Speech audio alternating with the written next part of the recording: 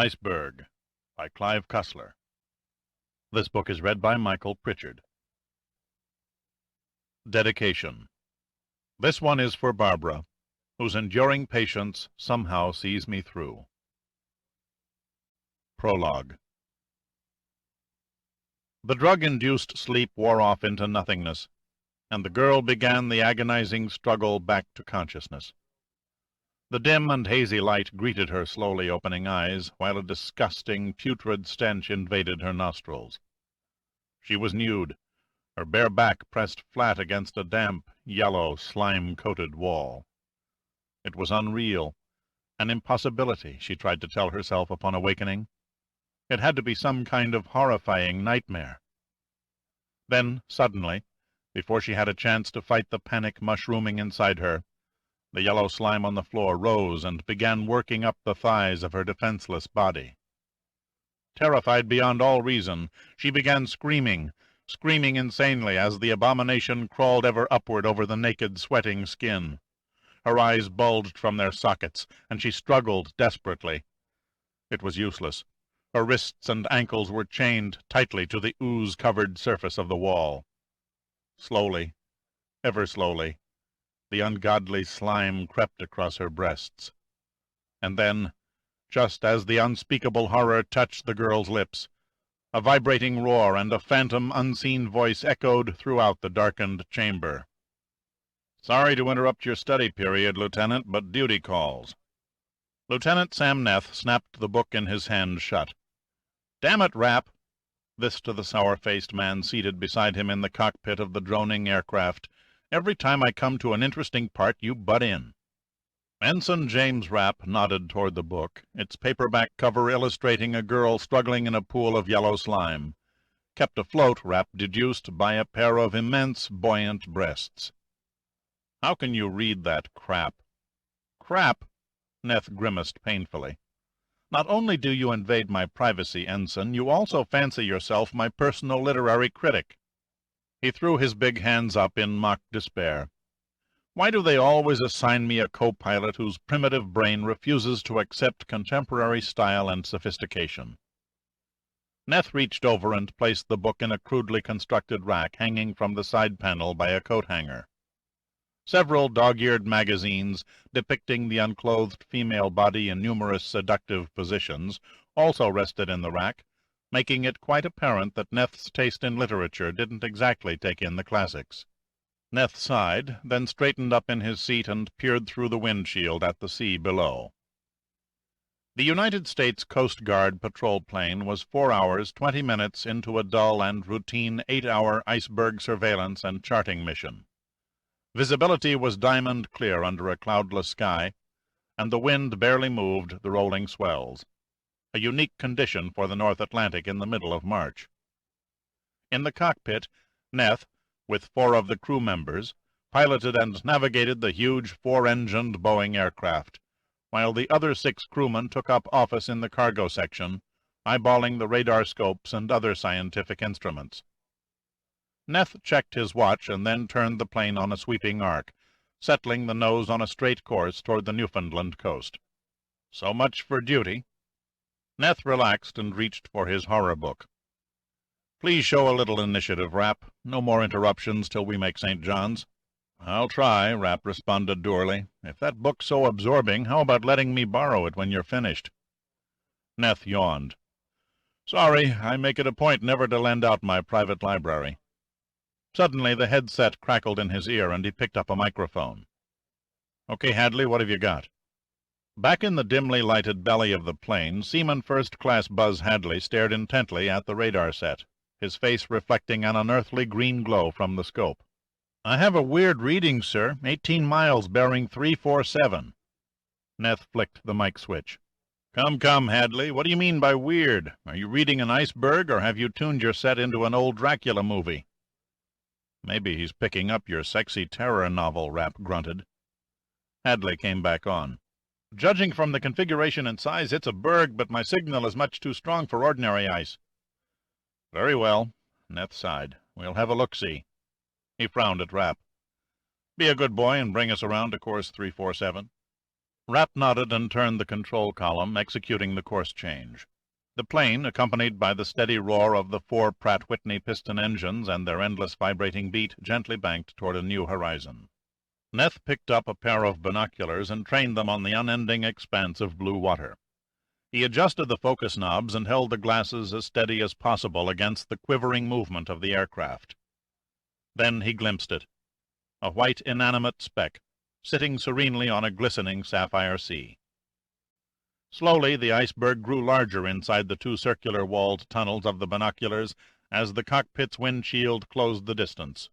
Then Neth picked up the microphone. "What do you make of it, Sloan?" Lieutenant Jonas Sloan, the chief ice observer aboard the patrol plane, was already studying the berg through a half-open cargo door behind the control cabin. "Run-of-the-mill garden variety," Sloan's robot-like voice came over the earphones. "A tabular berg with a mesa top, I'd guess about 200 feet high, probably about 1 million tons." "Run-of-the-mill?" Neth sounded almost surprised. "Garden variety? Thank you, Sloan, for your highly enlightening description. I can hardly wait to visit there someday." He turned to Rapp. "What's our altitude?"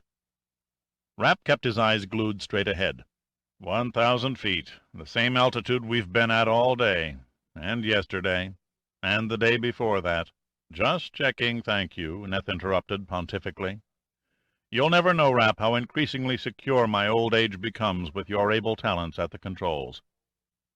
He fitted a battered pair of flying goggles to his eyes, braced himself for the blasting cold, and opened his side window for a closer look. "Here she is," motioning to Rapp. "Make a couple of passes, and we shall see what we shall see." It took only a few seconds for Neth's face to feel like the embattled surface of a pincushion. The icy air tore at his skin until it thankfully turned numb. He gritted his teeth and kept his eyes glued to the berg. The huge ice mass looked like a ghostly clipper ship under full sail as it floated gracefully beneath the cockpit windows. Rapp eased the throttles back and twisted the controls slightly, sending the patrol plane into a wide-sweeping bank to port. He ignored the bank and turn indicator and judged his angle by peering over Neth's shoulder at the gleaming mound of ice. 3 times he circled, waiting for a sign from Neth to level the plane out. Finally, Neth pulled his head in and picked up the microphone. "Hadley, that berg is as bare as a newborn baby's ass." "There's something down there, Lieutenant," Hadley came back. "I've got a beautiful blip on my—" "I think I've spotted a dark object, Skipper," Sloan interrupted. "Down near the waterline on the west face." Neth turned to Rapp. "Swing down to 200 feet." It took only minutes for Rapp to comply. More minutes passed, and still he circled the berg, holding the aircraft's speed a bare 20 miles an hour above stalling. "Closer," Neth murmured intently. "Another 100 feet." "Why don't we simply land on the damn thing?" Rapp offered conversationally. If he was overly concerned, he didn't look it. His face wore the expression of one who was about to fall asleep.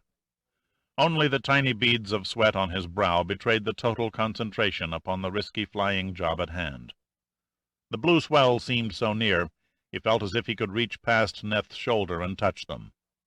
And, to add fuel to his growing tenseness, the walls of the iceberg now towered above the plane, the summit disappearing entirely above the frames of the cockpit windows. One twitch, he thought, one tricky air current, and the port wing tip could catch on a wave crest and instantly transform the giant aircraft into a self-destructing cartwheel. Neth became aware of something now, something indistinct, something flying across the unseen threshold between imagination and reality. It slowly materialized into a tangible thing, a man-made form. Finally, after what seemed an eternity to Rapp, Neth pulled his head back into the cabin, again closed the side window, and pressed the mic switch. "Sloan, did you see it?" The words sounded stiff and muffled, as if Neth were talking through a pillow. At first Rapp thought it was because Neth's jaw and lips were frozen with the cold. But then he sneaked a fast glance and was surprised to see Neth's face frozen, not with cold, but with the blank look of genuine awe. "I saw it." Sloan's voice came over the intercom like a mechanical echo. "But I didn't think it was possible." "Neither did I," Neth said, "but it's down there. A ship. A goddamn ghost ship embedded in the ice." He turned to Rapp, shaking his head as if he didn't believe his own words. "I couldn't make out any details. Just a blurred outline of the bow, or maybe the stern. It's impossible to tell for certain." He slipped off the goggles and raised the thumb of his right hand in the air, motioning up. Gratefully, Rapp sighed and leveled out the patrol plane, putting a comfortable margin of space between the aircraft's underbelly and the cold Atlantic. "Excuse me, Lieutenant." Hadley came through over the headphones. He was hunched over his radar set, painstakingly studying a little white blip almost in the exact center of the scope. "For what it's worth, the overall length of that thing in the berg is in the neighborhood of 125 feet. A derelict fishing trawler, most likely." Neth vigorously massaged his cheeks, wincing at the pain as the circulation began to return. "Shall I contact District Headquarters in New York and request a rescue party?" Rapp asked matter-of-factly. Neth shook his head. "No need to rush a rescue ship. It's obvious there are no survivors. We'll make a detailed report after we've landed in Newfoundland." There was a pause. Then Sloane's voice came through. "Make a pass over the berg, Skipper. I'll drop a dime marker on it for quick identification." "Right you are, Sloane. Make the drop at my signal." Neth turned again to Rapp. "Bring us over the high part of the berg at 300 feet." The Boeing, its 4 engines still turning at reduced power, swept over the stately iceberg like a monstrous Mesozoic bird in search of its primeval nest. Back at the cargo door, Sloane raised his arm, pausing. Then, at Neth's spoken command, Sloane tossed a gallon pickle jar full of red dye out into space. The jar grew smaller and smaller, shrinking to a tiny speck before finally striking the smooth cliff face of the target.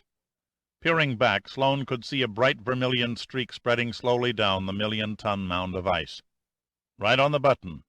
Neth almost sounded jovial. "The search party won't have any trouble spotting that one."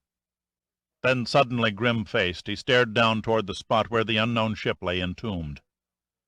"Poor devils. I wonder if we'll ever know what happened to them." Rapp's eyes took on a thoughtful look. "They couldn't have asked for a bigger tombstone." "It's only temporary. 2 weeks after that berg drifts into the Gulf Stream, there won't be enough left of it to chill a 6-pack of beer." The cabin became clouded by a silence that seemed intensified by the incessant drone of the plane's engines. Neither man spoke for several moments, each lost in his own thoughts. They could only look at the ominous pinnacle of white rising out of the sea, and speculate on the enigma locked beneath its icy mantle. At last Neth slouched backward nearly horizontal in his seat, and became his old imperturbable self again. "I strongly suggest, Ensign, unless you have a hankering to ditch this lumbering bus in 40-degree water, you take us home before the fuel gauges die from thirst." He grinned menacingly. "And please, no interruptions." Rapp threw Neth a withering look, then shrugged and turned the patrol plane once more on a course toward Newfoundland. When the Coast Guard patrol plane had disappeared, and the last steady beat of the engines had faded away in the cold salt air, the towering iceberg once again lay enshrouded in the deathly stillness it had endured since being broken from a glacier and forced into the sea off the west coast of Greenland nearly a year before. Then suddenly there was a slight but perceptible movement on the ice just above the waterline of the berg. 2 indistinct shapes slowly transformed into 2 men who rose to their feet and stared in the direction of the retreating aircraft. From more than 20 paces they would have been invisible to the unaided eye. Both wore white snowsuits that blended in perfectly with the colorless background. They stood there for a long time, patiently waiting and listening.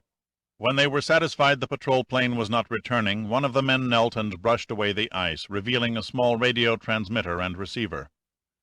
Extending the 10-foot telescopic aerial, he set the frequency and began turning the crank handle. He didn't have to crank very hard or very long. Someone, somewhere, was keeping a tight watch on the same frequency, and the answer came almost immediately. Chapter 1.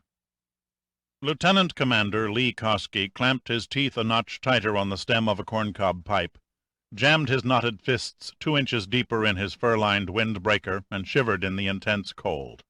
2 months past 41 years, 18 of them in the service of the United States Coast Guard, Koski was short, very short, and the heavy multi-layered clothing made him look nearly as wide as he was high. His blue eyes beneath the shaggy wheat-colored hair gleamed with an intensity that never seemed to dim, regardless of his mood. He possessed the confident manner of a perfectionist, a quality that helped in no small measure in his section as commander of the Coast Guard's newest super-cutter, the Catawba. He stood on the bridge like a gamecock, legs braced apart, and didn't bother to turn when he spoke to the tall mountain of a man standing beside him. "Even with radar, they'll play hell finding us in this weather." The tone was as crisp and penetrating as the cold Atlantic air. "Visibility can't be more than a mile." Slowly, deliberately, Lieutenant Amos Dover, the Catawba's executive officer, flipped a cigarette butt 10 feet straight into the air and watched with analytical interest as the smoking white tube was caught by the wind and carried over the ship's bridge, far out into the rolling sea. "Wouldn't make any difference if they did," he mumbled, through lips that were turning blue from the chilly breeze. "The way we're pitching, the pilot of that helicopter would have to be extremely dumb or dead drunk or both to even consider touching down back there." He nodded aft toward the Catawba's landing platform, already wet from the blowing spray. "Some people don't give a damn how they die," Koski said severely. "No one can say they weren't warned." Dover not only looked like a big bear, but his voice seemed to growl from somewhere deep within his stomach. "I signaled the copter right after it left St. John's, informing it of the building sea and strongly advising against a rendezvous. All I got from the pilot was a polite thank you." It was beginning to drizzle now, and the 25-knot breeze flung the rain over the ship in driving sheets that soon sent all the men who were on duty above deck scurrying for their oilskins. Fortunately for the Catawba and her crew, the air temperature held at 40 degrees Fahrenheit, still 8 degrees away from the dread of freezing. A nasty situation that would have quickly covered the entire ship with a blanket of ice. Koski and Dover had just slipped into their oilskins when the loudspeaker on the bridge crackled mechanically. "Captain, we've just picked up the bird on radar and we're guiding it in." Koski picked up the hand transmitter and acknowledged. Then he turned to Dover. "I fear," he said casually, "a plot is brewing." "You're wondering why all the urgency to take on passengers?" Dover asked. "Aren't you?" "I am indeed. I'm also wondering why the orders to stand by station and receive a civilian helicopter came direct from the Commandant's headquarters in Washington instead of our own district command." "Damned inconsiderate of the Commandant," Koski growled, "not to tell us what these people want. One thing's certain, they're not going to find themselves on a pleasure cruise to Tahiti." Koski suddenly stiffened and cocked an ear in the direction of the unmistakably thumping beat of a helicopter's rotor blade. For half a minute it was invisible in the heavy overcast. Then both men spotted it at the same time. It was coming from the west, through the light rain, and heading in a direct line toward the ship. Koski recognized it immediately as a two-seater civilian version of the Ulysses Q-55, a craft capable of nearly 250 miles an hour. "He's nuts to try it," Dover said dryly. Koski didn't comment. He grabbed the transmitter again and exploded into it. "Signal the pilot of that copter and tell him not to attempt a touchdown while we're pushing through 10-foot-high swells. Tell him I won't be responsible for any insane actions on his part." Koski waited for a few seconds, his eyes glued to the helicopter. "Well?" The speaker crackled in reply. "The pilot says he's most grateful for your concern, Captain, and he respectfully requests that you have some men on hand to secure the landing gear the instant he touches the pad." "He's a courteous bastard," Dover grunted. "I'll say that for him."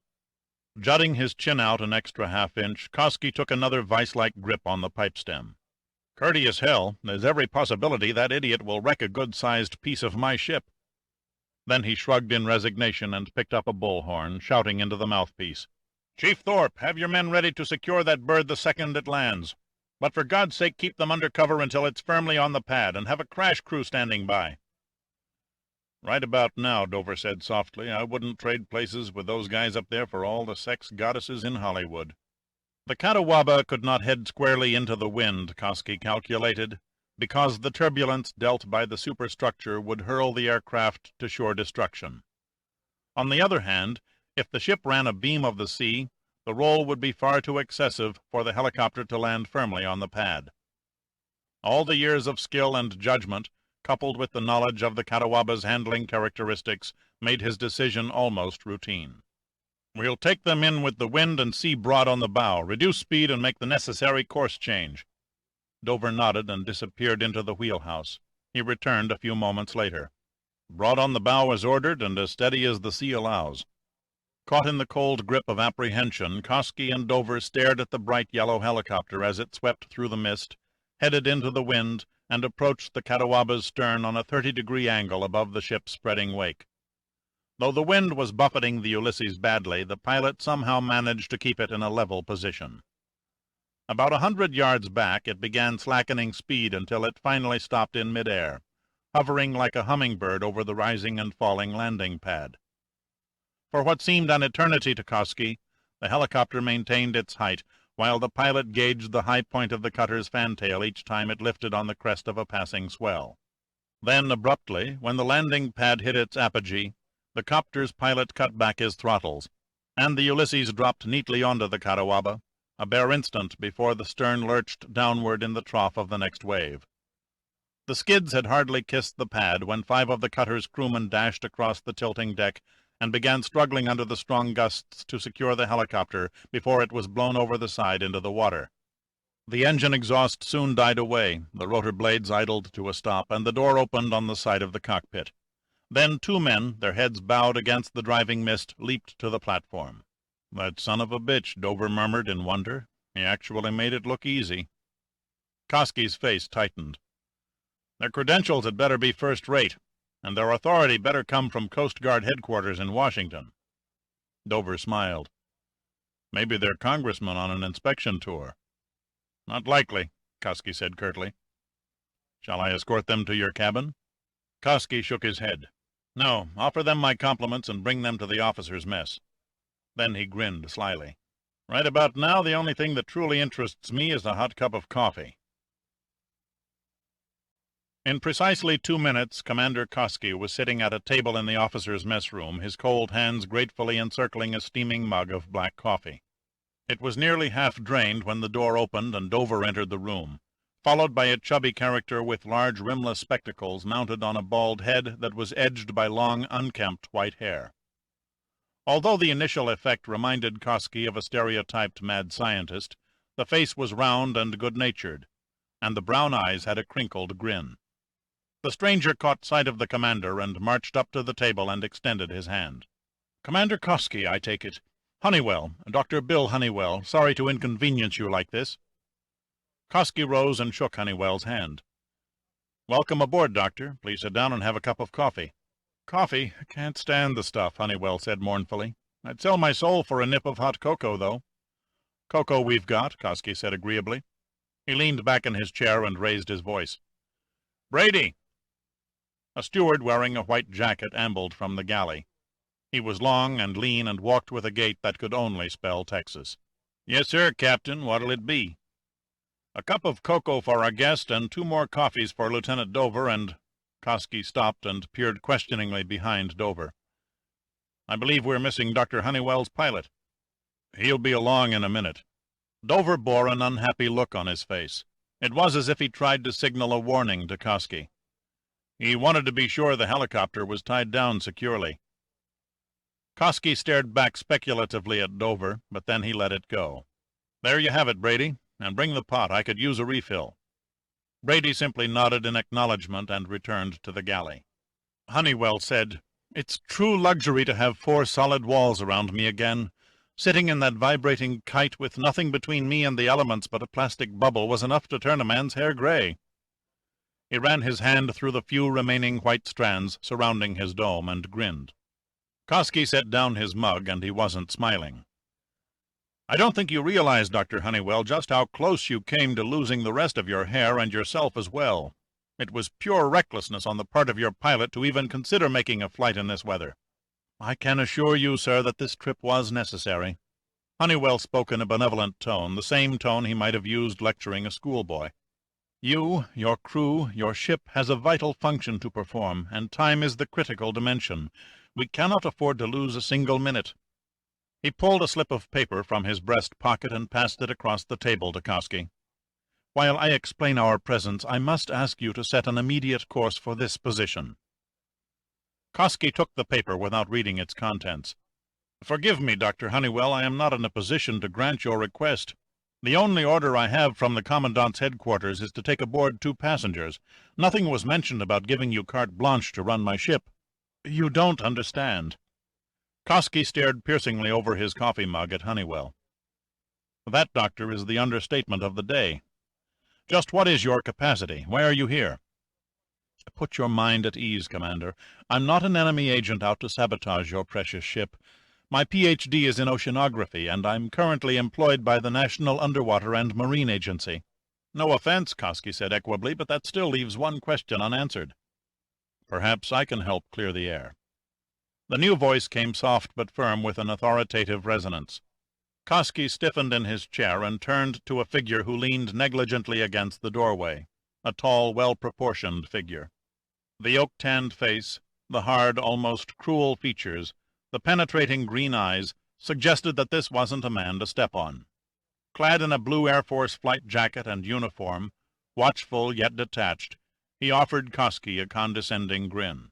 "Ah, there you are," Honeywell said loudly. "Commander Kosky, may I present Major Dirk Pitt, Special Projects Director for Numa." "Pitt?" Kosky echoed flatly. He glanced at Dover and lifted an eyebrow. Dover only shrugged and looked uncomfortable. "By any chance the same Pitt who broke up that underwater smuggling business in Greece last year?"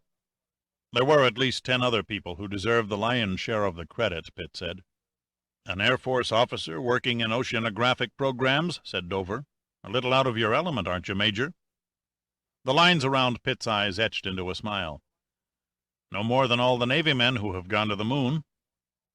"You have a valid point," Kosky conceded. Brady appeared and served the coffee and cocoa. He left and returned again, setting down a tray of sandwiches before retreating for the last time. Kosky began to feel uneasy in earnest now. A scientist from a prominent government agency. Not good. An officer in another branch of the service with a reputation for dangerous escapades. Bad news. But the combination of the two, sitting there on the other side of the table telling him what to do and where to go, absolute plague. "As I was saying, Commander," Honeywell said impatiently, "we must get to that position I gave you as quickly as possible." "No," Kosky said bluntly. "I'm sorry if my attitude seems hard-nosed, but you must agree I'm perfectly within my rights in refusing your demands. As captain of this ship, the only orders I'm obliged to obey come from either Coast Guard District Headquarters in New York or the Commandant's office in Washington." He paused to pour himself another cup of coffee. "And my orders were to take on 2 passengers, nothing more. I have obeyed, and now I'm resuming my original patrol course." Pitt's eyes weighed Kosky's granite features as a metallurgist might test a shaft of high-grade steel, probing for a flaw. Suddenly he straightened up and cautiously walked over to the galley door and glanced in. Brady was busy pouring a bulky sack of potatoes into a huge steaming pot. Then Pitt, still cautiously, turned and scrutinized the alleyway outside the mess room. He could see his little game was working. Kosky and Dover were exchanging confused looks between taking in his movements. Finally, seeming satisfied there were no eavesdroppers, Pitt moved to the table and sat down, leaning close to the 2 Coast Guard officers, lowering his voice to a murmur. "Okay, gentlemen, here's the story. The position Dr. Honeywell gave you is the approximate location of an extremely important iceberg." Kosky colored slightly, but managed to keep a straight face. "And what, if I may ask without sounding stupid, Major, do you class as an important iceberg?" Pitt paused for effect. "One that has the remains of a ship embedded under its mantle. A Russian trawler, to be exact, crammed with the latest and most sophisticated electronic detection gear Soviet science has yet devised. Not to mention the codes and data for their entire Western Hemisphere surveillance program." Kosky didn't even blink. Without taking his eyes off Pitt, he took a pouch from under his jacket and calmly began loading his corncob.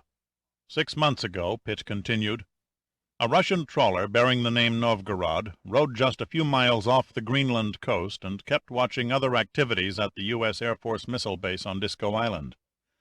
Aerial photographs showed that the Novgorod carried every electronic reception antenna in the book, and then some. The Russians played it cool. The trawler and crew, 35 highly trained men, and yes, women too, never strayed within Greenland's territorial limits. She even got to be a welcome sight to our pilots, who used her as a checkpoint during poor weather. Most Russian spy ships are relieved of duty every 30 days, but this one maintained its position for a solid 3 months. The Department of Naval Intelligence began to wonder at the long delay. Then, one stormy morning, the Novgorod was gone. It was nearly 3 weeks before her relief ship appeared. This time lag compounded the mystery. The Russians, up to then, had never broken their habit of relieving a spy ship until another one appeared on station. Pitt paused to tap his cigarette in an ashtray. There are only 2 routes the Novgorod would have taken home to Mother Russia. One was to Leningrad via the Baltic Sea, and the other was through the Barnett Sea to Murmansk. The British and Norwegians have assured us the Novgorod took neither. In short, somewhere between Greenland and the European coast, the Novgorod disappeared with all hands. Kosky put down his mug and stared thoughtfully at its stained bottom. It strikes me as a bit strange that the Coast Guard was never notified. I know for a fact that we've received no report of a missing Russian trawler. It struck Washington a bit strange, too. Why would the Russians keep the Novgorod's loss a secret? The only logical answer is they didn't want any trace of their most advanced spy ship found by a Western nation. Kosky's lips twisted in a sarcastic grin. You're asking me to buy a Soviet spy ship locked in an iceberg? Come now, Major, I gave up on fairy tales when I discovered there was no Oz over the rainbow or a pot of gold under it. Pitt matched Kosky's grin. Be that as it may, it was one of your own patrol planes that spotted a ship matching the outline of a trawler in an iceberg at 47 degrees 36 minutes north, 43 degrees 17 minutes west. It's true, Kosky said coldly. The Catawba is the closest rescue ship to that position. But why haven't my orders to check it out come direct from District Command in New York? Cloak and dagger stuff, Pitt answered. The last thing the boys in Washington wanted was a public announcement going out over the radio. Fortunately, the pilot of the aircraft who spotted the berg waited until he landed before making a detailed location report. The idea, of course, is to go over the trawler before the Russians have a chance to catch on. I think you can appreciate, Commander, how invaluable any secret information concerning the Soviet spy fleet is to our government. It would seem more practical to place investigators on the iceberg who are skilled in electronics and intelligence interpretation. The subtle change in Kosky's tone could hardly be called a softening, but it was there. If you don't mind my saying so, a pilot and an oceanographer don't make sense. Pitt looked penetratingly at Kosky, across to Dover, and back to Kosky again. A false front, he said quietly, but one with a purpose. The Russians aren't exactly primitive when it comes to espionage operations. They couldn't help but become suspicious of military aircraft milling about an area of open sea where few, if any, ships ever travel. On the other hand, National Underwater and Marine Agency aircraft are commonly known to conduct scientific projects in desolate waters. And your qualifications? I'm experienced at flying a helicopter in Arctic weather, Pitt answered. Dr. Honeywell is, with little doubt, the world's leading authority on ice formations. I see, Kosky said slowly. Dr. Honeywell will study the berg before the intelligence boys crash the party. You have it, Honeywell acknowledged. If that really is the Novgorod under the ice, it's up to me to determine the most expedient method for entering the ship's hull. I'm sure you're aware, Commander, icebergs are a tricky lot to play with. It's like cutting a diamond. A miscalculation by the cutter and the prize is lost. Too much thermite in the wrong place and the ice can crack and split apart. Or sudden and excessive melting might cause a change in the center of gravity, forcing the berg to topple upside down. So you see, it is imperative the ice mass be analyzed before the Novgorod can be entered with any degree of safety. Kosky leaned back and noticeably relaxed. His eyes locked on Pitt's for a moment, and then he smiled. Lieutenant Dover. Sir? Kindly oblige these gentlemen and lay a course for 47 degrees 36 minutes north, 43 degrees 17 minutes west, full ahead, and signal District Command in New York of our intent to depart station. He watched for a change of expression on Pitt's face. There was none. No offense, Pitt said equably. I suggest you drop that signal to your District Command. I'm not suspicious or anything, Major, Kosky offered apologetically. It's just that I'm not in the habit of cruising all over the North Atlantic without letting the Coast Guard know where their property is. Okay, but I'd appreciate it if you didn't mention our destination. Pitt snuffed out his cigarette. "Also, please notify the Numa office in Washington that Dr. Honeywell and I have arrived safely on board the Catawba, and will continue our flight to Reykjavik when the weather clears." Koski raised an eyebrow. "Reykjavik, Iceland?" "Our final destination," Pitt explained. Koski started to say something, thought better of it, then shrugged. "I'd better show you to your quarters, gentlemen." He turned to Dover. "Dr. Honeywell can bunk with our engineering officer. Major Pitt can move in with you, Lieutenant." Pitt grinned at Dover, then stared back at Koski. "The better to keep an eye on me?" "You said it, not me," Koski replied, surprised at the pained expression that crossed Pitt's face. 4 hours later, Pitt was dozing on a cot that had been squeezed into the iron womb Dover called his cabin.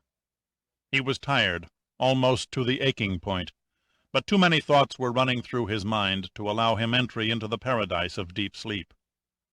1 week ago at this time, he had been sitting with a gorgeous, sex-mad redhead on the terrace of the Newporter Inn, overlooking the picturesque waterfront of Newport Beach, California.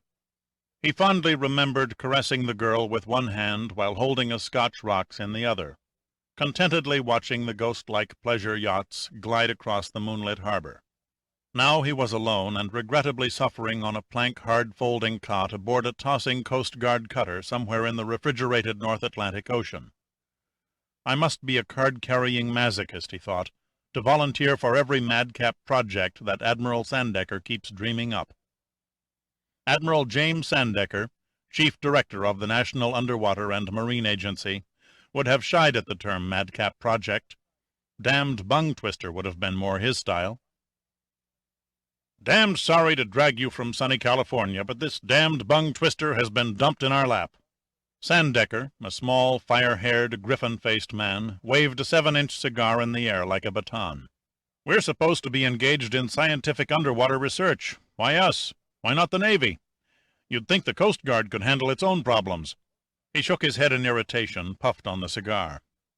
"Anyway, we're stuck with it." Pitt finished reading and then laid a yellow folder marked "Confidential" on the Admiral's desk. "I didn't think it was possible for a ship to freeze up in the middle of an iceberg." "It's extremely unlikely, but Dr. Honeywell assures me it could happen." "Finding the right berg might prove difficult. It's already been 4 days since the Coast Guard's sighting. That overgrown ice cube could have drifted halfway to the Azores by now." "Dr. Honeywell has charted the current and drift rate to within a 30-square-mile area. If your vision is good, you shouldn't have any trouble spotting the berg, particularly since the Coast Guard dropped a red dime marker on it." "Spotting it is one thing," Pitt said thoughtfully. "Landing a helicopter on it is another. Wouldn't it be more convenient and less dangerous to arrive by—" "No," Sandecker interrupted. "No ships. If that thing under the ice is as important as I think it is, I don't want anyone except you and Honeywell within 50 miles of it. This may come as a surprise, Admiral, but I've never set a copter down on an iceberg before. It's very possible no one else has either. That's why I requested you as my Special Projects Director." Sandecker smiled mischievously. "You have the annoying knack of successfully, shall we say, delivering the goods."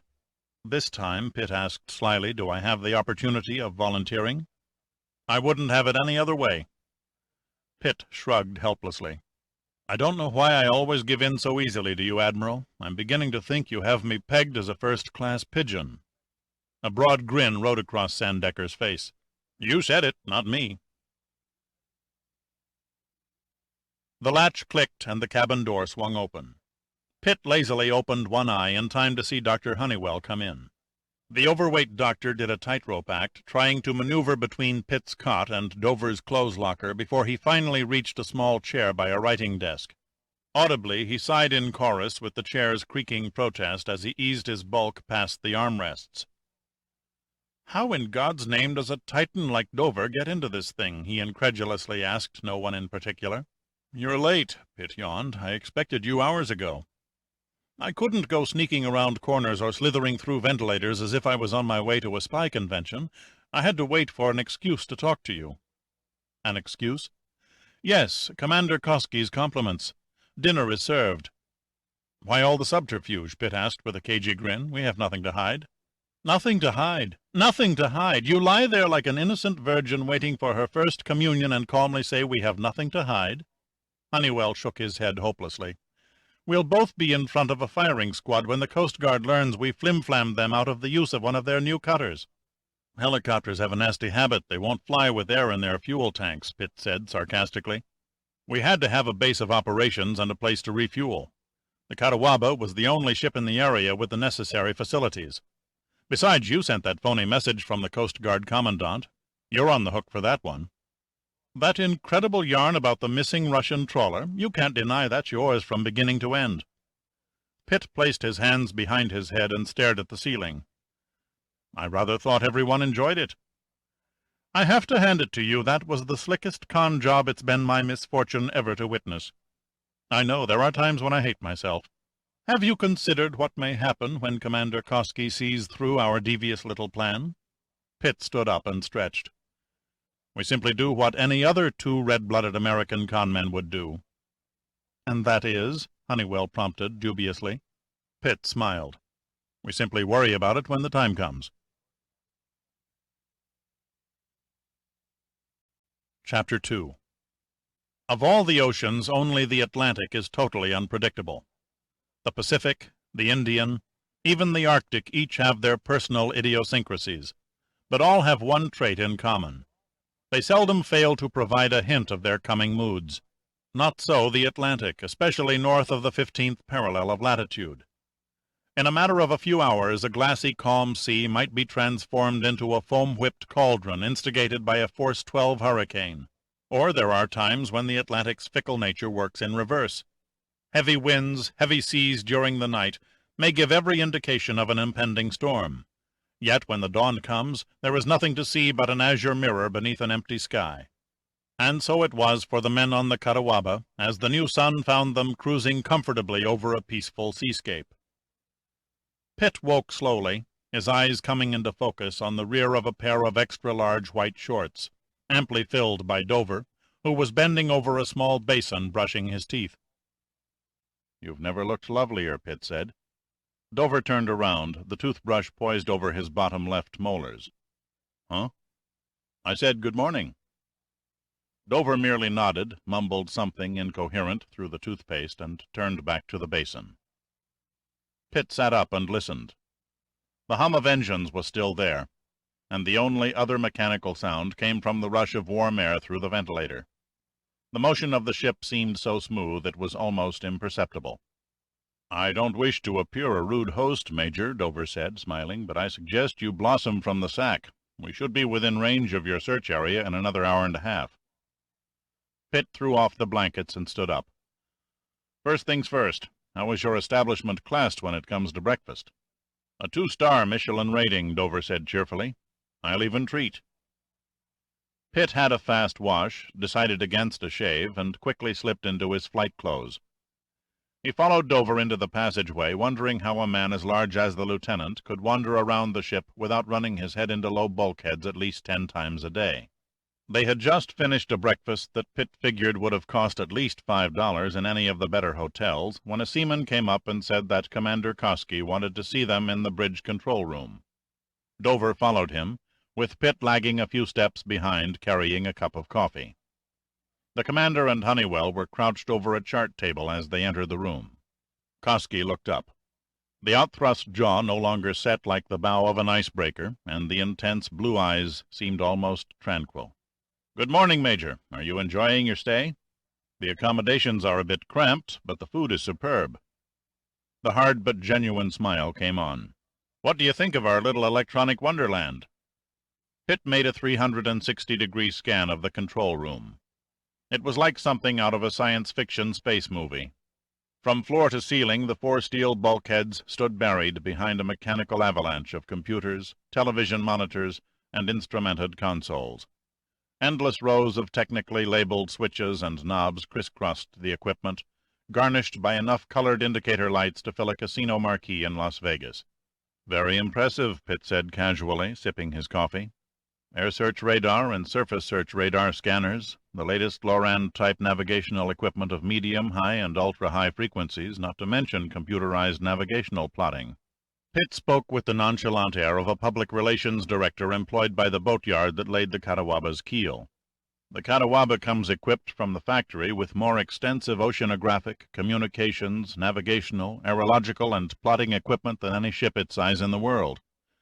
Basically, Commander, your vessel is designed to remain in mid-ocean under any atmospheric conditions as a weather station, to conduct search and rescue operations, and to assist in oceanographic research work.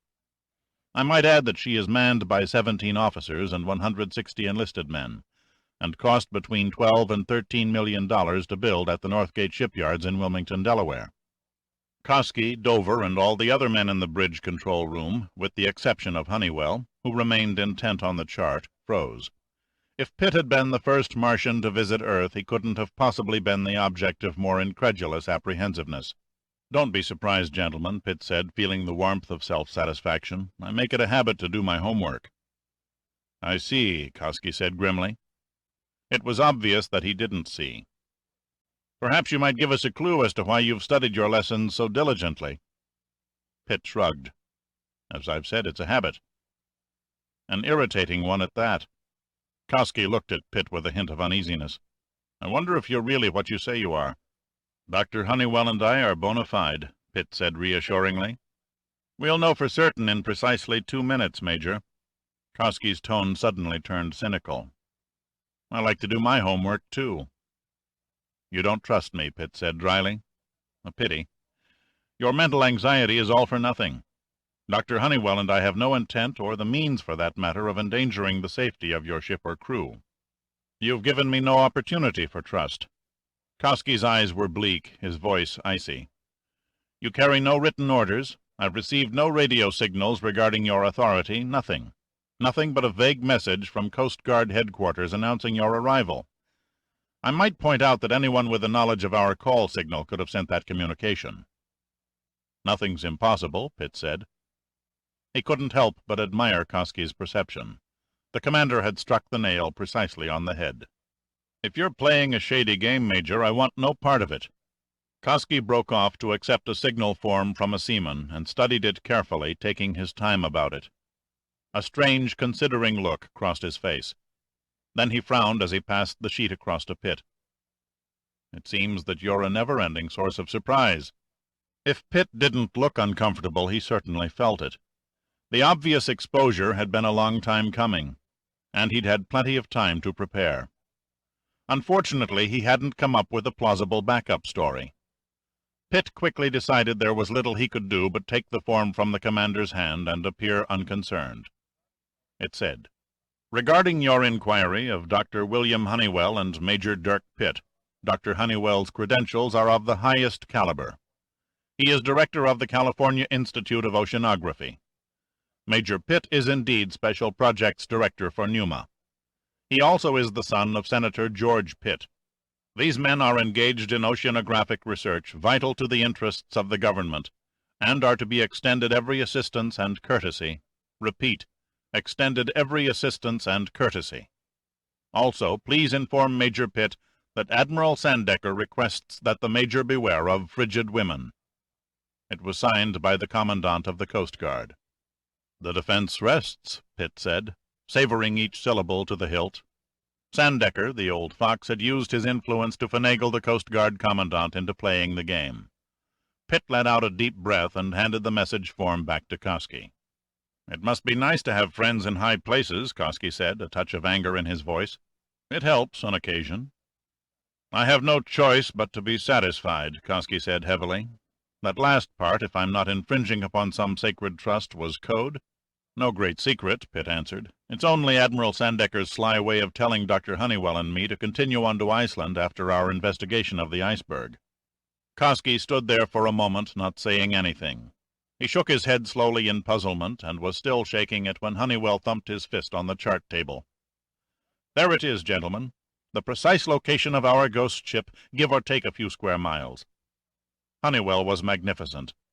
If he had been aware of the tension a few moments before, he showed absolutely no evidence of it. He folded the chart and shoved it into the pocket of his windbreaker. "Major Pitt, I think it best if we take off as soon as possible." "Whatever you say, Doc," Pitt said agreeably. "I can have the chopper warmed up and ready to go in 10 minutes. "Good." Honeywell nodded. "We are now in the area where the berg was sighted by the patrol plane. According to my calculations, at the present rate of drift, the iceberg should reach the edge of the Gulf Stream sometime tomorrow. If the Ice Patrol's estimate of the size is correct, the berg is already melting to the tune of 1,000 tons an hour. When it hits the warmer water of the Gulf Stream, it won't last 10 days. The only unanswered question is, when will the derelict be released from the ice? Conceivably, it could already be lost. Hopefully it's still there and will be for a few more days. What do you figure for the flight distance? Pitt asked. Approximately 90 miles to the general vicinity, Honeywell answered. Kosky looked up at Pitt. As soon as you take off, I'll reduce speed to 1/3 and maintain a heading of 106 degrees. How long do you make it before we rendezvous? 3.5 hours should do the job, Pitt replied. Kosky looked thoughtful. 4 hours. After 4 hours, I'm coming into the ice pack after you. Thank you, Commander, Pitt said. Believe me when I say I'm grateful for your concern. Kosky believed him. Are you certain I can't bring the Catawba in closer to your search area? If you should have an accident on the berg or have to ditch in the sea, I doubt if I could reach you in time. In 40-degree water, a man in full clothing only has a life expectancy of 25 minutes. We'll have to risk it. Pitt took a final sip of his coffee and stared idly at the empty cup. The Russians might already smell a rat if one of their trawlers has sighted your Coast Guard vessel Sunday cruising in an area outside its regular patrol station. That's why the end run with a helicopter. We can stay low enough to avoid any radar scanner and still be tough to sight visually. Time is important also. A copter can get in and out of the Novgorod's location in 1/10 the time it would take the Catawba. Okay, Kosky sighed. It's your show. Just see that you're back on the landing platform by... He hesitated, looking at his watch. No later than 10:30. Then he grinned. If you're a good boy and arrive on time, I'll have a fifth of Johnny Walker waiting. Pitt laughed. Now that's what I call one hell of an incentive. I don't like it, Honeywell shouted above the racket of the helicopter's engine exhaust. We should have sighted something by now. Pitt looked at his watch. Time-wise, we're in good shape, still over 2 hours to go. Can't you go higher? If we double our range of vision, we'd double our chances of detecting the iceberg. Pitt shook his head. No can do. We'd also double the possibility of our own detection. It's safer if we stay at 150 feet. We must find it today, Honeywell said, an anxious expression on his cherub face. Tomorrow may be too late for a second try. He studied the chart draped across his knees for a moment, then picked up a pair of binoculars and focused off to the north at several icebergs floating together in a cluster. Have you noticed any bergs that come close to matching the description we're looking for? Pitt asked. We crossed one about an hour ago that passed the size and configuration requirements, but there was no red dye on its walls. Honeywell swung the binoculars, scanning a flat, restless ocean studded with hundreds of massive icebergs, some broken and jagged, others rounded and smooth, like paper-white geometric solids thrown haphazardly over the blue sea. My ego is shattered, Honeywell said mournfully. Never since my high school trigonometry class have my calculations been so far off. Perhaps a change in wind direction blew the berg on a different course. Hardly, Honeywell grunted. An iceberg's underwater mass is 7 times the size of what shows on the surface.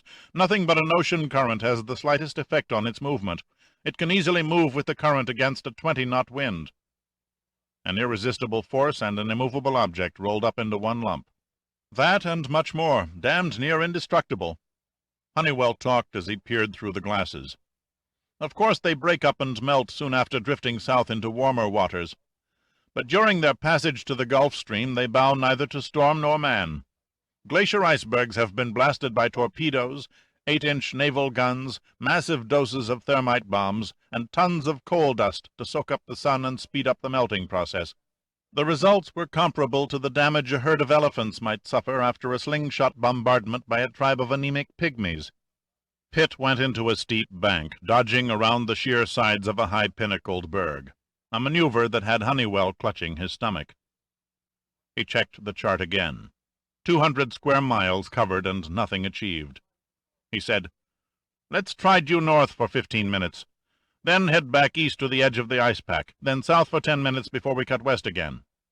One graduated box pattern to the north coming up, Pitt said.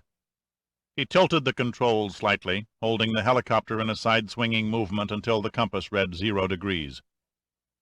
The minutes wore on and multiplied, and the fatigue began to show in the deepening lines around Honeywell's eyes. "How's the gas situation?" "That's the least of our worries," Pitt replied. "The elements we're short on at the moment are time and optimism." "Might as well admit it," Honeywell said wearily. "I ran out of the latter a quarter of an hour ago." Pitt gripped Honeywell's arm. "Hang in there, Doc," he said encouragingly. "Our elusive iceberg may be just around the next corner. If it is, it's defied every drift pattern in the book. The red dye marker, could be it washed away in the storm yesterday?" "Fortunately, no. The dye contains calcium chloride, a necessary ingredient for deep penetration. Takes weeks, sometimes months, for the stain to melt away." "That leaves us with one other possibility." "I know what you're thinking," Honeywell said flatly, "and you can perish the thought. I've worked closely off and on with the Coast Guard for over 30 years, and I've never known them to mistake an ice position sighting." "That's it, then. A 1,000,000-ton chunk of ice evaporated into—" Pitt left the sentence unfinished, partly because the helicopter was beginning to drift off course, partly because he glimpsed something. Honeywell suddenly stiffened in his seat and leaned forward, the binoculars jammed against his eye sockets. "I have it!" Honeywell cried. Pitt didn't wait for a command. He dipped the helicopter and headed toward the direction indicated by Honeywell's binoculars. Honeywell passed the glasses to Pitt. "Here, take a peek and tell me these old eyes aren't picking up a mirage." Pitt did a juggling act with the binoculars and the helicopter's controls while fighting to keep the engine vibration from jiggling the Iceberg out of focus. "Can you make out the red dye?" Honeywell asked anxiously. "Like a stripe of strawberry in the middle of a scoop of vanilla ice cream." "I can't understand it." Honeywell shook his head. "That berg shouldn't be there. By every known law of current and drift it should be floating at least 90 miles to the southeast." But it was there, resting on the sharp horizon line, a massive, towering hunk of ice, beautifully carved by nature, grotesquely marred by man-made chemicals. Before Pitt could lower the binoculars, the ice crystals on the berg caught the sun and reflected the brilliance into his eyes, the intensity blasting through the lenses. Temporarily blinded, he gained altitude and altered course a few degrees to remove the glare. It was nearly a full minute before the skyrockets behind his eyeballs finally faded away. Then suddenly Pitt became aware of a dim, almost imperceptible shadow in the water. He barely had time to distinguish the dark shape as the helicopter skimmed over the blue swells, not 300 feet beneath the landing skids. The Iceberg was still a good 7 miles away when he swung around in a great half-circle toward the east and the Catawba. "What in hell's the matter with you?" Honeywell demanded. Pitt ignored the question. "I'm afraid we have uninvited guests." "Nonsense! There isn't a ship or another aircraft in sight." "They're coming to the party through the basement." Honeywell's eyebrows raised questioningly. Then he slowly slumped back in the seat. "A submarine?" "A submarine. It's quite possible it may be one of ours." "Sorry, Doc, that's wishful thinking." "Then the Russians beat us to it." Honeywell's mouth twisted. "Dear God, we're too late." "Not yet." Pitt turned the helicopter into another circling arc, this time back toward the Iceberg. "We can be standing on the ice in 4 minutes. It will take the sub at least a half hour to reach the berg. With any luck, we can find what we came for and get the hell out before their crew lands." "That's cutting it a bit fine." Honeywell didn't sound very confident. "When the Russians see us running about on the berg, they won't come unarmed, you know." "I'd be surprised if they didn't. Actually, the captain of that Russian sub has enough weapons at his command to blast us to pieces any time he has the inclination. But I'm betting he won't take the chance." "What has he got to lose?" "Nothing. But he gains the repercussions of a nice, fat international incident. Any commander worth a ruble in his position will be certain we're in constant radio contact with our home base, notifying them of his sub's position and ready to scream bloody murder at the first shot. This side of the Atlantic is our stomping grounds, and he knows it. He's too far from Moscow to play the role of a block bully." All right, Honeywell said. "Go ahead and set us down. I suppose even getting shot at is better than sitting another minute in this tooth-jarring mixmaster." Pitt said no more. He made the approach and set the helicopter down without any difficulty on a small flat area of ice no more than 20 feet long by 15 feet wide. Then, before the rotor blades had come to a final stop, he and Honeywell jumped from the cockpit and stood on the silent Iceberg, wondering when the Russian submarine would surface. wondering what they would find beneath the shroud of ice that separated them from the cold, unfriendly waters. They could see no life, feel no life. Their cheeks were touched lightly by a frigid breeze, but apart from that there was nothing. Nothing at all. Chapter 3. The tense minutes passed in total silence. Minutes before Pitt could bring himself to say anything that was important. When at last he did, his voice sounded to him like a vague whisper. Why whisper, he thought. Honeywell was probing the ice 30 feet away. The Russian submarine, now riding motionless on the surface, lay a quarter of a mile from the northern edge of the iceberg. Finally, Pitt managed to attract Honeywell's attention with a voice that was still hushed by the cathedral-like silence. "Time's running out, Doc." It still seemed he might be overheard, though the Russians couldn't have picked up his words had he shouted at the top of his voice. "I'm not blind," Honeywell snapped. "How long before they get here?" "By the time they set a dinghy in the water, row in from the sub and step ashore, 400 yards if it's an inch, it'll take them between 15 and 20 minutes. "We've no damned time to lose," Honeywell said impatiently. "Any luck yet?" "Nothing," Honeywell boomed back. "The derelict must be deeper than I thought." He rammed the probe feverishly into the ice. "It's here. It's got to be here. 125-foot vessel couldn't have disappeared. Maybe the Coast Guard saw a phantom ship." Honeywell paused to adjust his sunglasses. The Ice Patrol crew might have been fooled by their eyes, but not by their radar equipment. Pitt moved closer to the open door of the helicopter. His gaze swung to Honeywell, then back to the sub, and a second later he was peering through the binoculars. He studied the tiny figures that were erupting from the hatches of the low-silhouetted submarine and scrambling hurriedly across the sea-splashed deck. In less than 3 minutes, a large 6-man dinghy was inflated, dropped beside the hull, and boarded by a group of men carrying an assortment of automatic weapons. Then an indistinct popping sound came over the rolling blue water. The sound was enough for Pitt to drastically cut his original time estimate. "They're coming. 5, maybe 6 of them. Can't tell for sure." "Are they armed?" Honeywell's query sounded urgent.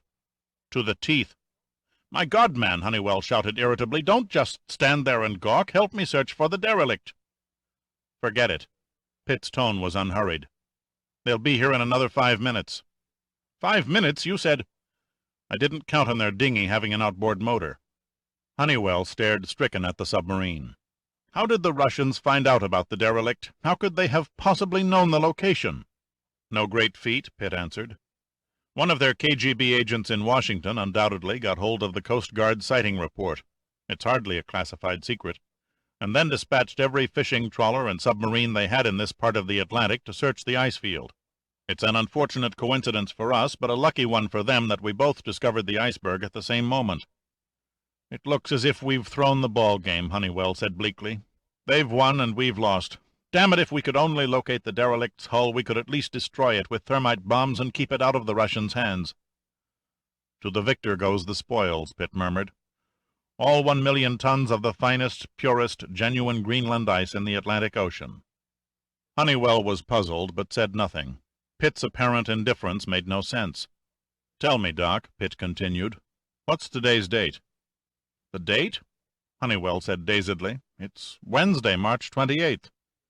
"We're early," Pitt said. 3 days early for April Fool's Day."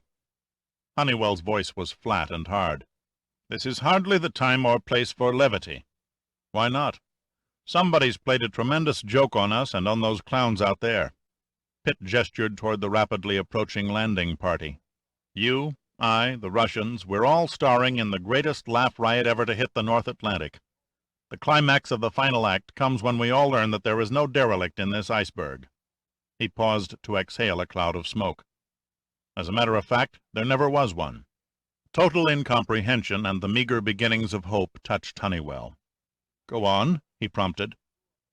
"Besides radar contact, the crew of the patrol plane reported that they sighted the outline of a ship in the ice, yet we saw nothing before we touched down. That alone doesn't figure. They were in an aircraft flying at a probable patrol speed of 200 miles an hour.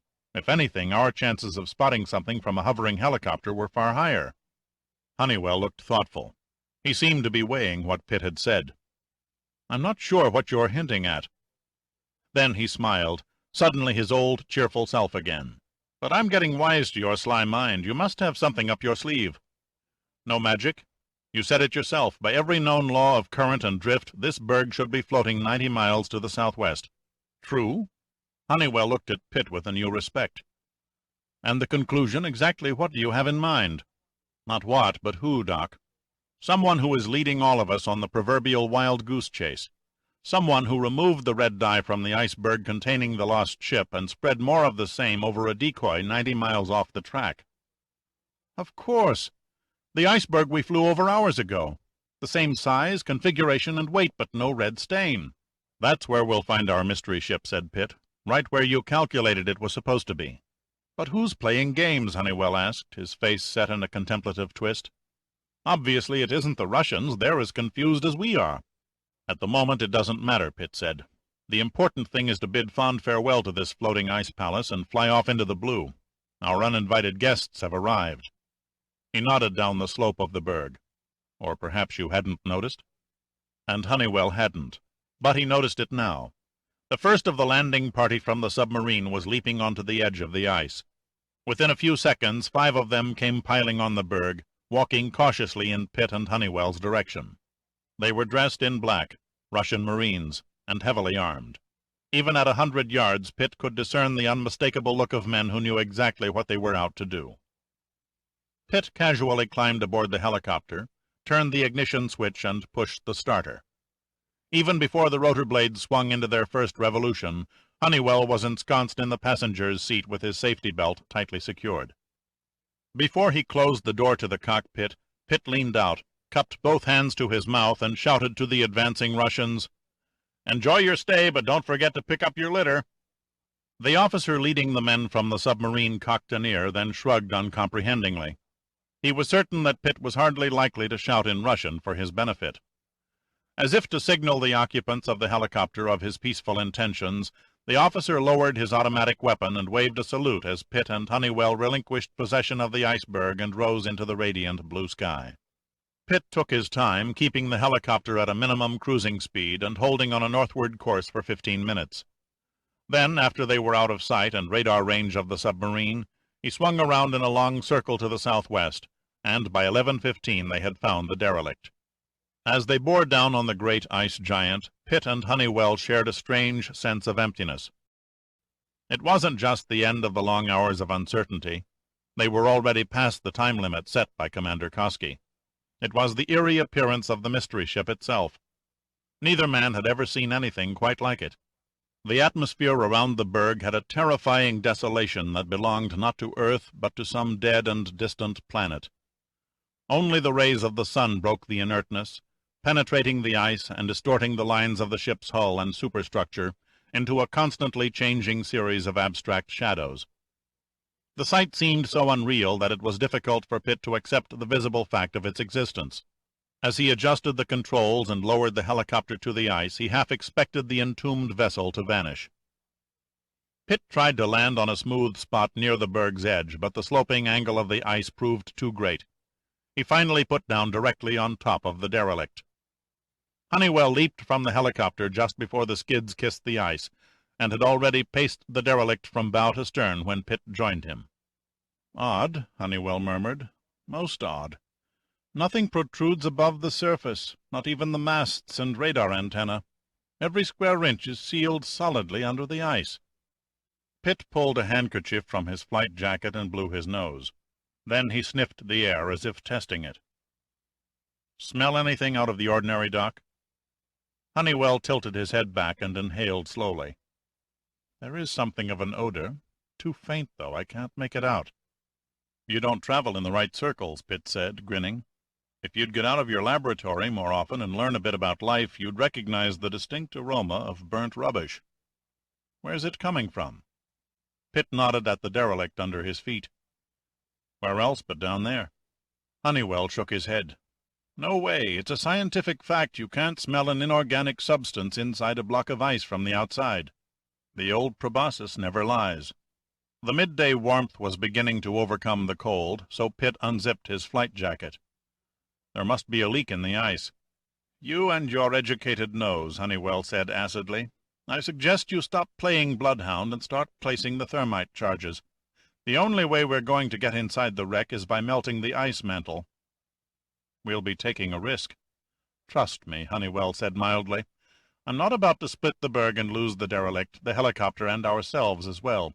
I intend to begin with small loads and work our way down by degrees. I wasn't thinking of the Iceberg. I was thinking of the wrecked ship. There's a damn good chance the fuel tanks have ruptured and allowed diesel oil to slosh the entire length of the keel. If we miscalculate and ignite as much as a drop, the whole derelict goes up in one fiery puff. Honeywell stamped his foot on the hard-packed ice.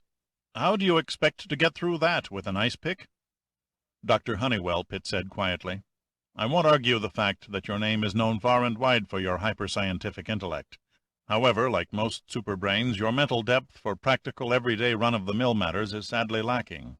Thermite charges, ice picks, you say. Why bother with complex and muscle-exerting schemes when we can simply perform an open sesame routine? You're standing on glacial ice, Honeywell said. It's hard and it's solid. You can't walk through it. Sorry, my friend, you're dead wrong, Pitt said. Honeywell eyed him suspiciously. Prove it. What I'm getting at is, the labor has already been done. Our Machiavelli and his merry band of busy helpers have obviously been here before us. He pointed dramatically upward. Please observe. Honeywell lifted a quizzical eyebrow and looked upward and intently studied the broad face of the steep ice slope. Along the outer edges and near the lower base, only a few yards from where Pitt and Honeywell stood, the ice was smooth and even. But beginning at the summit and working downward into the middle of the slope, the ice was as pockmarked as the backside of the moon. Well now, Honeywell murmured, it does appear that someone went to a lot of trouble to remove the ice patrol's red dye stain. He gave a long, expressionless look at the towering ice pinnacle, then turned back to Pitt. Why would someone chip the stain out by hand when they could have easily erased all trace with explosives? I can't answer that, Pitt said. Maybe they were afraid of cracking the berg, or maybe they didn't have explosives, who can say? However, I'll lay a month's wage that our clever little pals did more than merely chip ice. They most certainly found a way to enter the derelict. So all we do now is look for a flashing sign that says, Enter here. Honeywell's tone was sarcastic. He wasn't used to being outguessed, and his expression showed that he didn't like it. A soft spot in the ice would be more appropriate. I suppose, Honeywell said, you're suggesting a camouflaged cover over some sort of ice tunnel. The thought had crossed my mind. The doctor peered over the top of his glasses at Pitt. Let's get on with it, then. If we stand around here theorizing much longer, my testicles will probably get an acute case of frostbite. It shouldn't have been all that difficult, not by a long shot. Yet it didn't go as easily as Pitt had figured. The unpredictable occurred when Honeywell lost his footing on the slope and slid helplessly toward a steep ledge that dropped into the icy sea. He fell forward, desperately clawing at the ice, his nails scratching and bending painfully backward through the hard surface. He slowed momentarily, but not enough. His fall happened so abruptly that his ankles were already scraping the edge of the 30-foot drop before he thought of shouting for help. Pitt had been busily prying up a chunk of loose ice when he heard the cry. He swung around, took in Honeywell's deteriorating plight, had a lightning impression of how impossible rescue would be once the doctor had fallen into the freezing water, and in one swift movement tore off his flight jacket and flung himself across the slope in a flying leap, feet first, legs lifted crazily in the air. To Honeywell's panic-flooded brain, Pitt's move looked like an act of pure madness. "Oh, God, no, no!" he shouted. But there was nothing he could do but watch Pitt hurtle toward him like a bobsled. There might have been a chance, he thought, if Pitt had stayed on the berg.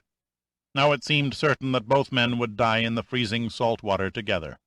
25 minutes, Commander Koski's words flashed through his head. 25 minutes was all a man had to remain alive in 40-degree water.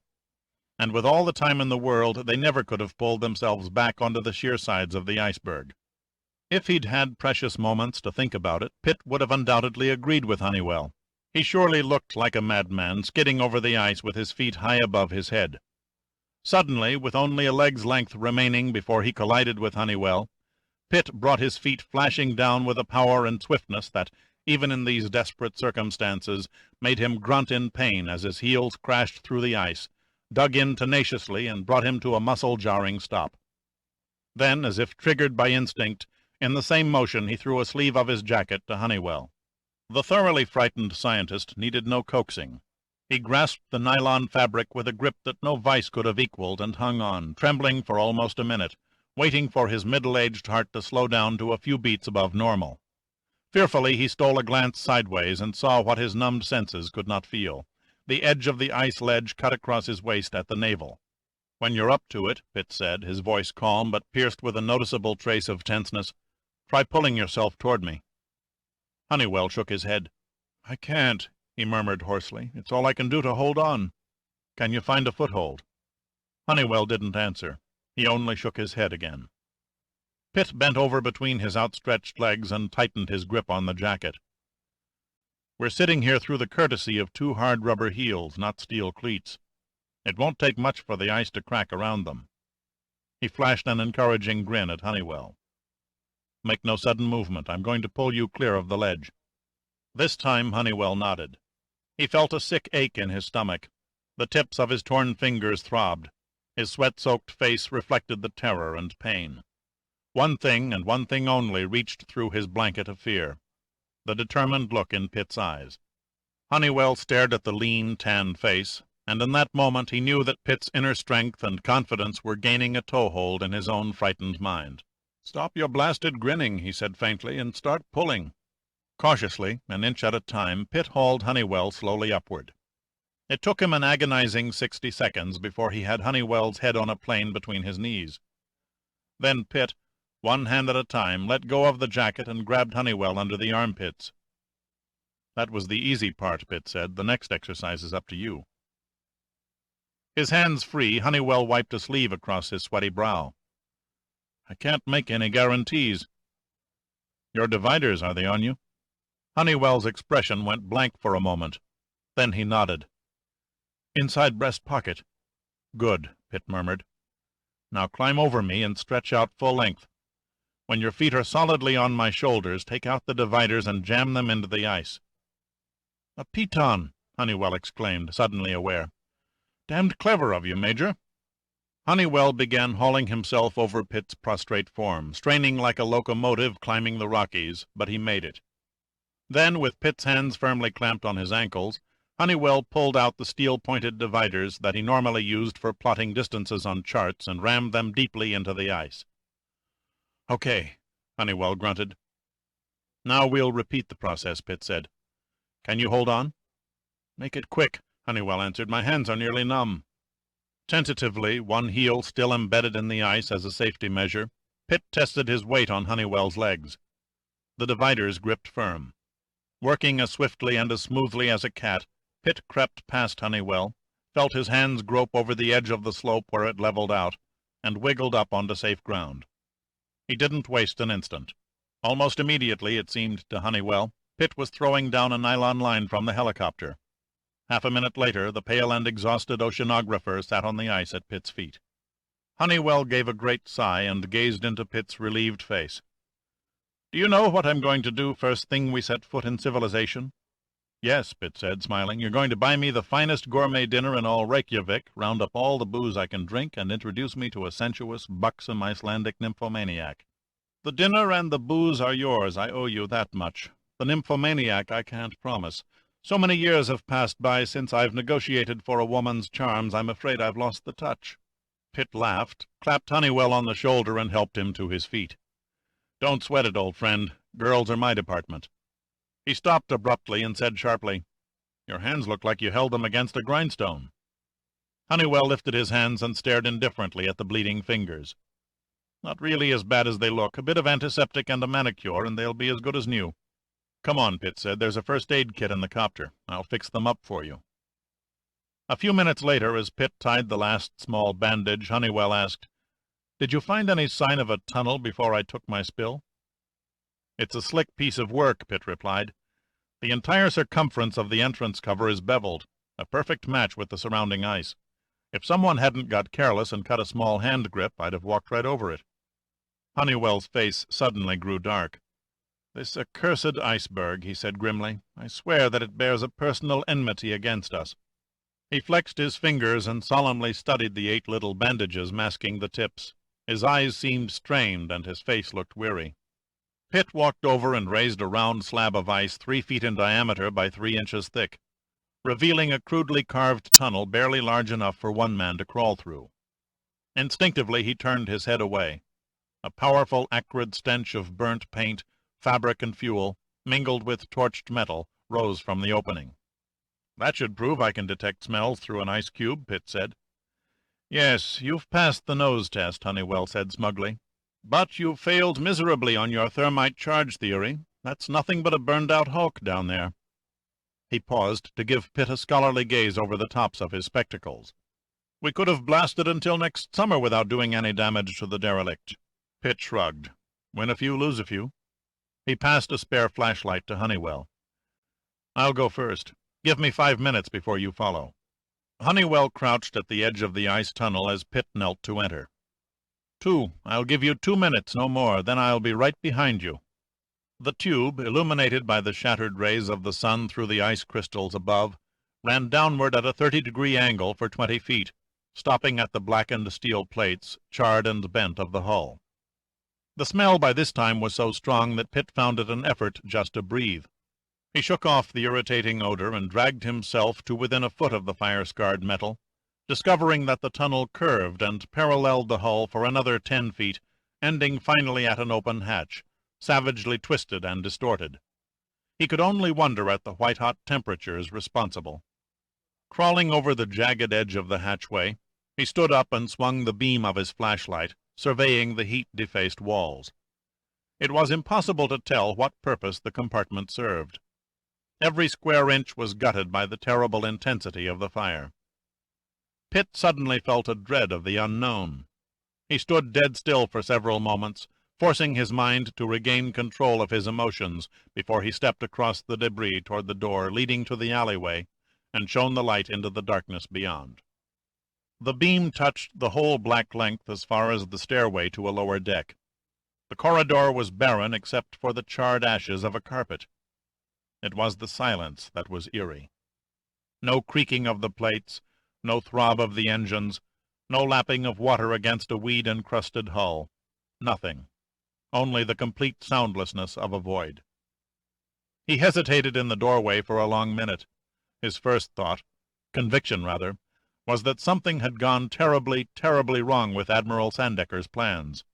This wasn't what they had been led to expect at all. Honeywell came through the hatchway and joined him. He stood next to Pitt, staring at the blackened walls, the distorted and crystallized metal, and the melted hinges that once held a wooden door. Wearily he leaned against the doorway, his eyes half closed, shaking his head as if coming out of a trance. "We'll find precious little that's of any use to us." "We'll find nothing," Pitt said firmly. "What the fire left, our unknown friends have undoubtedly picked clean." As if to emphasize his words, he played the beam on the deck, revealing several overlapping footprints in the soot traveling to and from the open hatchway. "Let's see what they've been up to." They went out into the alleyway, stepping through the ashes and debris on the deck, moved to the next compartment, and entered. It had been the radio room. Most of the ruins were scarcely recognizable. The bunk and furniture were skeletons of charred wood. The remains of the radio equipment one congealed mess of melted metal and hardened drippings of stained solder. Their senses by now had become accustomed to the overpowering stench and the grotesque carbonized surroundings, but they weren't the least bit prepared for the hideously misshapen form on the deck. "Oh, good God!" Honeywell gasped. He dropped his flashlight and it rolled across the deck and came to rest against the shockingly disfigured remains of a head, illuminating the skull and teeth where they burst from the incinerated flesh. "I don't envy him his death," Pitt murmured. The ghastly sight was too much for Honeywell. He staggered off into one corner and retched for several minutes. When he finally returned to Pitt's side, he looked as if he'd recently returned from the grave. "I'm sorry," he said sheepishly. "I've never seen a cremated corpse before. I didn't have the vaguest idea what one looked like. Never gave it much thought, really. It's not a pretty sight, is it?" "There's no such thing as a pretty corpse," Pitt said. He was beginning to feel a touch of sickness himself. If that lump of ashes on the deck is any indication of things to come, we should find at least 14 more just like it." Honeywell grimaced as he stooped and picked up his flashlight. Then he slipped a notebook from a pocket, held the light under his arm, and flipped through several pages. "Yes, you're right. The ship sailed with 6 crewmen and 9 passengers, 15 in all." He fumbled a little before finding another page. "This poor devil must be the radio operator. Svendborg. Gustav Svendborg. Maybe, maybe not. The only one who can tell for certain is his dentist." Pitt stared at what had once been a breathing, flesh-and-blood man, and he tried to imagine how the end had come. A furnace-like wall of red and orange flame, a brief, unearthly scream, the searing shock of pain that drove the mind into instant insanity, and the limbs flailing in the contorted dance of death. To die by fire, he reflected, the last seconds of life spent in indescribable agony, was an extinction abhorred by every living man and beast. Pitt kneeled down and studied the body more closely. His eyes squinted and his mouth tightened. It must have been almost as he had visualized, but not quite. The scorched form was curled in the fetus position, the knees drawn up almost to the chin and the arms pulled tightly against the sides, contracted by the intense heat upon the flesh. But there was something else that caught Pitt's attention. He focused the flashlight on the deck beside the body, illuminating dimly the twisted steel legs of the radio operator's chair where they protruded from beneath his disfigured remains. Honeywell, his face void of all color, asked, "What do you find so interesting in that grisly thing?" "Have a look," Pitt said. "It would seem that poor Gustav was sitting down when he died. His chair literally burned out from under him." Honeywell said nothing, only eyed Pitt questioningly. "Doesn't it strike you as strange," Pitt continued, "that a man would calmly burn to death without bothering to stand up or make an effort to escape?" "Nothing strange about it," Honeywell said stonily. "The fire probably engulfed him while he was hunched over the transmitter sending out a mayday." He began to choke with sickness again. "God, we're not doing him any good with our conjectures. Let's get out of here and search the rest of the ship while I'm still able to walk." Pitt nodded and turned and passed through the doorway. Together they made their way into the bowels of the derelict. The engine-room, the galley, the salon, everywhere they went their eyes were laid on the same horrifying spectacle of death as in the radio-room. By the time they discovered the 13th and 14th bodies in the wheelhouse, Honeywell's stomach was slowly becoming immune. He consulted his notebook several more times, marking certain pages with a pencil until only one name between the padded covers remained that didn't have a neat line drawn through it. "That's about it," he said, snapping the book shut. "We found them all except the man we came for." Pitt lit a cigarette and blew a long cloud of blue smoke and seemed to consider for a moment. "They were all charred so far beyond recognition he could have been any one of them." "But he wasn't," Honeywell said positively. "The right body won't be too difficult to identify, at least not for me." He paused. "I knew our quarry rather well, you know." Pitt's eyebrows raised. "No, I didn't know." "No secret, really?" Honeywell puffed on the lenses of his glasses and polished them with a handkerchief. "The man we've lied, schemed, and risked our lives to find, unfortunately, as it probably turns out, dead, attended one of my classes at the Oceanographic Institute 6 years ago. A brilliant fellow." He motioned toward the 2 cremated forms on the deck. "A pity if he ended like this." "How can you be certain you'll be able to tell him from the others?" Pitt asked. "By his rings. He had a thing about rings. Wore them on every finger except his thumbs." "Rings don't make a positive identification." Honeywell smiled a little. "There was also a toe missing from the left foot. Will that do?" "It would," Pitt said thoughtfully. "But we haven't found a corpse that qualifies. We've already searched the entire ship." "Not quite." Honeywell pulled a slip of paper from the notebook and unfolded it under the beam of his flashlight. "This is a rough diagram of the vessel. I traced a copy from the original in the Maritime Archives." He pointed at the creased paper. "See here, just beyond the chart room? A narrow ladder drops to a compartment directly beneath a false tunnel. It's the only entrance." Pitt studied the crude tracing. Then he turned and stepped outside the chart room. "The opening is here, all right. The ladder is burned all to hell, but enough of the rung bracing is left to support our weight." The isolated compartment, situated in the exact center of the hull without benefit of portholes, was ravaged even worse than the others. The steel plating on the walls curved outward, buckled like crinkled sheets of wallpaper. It appeared empty. No trace of anything that remotely resembled furnishings was left after the conflagration. Pitt was just kneeling down, poking the ashes, searching for a sign of a body, when Honeywell shouted, "Here!" He fell to his knees. "Over here in the corner." Honeywell focused the light on the sprawled outline of what had once been a man, now a barely discernible pile of charred bones. Only bits of the jawbone and pelvis were recognizable. Then he bent very low and carefully brushed away an area of the remains. When Honeywell stood up, he held several small pieces of distorted metal in his hand. "Not proof positive, perhaps, but about as certain as we'll ever get." Pitt took the fused bits of metal and held them under the beam of his light. "I remember the rings quite well," Honeywell said. "The settings were beautifully handcrafted and inlaid with 8 different semi-precious stones native to Iceland. Each was carved in the likeness of an ancient Nordic god." "Sounds impressive, but garish," Pitt said. "To you, a stranger, maybe," Honeywell returned quietly. "Yet if you had known him—" His voice trailed off. Pitt eyed Honeywell speculatively. "Do you always form sentimental attachments to your students?" "Genius, adventurer, scientist, legend. The 10th richest man in the world before he was 25.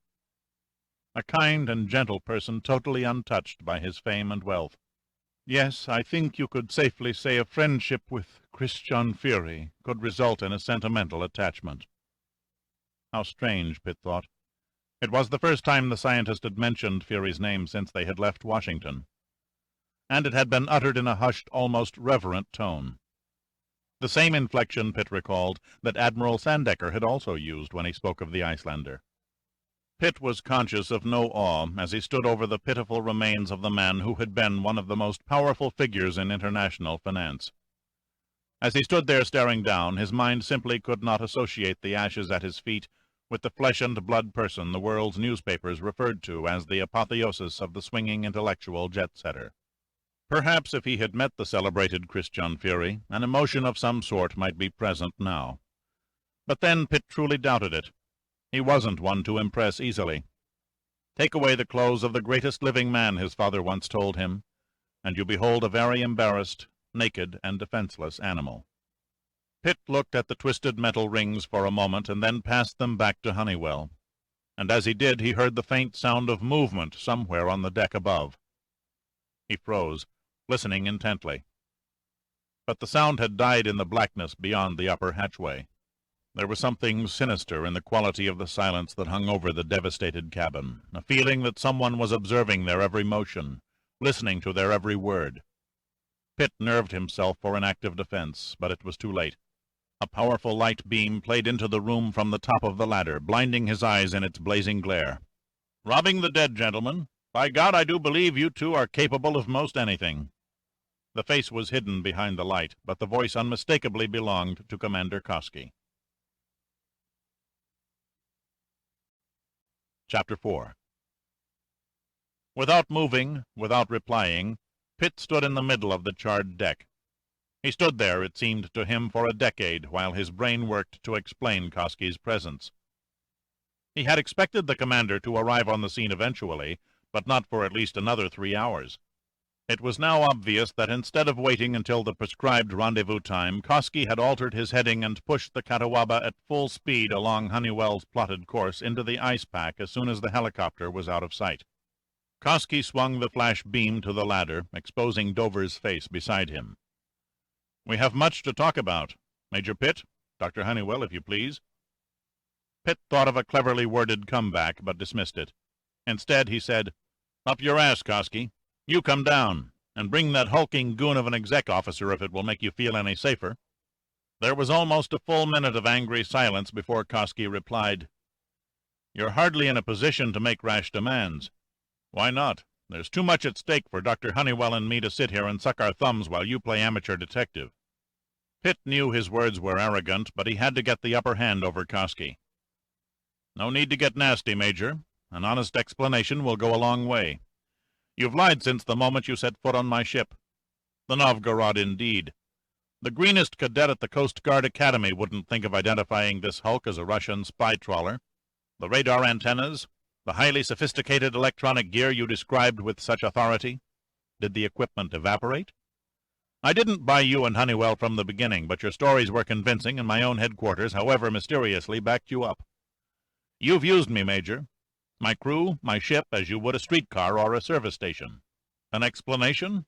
Yes, I don't think it's asking too much. Merely the answer to one simple question. What in hell is coming off? Kosky was in the fold now, Pitt thought. The cocky little commander wasn't demanding, he was asking. You still have to come down to our level. Part of the answer lies here in the ashes. There was a moment's hesitation, but they came. Kosky, followed by the mammoth form of Dover, climbed down the ladder and faced Pitt and Honeywell. Okay, gentlemen, let's have it. You've seen most of the ship? Pitt asked. Kosky nodded. Enough. 18 years of rescue at sea, and I've never seen a vessel gutted as bad as this one. Do you recognize it? Impossible. What's left to recognize? It was a pleasure craft, a yacht, that much is certain. Beyond that you can flip a coin. Kosky looked at Pitt, a faint puzzlement in his eyes. I'm the one who expects answers. What are you leading up to? The Lax. Ever hear of it? Kosky nodded. The Lax disappeared over a year ago with all hands, including its owner, the Icelandic mining magnate. He hesitated, recalling. Fury. Christian Fury. Christ, half the Coast Guard searched for months. Didn't find a sign. So what about the Lax? You're standing on it, Pitt said slowly, letting his words sink in. He aimed his flashlight at the deck. And this cremated mess is all that's left of Christian Fury. Kosky's eyes widened and the color drained from his face. He took a step forward and stared down at the thing in the yellow circle of light. Good God, are you sure? Burned beyond recognition is a gross understatement, but Dr. Honeywell is 90% certain of Fury's personal effects. Yes, the rings, I overheard. Not much, perhaps, but considerably more than we could find on the other bodies. I've never seen anything like this, Kosky said in wonder. It can't be. A ship this size couldn't vanish without a trace for nearly a year and then pop up burned to a cinder in the middle of an iceberg. It would seem that it did just that, Honeywell said. Sorry, Doc, Kosky said, staring into Honeywell's eyes.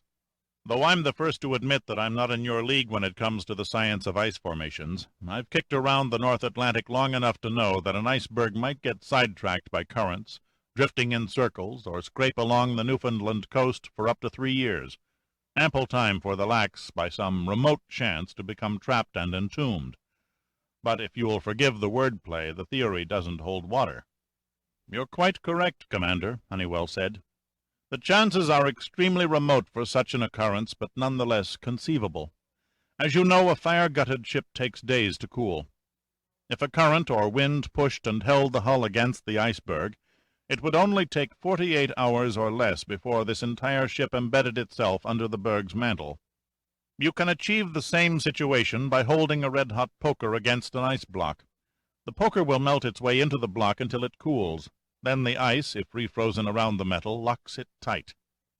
Okay, Doc, you score on that one. However, there's one important factor no one has considered. Which is? Pitt prompted. The final course of the Lax, Kosky said firmly. Nothing strange about that, Pitt offered. It was in all the newspapers. Fury and his crew and passengers left Reykjavik on the morning of April 10th of last year, and laid a direct heading for New York. He was last sighted by a standard oil tanker 600 miles off Cape Farewell, Greenland. After that, nothing more was seen or heard of the Lax again. That's fine as far as it goes. Kosky pulled his coat collar around his ears and fought to keep his teeth from chattering. Except the sighting took place near the 50th parallel, too far south of the iceberg limit. I would like to remind you, Commander, Honeywell said, raising an intimidating eyebrow, that your own Coast Guard has logged as many as 1,500 bergs in 1 year below the 48th parallel. And I'd like to remind you, Doc, Kosky persisted, that during the year in question, the number of iceberg sightings below the 48th parallel came to 0. Honeywell merely shrugged. It would be most helpful, Dr. Honeywell, if you'd explain how an iceberg appeared where none existed, then with the Lax frozen in its clutches, ignored the prevailing currents for 11.5 months, and cruised 4 degrees north, while every other berg in the Atlantic was drifting south at the rate of 3 knots an hour. "I can't," Honeywell said simply. "You can't?" Koski's face went blank with disbelief. He looked at Honeywell, then at Pitt, then back to Honeywell again. "You rotten bastards," he said savagely, "don't lie to me." "That's pretty salty terminology, Commander," Pitt said harshly. "What in hell do you expect? You're both highly intelligent people, yet you act like a pair of mongoloids.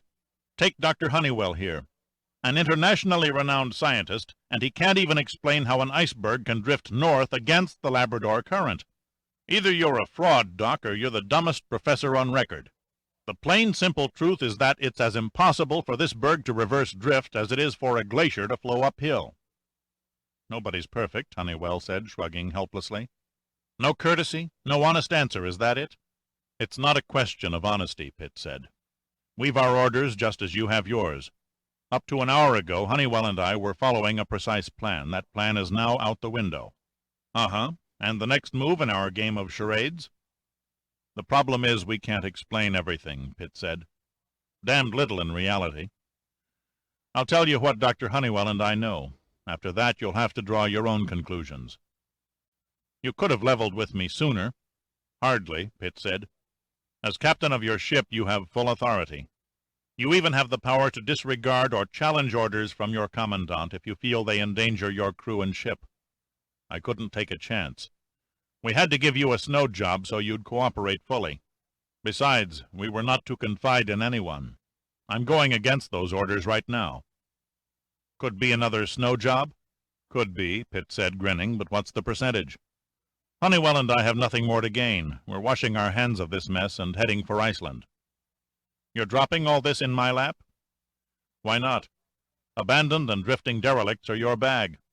Remember your motto, Semper Paratus, always prepared, Coast Guard to the rescue and all that." The twisted look on Koski's face was priceless. "I would appreciate it if you just stuck to the facts without benefit of tawdry remarks." "Very well," Pitt said calmly. "The story I concocted on the Catawba was true up to a point, the point where I substituted the Novgorod for the Lax. Fury's yacht, of course, wasn't carrying classified electronic equipment, or any other clandestine mechanical devices for that matter. The cargo actually consisted of 8 Major League engineers and scientists from Fury Mining Limited, who were on their way to New York to open secret negotiations with 2 of our government's largest defense contractors. Somewhere on board, probably in this room, was a file of documents containing a geological survey of the ocean floor. What Fury's research team had discovered under the sea or where remains a mystery. This information was vitally important to a great number of people. Our own Defense Department desperately yearned to get their hands on it. And so did the Russians. They pulled out all the stops to grab it." "The last statement explains a great deal," said Koski. "Meaning?" Koski exchanged knowing looks with Dover. "We were one of the ships that searched for the Lax. It was the Catawba's first patrol. Every time we blinked our eyes, we found ourselves crossing the wake of a Russian vessel. We were just egotistical enough to think they were observing our search patterns. Now it turns out that they were nosing after the Lax, too." "It also neatly ties in with the reason we butted in on your show," said Dover. 10 minutes after you and Dr. Honeywell left the flight pad, we received a message from Coast Guard headquarters warning of a Russian sub patrolling around the ice pack. We tried but couldn't raise you." "Small wonder," Pitt interrupted. "It was essential that we maintain strict radio silence once we headed for the derelict. I took the precaution of switching the radio off. We couldn't transmit, much less receive. After Commander Koski notified headquarters of our failure to contact your helicopter," Dover continued, "a signal came through hot and heavy ordering us to hightail it after you and act as escort in case the sub got pushy." "How did you find us?" Pitt asked. "We hadn't passed 2 icebergs before we spotted that yellow copter of yours. It stood out like a canary on a bedsheet." Pitt and Honeywell looked at each other and began laughing. "What's the joke?" Koski asked, curiously. "Luck. Plain, simple, paradoxical luck," said Pitt, his face twisted in mirth. "We flew all over hell for 3 hours before we found this floating ice palace, and you found it 5 minutes after you began searching. Pitt then briefly told Kosky and Dover about the Iceberg decoy and meeting with the Russian submarine. "Good Lord," Dover muttered. "Are you suggesting that we're not the first to set foot on the Iceberg?" "The evidence is plain," Pitt said. "The Ice Patrol's dyed stain has been chipped away, and Honeywell and I found footprints in nearly every cabin of the ship. And there's more. Something that takes the whole situation out of the mysterious and puts it in the category of the macabre." "The fire?" "The fire. Undoubtedly accidental. Fires have been happening on ships since the first reed boats floated down the Nile thousands of years ago. Murder has been going on for much longer than that." "Murder?" Kosky repeated flatly. "You did say murder." "With a capital M. Except for the excessive degree, I've observed nothing I haven't already seen on at least 8 other burned-out ships during my service on the Coast Guard.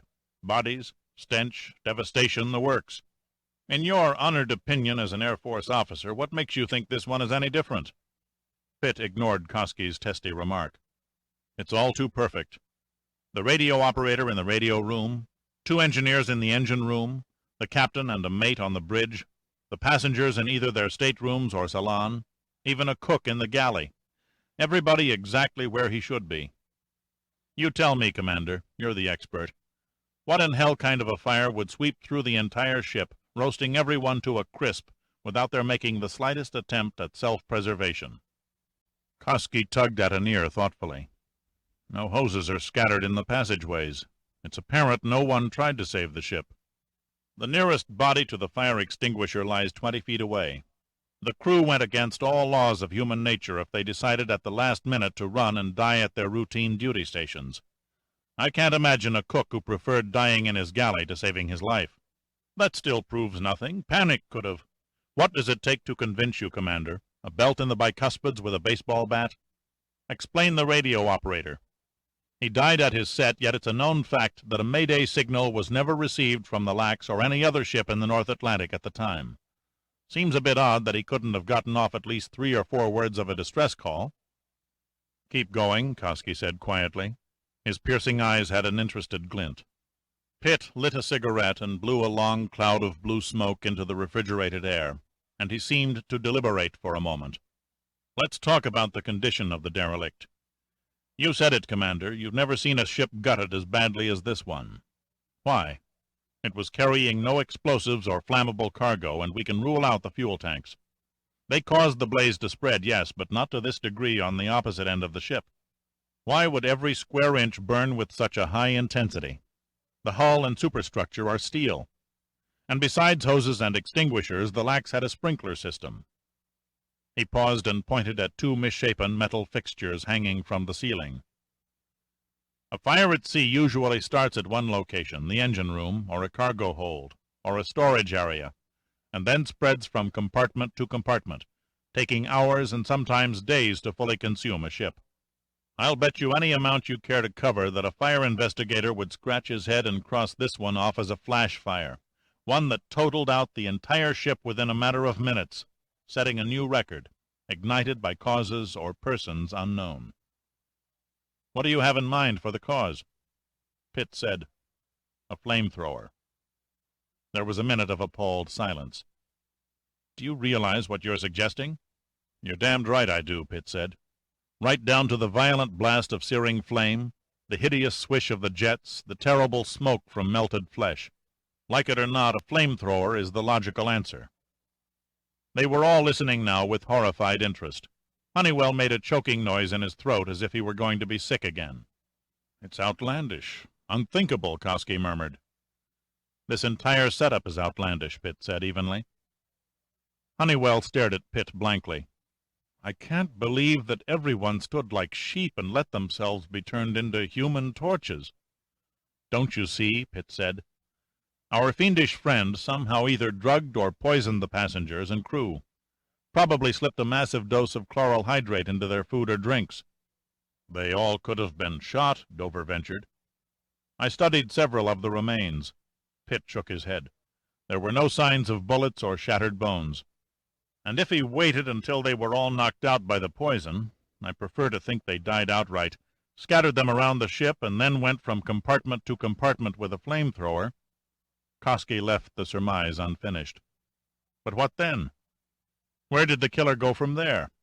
Before attempting to answer that one, Honeywell said wearily, I wish someone would kindly explain where the murderer materialized from in the first place. He obviously wasn't one of the passengers or crew. The Lac sailed with 15 men, and it burned with 15 men. Logic dictates that this was the work of a team who boarded from another ship.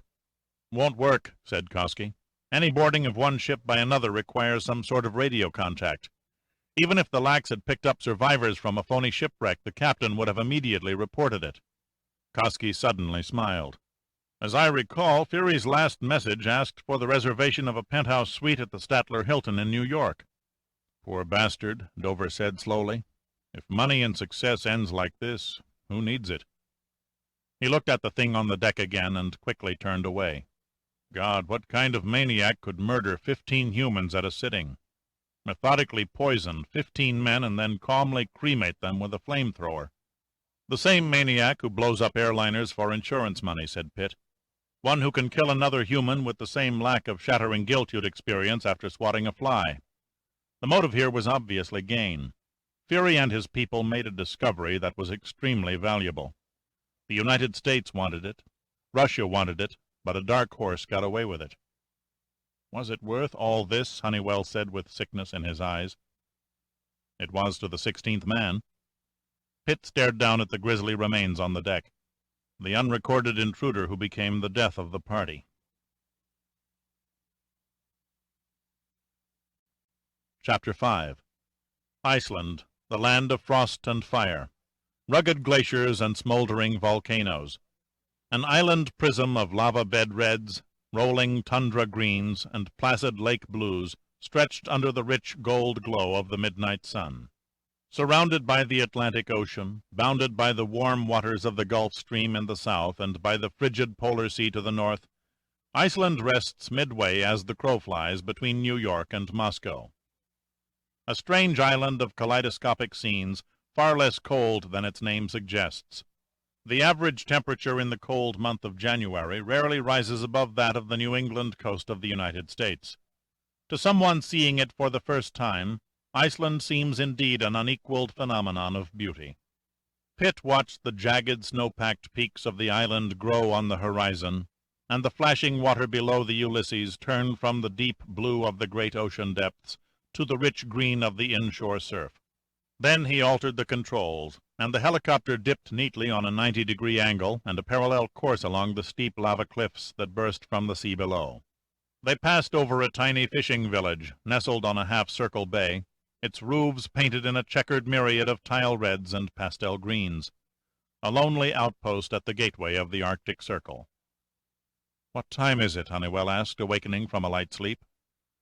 10 minutes past 4 in the morning, Pitt replied. God, to look at the sun you'd think it was 4 in the afternoon.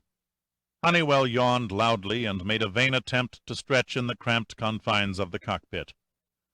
About now I'd give my right arm if I could go back to sleep between the crisp white sheets of a soft bed. Keep your eyes propped open, it won't be long now. How far to Reykjavik? Another half hour. Pitt paused to make a visual check of the instruments. I could have cut north sooner, but I wanted to sight-see the coastline. 6 hours, 45 minutes since we left the Catawba. Not bad time. Probably could have shaved that considerably if we weren't handicapped with an extra fuel tank. Without it, we'd be back there somewhere trying to swim 400 miles to shore. Pitt grinned. We could have always sent a mayday to the Coast Guard. Judging from the mood Commander Kosky was in when we took off, I doubt if he'd put himself out for us if we were drowning in a bathtub and he had his hand on the plug.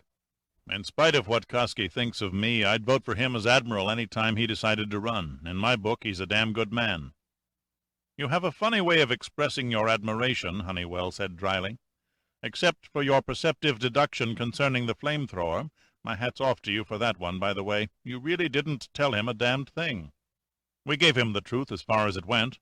Anything else would have been 50% guesswork. The only real fact that we omitted was the name of Fury's discovery. Zirconium. Honeywell's gaze was lost in the distance. Atomic number 40. I barely squeaked through my geology class, Pitt said, smiling. Why zirconium? What makes it worth mass murder? Purified zirconium is vital in the construction of nuclear reactors because it absorbs little or no radiation. Every nation in the world with facilities for atomic research would give their eye teeth to have it obtainable by the carload. Admiral Sandecker is certain that if Fury and his scientists did indeed discover a vast zirconium bonanza, it was under the sea close enough to the surface to be raised economically. Pitt turned and stared out of the cockpit bubble at the dark ultramarine blue that stretched almost unrippled to the south. A fishing boat with a chain of dories sailed out to sea, the tiny hulls moving as calmly as if they were gliding across a tinted mirror. He watched them through eyes that barely saw, his mind dwelling on the exotic element that lay covered by the cold waters below. "A hell of an undertaking," he muttered, just loud enough to be heard over the drone from the engine's exhaust. "The problems of raising raw ore from the sea bottom are immense." "Yes, but not insurmountable. Fury Limited employs the world's leading experts at underwater mining.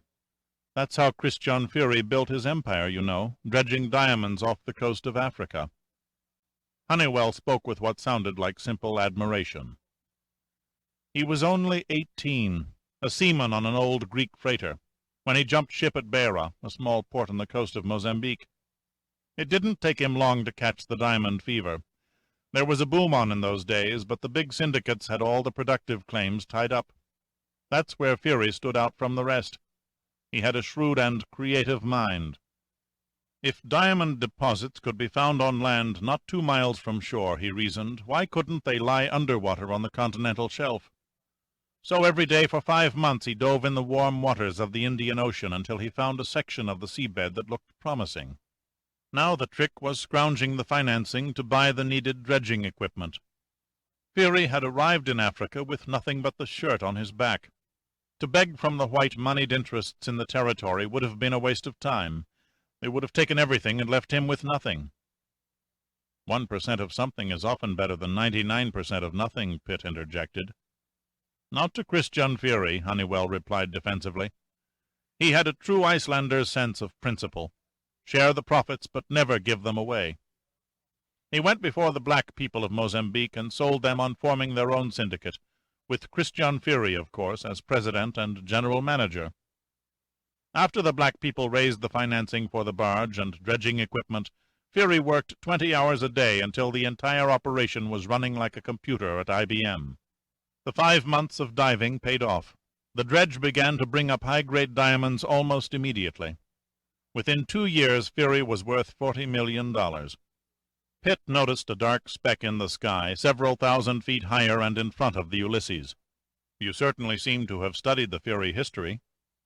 "I know it sounds strange," Honeywell went on, "but Fury seldom stayed with a project more than a few years. Most men would have bled the operation dry, not Christian. After he made a fortune beyond his wildest dreams, he turned the whole business over to the people who financed the venture." "Just gave it away?" "Lock, stock, and the popular barrel. He distributed every share of his stock to the native stockholders, set up a black administration that could run efficiently without him, and took the next boat back to Iceland. Of the few white men held in high esteem by the Africans, the name of Christian Fury stands right at the top." Pitt was watching the solitary dark speck in the northern sky turn into a sleek jet aircraft. He leaned forward, screwing up his eyes against the bright blue glare. The stranger was one of the new executive jets built by the British, fast, reliable, and capable of whisking 12 passengers halfway around the world in a matter of hours without a fuel stop. Pitt barely had time to realize that the stranger was painted an ebony black from nose to tail when it swept past his range of vision, traveling in the opposite direction. "What did Fury do for an encore?" he asked. "Mined manganese off Vancouver Island in British Columbia, and brought in an offshore oil field in Peru, to name a few. There were no mergers, no subsidiaries. Christian built Fury Limited into a great industry specializing in underwater geological exploitation, nothing else." "Did he have a family?" "No, his parents died in a fire when he was very young. All he had was a twin sister. Don't really know much about her. Fury put her through a finishing school in Switzerland, and, so rumor has it, she later became a missionary somewhere in New Guinea. Apparently her brother's fortune meant nothing to—" Honeywell never finished the sentence. He jerked sideways, facing Pitt, his eyes staring blankly, his mouth open in surprise, but no words coming out. Pitt barely had time to see the old man slump forward, limp and dead to all appearances, as the plexiglass bubble encircling the cockpit shattered into 1,000 jagged slivers and fell away. Twisting to one side and throwing up an arm to protect his face from the blasting wall of cold air, Pitt momentarily lost control of the helicopter. Its aerodynamics drastically altered, the Ulysses nosed sharply upward, almost on its end, throwing Pitt and the unconscious Honeywell violently against their backrests. It was then Pitt became aware of the machine-gun shells striking the fuselage aft of the seats. The sudden, uncontrolled maneuver temporarily saved their lives. The gunner aboard the black jet had been caught off guard, adjusting his trajectory too late and sending most of his fire into an empty sky. Unable to match the helicopter's slow speed without stalling, the mysterious jet soared forward and swung around in a 180-degree turn for another assault. The bastards must have made a sharp circle east and south and west before attacking from the rear, Pitt quickly figured out as he struggled to bring the helicopter on a level course, a near impossible task with the 200-mile-an-hour airstream tearing at his eyes. He throttled down, trying desperately to reduce the unseen force that pinned his body against the seat. The black jet swept by again, but this time Pitt was ready for it. He pulled the Ulysses to an abrupt horizontal stop, the rotor blades frantically beating the atmosphere, raising the light craft in a straight vertical climb. The dodge worked. The pilot of the jet roared under Pitt, unable to bring the machine gun to bear. Twice more Pitt managed to shake his attacker, but it was only a question of time before his opponent compensated for his rapidly diminishing bag of tricks. Pitt didn't kid himself. There was no escape. The battle was too one-sided. The score was 7-0 in favor of the visitors, with only a few seconds left to play in the fourth quarter. A grim smile wrinkled around Pitt's eyes as he lowered the copter to a bare 20 feet above the water. Victory was hopeless, but there was a slight chance, an infinitesimal fingertip chance, he thought, for a tie score. He studied the ink-black aircraft as it jockeyed for the last pass. There was nothing left now but the mad clangor of steel-jacketed bullets smashing through the thin aluminum skin of the Ulysses. Pitt steadied the small defenseless craft and hovered as the jet dove like a concrete bird directly toward him. The gunner, laying prone and firing out an open cargo door, played it cool this time. He laid down a steady stream of shells, waiting for the narrowing gap to carry them into the path of the helicopter. The barrage of death was only 30 yards away now. Pitt braced himself for the impact and threw the Ulysses straight up into the attacking plane, the helicopter's rotor blades shattering as they sliced through the jet's horizontal stabilizer. Instinctively, Pitt flicked the ignition switch off as the turbine engine, without the drag from the rotor, raced wildly amid the howl of tortured metal. Then the racket stopped, and the sky was silent except for the wind that whistled in Pitt's ears. He snatched a glance at the strange jet just before it crashed into the sea, nose first, its tail section hanging like a broken arm. Pitt and the unconscious Honeywell weren't much better off. All they could do was sit and wait for the crippled helicopter to drop like a stone nearly 70 feet into the cold Atlantic water. When the crash came, it was much worse than Pitt had anticipated. The Ulysses fell on its side into the Iceland surf in 6 feet of water, a scant football field length from shore. Pitt's head whipped sideways and glanced off the doorframe, sending him into a vortex of darkness. Fortunately, the agonizing shock of the icy water jolted him back to dizzy wakefulness. Waves of nausea swept over him, and he knew he was only a hairbreadth away from saying to hell with it and drifting off to sleep for the last time. His face twisted with pain, Pitt undid his seat belt and shoulder harness, taking a gulp of air before a breaking wave crest passed over the helicopter. Then quickly he unfastened the insensible Honeywell and lifted his head above the swirling water. At that instant, Pitt slipped and lost his balance as a crashing breaker knocked him from the Ulysses into the surf. Still grasping Honeywell by a death grip on the coat collar, he battled the rolling surge as it swept him toward shore, rolling him end over end across the uneven rocky bottom. If Pitt ever wondered what it was like to drown, he had a pretty good idea now. The freezing water stung every square inch of his skin like a million bees. His ears failed to pop, and his head was one tormenting ache. His nostrils filled with water, stabbing like a knife at his frontal sinus, and the thin membranes of his lungs felt as if they'd been dipped in nitric acid. Finally, after bashing his knees into a bed of rocks, he struggled to his feet, his head bursting gratefully into the pure Icelandic air. He swore to himself then and there that if he should ever decide to commit suicide, it definitely wouldn't be by drowning. He staggered from the water onto a pebble-strewn beach, half carrying, half dragging Honeywell like a drunk leading a drunk. A few steps beyond the tide line, Pitt eased his burden down and checked the doctor's pulse and breathing. Both were on the fast side, but regular. Then he saw Honeywell's left arm.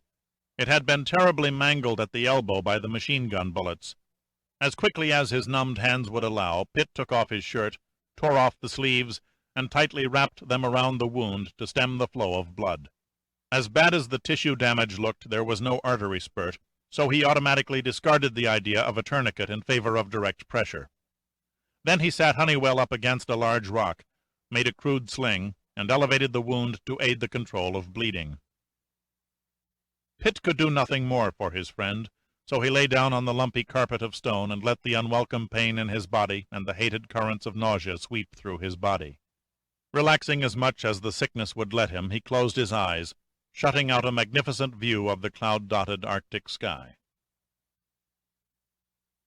Deep unconsciousness should have held Pitt for at least several hours, but a distant alarm in the depths of his brain began signaling, and instinctively, in response to the stimuli, his eyes popped open only 20 minutes after they had closed. The scene was different. The sky and clouds were still there, but something stood in front of them. It took a second for Pitt's eyes to focus on the 5 children standing around him. There was no fear in their faces as they stared down at Pitt and Honeywell. Pitt sat up on one elbow, forced a smile, it wasn't easy, and said, "Good morning, group. Up a bit early, aren't you?" As if on cue, the younger children looked at the oldest, a boy. He hesitated several moments, collecting his words before he spoke. "My brothers and sisters and I were herding our father's cows on the meadow above the cliffs. We saw your—" He paused, his face blank. "Helicopter?" Pitt prompted. "Yes, that is it." The boy's face brightened. "Helicopter. We saw your helicopter lying in the ocean." A slight blush reddened his flawless Scandinavian complexion. "I am ashamed that my English is not so good." "No," Pitt said softly, "I'm the one who is ashamed. You speak English like an Oxford professor, while I can't even offer you 2 words in Icelandic." The boy beamed at the compliment as he helped Pitt struggle awkwardly to his feet. "You are hurt, sir. Your head bleeds." "I'll survive. It's my friend who is injured seriously. We must get him to the nearest doctor quickly." "I sent my younger sister to fetch my father when we discovered you. He will bring his truck soon." Just then Honeywell moaned softly. Pitt leaned over him, cradling the bald head. The old man was conscious now. His eyes rolled and stared at Pitt briefly, and then stared at the children. He was breathing heavily and tried to speak, but the words caught in his throat. There was a strange kind of serenity in his eyes as he gripped Pitt's hand, and in a strained effort murmured, "God save thee." Then he trembled and gave a little gasp. Dr. Honeywell was dead. Chapter 6. The farmer and his oldest boy carried Honeywell to the Land Rover. Pitt rode in the back, holding the oceanographer's head in his lap. He closed the glazed, sightless eyes and smoothed the few long strands of white hair.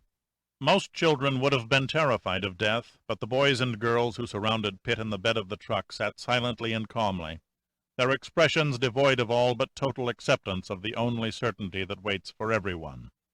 The farmer, a big, handsome, outdoor-hardened man, drove slowly up a narrow road to the top of the cliff and through the meadows, pulling a small cloud of volcanic red dust behind the tailgate.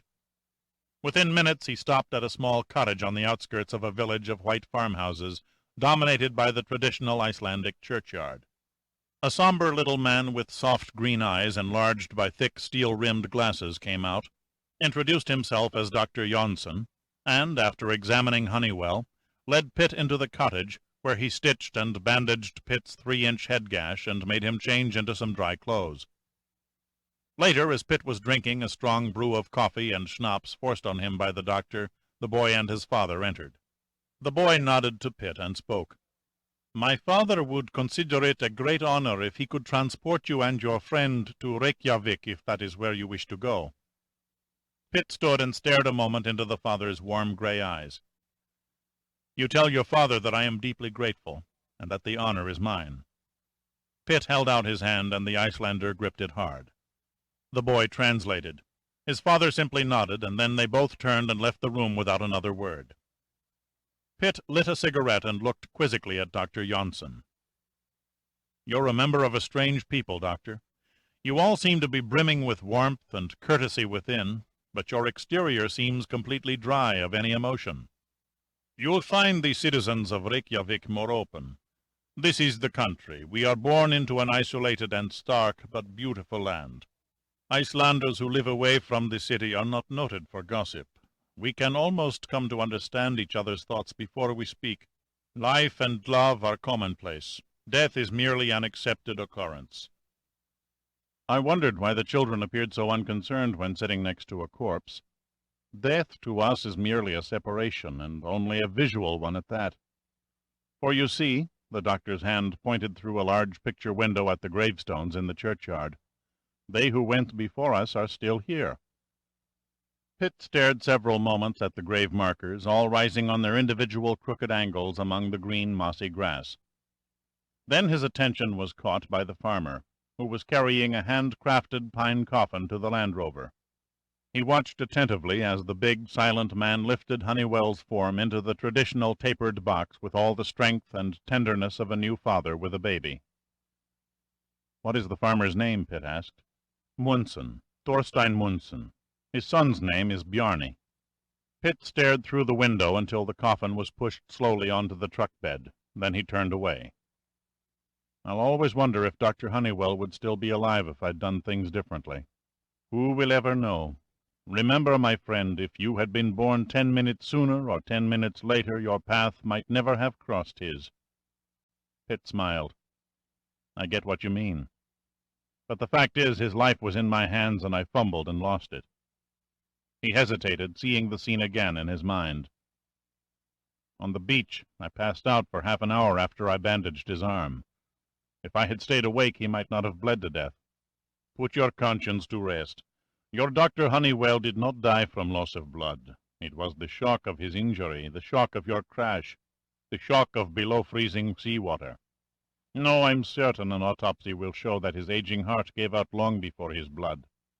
He was getting on in years, and he was not, from what I could determine, a physically athletic man. He was a scientist, an oceanographer, the best. Then I envy him." Pitt looked at the village physician speculatively. "Why do you say that?" "He was a man of the sea, and he died by the sea he loved, and perhaps his last thoughts were as serene as the water." "He talked of God," Pitt murmured. "He was fortunate. Yet I feel I will be fortunate when my time comes to be laid to rest over there in the churchyard, only 100 steps from where I was born, and among so many of the people I have loved and cared for. I wish I could share your affinity for staying in one spot, Doctor, but somewhere in the distant past one of my ancestors was a gypsy. I've inherited his wandering ways.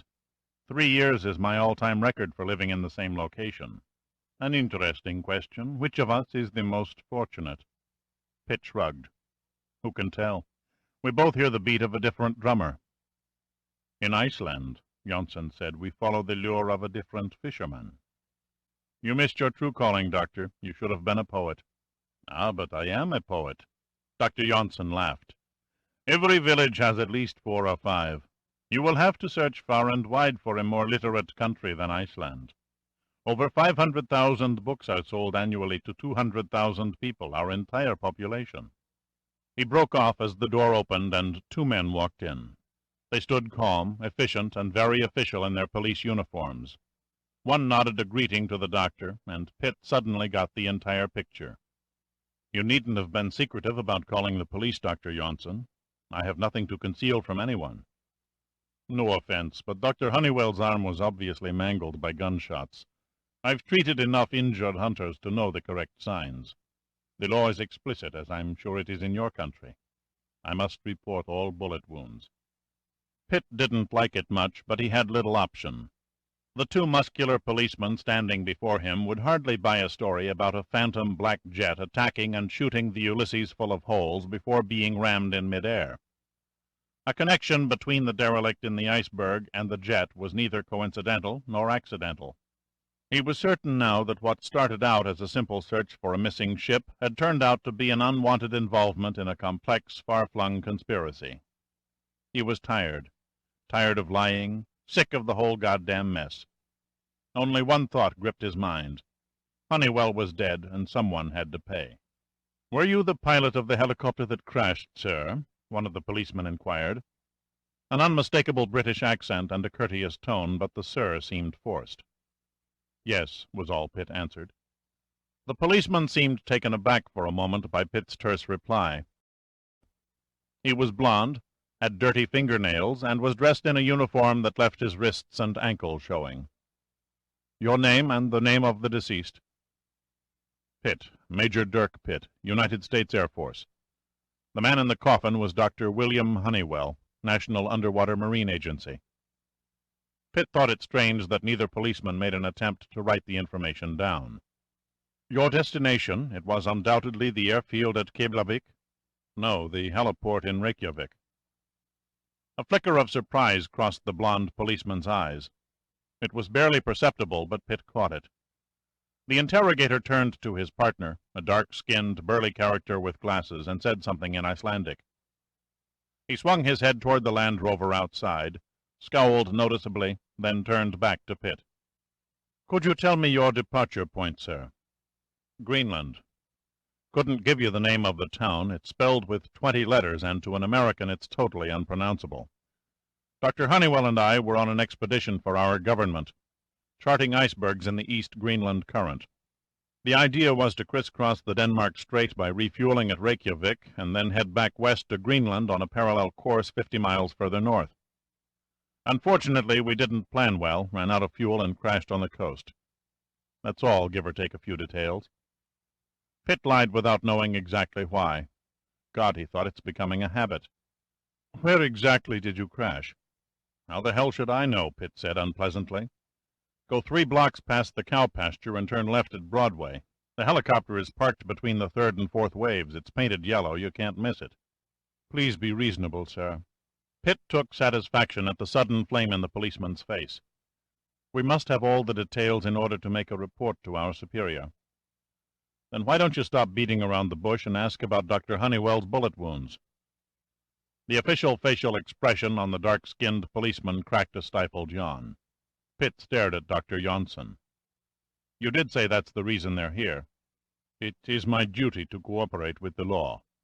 Jonsson seemed hesitant to speak. "Suppose you explain your comrade's wound," said Dirty Nails. "We were carrying a rifle to shoot polar bears," Pitt said slowly. "It accidentally discharged in the crash, the bullet striking Dr. Honeywell in the elbow." As far as Pitt could see, the 2 Icelandic policemen weren't reacting at all to his sarcasm. They stood quiet, looking at him with impatient speculation.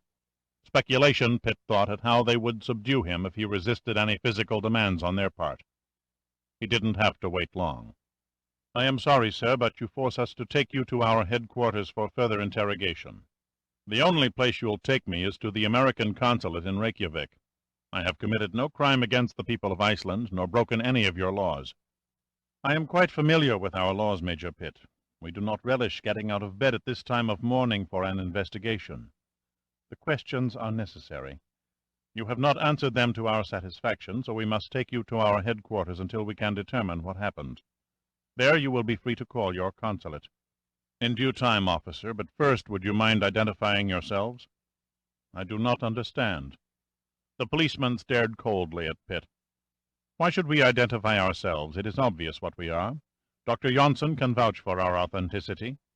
He offered no papers or the usual police identification card. All he showed was his irritation. "There is no doubt as to your official capacity, gentlemen," Jonsson said in an almost apologetic tone. "However, Sergeant Arnarsson usually patrols our village. I do not believe I have seen you come through our village before."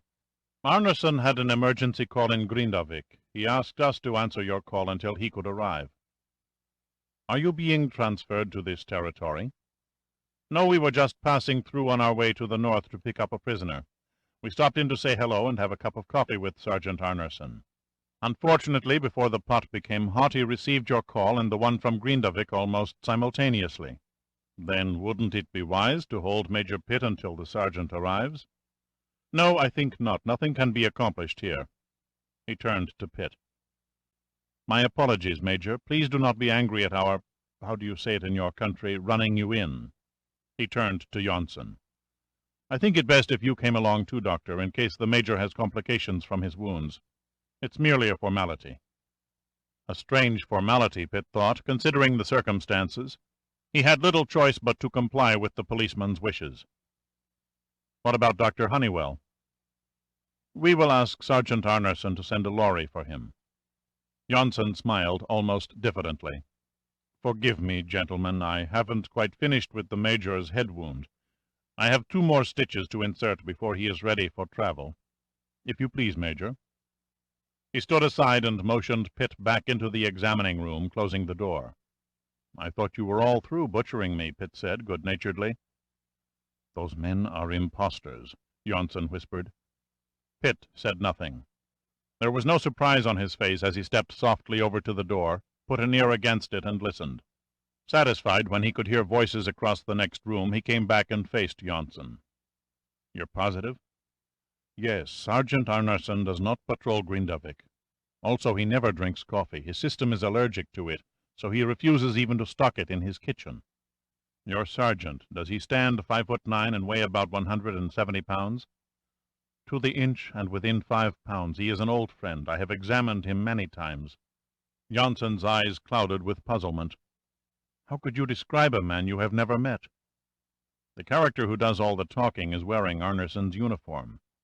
If you look closely, you can see the outlines where the sergeant's stripes used to rest on the sleeve." "I do not understand," Johnson said in a whisper. His face was very pale. "What is happening?" "I don't have half the answers. 16, maybe as many as 19 men have died, and the killing will probably go on. I'd guess Sergeant Arnerson was the latest victim. You and I are next." Johnson looked stricken, his hands clenched and unclenched in bewilderment and despair. "You mean I must die because I have seen and talked with 2 murderers?" "I'm afraid, Doctor, that you're an innocent bystander that must be eliminated simply because you can recognize their faces. And you, Major, why have they concocted such an elaborate scheme to kill you? Dr. Honeywell and I also saw something that we shouldn't have." Johnson stared into Pitt's impassive face. "It would be impossible to murder us both without creating excitement in the village. Iceland is a small country. A fugitive could not run very far nor hide very long. These men are no doubt professionals when it comes to killing. Someone is paying them, and paying them well. An hour after we are dead, they'll probably be relaxing with a drink in one hand aboard a jetliner bound for either Copenhagen, London, or Montreal. They seem lax for professional assassins. They can afford to be. Where can we go? Their car and Munson's truck are in front of the house. They'd easily cut us off before we could open a door." Pitt swung a hand toward a window. "Iceland is open country. There aren't 10 trees within 50 miles. You said it yourself, a fugitive could not run very far nor hide very long."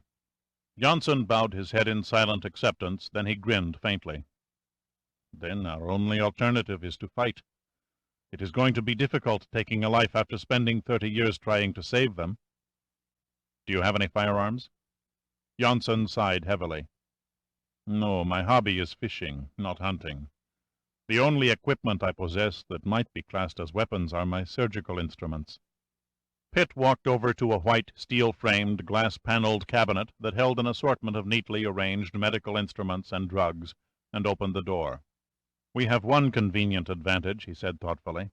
"They don't know we're wise to their nasty little plot. Therefore we shall introduce them to a good old American game known as pin the tail on the donkey." Only 2 more minutes had elapsed when Johnson opened the door to the examining room, revealing Pitt parked on a stool holding a bandage to his bleeding head. Johnson motioned to the blond man who spoke English. "Could you please assist me for a moment? I am afraid that I need a third hand." The man raised his eyebrow questioningly, then shrugged to his partner, who sat with his eyes half closed, his overconfidence giving birth to thoughts 1,000 miles away. Janssen, keeping any suspicion at a low level, purposely left the door slightly ajar, but not enough to allow vision of more than a fraction of the examining room. "If you could hold the Major's head on a slight angle with both hands, then I can finish without interruption. He keeps twitching and ruining any chance for a neat stitch job." Janssen winked and then spoke in Icelandic. "These Americans are like children when it comes to pain." The fraudulent policeman laughed and nudged the doctor with his elbow. Then he walked around in front of Pitt, bent down and gripped Pitt's head with both hands on the temples. "Come, come, Major Pitt, a few stitches are nothing. What if the good doctor had to amputate your—" It was all over in less than 4 seconds, silently. With seeming indifference and nonchalance, Pitt reached up his hands and grabbed the blond man around the wrists. Surprise showed for a brief instant in the stranger's face. Then true shock as Janssen clamped a heavy gauze pad over his mouth and jammed a syringe against his neck in the same movement. The shock gave way to terror, and he moaned in his throat, a moan that could not be heard because Pitt was loudly cursing Janssen for a non-existent sewing operation. The eyes above the white gauze began to lose focus, and the man made a desperate effort to hurl himself backward, but his wrists were held solidly in the vice of Pitt's grip. Then the eyes turned upward, and he quietly collapsed into Janssen's arms. Pitt quickly knelt down and pulled a service revolver from the unconscious man's belt holster and stepped softly to the door. As soundless as he was swift, he lined up the gun and jerked open the door, swinging it all the way to its stop. For a second, the tough-looking brute with the spectacles sat there in stunned immobility, staring at Pitt in the doorway. Then his hand shot to his holster. "Freeze!" Pitt ordered. The command was ignored, and a shot blasted through the small waiting room. There are many who claim the hand is quicker than the eye, but there are few who will take the stand that the hand is quicker than a speeding bullet. The gun flew from the bogus policeman's hand as Pitt's shell tore into the wooden grip, taking a thumb along with it. Never before had Pitt seen such dazed uncomprehension and shocked pain as the paid killer stared at the bloody half-inch stump where his thumb had been. Pitt made to lower his gun, but raised and aimed it again as he caught the look on his opponent's face. Mouth tightened to a thin white line, black hatred glaring out from the squinting eyes behind the glasses. "Shoot me, Major, quickly, cleanly, here!" He tapped his chest with his uninjured hand. "Well, well, so you speak English. My compliments. You never gave me the slightest hint that you understood any of the conversation." "Shoot me!" The words seemed to echo in the little room and in Pitt's ears for an interminable time. "Why rush things? There's every possibility you'll hang for murdering Sergeant Arnerson anyway." Pitt pulled the hammer of the revolver back for single-action firing. "I take it I'm safe in assuming you did kill him?"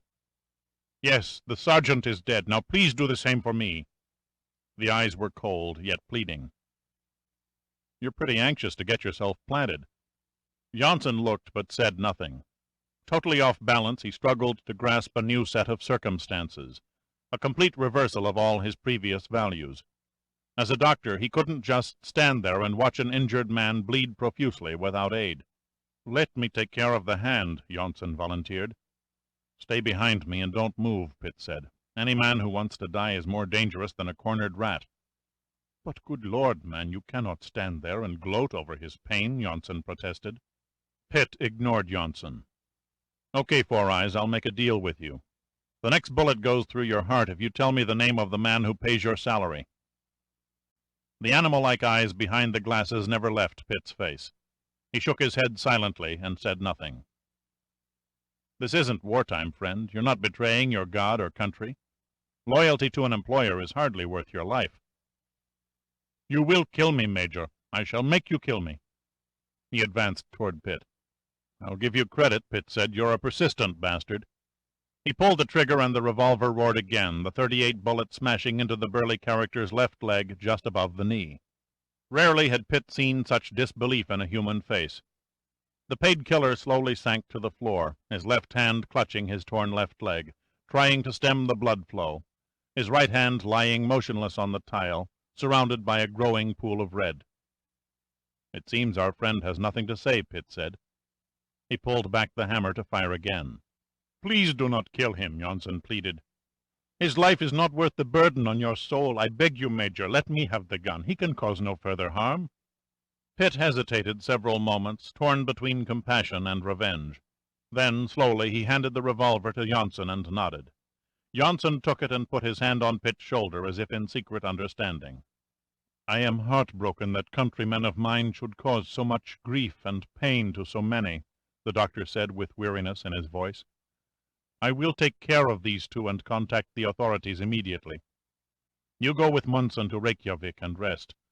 You have a nasty-looking head wound, but it won't prove serious unless you aggravate it. Stay in bed for at least 2 days. That is a direct order from your doctor. There appears to be a slight obstacle to your prescription." Pitt smiled crookedly and pointed through the front doorway. "You were 100% correct about creating excitement in the village." He nodded in the direction of the road where at least 20 villagers stood silently holding every type of weapon from telescopic rifles to small-bore shotguns, all aimed steadily at the door of Janssen's cottage. Munson was resting his gun easily in the crook of one arm, 1 foot solidly on the second doorstep, his son Bjarni slightly off to one side with an old Mauser bolt-action rifle. Pitt held both hands out where they could easily be seen. "I think now is an appropriate time, Doctor, to give me a recommendation. These good townspeople aren't sure who plays the good guys or the bad guys." Janssen stepped past Pitt and spoke for several minutes in Icelandic. When he finished, the guns began to lower one by one, and several of the villagers drifted toward their homes, while a few lingered on the road to await further developments. Janssen extended his hand, and Pitt gripped it. "I fervently hope you meet with success in finding the man responsible for the terrible number of senseless murders," Janssen said. "If you should meet him, I fear for your life. You are not a killer. If you were, 2 men would lie dead in my home. Your concern for life, I fear, will be your defeat. I beg you, my friend, do not hesitate when the moment arrives. God and luck go with you." Pitt threw a last salute at Dr. Janssen and turned and stepped down the front steps to the road. Bjarni held the passenger door of the Land Rover open for him. The seat was firm and the backrest stiff, but Pitt could not have cared less. His entire body was numb. He sat there as Munson started the engine and shifted through the gears, steering the truck over a stretch of smooth, narrow pavement toward Reykjavik. Pitt could have easily drifted off into a dead sleep, but somewhere in the deep recesses of his mind a spark refused to go out. Something that he saw, something that was said, an undistinguishable something refused to let his mind slow down and rest. It was like a song he couldn't quite recall, whose title was on the tip of his tongue. Finally he gave it up and dozed off. Chapter 7. Time after time, the exact number became lost, Pitt struggled up from the bottom of the rolling surf and staggered onto the beach, dragging Honeywell. Time after time he bandaged the oceanographer's arm, only to slide into darkness again. Desperately, every time the event ran through his brain like an image from a film projector, he tried to hang on to those fleeting moments of consciousness, only to lose out to the inevitable fact that nothing can change the past. It was a nightmare, he thought vaguely, as he tried to tear himself away from the blood-stained beach. He gathered his strength and with a mighty effort forced his eyes open, expecting to see an empty bedroom. The bedroom was there all right, but it wasn't empty. "Good morning, Dirk," said a soft voice. "I'd almost lost hope that you would ever wake up." Pitt looked up into the smiling brown eyes of a long-bodied girl who sat on a chair at the foot of his bed. "The last birdie with a yellow bill who hopped upon my window-sill didn't resemble you in the slightest," he said. She laughed. So did the brown eyes. She pushed the long strands of shining, fawn-colored hair behind her ears. Then she stood up and walked around to the head of the bed with a movement that could best be described as mercury flowing down a meandering glass tube. She wore a red wool dress that clung to her precision-shaped hourglass figure, the hem topping a pair of neatly sculptured knees. She wasn't exactly beautiful in the exotic sense, nor was she overly sexy. But she was cute, damned cute, with a pert attractiveness that melted every man she met. She touched the bandage on the side of his head, and the smile gave way to a feminine look of Florence Nightingale concern. "You've had a nasty time. Hurt much?" "Only when I stand on my head." Pitt knew the reason for genuine anxiety. He knew who she was. Her name was T.D. Royal, and her fun-and-games personality was misleading. She could pound out 120 words a minute on a typewriter for 8 hours without a yawn, and take shorthand a shade faster. The primary reasons why Admiral James Sandecker hired her as his private secretary, or so he steadfastly claimed. Pitt pulled himself to a sitting position and peeked under the covers to see if he was wearing anything. He was, just barely, a pair of boxer shorts. If you're here, it could only mean the Admiral is close by. 15 minutes after he got your message over the consulate's radio, we were on a jet to Iceland. He's pretty shaken about Dr. Honeywell's death. Admiral Sandecker blames himself. He's going to have to stand in line, Pitt said. I got there first. He said you'd feel that way. Teedy tried to speak lightly, but it didn't quite come off. Guilt-ridden conscience, probably trying to redo the event in your mind. The Admiral's extrasensory perception must be working overtime. Oh, no, she said, I don't mean the Admiral. Pitt frowned quizzically. A Dr. Janssen from a little village to the north called and gave the consulate very explicit instructions regarding your convalescence. Convalescence crap, Pitt snapped. Which reminds me, what in hell are you doing in my bedroom? She looked hurt. I volunteered. Volunteered? To sit with you while you slept, she said. Dr. Janssen insisted. There's been a consulate staff member sitting in this room every minute since you closed your eyes last evening. What time is it? A few minutes past 10. A.M., I might add. God, I've wasted nearly 14 hours. What happened to my clothes? Thrown out in the trash, I should imagine. They weren't fit for rags. You'll have to borrow some from a staff member. In that case, how about rounding up something casual while I take a quick shower and shave? He tossed her his bite-is-worse-than-bark look and said, Okay, dear heart, face the wall. She remained facing the bed. I've always wondered what it would be like to see you wake up in the morning. He shrugged and threw back the covers. He was halfway through the motion of pushing himself to his feet when 3 things happened. His eyes suddenly saw 3 Teedies. The room swayed as though it was made of rubber, and his head began to ache with the mother of all aches. Teedy stepped forward abruptly and clutched his right arm, her face reflecting the Florence Nightingale concern again. Please, Dirk, your head isn't ready for your feet yet. Nothing, it's nothing. I stood up too fast. He made it to his feet and lurched into her arms. You'd make a lousy nurse, Teedy. You get too involved with your patients. He held on to her for several moments until the triplets became one, and the bedroom stood at rigid attention. Only the ache in his head refused to diminish. You're the one patient I'd love to get involved with, Dirk. She held on to him tightly and made no attempt to remove her arms. But you never seemed to notice me. You'd stand next to me in an empty elevator and never recognize me at all. There are times when I doubt whether you know I exist. Oh, I know you exist all right. He pushed himself away and started slowly for the bathroom, refraining from facing her as he talked. Your vital statistics are 5'7", 135 pounds, 36 inches around the hips, an astonishing 23 inches at the waist, and the bust a probable 36 C-cup. All in all, a figure that belongs on the center spread of Playboy. There is also the light brown hair framing an eager, bright face enhanced by sparkling brown eyes, a pert little nose, a perfectly formed mouth flanked by 2 dimples that only show when you smile. Oh yes, I almost forgot. 2 moles behind the left ear, and at this moment your heart is beating at approximately 105 thumps per minute. She stood there like a stunned winner on a TV quiz show, momentarily at a loss for words. She reached up and touched the 2 moles. Like, wow, I can't believe I heard you. It's unreal. You like me. You really care for me. Don't get carried away. Pitt hesitated in the bathroom doorway and faced her. I'm very attracted to you as any man would be to a pretty girl, but I'm not in love with you. You never gave me any indication. You never even asked me for a date. Sorry, Teedy.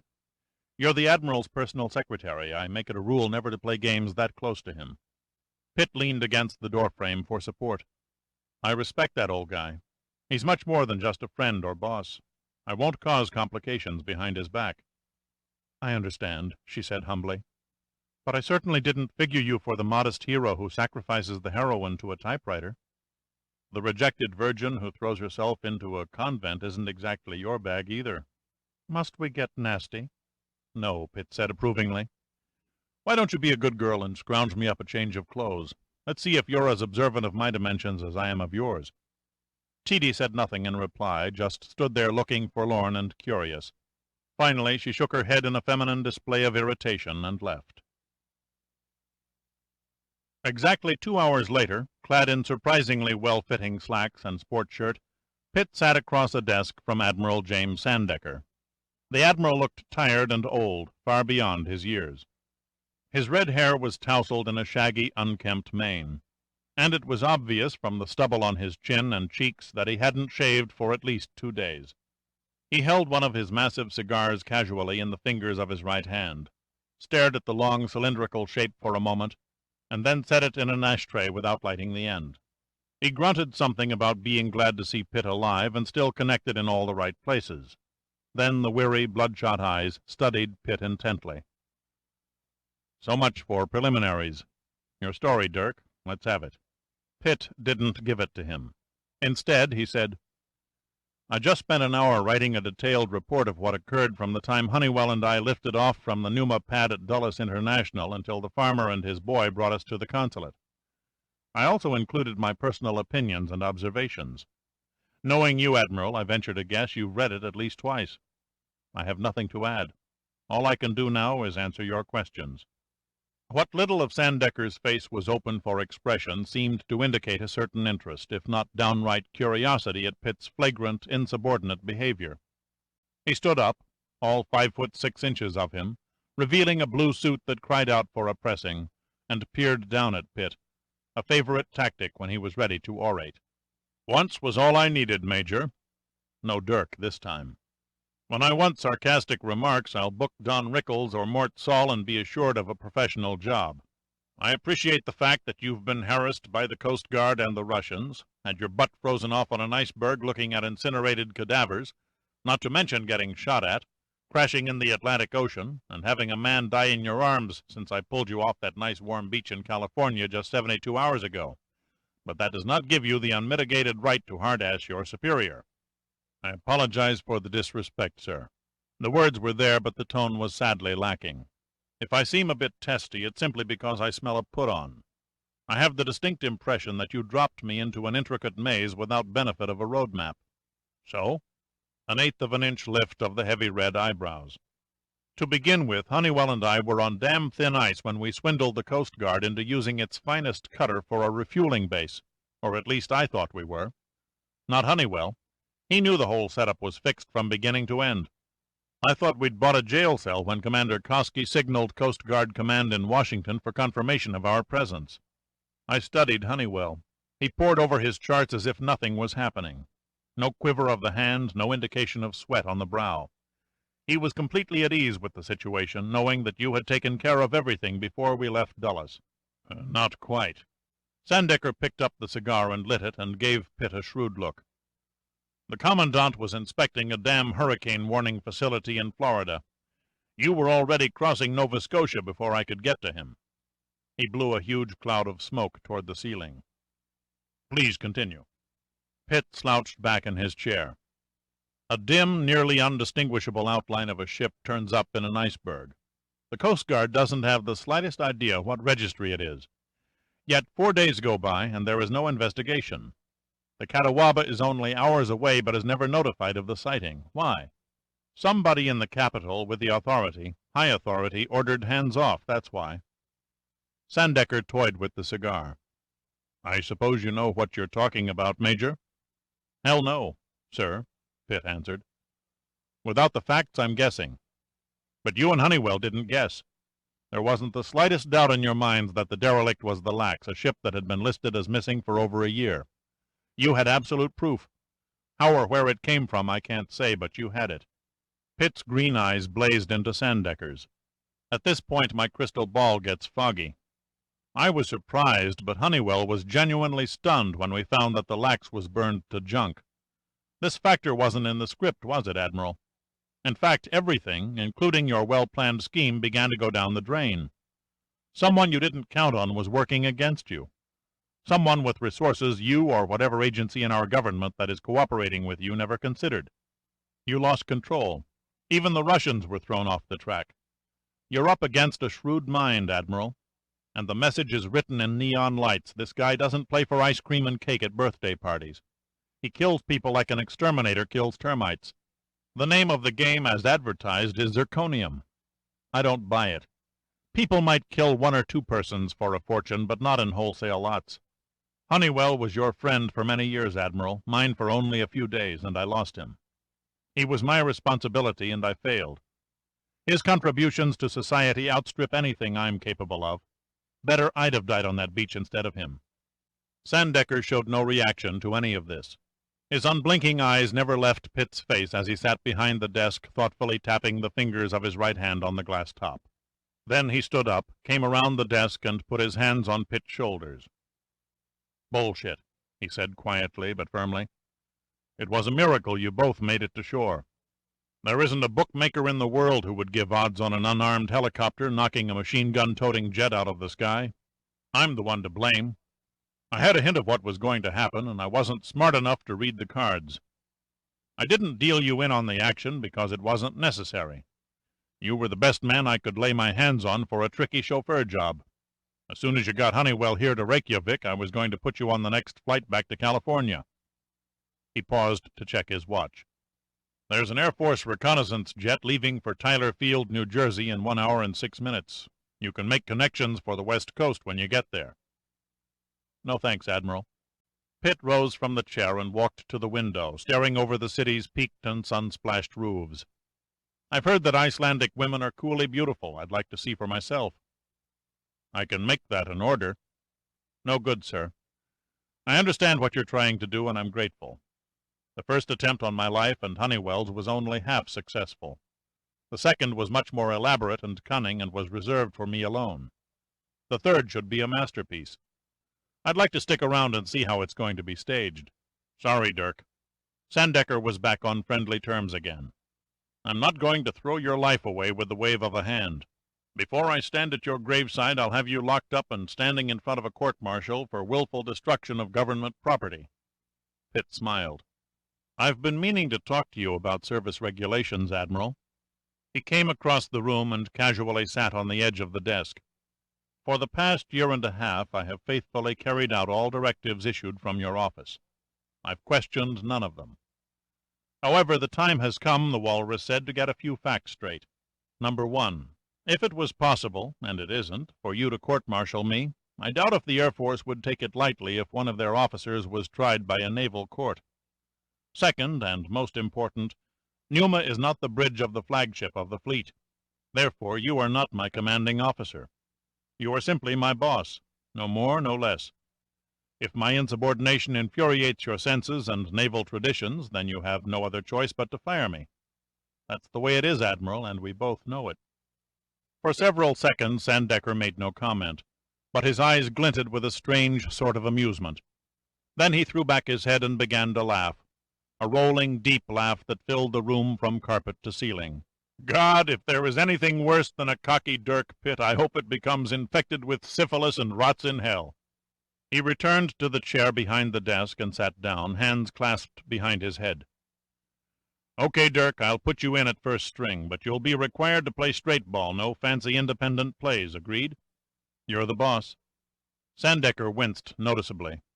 "Okay, out of respect for your, superior, suppose you give me the whole story from the beginning. I've read the written words, now I want to hear it orally, direct from the horse's mouth." He peered at Pitt with an expression that dared argument. "Shall we commence?"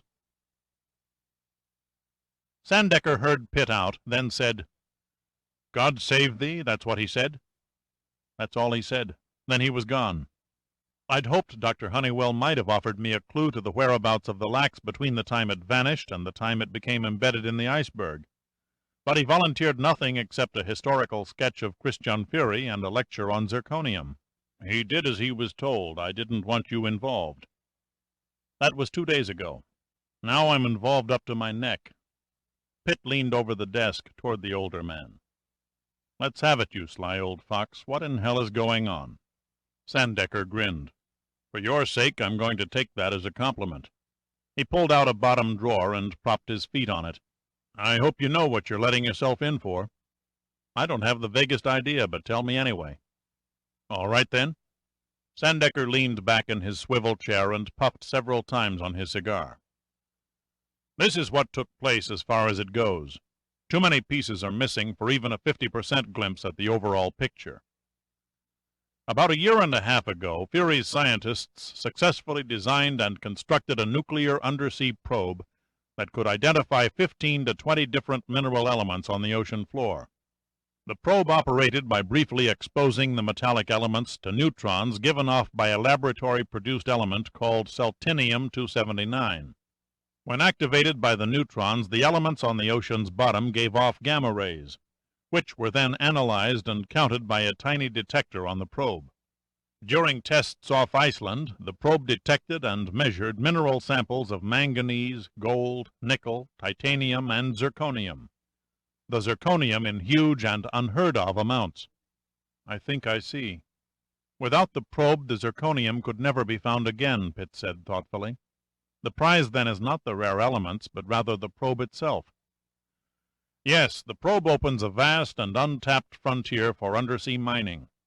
Whoever owns it won't control the world, of course, but possession could lead to a direct reshuffling of private financial empires, and a healthy shot in the arm for the treasury of any country with a continental shelf containing a rich storehouse of minerals. Pitt was silent for a few moments. God, is it worth all the killing? Sandecker hesitated. It depends upon how bad somebody wants it. There are men who wouldn't kill for every cent in the world, and there are others who wouldn't hesitate to slit a throat for the price of a meal. In Washington, you informed me that Fury and his scientific team were on their way to the U.S. to open negotiations with our defense contractors. I take it that was a little white lie? Sandecker smiled. Yes, that was actually an understatement. Fury was scheduled to meet with the president and present him with the probe. He looked at Pitt, and then said more positively, I was the first one Fury notified when the tests on the probe proved successful. I don't know what Honeywell told you about Fury, but he was a visionary, a gentleman who wouldn't step on an ant or a flower. He knew the far-reaching good the probe would bring to mankind. He also knew what unscrupulous interests would do to exploit it once the probe fell into their hands. So he decided to turn it over to the nation that he was certain would make beneficial and charitable use of its potential. So much noble crap in my book. But you have to give the do-gooders of the earth credit. They make an honest stab at helping the rest of us ungrateful rabble. His face looked pained. A goddamn shame. Christian Fury would be alive this minute if he'd been rotten and selfish. Pitt grinned knowingly. It was a well-advertised fact that Admiral Sandecker, in spite of his boilerplate exterior, was at heart a humanitarian, and he rarely disguised his disgust and hatred for greed-driven industrialists, an outspoken trait that didn't exactly make him in great demand as a guest at society dinner parties. Isn't it possible, Pitt asked, for American engineers to develop our own probe? Yes, in fact, we already have one. But compared with Fury's probe, it operates with all the efficiency of a bicycle next to a sports car. His people made a breakthrough that is 10 years ahead of anything we or the Russians are currently developing. Any ideas on who stole the probe? Sandecker shook his head. None. It's obviously a well-financed organization. Beyond that, we're playing blind man's buff in a swamp. A foreign country would have the necessary resources to... You can forget that divination, Sandecker interrupted. The National Intelligence Agency is positive no foreign government is in the act. Even the Chinese would think twice before killing 24 people over an innocent, non-destructive scientific instrument. No, it's got to be a private motive. For what purpose besides financial gain, he shrugged helplessly. We can't even guess. All right.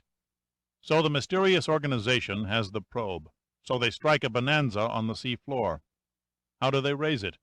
They can't, Sandecker replied, not without highly technical equipment. It doesn't make sense.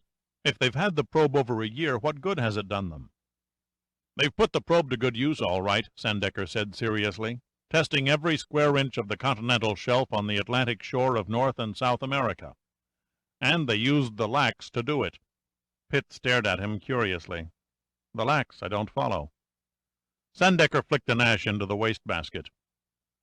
Do you remember Dr. Len Matagic and his assistant, Jack O'Reilly? Pitt frowned, recalling. I airdropped supplies to them 3 months ago when they set up camp on an ice floe in Baffin Bay. Dr. Matagic was studying currents below a depth of 10,000 feet, trying to prove a pet theory of his that a deep layer of warm water had the capacity to melt the pole if only 1% of it could be diverted upward. What was the last you heard of them? Pitt shrugged. I left for the Ocean Lab project in California as soon as they began routine housekeeping. Why ask me? You planned and coordinated their expedition. Yes, I planned the expedition, Sandecker repeated slowly.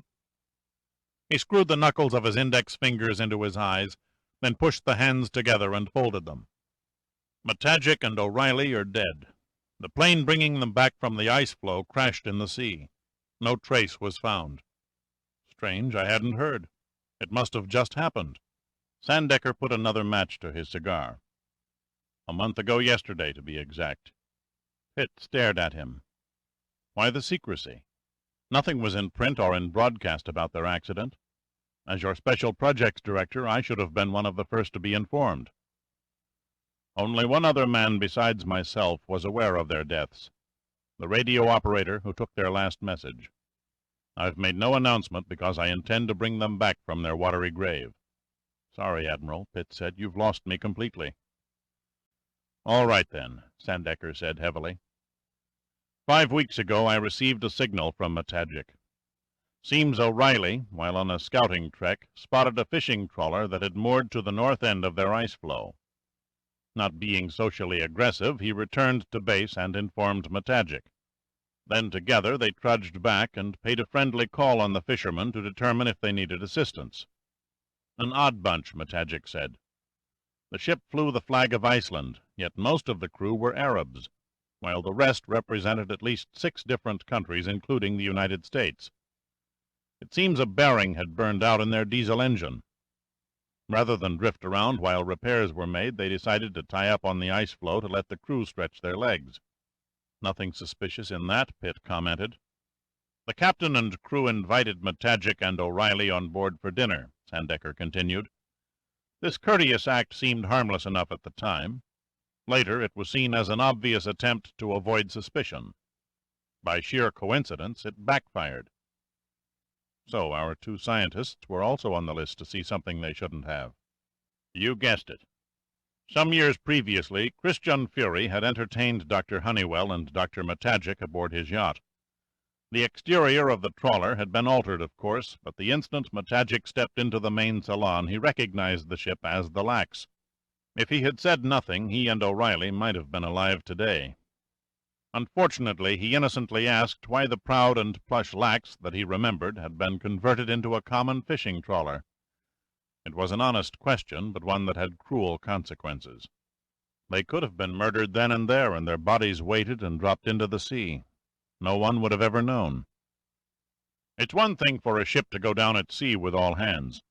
The newspapers forgot the Lax 1 week after it disappeared. But 2 men and a government research station, not likely. The press would have exaggerated and harped on the enigma of the abandoned ice station for years. No, if Matagic and O'Reilly had to be eliminated, there were less conspicuous methods. Shooting an unarmed plane out of the air without telltale witnesses, for example. That appears to be the pattern, Sandecker said softly. It wasn't until our 2 scientists had returned to their base camp that Matagic began to have doubts. The captain of the trawler had simply passed his command off as a sister ship to Fury's Lax. It was a possibility, Matagic told himself. But if the ship earned its keep as a fishing trawler, where were the fish? Even the distinct aroma had been missing. He got on the radio and contacted me at Numa headquarters, told me the story along with his suspicions, and suggested that the Coast Guard make a routine investigation of the trawler.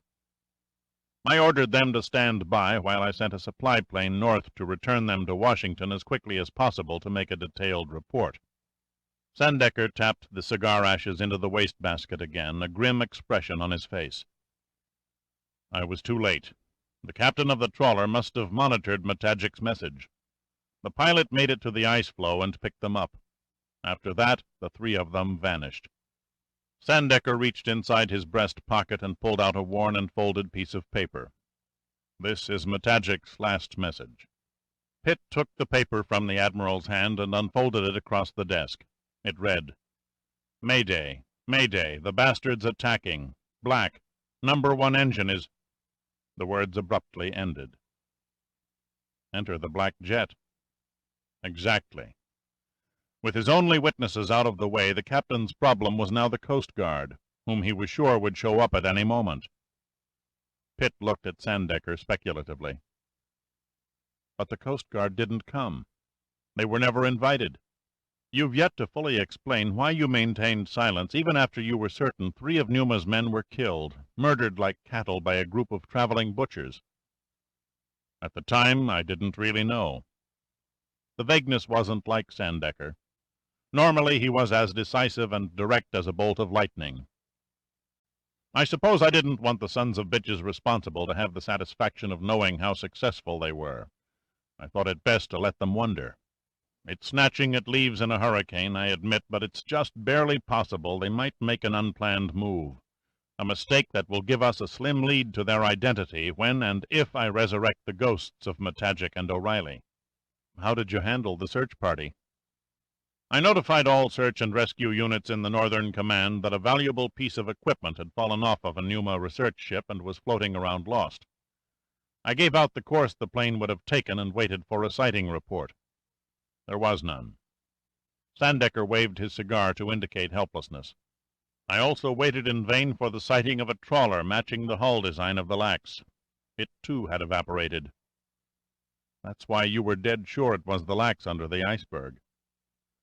Let's just say I was 80% certain, Sandecker said. I also did a bit of checking with every port authority between Buenos Aires and Goose Bay, Labrador. 12 ports recorded the entry and departure of an Icelandic fishing trawler matching the Lax's altered superstructure. For what it's worth, it went under the name of Surtsey. Surtsey, by the way, is Icelandic for submarine. I see. Pitt groped for a cigarette and then remembered that he was wearing a stranger's clothes. A northern fisherman would hardly troll southern waters. Working the undersea probe is the only credible explanation. It's as if we were presented with a pregnant rabbit, Sandecker grunted. One solution leaves us with a new brood of unfathomable puzzles. Are you in contact with Commander Koski? Yes. The Catawba is standing by the derelict while a team of investigators combs it thoroughly. In fact, I received a signal from them just before you struggled from bed. 3 of the bodies were positively established as Fury's crew. The rest were too badly burned to identify. Like an Edgar Allan Poe ghost story. Fury and his people and the Lax disappear into the sea. Nearly a year later, the Lax turns up at one of our research stations with a different crew. Then, soon after that, the same ship becomes a burned-out derelict in an iceberg with the remains of Fury and the original crew on board. The more I dwell on it, the more I kick myself for not catching that Air Force jet to Tyler Field. You were warned. Pitt managed a sour grin as he lightly touched the bandage on his head. One of these times I'm going to volunteer once too often. You're probably the world's luckiest bastard, Sandecker said, living through 2 attempts on your life in the same morning. Which reminds me, how are my 2 friendly policemen? Under interrogation. But short of Gestapo torture methods, I seriously doubt if we even get so much as a name, rank, and serial number out of them. They keep insisting that they're going to be killed anyway, so why should they offer us information? Who was doing the interrogating? National intelligence agents on our airbase at Keflavik. The Iceland government is cooperating with us every step of the way. After all, Fury was practically their national hero. They're just as interested in finding out what happened to the probe and the Lax as we are. Sandecker paused to remove a small bit of tobacco from his tongue. If you're wondering why Numa is mixed up in this instead of sitting on the sidelines and cheering on the National Intelligence Agency and their army of super spies, the answer is, or I should say was, Honeywell. He corresponded with Fury's scientists for months, offering his knowledge toward the ultimate success of the probe. It was Honeywell who was instrumental in the development of Celtinium-279. Only he had a rough idea of what the probe looked like, and only he could have safely disassembled it. That, of course, explains why Honeywell had to be the first aboard the derelict. Yes, Celtinium in its refined state is very unstable. Under the right conditions, it can explode with a force equal to a 50-ton phosphate bomb, but with a pronounced characteristic difference. Seltinium fulminates at a very slow rate, burning everything in its path to ashes. Yet, unlike more common explosives, its expansion pressure is quite low, about the same as a 60-mile-an-hour wind. It could go off and melt, but not shatter, a pane of glass. Then my flamethrower theory was a bust. It was the probe that went off and turned the lax into an instant pyre. Sandecker smiled. You came close. But that means the probe is destroyed. Sandecker nodded, his smile rapidly fading. All of it. The murders, the probe, the killer's search for undersea treasure. It went all for nothing. A terrible, terrible waste. It's possible that the organization behind this affair has the design and plans for the probe in its possession. It's more than possible. He paused, then went on almost absently. A lot of good it will do them. Honeywell was the only person on Earth with the process for Seltinium-279. As he often said, it was basically so simple that he kept it in his head. The fools, Pitt murmured. They murdered their only key to constructing a new probe. But why? Honeywell couldn't have been a serious threat unless he found something on the derelict that led to the organization and its mastermind. I haven't the vaguest idea. Sandecker shrugged helplessly. Any more than I can guess who the unseen men were who chipped the red dye marker off the Iceberg. I wish I knew where in the hell to take the next step, Pitt said. I've taken care of that little matter for you. Pitt looked up skeptically. I hope this isn't another one of your famous favors. You said it yourself. You wanted to see if Iceland's women were coolly beautiful. You're changing the subject. Pitt looked steadily at the Admiral. Here it comes. Let me guess. You're going to introduce me to a burly, steely-eyed Icelandic female government official who is going to make me sit up half the night going over the same old, tired questions and answers that I've already covered. Sorry, Admiral, I'm not up to it. Sandecker's eyes narrowed as he sighed. Suit yourself. The girl I have in mind isn't burly or steely-eyed, or a government official, for that matter. She happens to be the loveliest woman north of the 64th parallel, and, I might add, the wealthiest. Oh, really? Pitt suddenly came alive. What's her name? Kirsty, Sandecker said with a sly smile. Kirsty Fury, Christian Fury's twin sister. Chapter 8. If Snorri's restaurant in Reykjavik could be picked up and placed down in any of the Epicurean distinguished cities of the world, it would be instantly greeted with respectful acclaim. Its one great hall, with open kitchen and earthen ovens only a few feet from the dining area, was designed in the Viking tradition. Richly paneled walls and intricately carved doors and beams provided the perfect atmosphere for a leisurely yet elegant dinner. The menu selection was created to reward even the most finicky gourmet, and along one entire wall stood a buffet table with over 200 different native dishes. Pitt surveyed the crowded dining hall. The tables were filled with laughing, talkative Icelanders and their svelte, lovely women. He was standing there, his eyes taking in the scene, his nostrils basking in the rich food smells, when the maitre d' came up and spoke in Icelandic. Pitt shook his head and pointed at Admiral Sandecker and T.D. Royal, comfortably ensconced at a table near the bar. He made his way over to them. Sandecker waved Pitt to a chair opposite T.D. and hailed a passing waiter in the same motion. "You're 10 minutes late." "Sorry," Pitt said. "I took a walk in the Tjarnargarder Gardens and did a little sightseeing." "Looks like you found yourself a swinging men's shop," T.D. remarked admiringly. Her wise brown eyes roved over his wool turtleneck sweater, belted corduroy jacket, and plaid slacks. "I grew tired of wearing hand-me-downs," he said, smiling. Sandecker looked up at the waiter. "2 more of the same," he said. "What will you have, Dirk?" "What are you and T.D. drinking?" "Holland gin. Schnapps, if you prefer. It seems to be big with the natives." Pitt twisted his mouth. "No, thanks. I'll stick with my old stand-by Cutty Rocks." The waiter nodded and left. "Where is this exciting creature I've heard so much about?" Pitt asked. "Miss Fury should be along any minute," Sandecker replied. Just before we were attacked, Honeywell said that Fury's sister was a missionary in New Guinea. Yes, little else is known about her. In fact, few people knew she even existed until Fury's will named her sole beneficiary. Then she appeared at Fury Limited one day and took the reins as smoothly as if she had built the empire herself.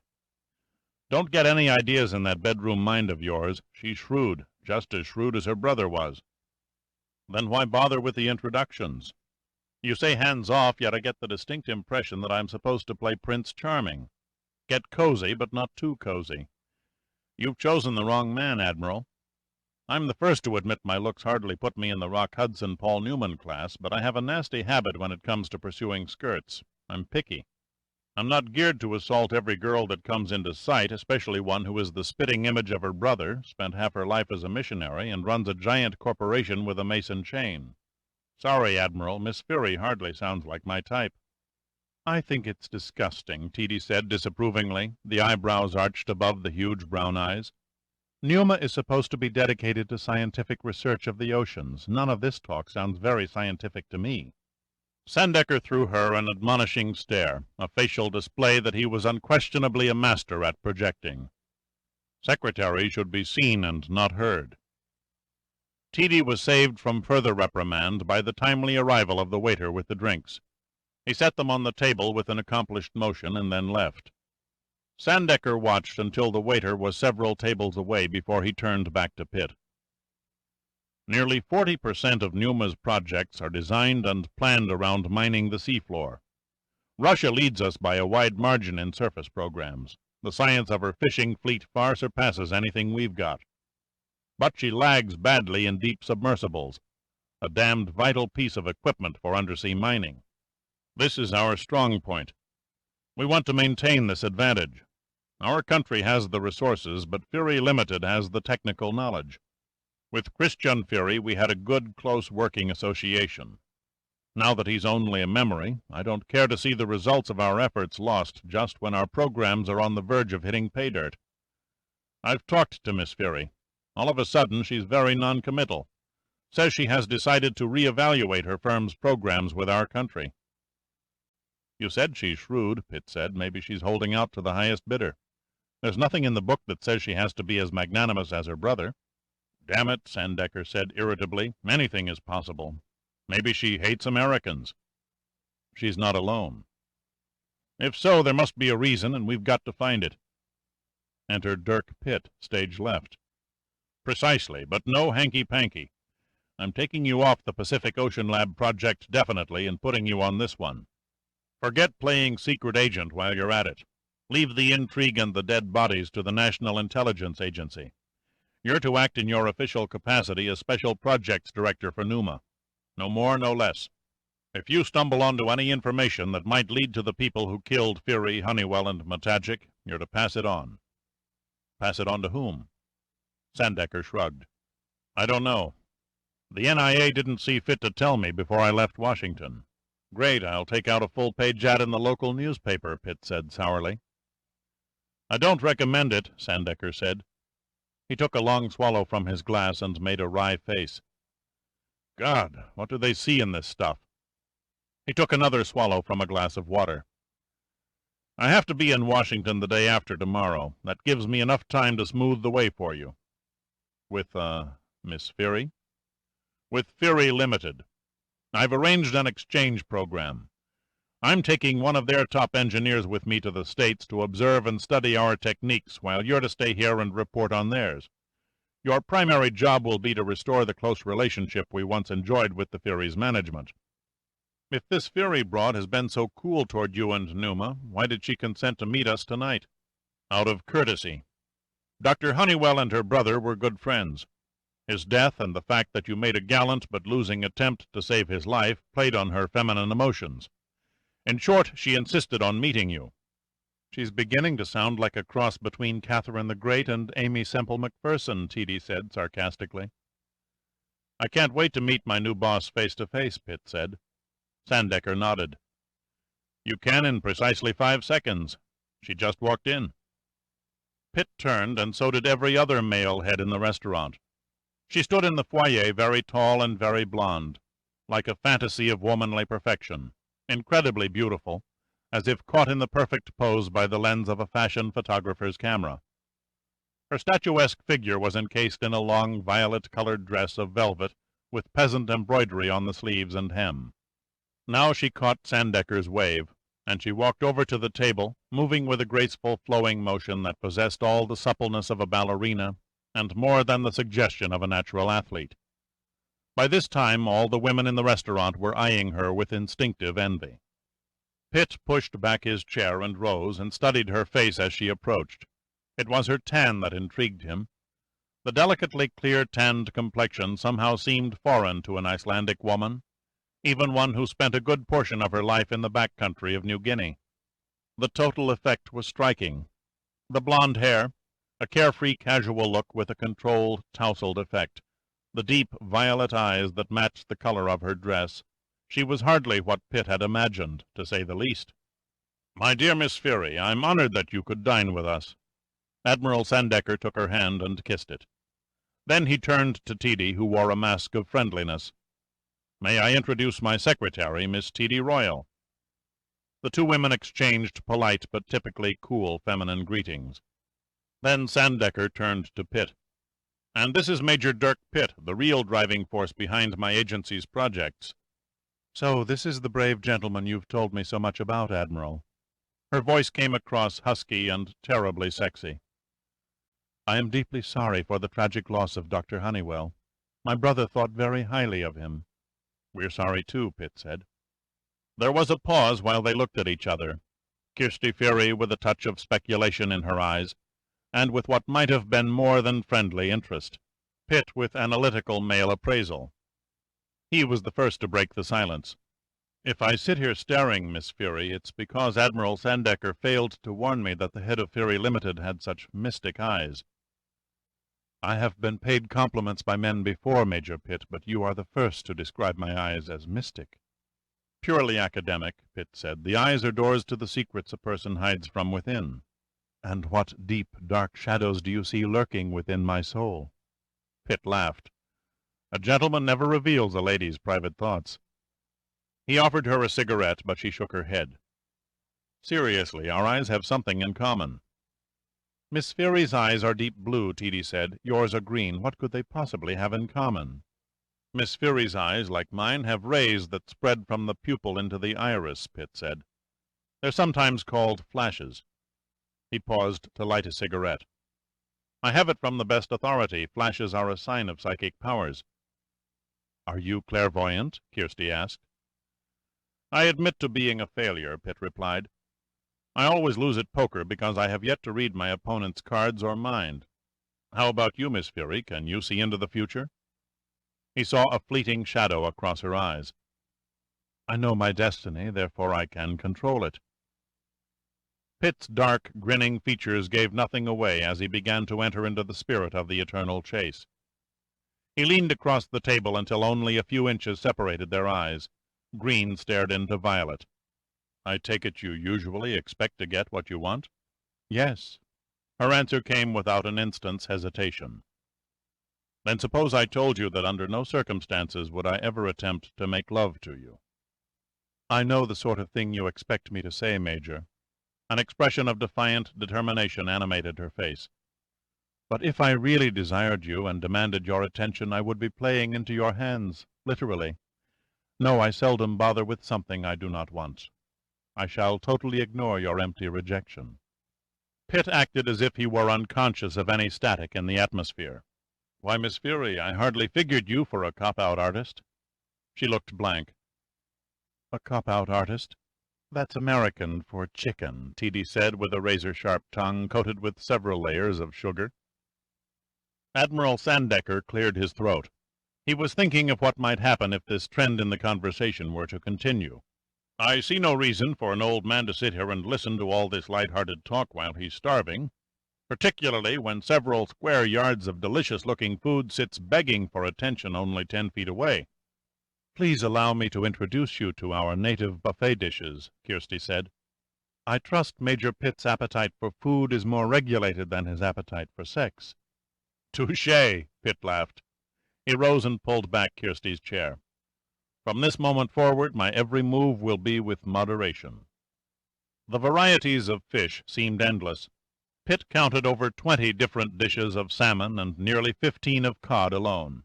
They each returned with their plates heaped with near over-the-rim helpings. "I see you've taken a fancy to our cured shark meat, Major."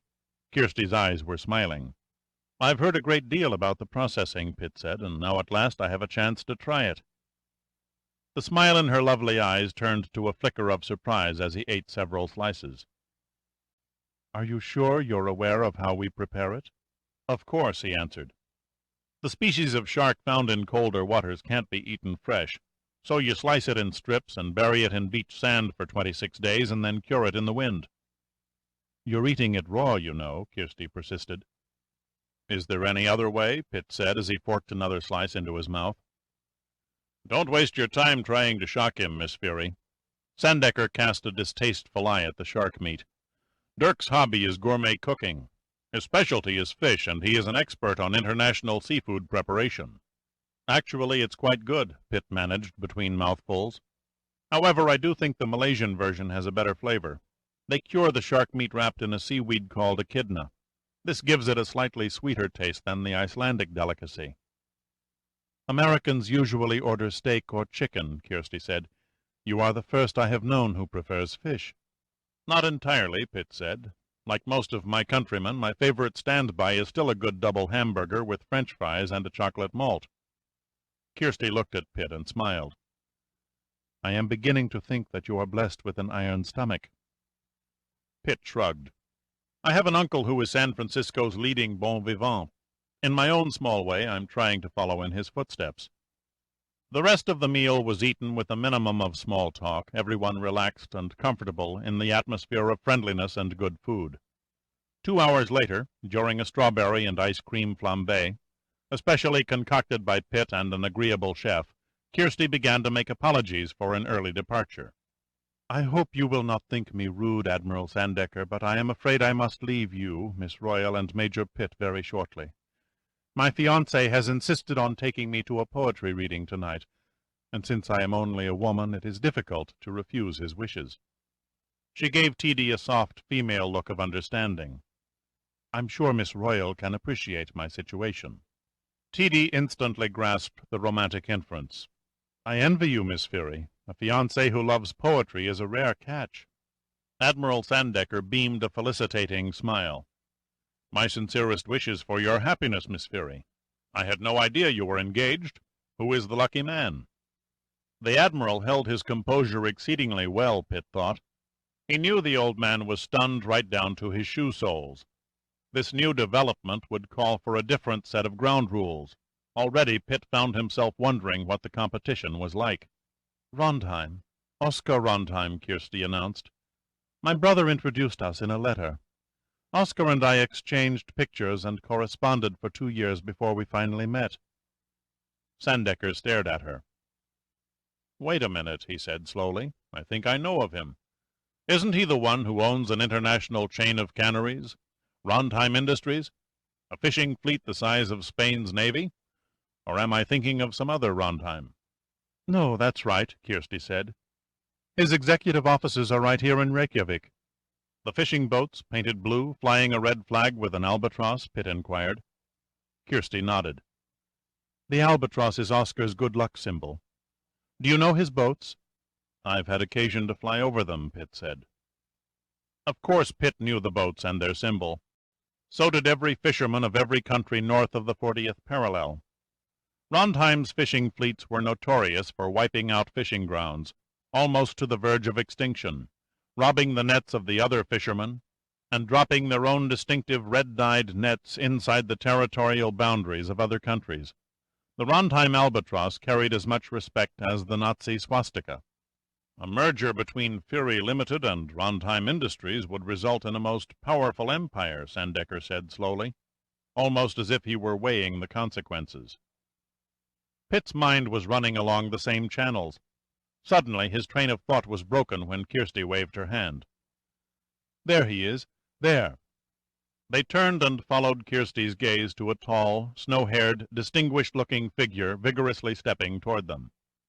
He was fairly young, late 30s, his face strong and lined by years of ocean gales and salt air. The eyes were cool blue-gray above a strong narrow nose, and a mouth that looked good-naturedly warm, though Pitt mused, rightly, that it could quickly straighten and harden to an aggressive line during business hours. Pitt mentally wrote him down as a sharp and cunning opponent. He made a note never to turn his back to him.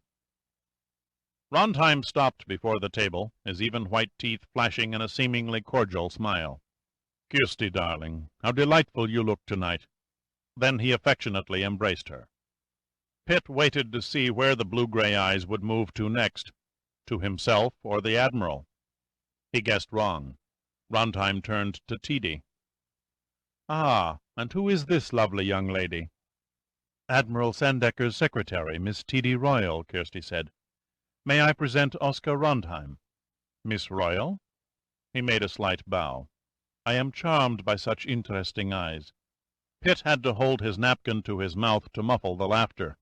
"I think this is where I came in." Teedy began to giggle, and Sandecker joined in with a hearty laugh that turned heads at the nearby tables. Pitt kept his eyes on Kirsty. He was intrigued by a frightened, almost panicky expression that flickered across her face, before she forced a thin smile and went along with the surrounding mirth. Rondheim didn't go along with it at all. He stood there, his eyes staring blankly in confusion, and his mouth pressed tightly together in anger. One didn't need to be a mind-reader to see that he wasn't in the habit of being laughed at. "I said something humorous?" he asked. "This seems to be the night for complimenting women on their eyes," Pitt said. Kirsty explained to Rondheim, and then hurriedly introduced Sandecker. "It is indeed a pleasure to meet you, Admiral." The cool look was back in Rondheim's eyes. "Your reputation as a mariner and oceanographer is widely known throughout seafaring circles." "Your reputation is also widely known throughout seafaring circles, Mr. Rondheim." The Admiral shook Rondheim's hand and turned to Pitt. "Major Dirk Pitt, my Special Projects Director." Rondheim paused a moment, making a coldly professional assessment of the man standing before him before he extended his hand. "Major Pitt? How do you do?" Pitt gritted his teeth as Rondheim's hand closed like a vice. Pitt fought a desire to squeeze back. Instead, he let his hand go limp in a dead-fish grip. "Good heavens, Mr. Rondheim, you're a very strong man." "I'm sorry, Major." Rondheim winced with surprised disgust, and jerked his hand back as though he had been shocked by an electrical circuit. "The men who work for me are a rugged breed and have to be treated as such. When I am off the deck of a fishing boat, I sometimes forget to act like a gentleman of the land." "Goodness, Mr. Rondheim, you needn't apologize. I admire virile men." Pitt held up his hand and wiggled his fingers. "No harm done as long as I can still wield a brush." "Do you paint, Major?" Kirsty asked. "Yes, landscapes mostly. I also enjoy doing floral still lifes. There is something about flowers that inspires the soul, don't you think?" Kirsty looked at Pitt curiously. "I would love to see your work sometime." "Unfortunately, all of my canvases are in Washington. However, I'd be delighted to present you with my impressions of Iceland while I'm here." Pitt held a finger against his lips in a feminine gesture. "Watercolors. Yes, that's it. I'll do a series of watercolors. Perhaps you can hang them in your office." "You are very kind, but I could not accept—" "Nonsense," Pitt interrupted. "Your coastline is magnificent. I'm simply dying to see if I can capture its contrasting forces of sea and rock meeting one another in a natural eruption of light and color." Kirsty smiled politely. "If you insist, but you must permit me to do something for you in return. I ask one favor, a boat. To do your shoreline justice, I must sketch it from the sea. Nothing fancy, any small cruiser will do. See my dockmaster, Major. He will have a cruiser ready for you." She hesitated a moment as Rondheim loomed up and placed his hand on her neck and shoulder. "Our boats are moored at Pier 12. "Come, darling," Rondheim said, white-teethed and softly. "Max is reading his new anthology tonight. We must not be late." His hand tightened, and she closed her eyes. "I hope you good people will excuse us." "Yes, of course," Sandecker said. "It's been a very enjoyable 2 hours, Miss Fury. Thank you for joining us." Before anyone could say anything further, Rondheim hooked his hand through Kirsty's arm and led her from the dining room. As soon as they passed beyond the door, Sandecker threw his napkin down on the table. "Okay, Dirk, suppose you explain your little act." "What little act?" Pitt asked innocently. "I admire virile men," Sandecker mimicked. "That goddamned homo act, that's what I mean. All that was missing was the lisp." Pitt leaned forward, elbows on the table, his face dead serious. "There are situations that offer a definite advantage in being underestimated. This is one of them."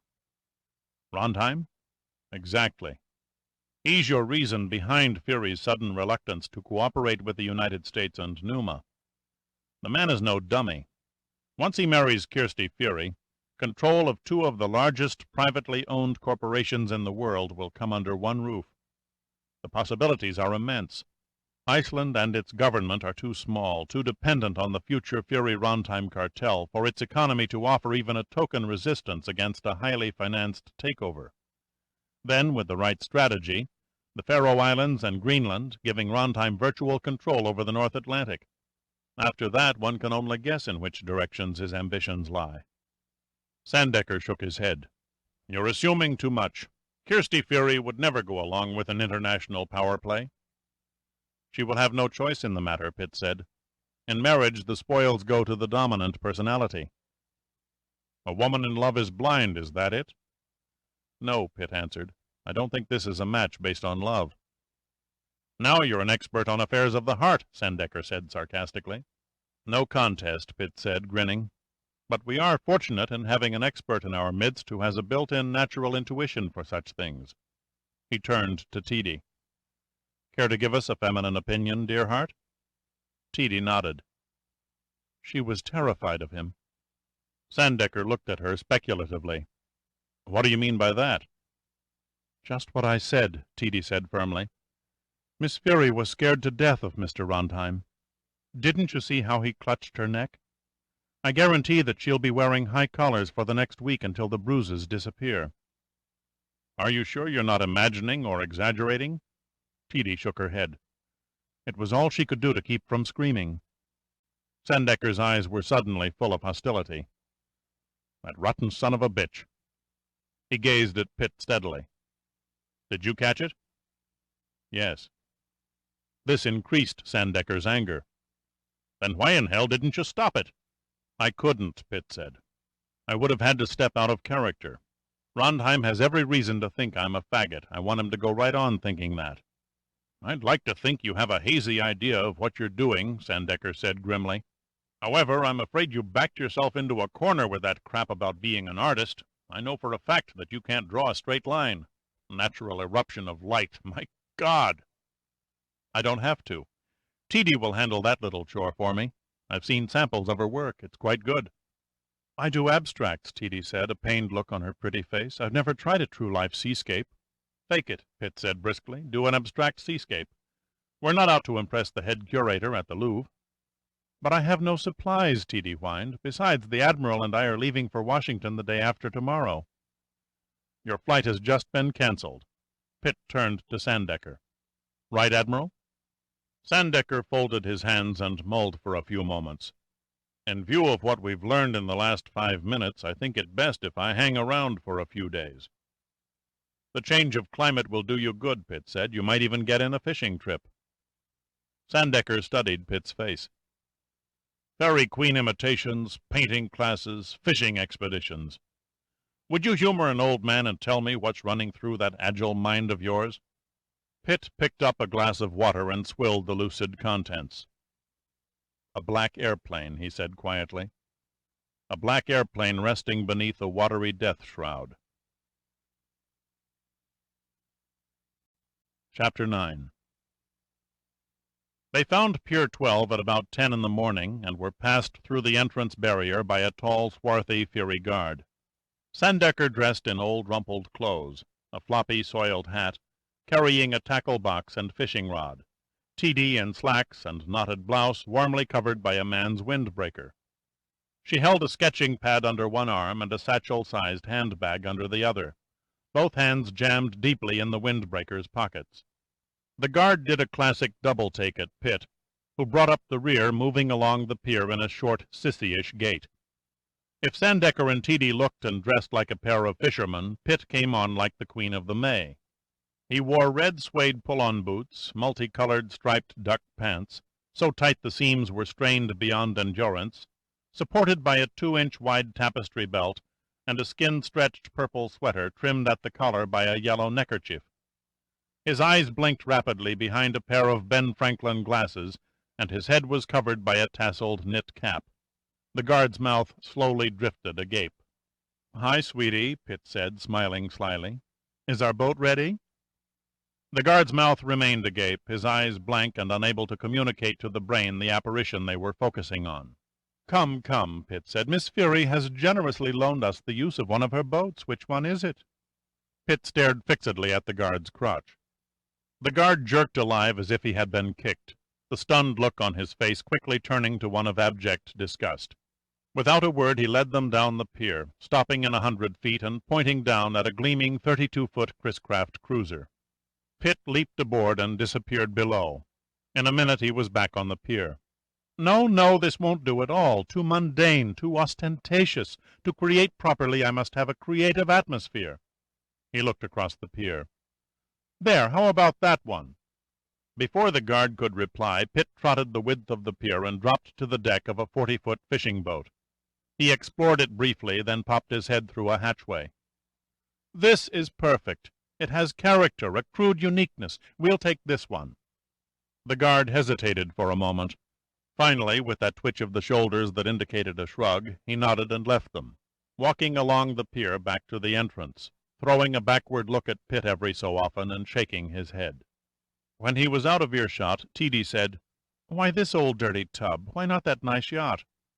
"Dirk knows what he's doing." Sandecker set the rod and tackle box down on the worn deck planking and looked at Pitt. "Does it have a fathometer?" "A Fleming 610, the top of the line. Extra sensitive frequencies for detecting fish at different depths." Pitt motioned down a narrow companionway. "This boat was a lucky choice. Let me show you the engine room, Admiral." "You mean we ignored that beautiful Chris-Craft simply because it doesn't have a fathometer?" Teedy asked disappointedly. "That's right," Pitt answered. "A fathometer is our only hope of finding the black plane." Pitt turned and led Sandecker through the companionway down into the engine room. The stale air and the dank smell of oil and bilge immediately filled their nostrils, making them gasp at the drastic change from the diamond-pure atmosphere above. There was another odor. Sandecker looked at Pitt questioningly. "Gas fumes?" Pitt nodded. "Take a look at the engines." A diesel engine is the most efficient means of propelling a small boat, particularly a fishing boat. Heavy, low revolutions per minute, slow, but cheap to run and reliable. The diesel is used in nearly every workboat on the sea that doesn't rely on sails for power. That is, except this boat. Sitting side by side, their propeller shafts vanishing into the bilge, a pair of Stirling 420 horsepower gas-fed engines gleamed in the dim light of the engine room like sleeping giants awaiting the starting switch to goad them into thunderous action. "What in hell would a scow like this be doing with all this power?" Sandecker queried quietly. "Unless I miss my guess," Pitt murmured. The guard goofed. "Meaning?" "On a shelf in the main cabin I found a pennant with an albatross on it." Pitt ran a hand over one of the Stirling's intake manifolds. It was clean enough to pass a naval inspection. "This boat belongs to Runtime, not Fury." Sandecker thought for a moment. "Miss Fury instructed us to see her dockmaster. For some unknown reason he was absent, and the pier was left in charge of that grizzled character with the tobacco-stained mustache. It makes one wonder if we weren't set up." "I don't think so," Pitt said. "Runtime will undoubtedly keep a tight eye on us, but we've given him no cause to be suspicious of our actions. Not yet, at any rate. The guard made an honest mistake. Without special instructions, he probably figured we were given permission to select any boat on the pier, so he quite naturally showed us the best of the lot first. There was nothing in the script that said we would pick this little gem." "What's it doing here? Runtime surely can't be hard up for dock space." "Who cares?" Pitt said, a wide grin stretching his features. "As long as the keys are in the ignition, I suggest we take it and run before the guard changes his mind." The Admiral needed no persuasion. When it came to indulging in devious games to achieve, in his mind, an honest purpose, he was sneaky to a fault. Squaring his battered hat, he lost no time in issuing the first order of his new command. "Cast off the lines, Major. I'm anxious to see what these sterlings can do." Precisely 1 minute later, the guard came running down the pier, waving his arms like a crazy man. It was too late. Pitt stood on the deck and waved back good-naturedly as Sandecker, happy as a child with a new toy, gunned the engines and steered the deceptive-looking boat out into Reykjavik harbor. The boat was named the Grimsey, and her tiny squared wheelhouse, perched just 5 feet from the stern, made her look as though she rowed in the opposite direction than her builder had intended when he laid her keel. She was a very old boat, as old as the antique compass mounted beside the helm. Her mahogany deck planks were worn smooth, but still lay strong and true, and smelled strongly of the sea. At the pier she had looked an old ungainly bathtub from her broad-beamed stubby shape, but when the mighty sterlings mumbled through their exhaust, her bow lifted from the water like a seagull soaring into the wind. She seemed to delight in being carried along without effort or trouble in a buoyant sort of way. Sandecker eased the throttles back a notch above idle, and took the Grimsey on a slow, leisurely tour of Reykjavik harbor. The Admiral might have been standing on the bridge of a battle-cruiser from the regulation smile on his face. He was back in his element, and he was enjoying every minute of it. To an interested observer, his passengers looked like ordinary tourists on a chartered cruise, Teedy sunning herself and aiming a camera at everything in sight, and Pitt drawing furiously on a sketch-pad. Before leaving the harbor, they tied up at a bait-boat and purchased 2 buckets of herring. Then, after an animated conversation with the bait fisherman, they cast off and headed toward the sea. As soon as they rounded a rocky point and lost sight of the harbor, Sandecker eased open the throttles and slowly pushed the Grimsey to 30 knots. It was a strange sight indeed to see the ungainly hull skipping over the waves like a Gold Cup hydroplane. The waves began to melt together as the Grimsey increased speed and lost them behind her swirling wake. Pitt found a chart of the coast and laid it on a small shelf beside Sandecker. "It's right about here." Pitt tapped a spot on the map with a pencil. 20 miles southeast of Keflavik. Sandecker nodded. "An hour and a half, no more. Not the way she moves. Take a look. The throttles are still a good 2 inches from their stops." "The weather looks perfect. I hope it holds." "No clouds in any direction. It's usually calm around the southern end of Iceland this time of year. The worst we can look forward to is meeting a bit of fog. It usually rolls in during the late afternoon."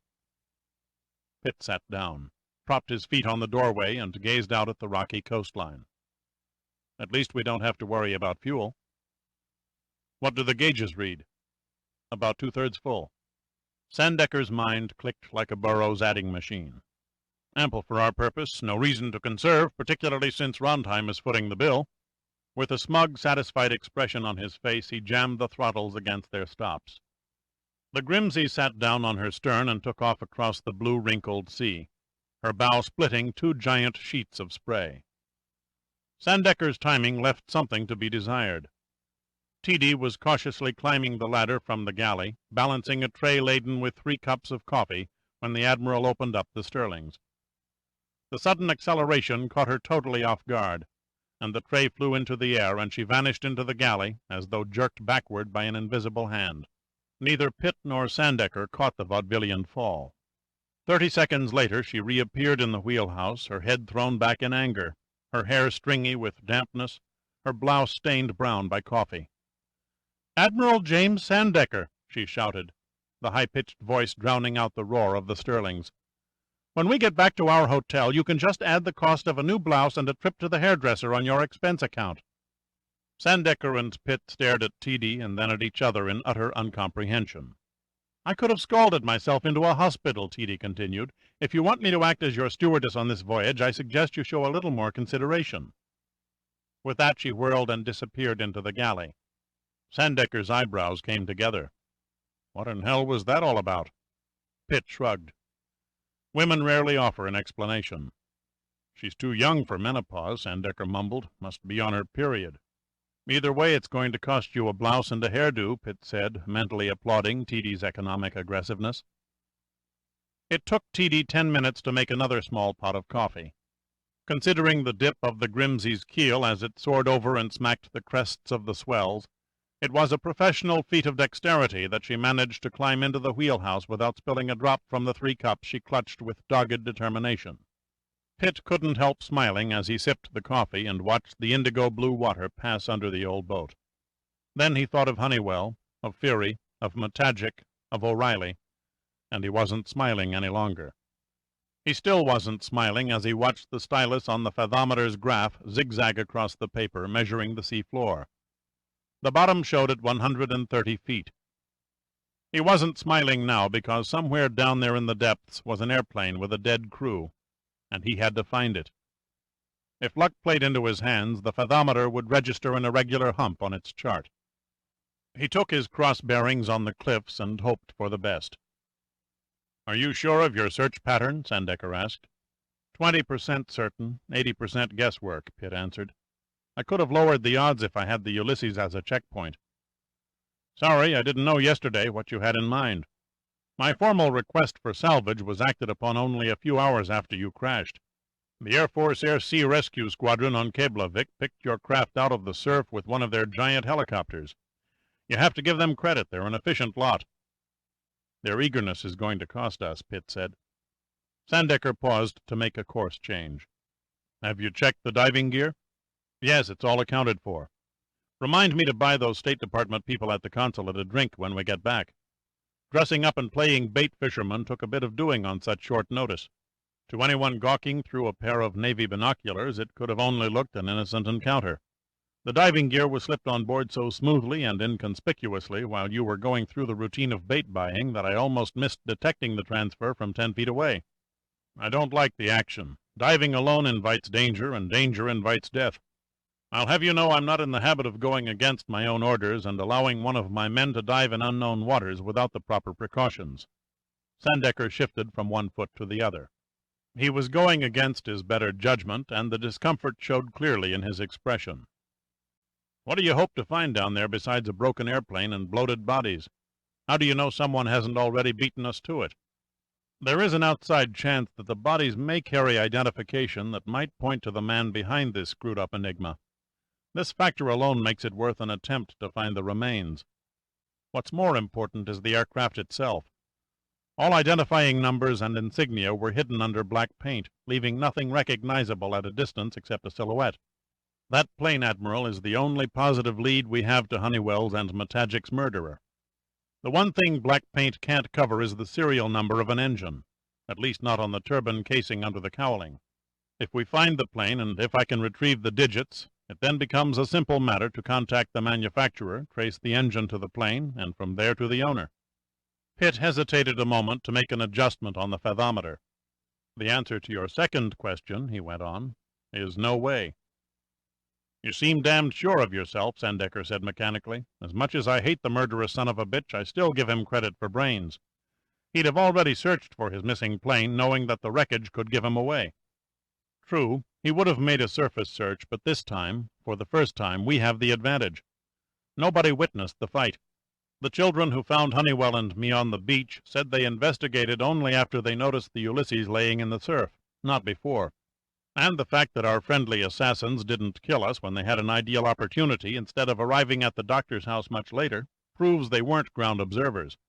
To sum up, I'm the only survivor who knows where to look. Pitt broke off suddenly, his eyes concentrating on the graph and stylus. The black lines began widening from a thin waver back and forth across the paper to a small mountain-like sweep that indicated a sudden rise of 8 to 10 feet above the flat, sandy seafloor. I think we've got it, Pitt said calmly. Circle to port and cross our wake on course 185, Admiral. Sandecker spun the helm and made a 270-degree swing to the south, causing the Grimsey to rock gently as it passed over the waves of its own wake. This time the stylus took longer to sweep to a height of 10 feet before tapering back to 0. What depth? Sandecker asked. 145 feet, Pitt replied. Judging from the indication, we just passed over her from wingtip to wingtip.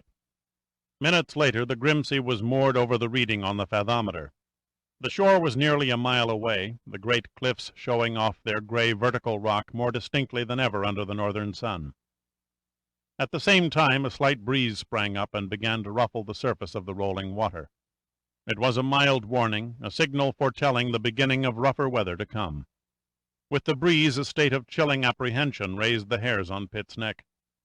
For the first time, he began to wonder what he would find beneath the cold Atlantic waters. Chapter 10. The brilliant blue sky, free of clouds, allowed the sun to beat down and turn Pitt's black neoprene wetsuit into a skin-tight sauna bath as he checked the old single-hose U.S. Diver's Deep Star regulator. He would have preferred a newer model, but beggars couldn't be choosy. He considered himself lucky that one of the young consulate members made a sport of diving and had the equipment on hand. He attached the regulator to the valve of an air bottle. 2 single tanks were all he could scrounge. Enough for 15 minutes diving, and even that was stretching precious time for dives to 140 feet. His only consolation was that he wouldn't be down long enough to worry about decompression.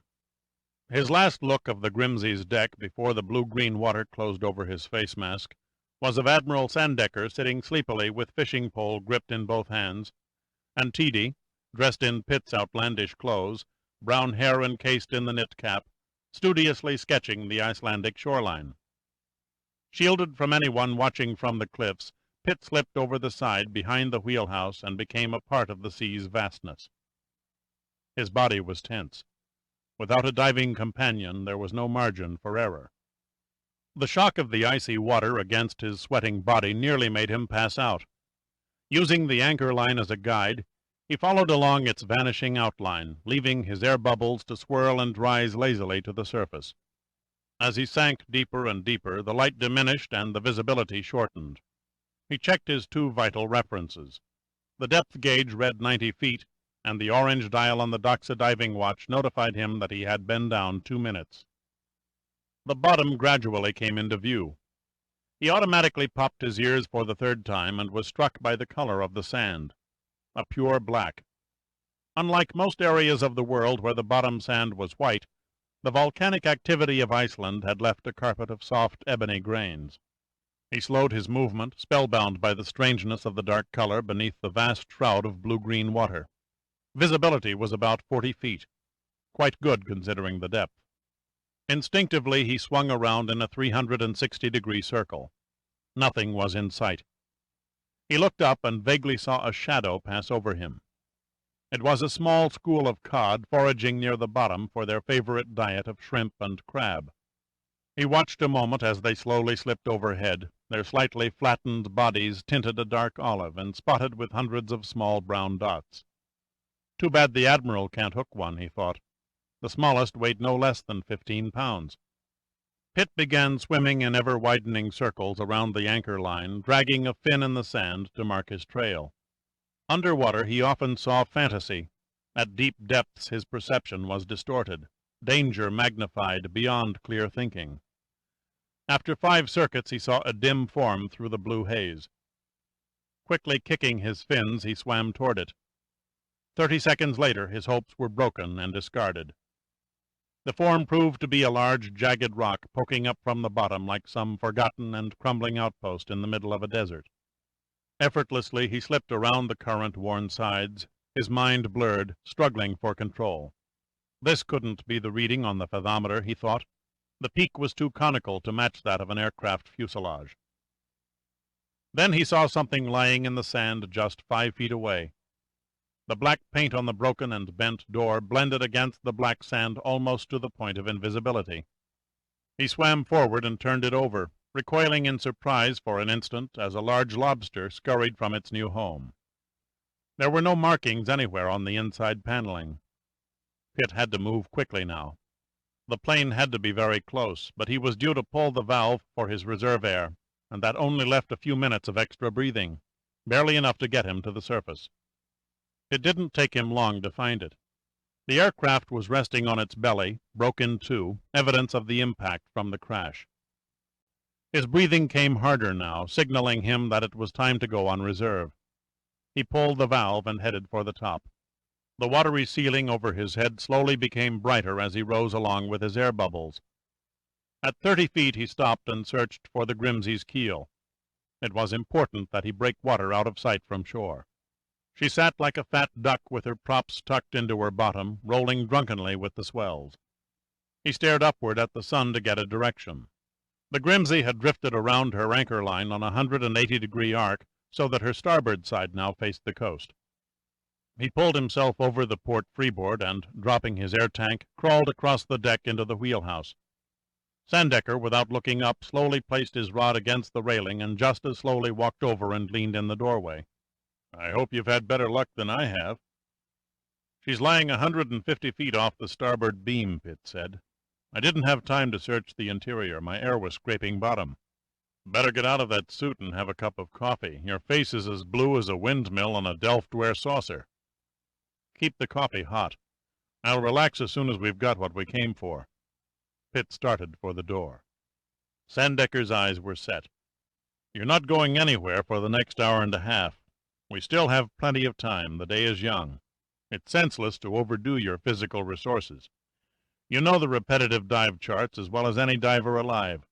2 dives to 140 feet within 30 minutes invites a case of the bends." He paused, then drove the point home. "You've seen men scream their lungs out from the agony of pain. You know the ones who lived and the ones who were paralyzed for life. Even if I pushed this old scow to the hilt, I couldn't get you to Reykjavik before 2 hours. Then add another 5 hours on a jet to London and the nearest decompression chamber. No way, my friend. You go below and rest up. I'll tell you when you can go down again. No contest, Admiral. You win."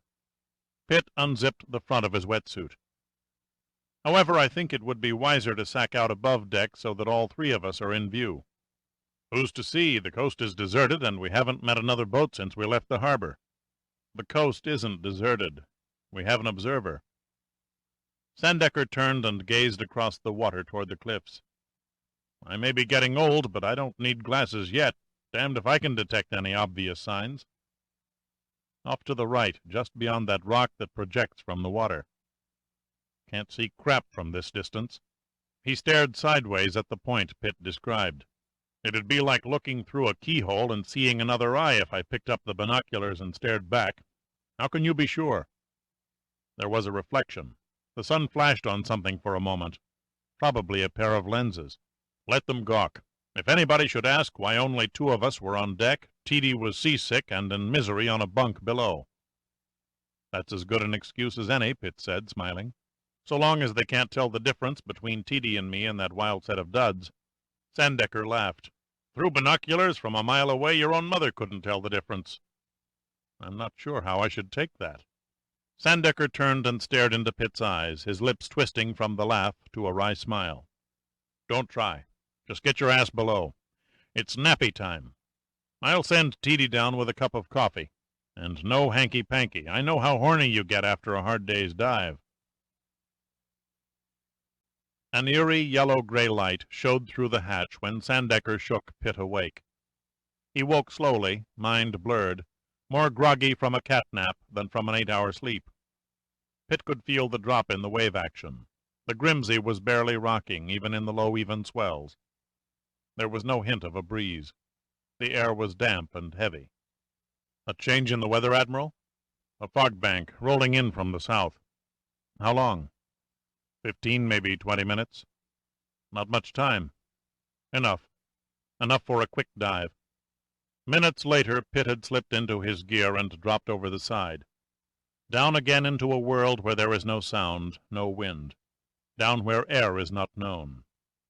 He cleared his ears and kicked his fins hard and descended, his muscles cold and aching, his brain still sluggish from sleep. He swam silently, effortlessly, as though suspended by a wire through the great fluid backdrop. He swam through the darkening colors, the blue-green now changing slowly to a soft gray. He swam with no sense of direction, save for what his instinct and the landmarks on the bottom told him. Then he found it. His heart began pounding like a bass drum as he approached the plane cautiously, knowing from experience that once he entered the tangled wreckage, every movement would be a menace. He flippered around to the shattered opening of the fuselage 8 feet aft of the wings and was greeted by a small rosefish, no more than 6 inches long. Its orange-red scales contrasted vividly with the dark background and fluoresced in the dim light like a tiny Christmas tree ornament. It stared at Pitt for a moment from one beady eye set solidly under a spiny head, then began darting back and forth in front of his face mask as he entered the plane. As soon as his eyes adjusted to the darkness, they met with a jumbled mess of seats, broken from their moorings on the floor, and wooden boxes floating in confusion against the ceiling. Tugging 2 of the boxes toward the opening, he pushed them out and watched until they lifted free on their way toward the surface. Then he spied a glove with its finger socket still encasing a man's hand.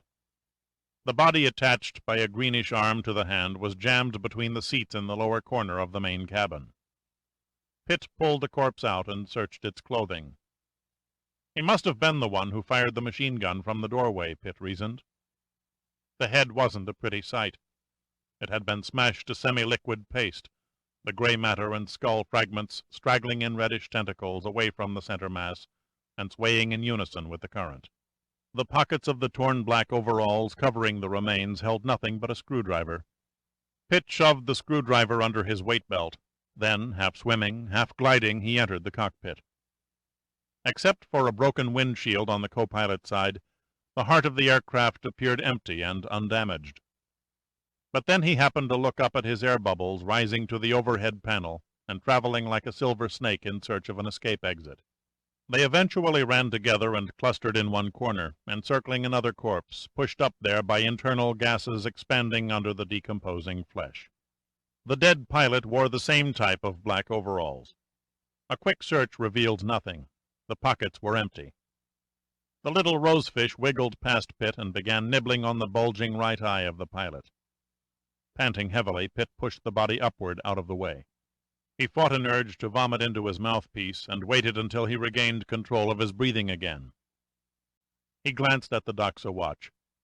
He had only been down for 9 minutes, not the 90 his imagination suggested. There was little time left. Quickly he groped around the small enclosure, looking for a logbook, a maintenance or checkout list, anything with printing on it. The cockpit kept its secret well. There was no record of any kind, not even a sticker with the aircraft's call letters adhering to the face of the radio transmitter. It was like leaving the womb, being born again when he emerged from the plane. The open water was darker now than when he had entered. After checking the tail section, he kicked over to the starboard engine. No hope here. It was almost totally buried in the bottom silt. He got lucky on the port engine. Not only was it easily accessible, but the cowling had broken off, leaving the turbine casing bare for inspection. But fate wasn't playing the game. He discovered the area where the identification plate should have been. It was gone. Only the 4 little brass screws that once held it remained, neatly set in their threads. Pitt slammed his fist against the casing in frustration. It was useless to look further. He knew all identifying marks on instruments, electrical components, and other mechanical units on the plane would be erased. Silently he cursed the brain behind the thoroughness. It seemed uncanny that one man should have considered and planned for every conceivable contingency. In spite of the near-freezing water, trickles of sweat rolled down his face under the mask.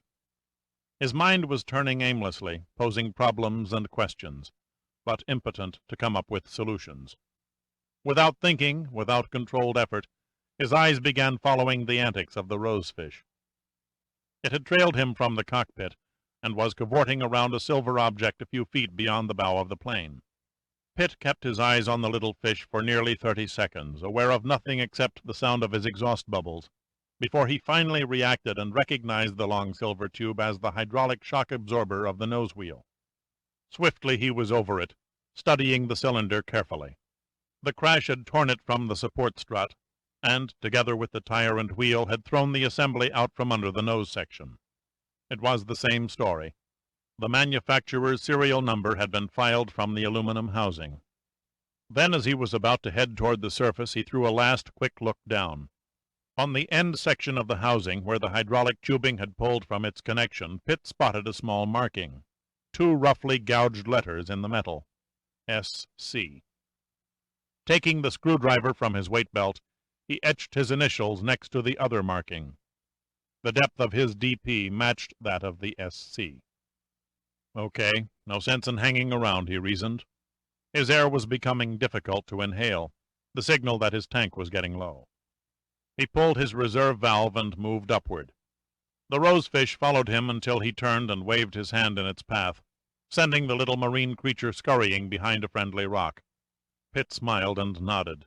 His playful companion would have to find a new friend. Pitt arched on his back at 50 feet, looking directly up at where the surface should have been, trying to get his bearings in relation to the Grimsey. The light was equal in all directions. Only his ascending bubbles indicated the direction of his native element. It slowly began to get lighter, but it was still much darker than when he dropped off the Grimsey's side. Pitt's anxious head broke water, to be engulfed by a thick cloak of fog. God, he thought, this soup makes it impossible to find the boat. To strike out for shore would have been at best a 4-to-1 gamble. Pitt unshouldered his air tank harness, tied it to his already unhooked weight belt, and let them fall together to the bottom. Now he could float comfortably, thanks to the buoyancy of his rubber wetsuit. He lay quietly, barely breathing, listening for a sound through the dense gray blanket. At first he could hear only the water lapping around his body. Then his ears picked up a faint, gravelly voice, a voice singing a flat version of "My Bonnie Lies Over the Ocean." Pitt cupped his ears, amplifying the sound, determining the direction. He struck out with an easy, energy-saving breaststroke for 50 feet and then stopped. The off-key singing had increased in volume. 5 minutes later he touched the sea-worn hull of the Grimsey and pulled himself on board. "Have a nice swim?" Sandecker asked conversationally. "Hardly enjoyable and barely profitable." Pitt unzipped the wetsuit top, revealing a dense mat of black chest hair. He grinned at the Admiral. "Funny thing, I could swear I heard a foghorn." "That was no foghorn, that was a former baritone of the Annapolis Glee Club, class of '39. "You were never in better voice, Admiral." Pitt looked Sandecker in the eye. "Thanks." Sandecker smiled. "Don't thank me, thank Teedy. She had to sit through 10 choruses. She materialized out of the mist and hugged him. "Thank God you're safe." She clung to him, the dampness trickling down her face, her hair falling in matted tendrils. "It's nice to know I've been missed." She stood back. "Missed? That's putting it mildly. Admiral Sandecker and I were beginning to come unglued." "Speak for yourself, Miss Royal," Sandecker said sternly. "You didn't fool me for a second, Admiral. You were worried." "Concerned is the word," Sandecker corrected. "I take it as a personal insult when any of my men get themselves killed." He turned his gaze to Pitt. "Did you find anything of value?" "2 bodies and little else. Somebody went to a hell of a lot of work to remove the plane's identification. Every serial number on every piece of equipment had to be removed before the crash.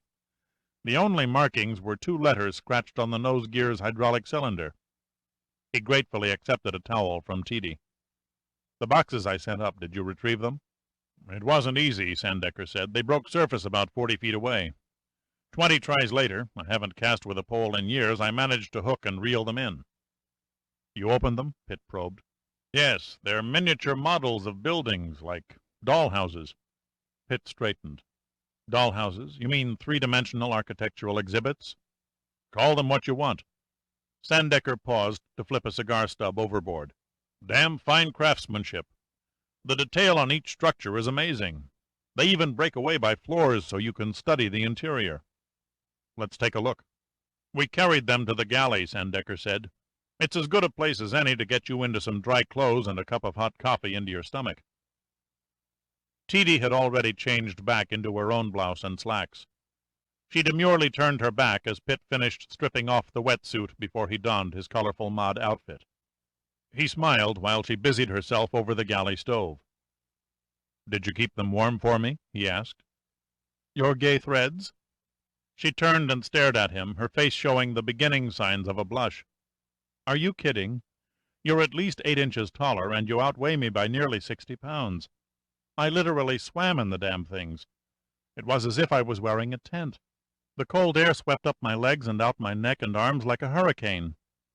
"I sincerely hope it didn't cause any critical damage to your vital parts." If you're referring to my future sex life, I fear the worst.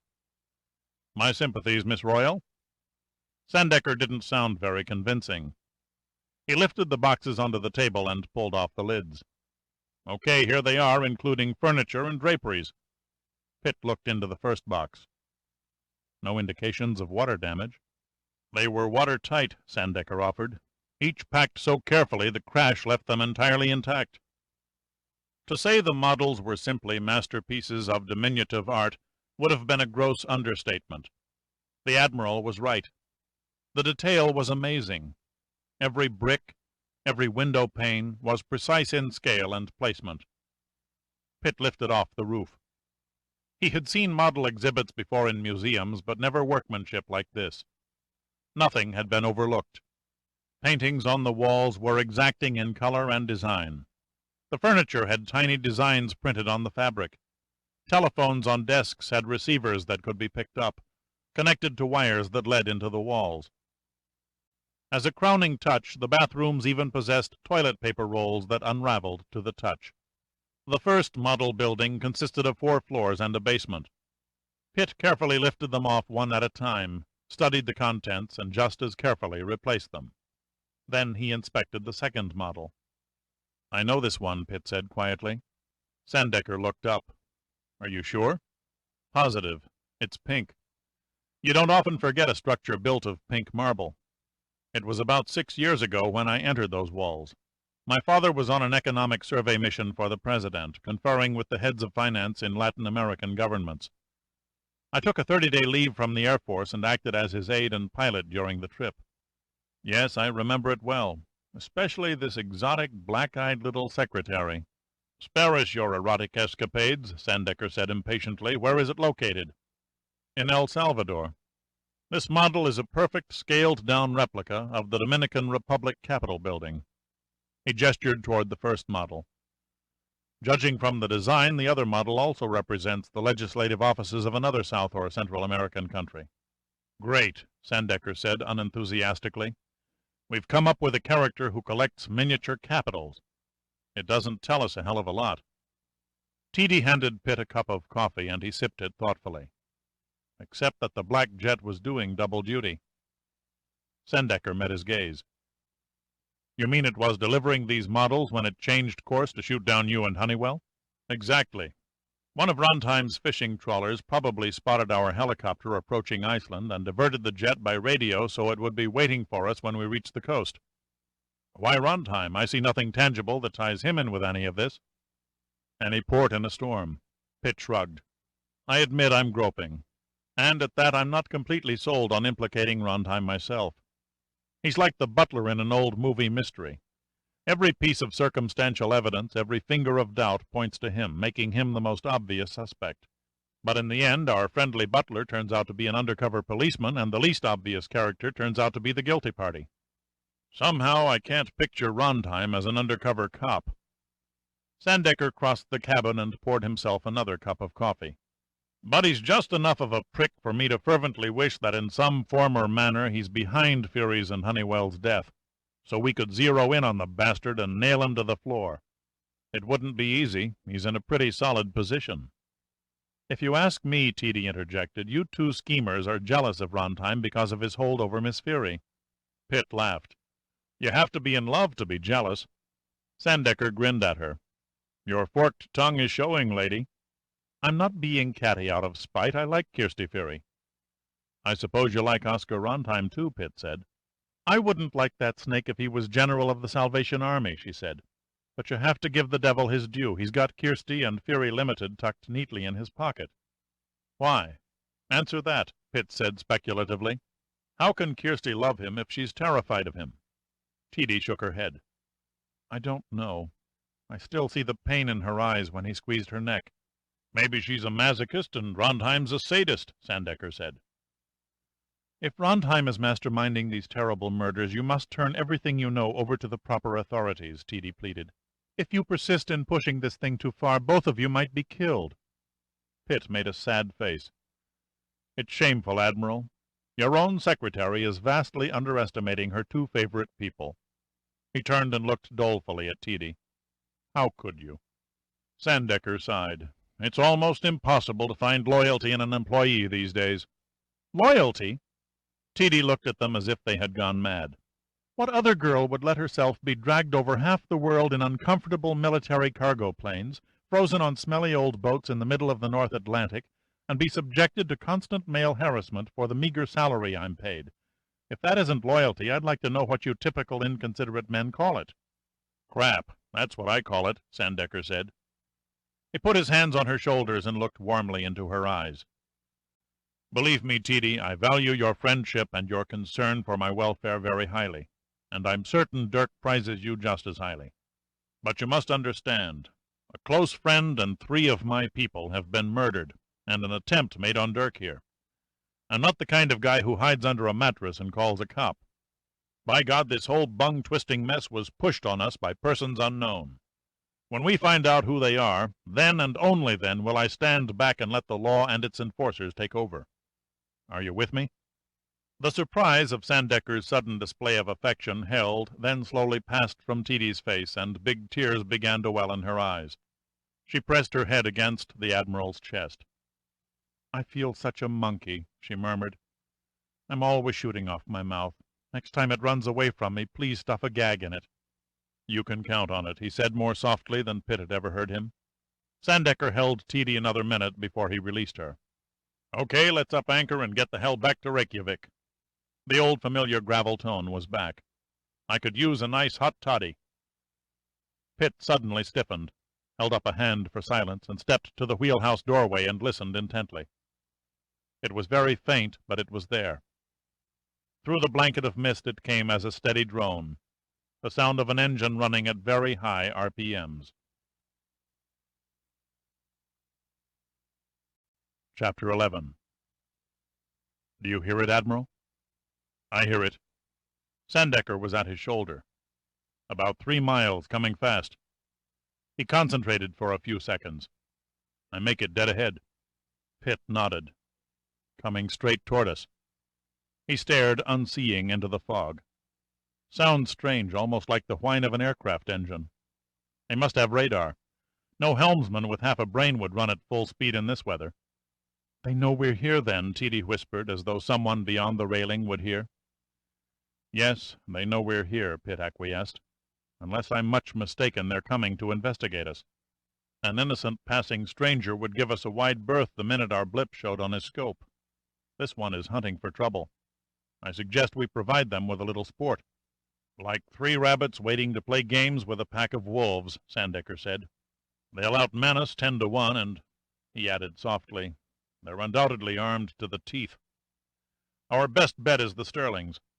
Once we're under way, our visitors stand as much chance of catching us as a cocker spaniel after a greyhound in heat. Don't bet on it, Admiral. If they know we're here, they also know what boat we've got and how fast it will go. To even consider boarding us, they'd have to have a craft that could outrace the Grimsey. I'm banking on the hunch they've got it." "A hydrofoil, is that it?" Sandecker asked slowly. "Exactly," Pitt answered. "Which means their top speed could be anywhere between 45 and 60 knots. "Not good," Sandecker said quietly. "Not bad either," Pitt returned. "We've got at least 2 advantages in our favor." Quickly he outlined his plan.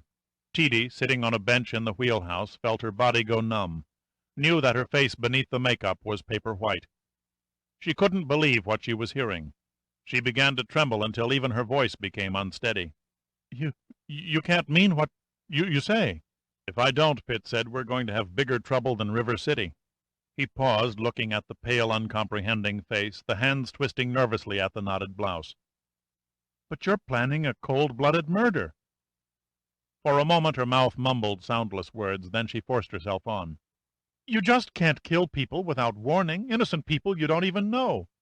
"That will do," Sandecker snapped sharply. "We haven't got time to explain the facts of life to a frightened female." He stared at her, his eyes understanding, but his voice commanding. "Please get below and take cover behind something that'll stop bullets." He turned to Pitt. "Use the fire-axe and chop the anchor line. Give me a signal when you want full power." Pitt herded Teedy down the galley steps. "Never argue with the captain of a ship." He swatted her on the bottom. "And don't fret. If the natives are friendly, you have nothing to worry about." He was just lifting the axe into the air when the Sterlings rumbled to life. "Good thing we didn't lay out a damage deposit," he murmured vaguely to himself as the axe sliced cleanly through the rope into the wooden railing, blasting a 6-inch splinter into the sea and sending the anchor forever to the black sandy bottom. The unseen boat was almost upon them now, the roar of its engine dying to a muted throb as the helmsman eased back the throttles in preparation for coming alongside the Grimsey.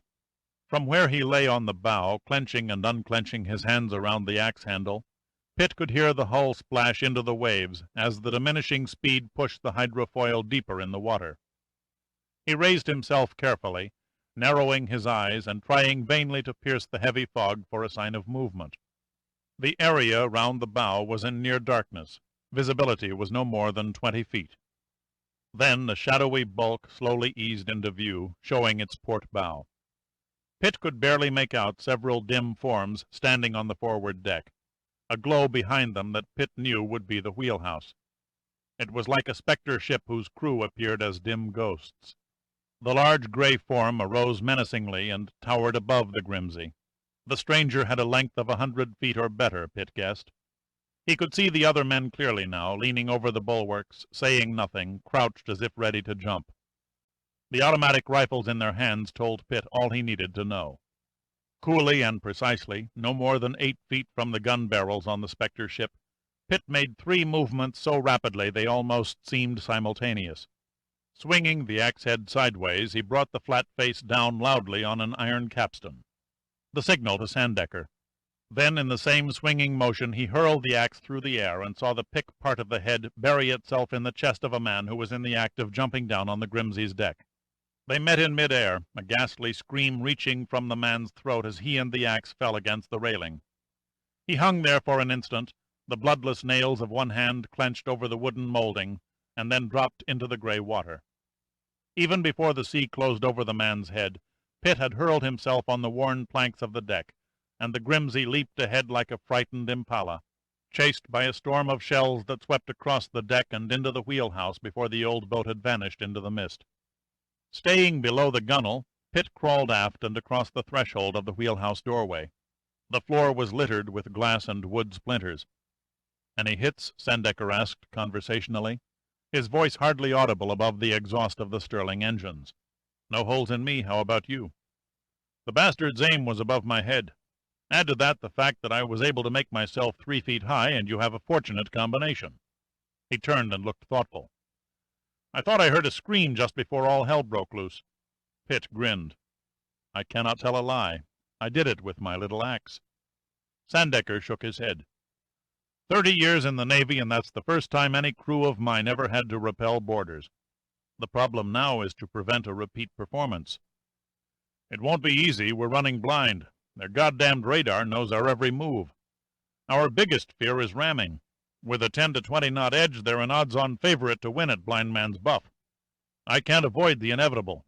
If their helmsman is halfway on the dime, he'll use his superior speed to pass and then cut a 90-degree angle and catch us amidships."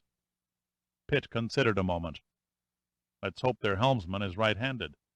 Sandecker frowned uncomprehendingly. "You're not getting through." "Lefties are a minority. The percentages favor a right-hander. When the hydrofoil begins to close in again, its bow is probably no more than 400 yards behind our ass end this second, the helmsman will have an instinctive tendency to swing out to his starboard before he cuts in to ram us. This will give us an opportunity to use one of our 2 advantages."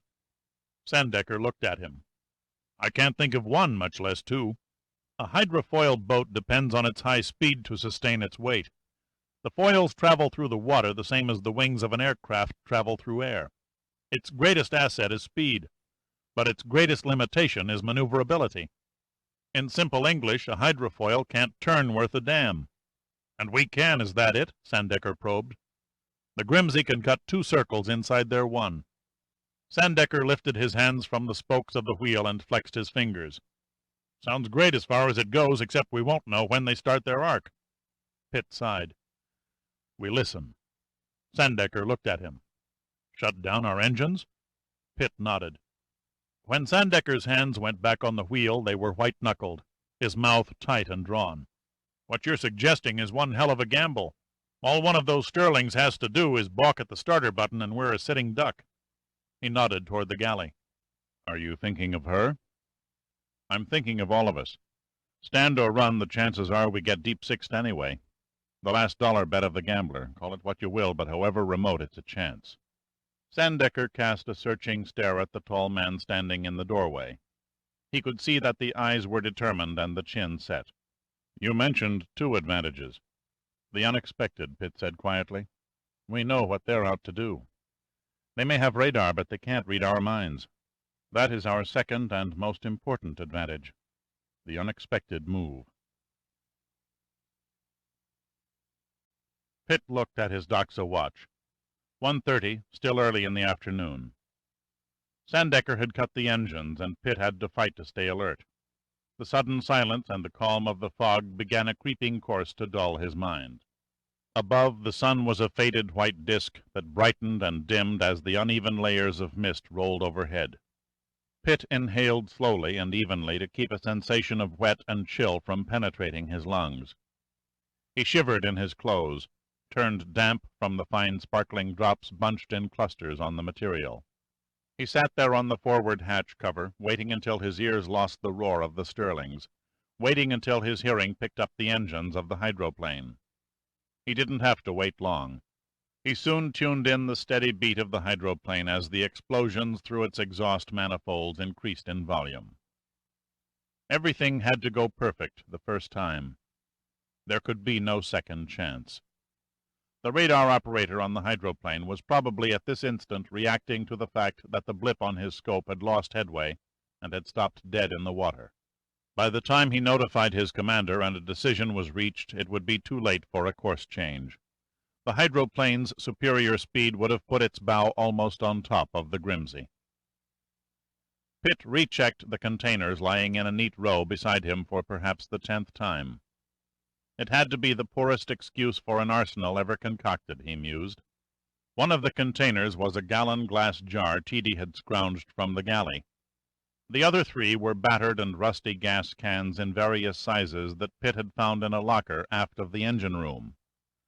Except for their contents, the cloth wicks protruding from the cap openings and the holes punched through the top of the cans, the four vessels had little in common.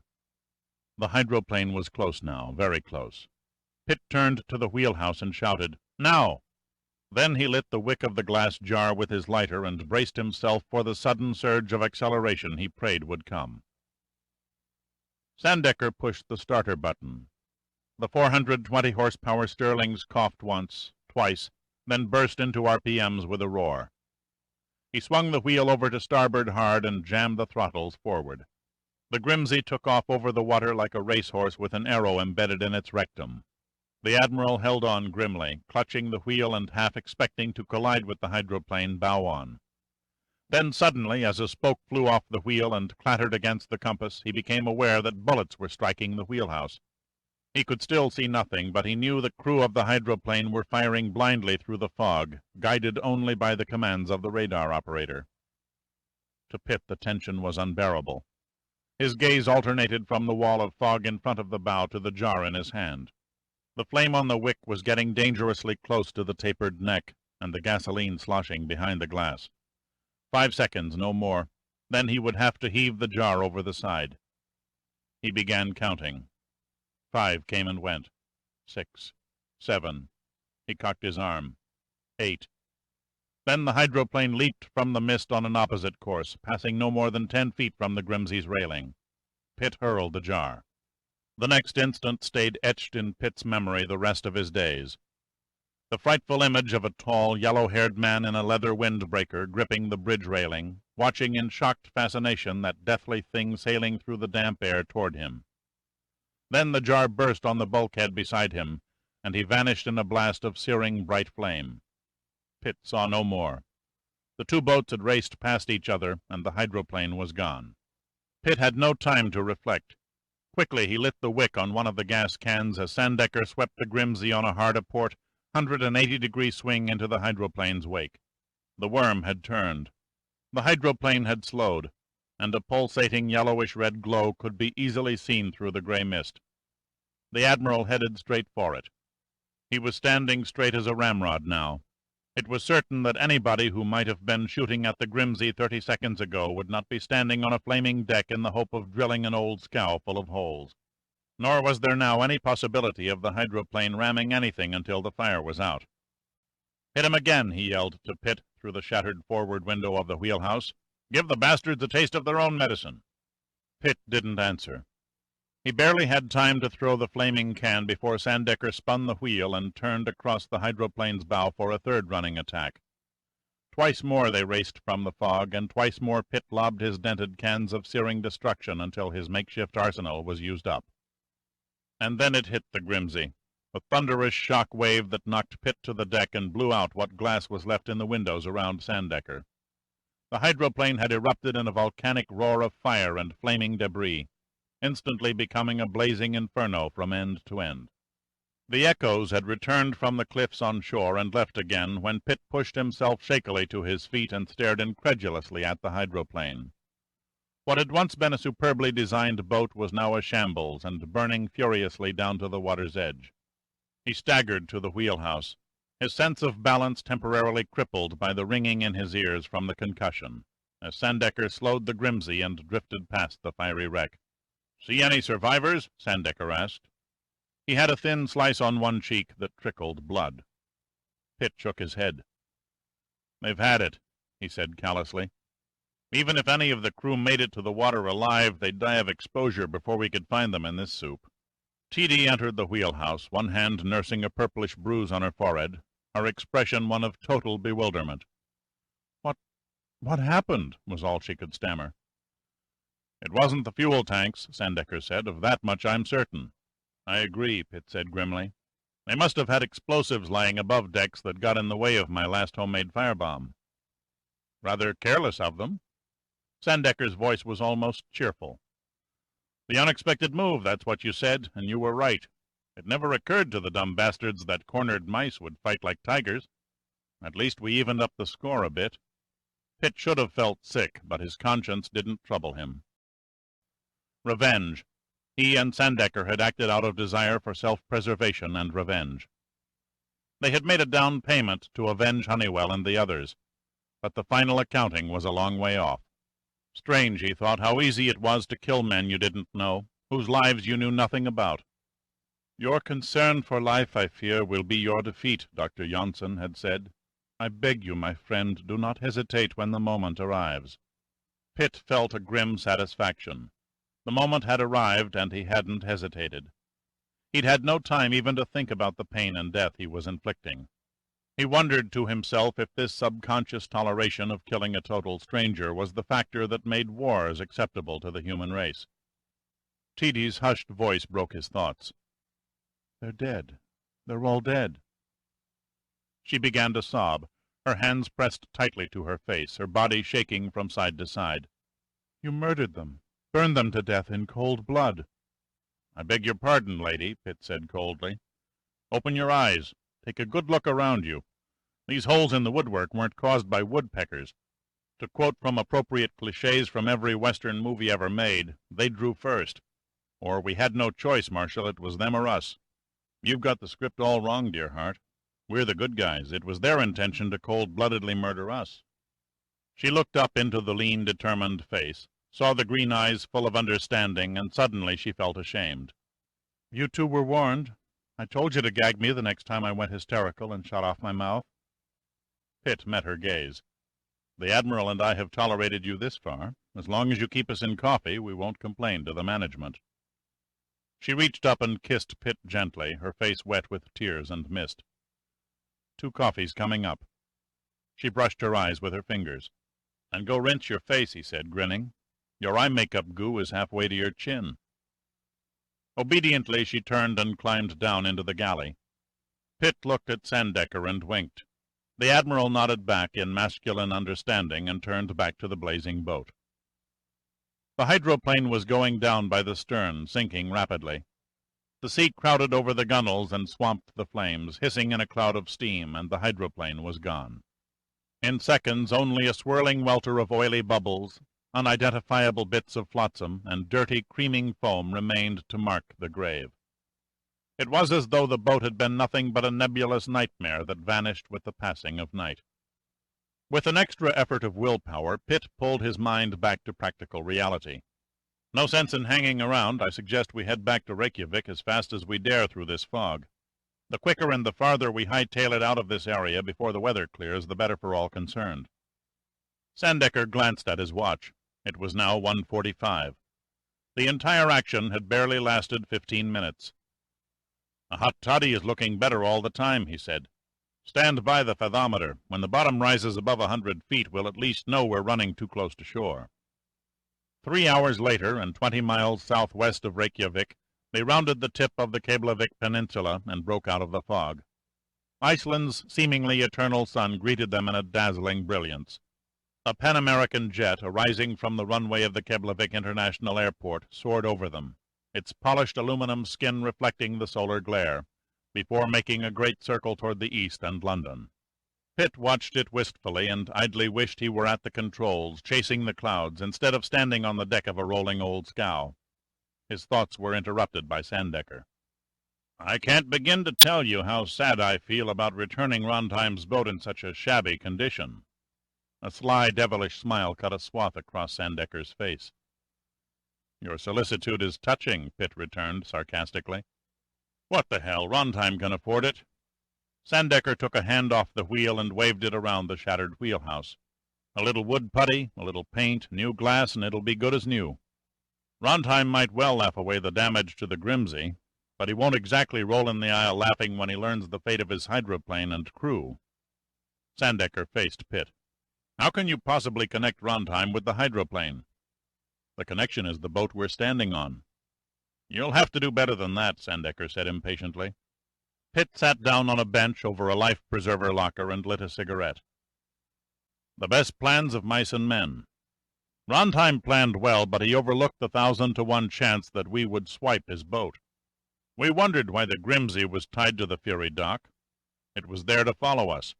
Shortly after we were to cast off and begin cruising the harbor in the luxury of the cabin cruiser, his crew would have appeared on the dock and eased this nondescript fishing boat into our wake to keep an eye on us. If we had acted suspiciously once we were at sea, there'd have been no way to shake them. The cabin cruiser's top speed probably stands near 20 knots. We know the Grimsey's to be closer to 40. "The expressions on a few faces must have been priceless," Sandecker said, smiling. "Panic undoubtedly reigned for a while," Pitt agreed, "until Rontheim could figure out an alternate plan. I give him credit, he's a smart bastard. He's been more suspicious of our actions than we thought. Still, he wasn't completely sure of what we were up to. The clincher came when we borrowed the wrong boat quite by accident. After the shock wore off, he guessed, mistakenly, that we were wise to him and took it on purpose to screw him up. But he now knew where we were headed. The Black Jet," Sandecker said positively. "Feed us to the fish after we pinpointed its exact position. That was the idea?" Pitt shook his head. "I don't think it was his original intention to eliminate us. We had him fooled on the diving equipment. He assumed we would try to find the wreck from the surface and then come back later for the underwater recovery." "What changed his mind?" "The lookout on the beach." "But where did he pop from?" "Reykjavik by car." Pitt inhaled and held the smoke before letting it out and continuing. "Having us tailed by air was no problem, except that eventually losing us in an Icelandic fog bank was a foregone conclusion. He simply ordered one of his men to drive across the Keflavik Peninsula and wait for us to show. When we obliged, the lookout followed us along the coast road and stopped when we anchored. Everything looked innocent enough through his binoculars, but like Rontheim, we took too much for granted and overlooked one minor point." "We couldn't have," Sandecker protested. "Every precaution was considered. Whoever was watching would have needed the Mount Palomar telescope to tell Tidi was masquerading in your clothes." "True, but if the sun caught them where they broke surface, any Japanese 7x50 glasses could have picked up my air bubbles." "Damn," Sandecker snapped. "They're hardly noticeable close up, but at a distance in a calm sea with the sun just right." He hesitated. The lookout then contacted Rontheim, radiophone in his car most likely, and told him we were diving on the wreck. Rontheim's back was to the wall now. We had to be stopped before we discovered something vital to his game. He had to lay his hands on a boat capable of matching the Grimsey's speed and then some. Enter the hydroplane. And the something vital to his game? Sandecker probed. We know now it wasn't the aircraft or its crew. All trace of identity was erased. That leaves the cargo. The models? The models, Pitt repeated. They represent more than just a hobby. They have a definite purpose. And how do you intend to find out what in hell they're good for? Simple. Pitt grinned cunningly. Rondheim will tell us. We drop them off with the consulate boys on the bait boat, and then we sail right up to the ferry dock as if nothing happened. Rondheim will be so hungry to know if we've discovered anything, I'm counting on him to make a careless move. Then we'll shove it to him where it hurts most. Chapter 12. It was 4 o'clock when they tied up to the ferry dock. The ramp was deserted, the dockmaster and the guard obvious by their absence. Pitt and Sandecker weren't fooled. They knew their every move had been studied the second the Grimsey rounded the harbor breakwater. Before he followed Teedy and Sandecker away from the forlorn and battered little boat, Pitt left a note on the helm. Sorry about the mess. We were attacked by a swarm of red-necked fuzzworts. Put the repairs on our tab. He signed it, Admiral James Sandecker. 20 minutes later they reached the consulate. The young staff members who played such professional roles as bait fishermen beat them by 5 minutes and had already locked the 2 models away in the consul's vault. Sandecker thanked them warmly and promised to replace the diving gear Pitt had been forced to jettison with the best that U.S. divers manufactured. Pitt then quickly showered and changed clothes and took a taxi to the airport at Keflavik. His black Volvo cab soon left the smokeless, picturesque city behind its rear bumper and headed onto the narrow asphalt belt that was the coastal road to the Keflavik airport. To his right stretched the Atlantic, at this moment as blue as the Aegean waters of the Grecian Isles. The wind was rising off the sea, and he could see a small fleet of fishing boats running for the harbor, pushed by the relentless swells. His left side took in the green countryside, rolling in an uneven furrowed pattern, dotted by grazing cattle and Iceland's famous long-maned ponies.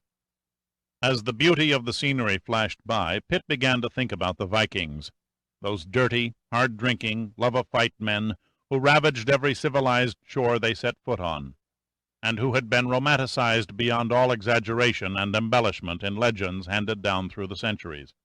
They had landed in Iceland, flourished, and then disappeared. But the tradition of the Norsemen was not forgotten in Iceland, where the hard, sea-toughened men went out every day in storm or fog to harvest the fish that fed the nation and its economy. Pitt's thoughts were soon jolted back to reality by the voice of the cab driver as they passed through the gates of the airport. "Do you wish to go to the main terminal, sir?" "No, the maintenance hangars." The driver thought a moment.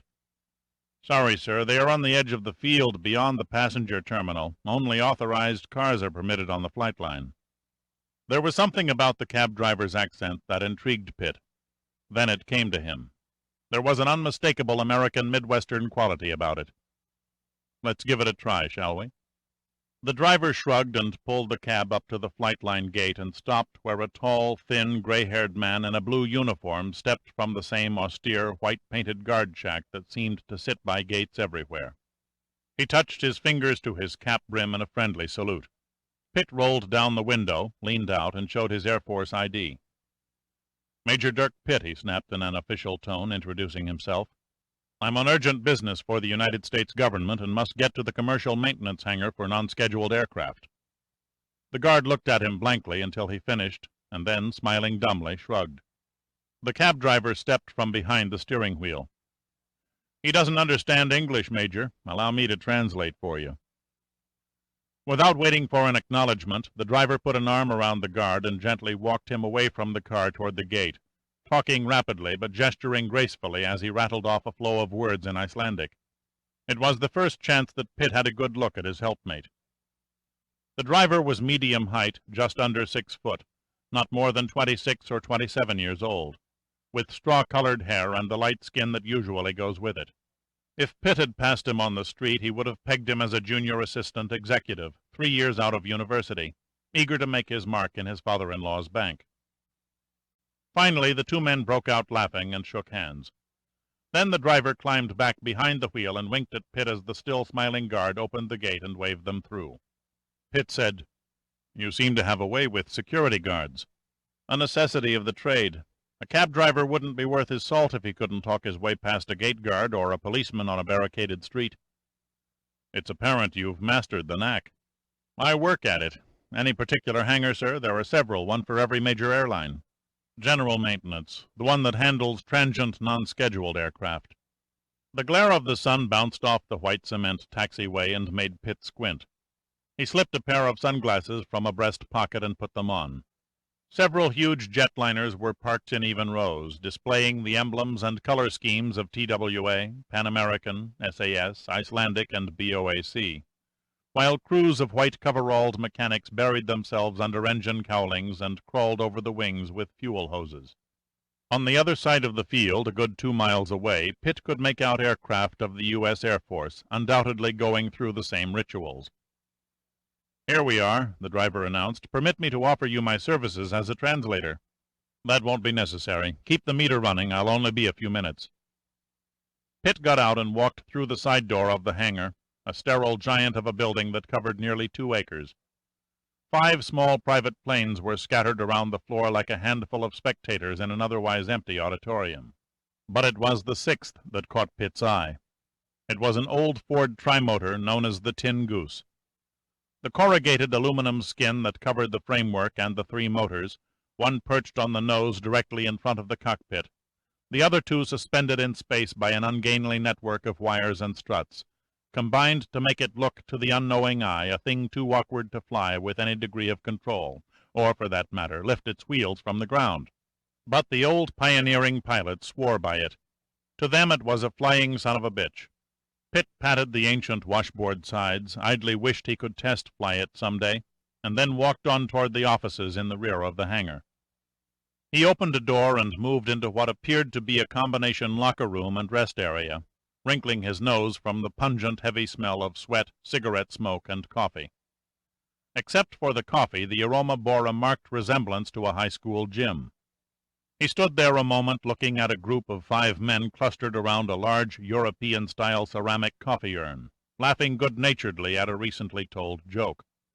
They were all dressed in white coveralls, some spotlessly clean, others decorated with heavy splotches of black oil. Pitt sauntered easily toward them, smiling.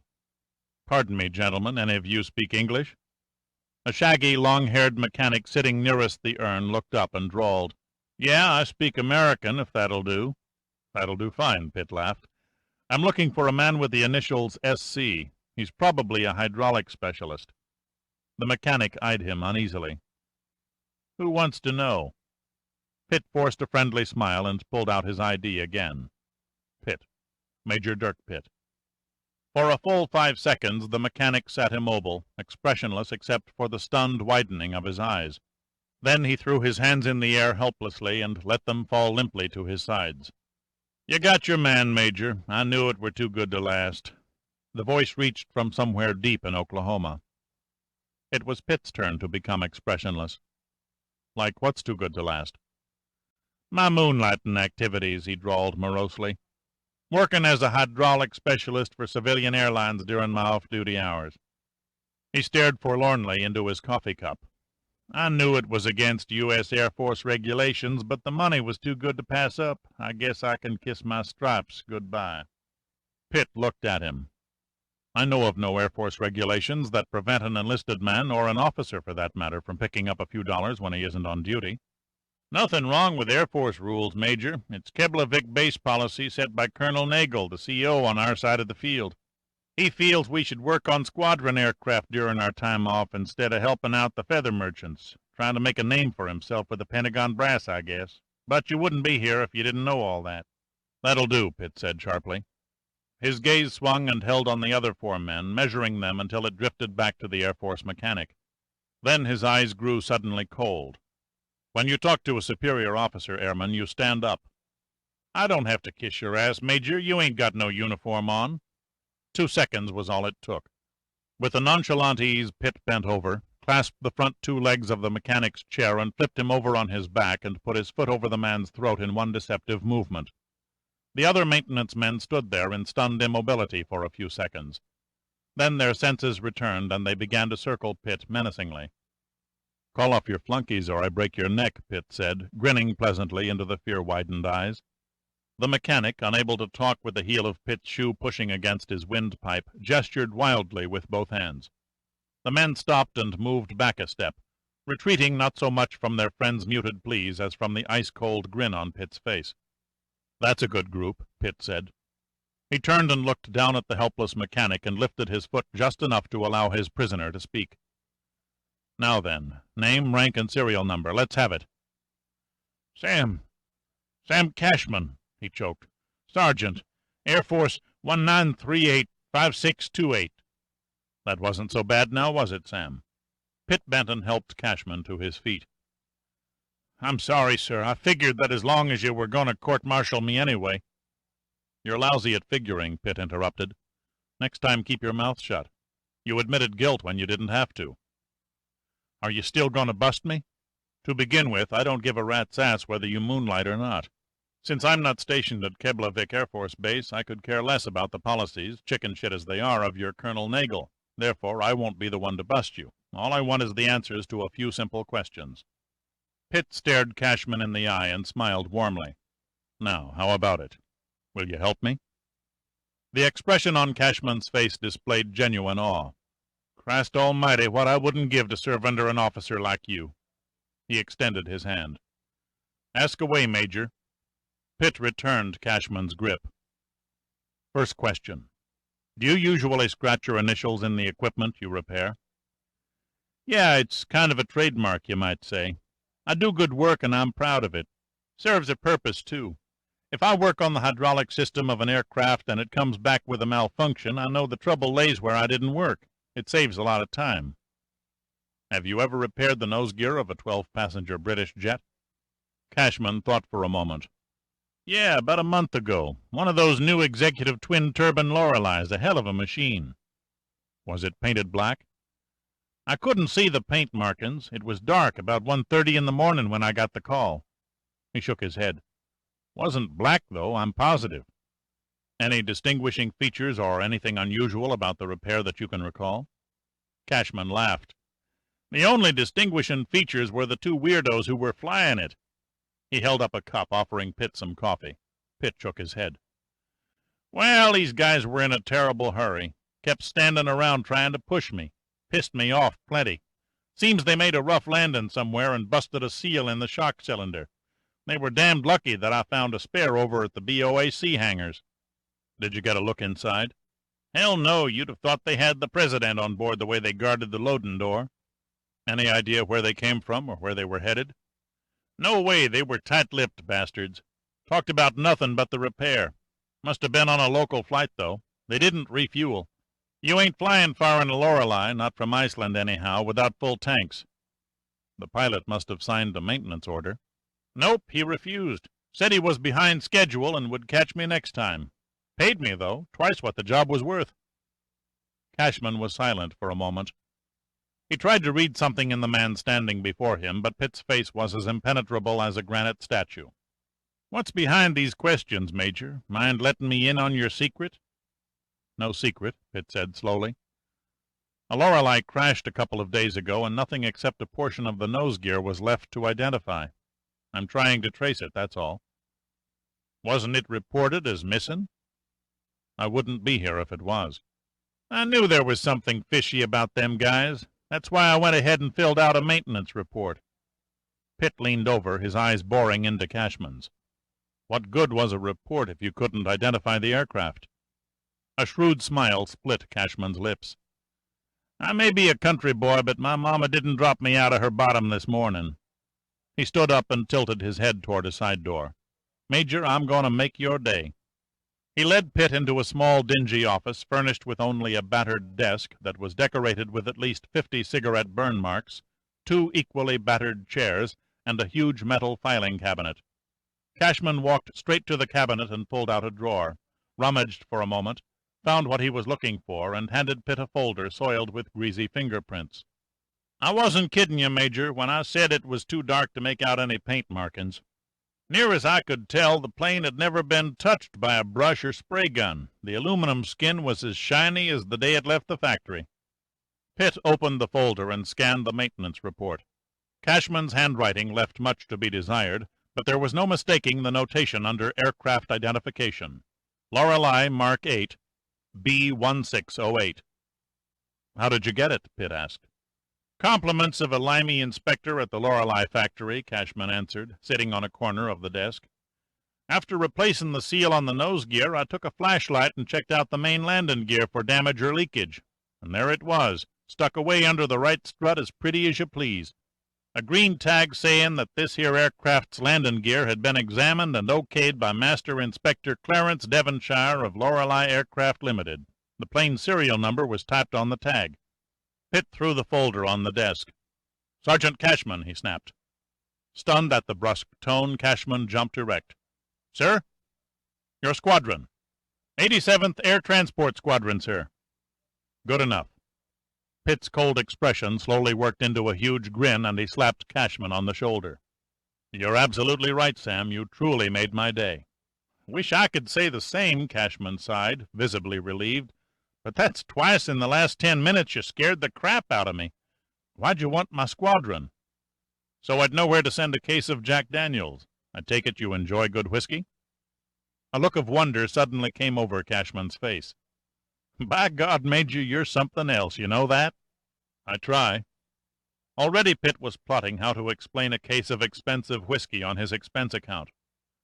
What the hell, screw Sandecker, he thought. The tab was worth the consequences. Screw, the word bounded out of his mind and caused him to remember something. He reached inside his pocket. By the way, have you ever seen this before? He handed Cashman the screwdriver he'd found on the Black Lorelei. Well, well, fancy that. Believe it or not, Major, this here screw twister's mine. Bought it through the catalog of a tool specialty house in Chicago. It's the only one of its kind on the island. Where'd you come across it? In the wreck. So that's where it went, he said angrily. Those dirty bastards stole it. I should have known they were up to something illegal. You just tell me when their trial is, and I'll be happier than a rejected hog at a packing plant to testify against 'em. Save your leave time for a worthwhile escapade. Your friends won't be showing for a trial. They bought the farm. Killed in the wreck? It was more statement than question. Pitt nodded. I suppose I could go on about crime not paying, but why bother? If they had it coming, they had it coming. That's all there is to it. As a philosopher, you make a great hydraulic specialist, Sam. Pitt shook Cashman's hand once more. Goodbye and thank you. I'm grateful for your help. Glad to do it, Major. Here, keep the screwdriver for a souvenir. Already ordered a new one, so won't be needing it. Thanks again. Pitt shoved the screwdriver back in his pocket, turned and left the office. Pitt relaxed in the cab and stuck a cigarette between his lips without lighting the end. Obtaining the mysterious black jet serial number had been a shot in the dark that paid off in spades. He really hadn't expected to find out anything. Staring through the window at the passing green pastures, he saw nothing with his eyes, idly wondering if the plane could now be tied directly to Rondheim. His mind was still wandering over the possibility when he had the vague impression that the countryside looked different than before. The fields were empty of cattle and ponies. The rolling hills flattened into a vast carpet of uneven tundra. He swung around and gazed out the other window. The sea was not where it should have been. Instead, it lay to the rear of the cab, slowly disappearing over a long, low rise in the road. He leaned over the front seat. Do you have a date with the farmer's daughter, or are you taking the scenic route to run up the meter? The driver applied pressure to the brake and slowed the cab, stopping at the side of the road. Privacy is the word, Major. Merely a slight detour so we can have a little chat. The driver's voice froze into nothingness, and for good reason. Pitt had jammed the tip of the screwdriver half an inch into the cavity of his ear. Keep your hands on the wheel and get this hack back on the road to Reykjavik, Pitt said quietly, or your right ear will get screwed into your left. Pitt watched the driver's face closely in the rearview mirror, studying the blue eyes, knowing they would signal any sudden attempt at resistance. No shadow of an expression touched the boyish features, not even a flicker of fear. Then slowly, very slowly, the face in the mirror began to smile, the smile transforming into a genuine laugh. Major Pitt, you are a very suspicious man. If you had 3 attempts on your life in the last 3 days, you'd develop a suspicious nature too. The laugh stopped abruptly, and the bushy brows bunched together. 3 attempts? I'm aware of only 2. Pitt cut him off by pushing the screwdriver another eighth of an inch deeper into his ear. "You're a lucky man, friend. I could try and make you contribute a few choice items about your boss and his operation, but Russian KGB-style interrogation is way out of my line.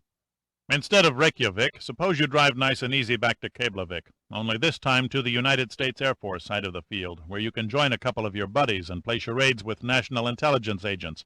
You'll like them. They're experts at taking a wallflower and turning him into a babbling life of the party." "That might prove embarrassing." "That's your problem." The smile was back in the rearview mirror. "Not entirely, Major. It would indeed be a moment worth remembering to see your face when you discover you brought in an NIA agent for questioning." Pitt's pressure on the screwdriver didn't relax. "Very second-rate," he said. "I'd expect a better story from a high school freshman caught smoking pot in the boys' room." "Admiral Sandecker said you wouldn't be an easy man to talk to." The door was open now, and Pitt had the opportunity to slam it. "When did you talk to the Admiral?" "In his office at Numa headquarters, 10 minutes after Commander Koski radioed that you and Dr. Honeywell had landed safely aboard the Catawba, to be precise." The door stayed open. The driver's answer tallied with what Pitt knew. The NIA had not contacted Sandecker since he had arrived in Iceland. Pitt glanced around the car. There was no sign of life, no sign of an ambush by possible accomplices. He started to relax, caught himself, and then clenched the screwdriver until his fingers ached. "Okay, be my guest," Pitt said casually. "But I strongly urge you to make your pitch without so much as a tick." "No sweat, Major. Just put your mind at ease and lift my cap." "Lift your cap?" Pitt repeated blankly. He hesitated a moment, then slowly, using his free left hand, removed the driver's cap. Inside, taped to the underside of the top. The driver's voice was soft yet commanding. "There is a .25 caliber Colt Derringer. Take it and get that damn screwdriver out of my ear." Still using one hand, Pitt opened the breech of the Derringer, rubbed his thumb over the primers of the two tiny cartridges to make sure the chambers were loaded, and then reclosed the breech and cocked the hammer. "So far, so good. Now ease out of the car and keep your hands where I can see them." He loosened his grip on the screwdriver and withdrew it from the driver's ear cavity. The driver slid from behind the wheel, walked to the front of the car, and propped himself lazily against a fender. He lifted his right hand and massaged his ear, wincing. "A clever tactic, Major. It didn't come out of any book I know." "You should read more," Pitt said. "Ramming an ice pick through the eardrum into the brain of an unsuspecting victim is an old trick used by paid killers in gang wars long before either you or I were born. A rather painful lesson I'm not likely to forget." Pitt got out and pushed the front door of the car open to its stop and stood behind the interior panel, using it for a shield, the gun in his hand trained on the driver's heart. "You said you talked to Admiral Sandecker in Washington. Describe him. Size, hair, mannerisms, layout of his office, everything." The driver needed no further coaxing. He talked for several minutes and ended up by mentioning a few of Sandecker's pet slang terms. "Your memory is good. Nearly letter perfect." "I have a photographic memory, Major." "My description of Admiral Sandecker could have easily come from a file. Take a rundown of yourself, for example. Major Dirk Eric Pitt. Born exactly 32 years, 4 months, and 12 days ago at the Hoag Hospital in Newport Beach, California. Mother's name Barbara, father George Pitt, senior United States Senator from your home state." The driver droned on as if he might have been repeating a memorized spiel, as indeed he was. "No sense in going on about your 3 rows of combat ribbons, which you never wear, or your formidable reputation as a ladies' man. If you like, I can give you a detailed hour-by-hour account of your actions since you left Washington." Pitt waved the gun. "That will do. I'm impressed, of course, Mr. Lilly. Jerome P. Lilly IV. I'm your contact." "Jerome P." Pitt made a good try, but couldn't suppress an incredulous laugh. "You've got to be kidding." Lilly gestured helplessly. "Laugh if you will, Major, but the Lilly name has been highly esteemed in St. Louis for nearly 100 years. Pitt thought for a moment. Then it came to him. "Lilly beer. Of course, that's it, Lilly beer. What's the slogan? Brewed for the gourmet's table." "Proof that it pays to advertise," Lilly said. "I take it you're another one of our satisfied customers?" "No, I prefer Budweiser." "I can see you're going to be a hard man to get along with," Lilly moaned. Not really? Pitt released the Derringer's hammer and threw the tiny gun to Lily. Be my guest. You couldn't possibly be one of the bad guys and come up with a story that wild. Lily fielded the gun. Your trust is warranted, Major. I told you the truth. You're a long way from the brewery, or is that another story? Very dull and time-consuming. Some other time, perhaps, I'll pour out my biography over a glass of Dad's product. He calmly retaped the gun to the inside of his cap as if it were an everyday occurrence. Now then, you mentioned a third attempt on your life. You offered to give me a detailed hour-by-hour account of my actions since I left Washington. You tell me. Nobody's perfect, Major. I lost you for 2 hours today.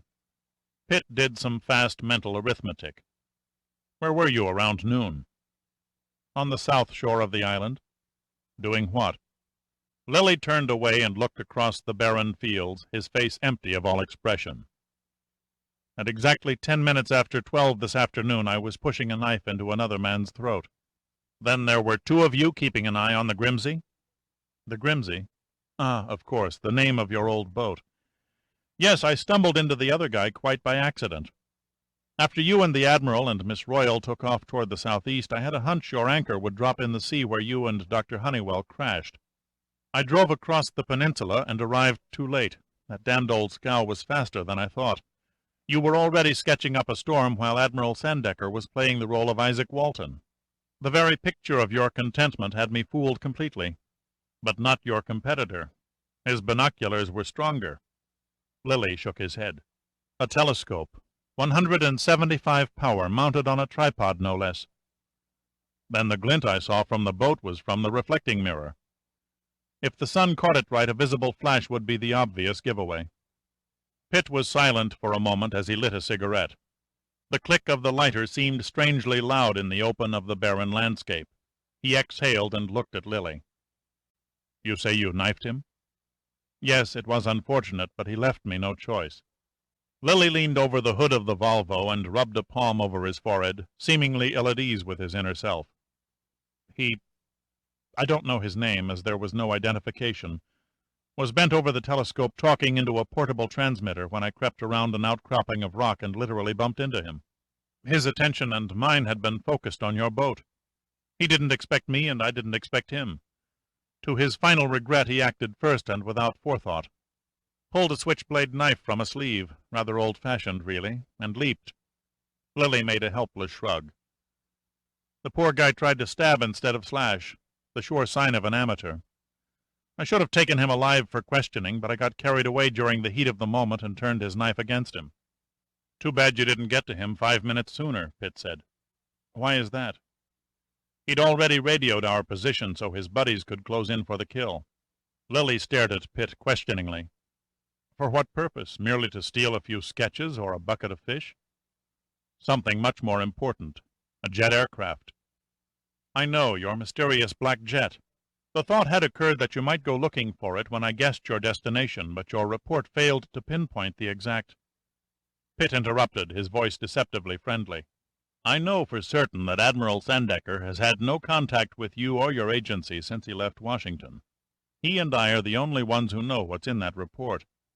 Pitt paused, suddenly remembering. Except the secretary at the consulate who typed it, Lily finished, smiling. My compliments. Your commentary was well written. Lily didn't bother to explain how the consulate secretary passed him a copy, and Pitt didn't bother to ask him. Tell me, Major, how do you go about dredging for a sunken aircraft with nothing but a sketch pad and a fishing pole? Your victim knew the answer. He detected my air bubbles through his telescope. Lily's eyes narrowed. You had diving equipment? He asked flatly. How? I watched you leave the dock and saw nothing. I studied you and the Admiral from the shore, and neither of you left the deck for more than 3 minutes. After that I lost visibility when the fog rolled in. The NIA doesn't have a monopoly on sneaky, underhanded plots, Pitt said, shooting Lily down in flames. Let's sit in the car and make ourselves comfortable, and I'll tell you about another ordinary garden variety day in the life of Dirk Pitt. So Pitt slouched in the rear seat with his feet propped on the backrest of the front, and told Lily what had happened from the time the Grimsey left the ferry dock until it had returned. He told what he knew for certain and what he didn't, Everything, that is, except for one little indefinable thought that kept itching in his mind. A thought that concerned Kirsty Fury. Chapter 13. "So you've selected Oscar Rondheim as your villain," Lily murmured. "You haven't convinced me with any solid proof." "I agree it's all circumstantial," Pitt said. "Rondheim has the most to gain. Therefore Rondheim has the motive. He murdered to get his hands on the undersea probe, and he's murdered to cover his tracks. You'll have to do better than that." Pitt looked at Lily. "Okay, come up with a better one." "As an agent in good standing with the NIA, I'm embarrassed to admit that I'm a bit confused." "You're confused?" Pitt shook his head in mock sadness. "I can't say I find it too comforting to know our nation's security rests in your hands." Lily smiled faintly. "It is you who has provided the confusion, Major. It is you who has broken the chain." "What chain?" Pitt said. "Or am I supposed to guess?" Lily hesitated a moment before answering. Finally he looked directly at Pitt. "During the last 18 months, a chain of strange circumstances has been forged link by link, country by country, from the southernmost tip of Chile to the northernmost border of Guatemala. Secretly, through a complex series of clandestine maneuvers, the great mining companies of South America have slowly merged into one giant syndicate. Outwardly it's business as usual, but behind the locked and barred doors of their respective administrations, the policies governing their operations come directly from a single unknown voice." Pitt shook his head. "Not possible. I can name at least 5 countries that have nationalized their mining cartels. There's no way they could tie in with a private company beyond their borders." "Nonetheless, it's a documented fact. Where the mines have been nationalized, the management is controlled by an outside organization. The Parnagas-Hanios high-grade iron ore pits of Brazil, the Domingo bauxite mines of the Dominican Republic, the government silver mines of Honduras, they all take their directives from the same person or persons."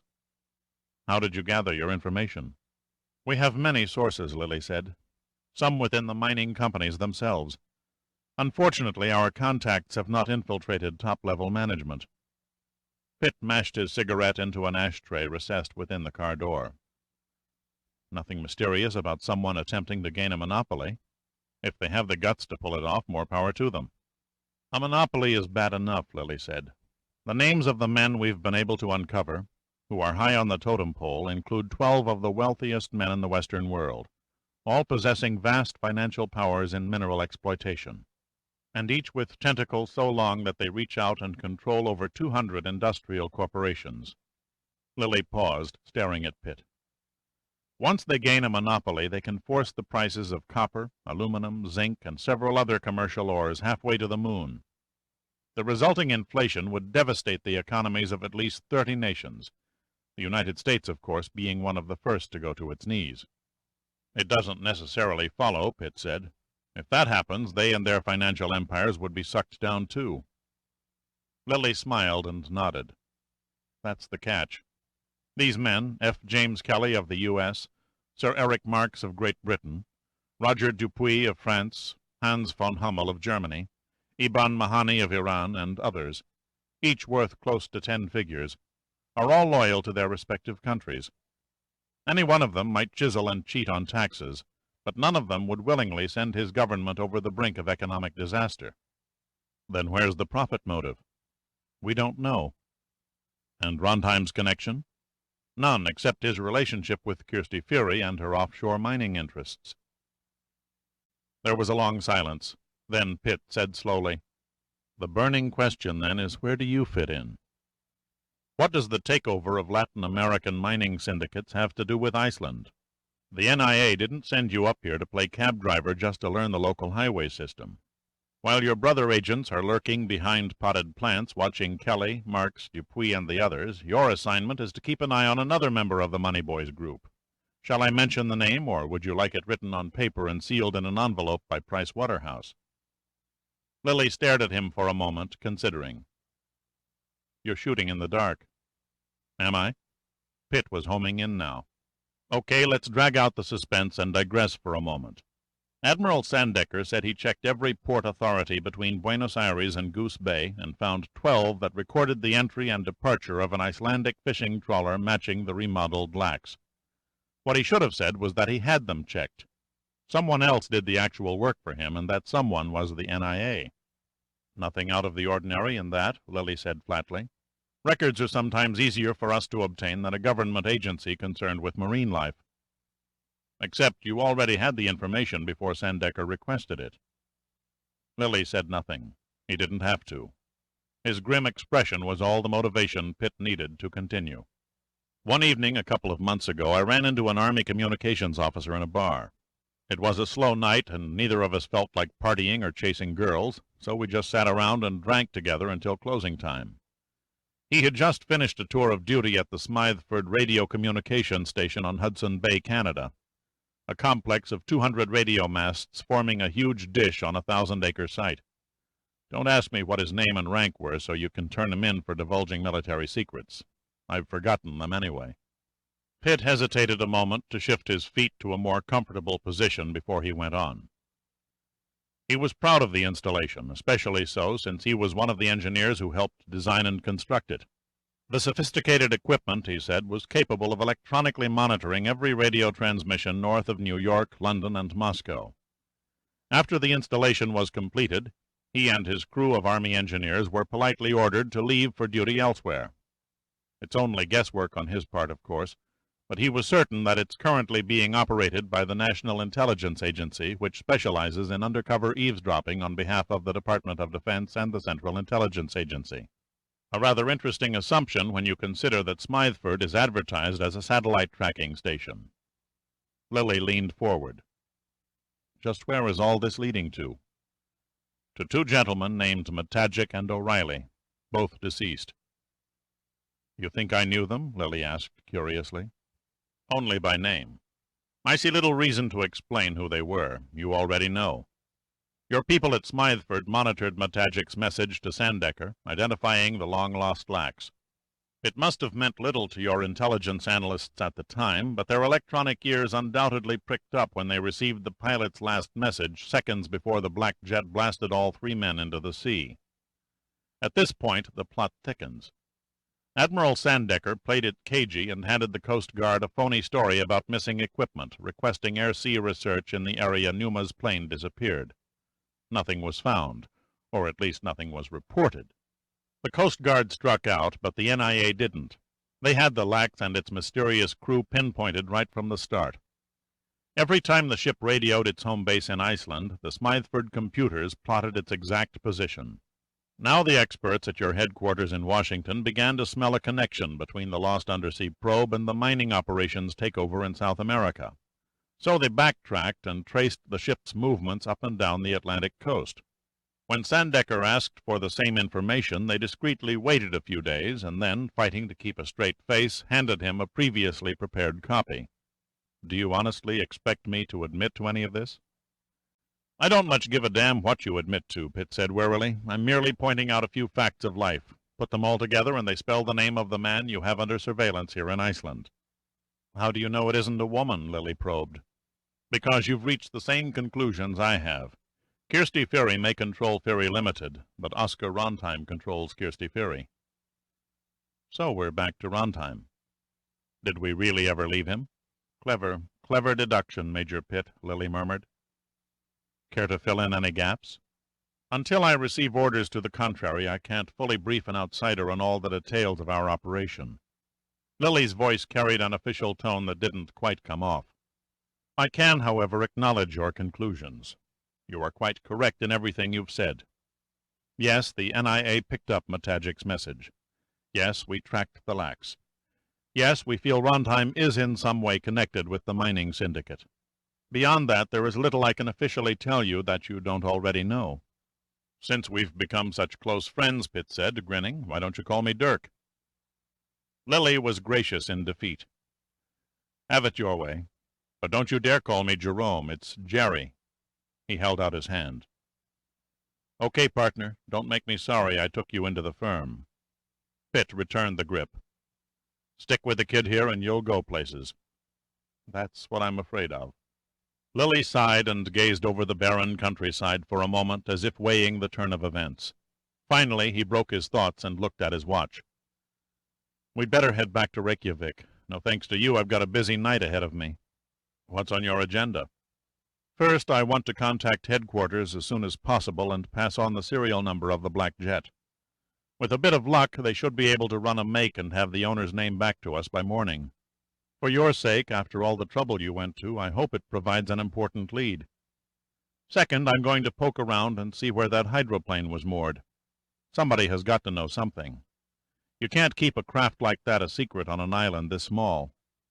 And third, the two scaled replicas of South American Capitol buildings. I'm afraid you threw us a weird twist when you fished them up from the briny deep. They must have a functional purpose. They may be vital to whoever built them, or they may not. Just to play safe, I'd better request Washington to fly in an expert on miniatures and have every square inch of those models thoroughly examined. Efficient, industrious, professional. Keep it up. I may slowly become impressed." "I'll try to do my best," Lily said sarcastically. "Would you like an extra hand?" Pitt asked. "I'm free for the evening." Lily smiled a smile that made Pitt feel a twinge of uneasiness. "Your plans are already made, Dirk. I wish I could trade places with you, but duty calls." "I'm afraid to ask what's on your nasty little mind," Pitt said dryly. "A party, you lucky dog. You're going to a poetry reading party." "You've got to be kidding."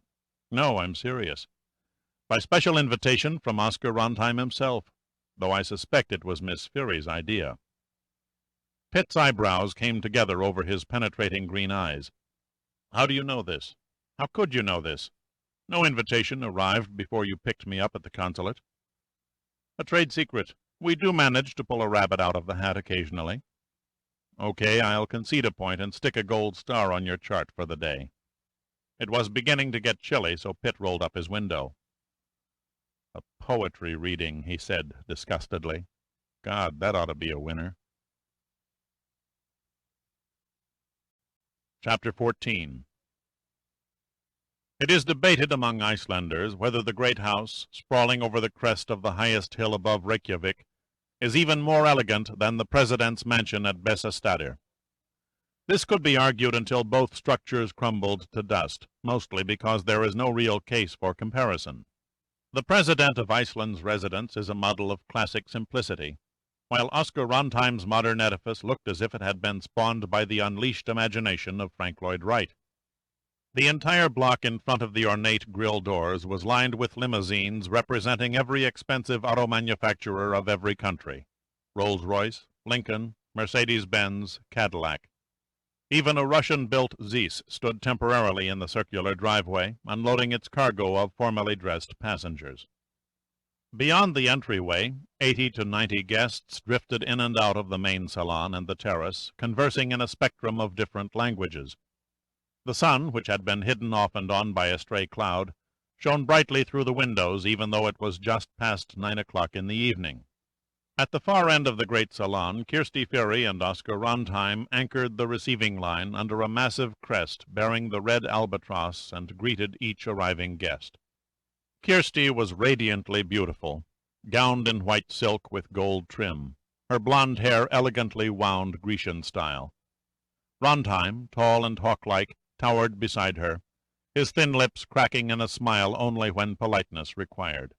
He was just greeting the Russian guests and smartly steering them toward a long table set with even rows of caviar and salmon, and embellished by a huge silver punch bowl, when his eyes widened a fraction and the forced smile froze.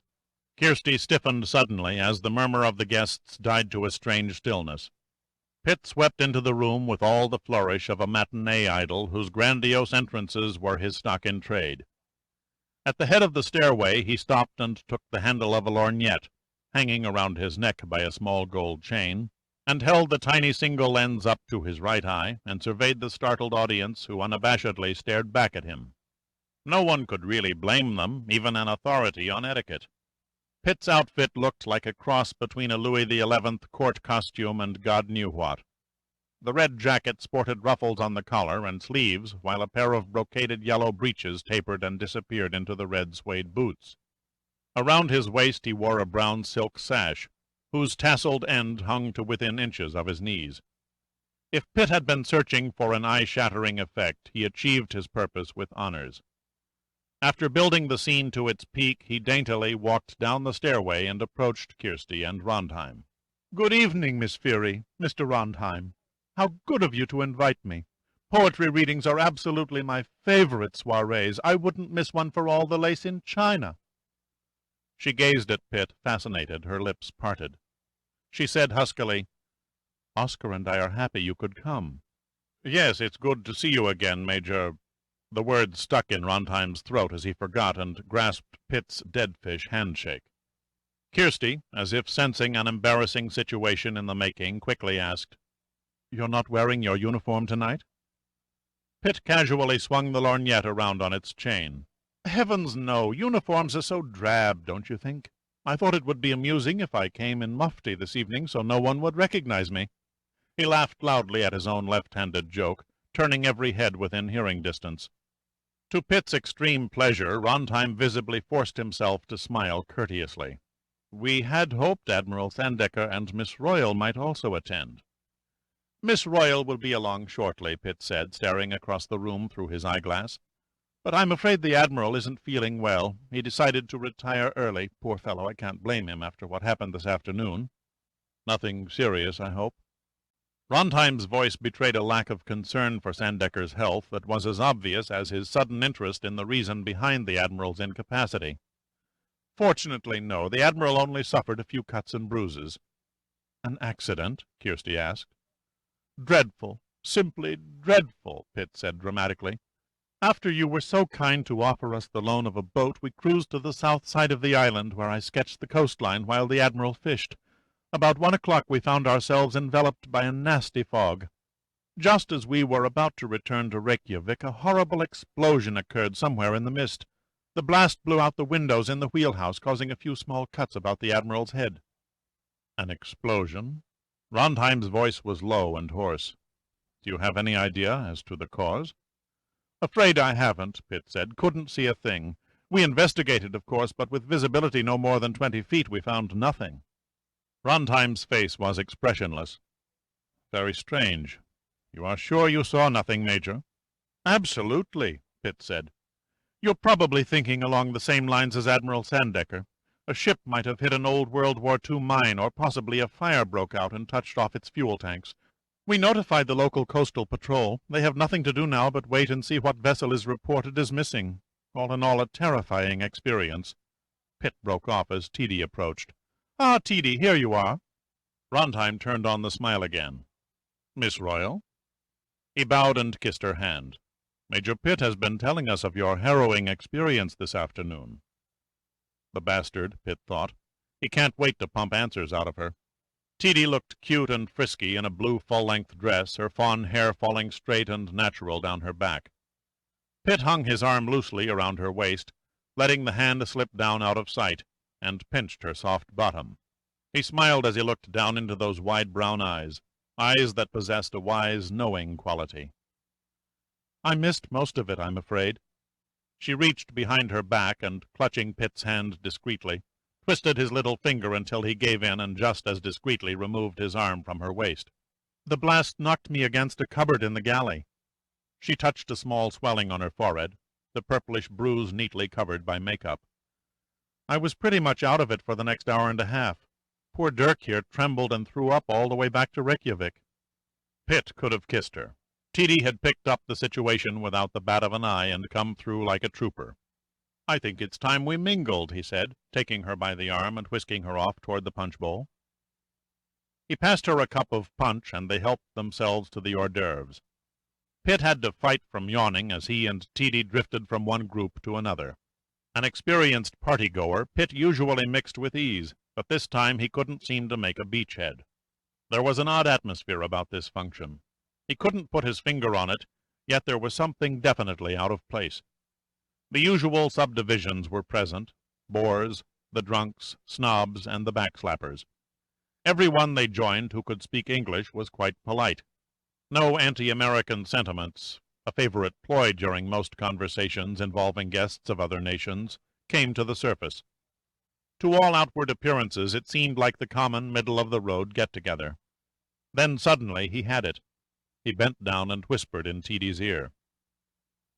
"Do you get the feeling we're persona non grata?" Tiidi looked at him curiously. "No, everyone seems friendly enough. Sure, they're sociable and polite, but it's forced." "How can you be certain?" "I know a warm, sincere smile when I see one. We're not getting any. It's as though we're in a cage, feed and talk to the animals, but don't touch." "That's silly. You can't really blame them for being uneasy when they talk to someone who's dressed the way you are." "That's the catch. The oddball is always, without fail, the center of attraction. If I wasn't dead sure, I'd say this was a wake." She looked up at Pitt with a sly smile. "You're just nervous because you're way out of your league." He smiled back. "Care for an explanation?" "See those two men over there?" She nodded her head sideways to her right. "Standing by the piano?" Pitt casually rolled a slow glance in the direction Tiidi indicated. A small, rotund, lively little man with a bald head was gesturing animatedly as he spoke in rapid bursts into a wiry, thick white beard no more than 10 inches from his nose. The beard belonged to a thin, distinguished-looking man with silver hair that fell well below his collar, giving him the appearance of a Harvard professor. Pitt turned back to Tiidi and shrugged. "So? You don't recognize them?" "Should I?" "You don't read the society pages of the New York Times. Playboy is the only publication I bother with." She threw him a typical feminine, disgusted with the male of the species expression, and said, "It's a pretty sad state of affairs when the son of a United States senator can't identify two of the richest men in the world." Pitt was only half listening to Tiidi.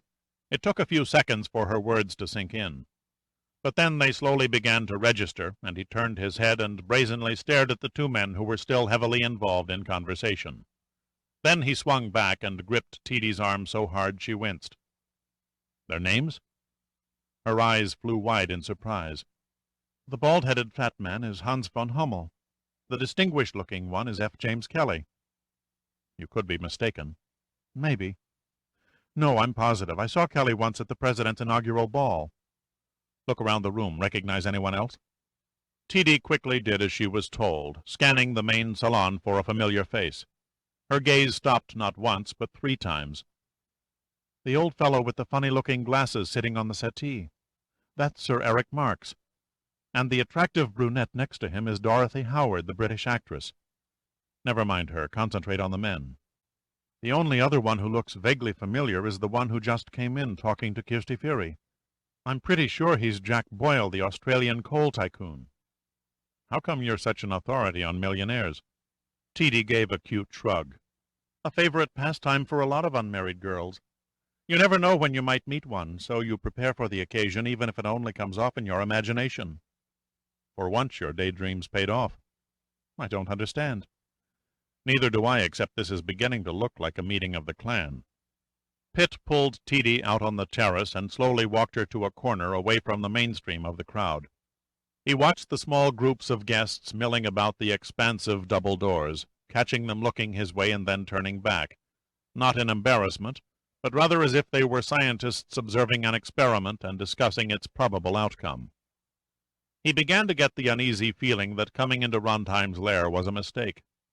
He was just in the process of thinking up an excuse to leave when Kirsty Fury spied them and came alongside. "Would you care to be seated in the study? We're almost ready to begin." "Who is giving the reading?" Tiidi asked.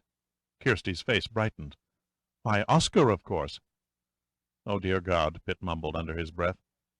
Like a lamb to the slaughter, he let Kirsty lead him to the study with Tiidi tagging behind.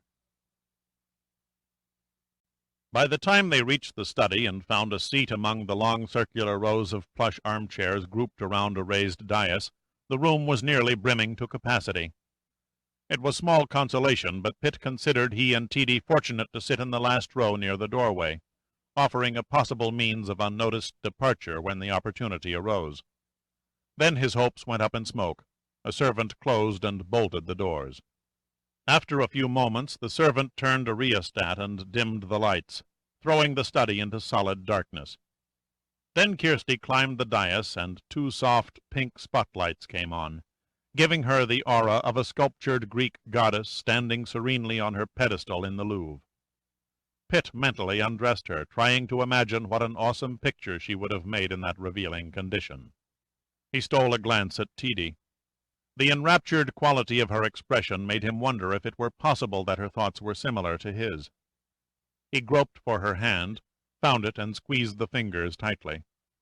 Teedy was so absorbed with the vision on the dais, she didn't even notice or respond to Pitt's touch.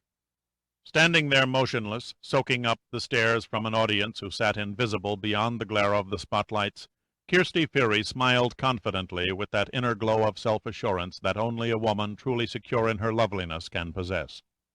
She bowed her head toward the hushed bodies in the darkness and began to speak.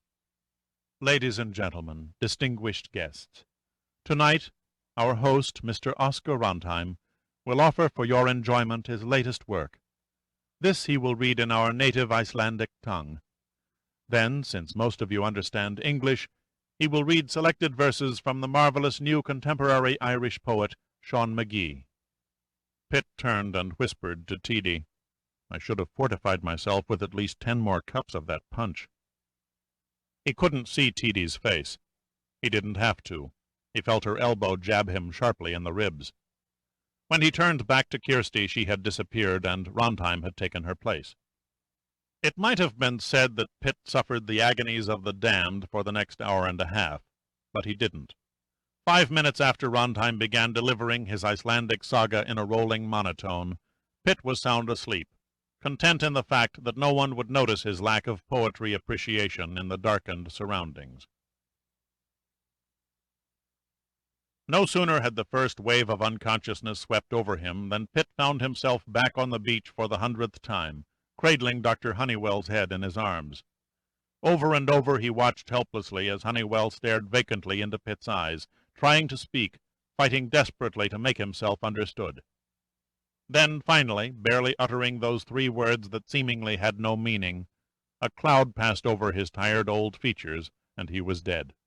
The strange phenomenon of the dream wasn't its actual recurrence, but rather the fact that no 2 sequences were exactly the same.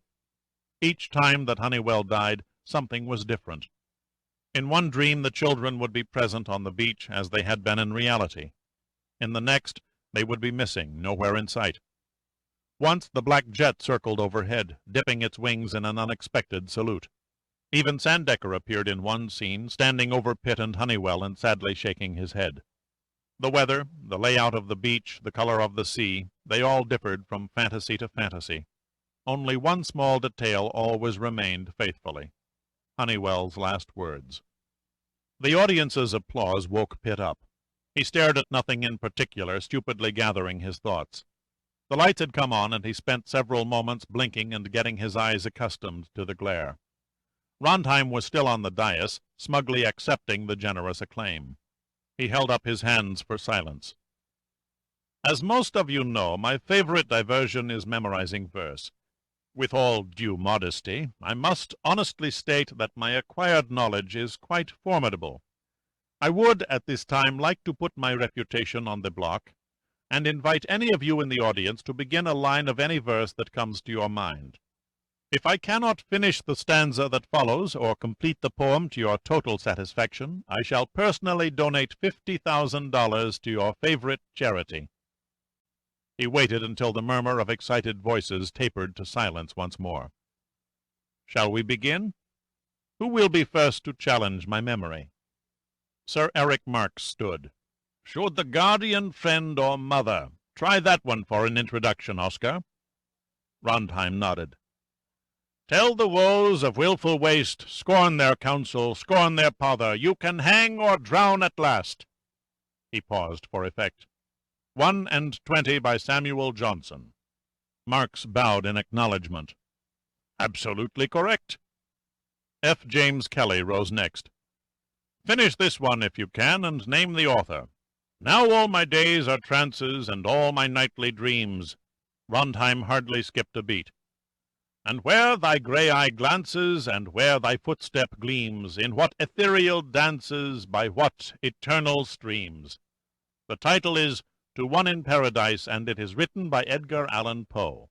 "My compliments, Oscar." Kelly was visibly impressed. "You rate an A+." Rondheim looked about the room, a smile slowly spreading across his chiseled face as a familiar figure rose in the back. "Do you wish to try your luck, Major Pitt?" Pitt looked at Rondheim somberly. "I can only offer you 3 words." "I accept the challenge," Rondheim said confidently. "Please state them." "God save thee," Pitt said very slowly, almost as if he were skeptical of any additional lines. Rondheim laughed. "Elementary, Major. You've done me the kindness of allowing me to quote from my favorite verse." The contempt in Rondheim's voice was there. Everyone in the room could feel it. "God save thee, ancient mariner, from the fiends that plague thee thus. Why look'st thou so?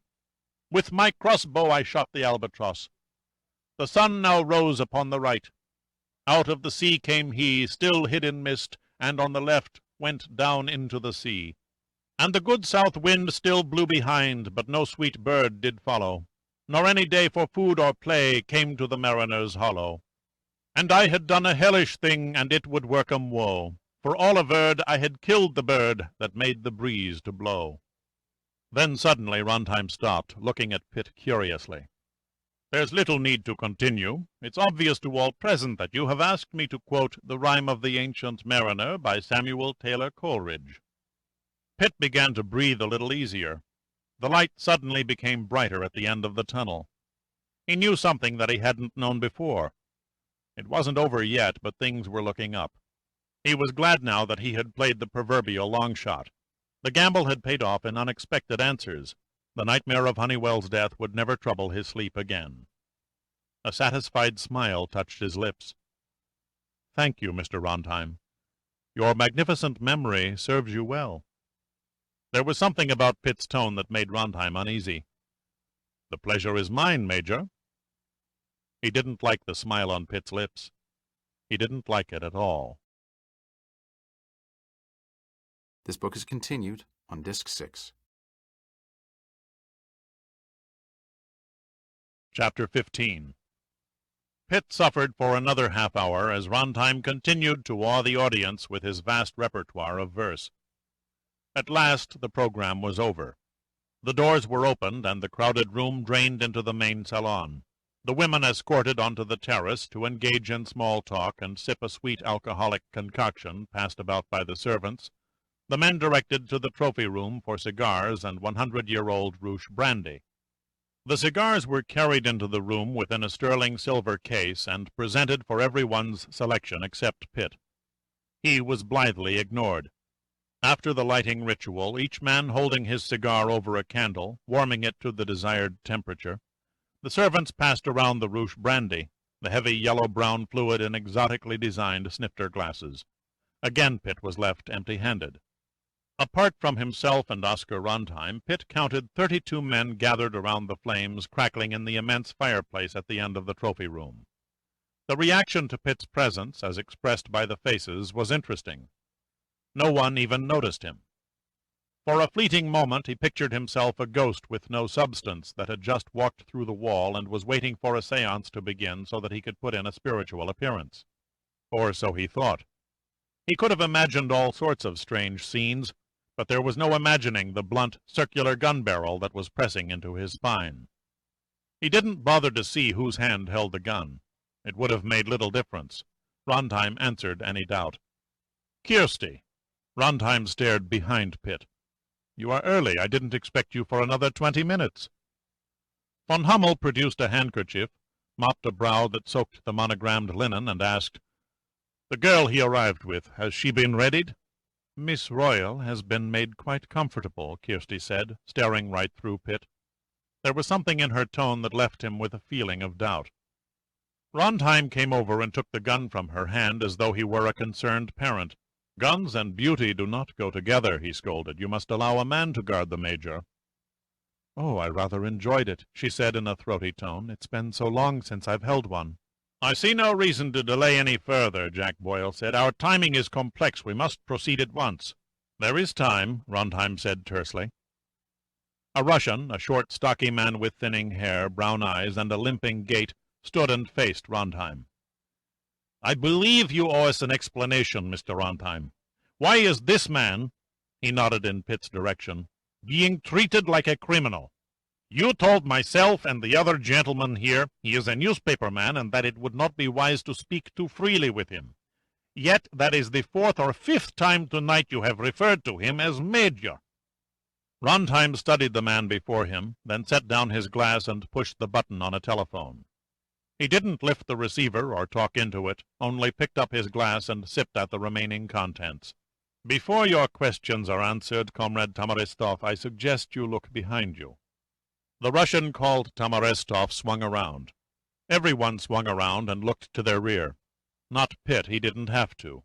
He kept his eyes straight ahead at a mirror that betrayed several hard-looking, expressionless men in black coveralls, who suddenly materialized at the opposite end of the room, AR-17 automatic rifles braced in the firing position. A round-shouldered, heavy character in his middle 70s, with blue knifing eyes deep set in a wizened face, grasped F. James Kelly by the arm. "You invited me to join you tonight, James. I think you know what this is all about." "Yes, I do." When Kelly spoke, the pained look in his eyes was plainly visible. Then he turned away. Slowly, very slowly, almost unnoticed, Kelly, Rondheim, von Hummel, Marx, and 8 other men had grouped themselves on one side of the fireplace, leaving Pitt and the remaining guests standing opposite the flames in utter bewilderment. Pitt noted with a touch of uneasiness that all the guns were aimed at his group. "I'm waiting, James," the old blue-eyed man said, his voice commanding. Kelly hedged, looked rather sadly at von Hummel and Marx. He waited expectantly. They finally nodded back, assuring him of their approval. "Have any of you heard of Hermit Limited?" The silence in the room became intense. Nobody spoke. Nobody answered. Pitt was coolly calculating the chances of escape. He gave up, unable to bring the odds of success below 50 to 1. "Hermit Limited," Kelly went on, "is international in scope.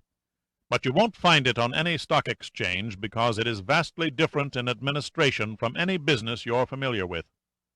I don't have time to go into all the details of its operation, so just let me say that Hermit's main goal is to achieve control and take possession of South and of Central America."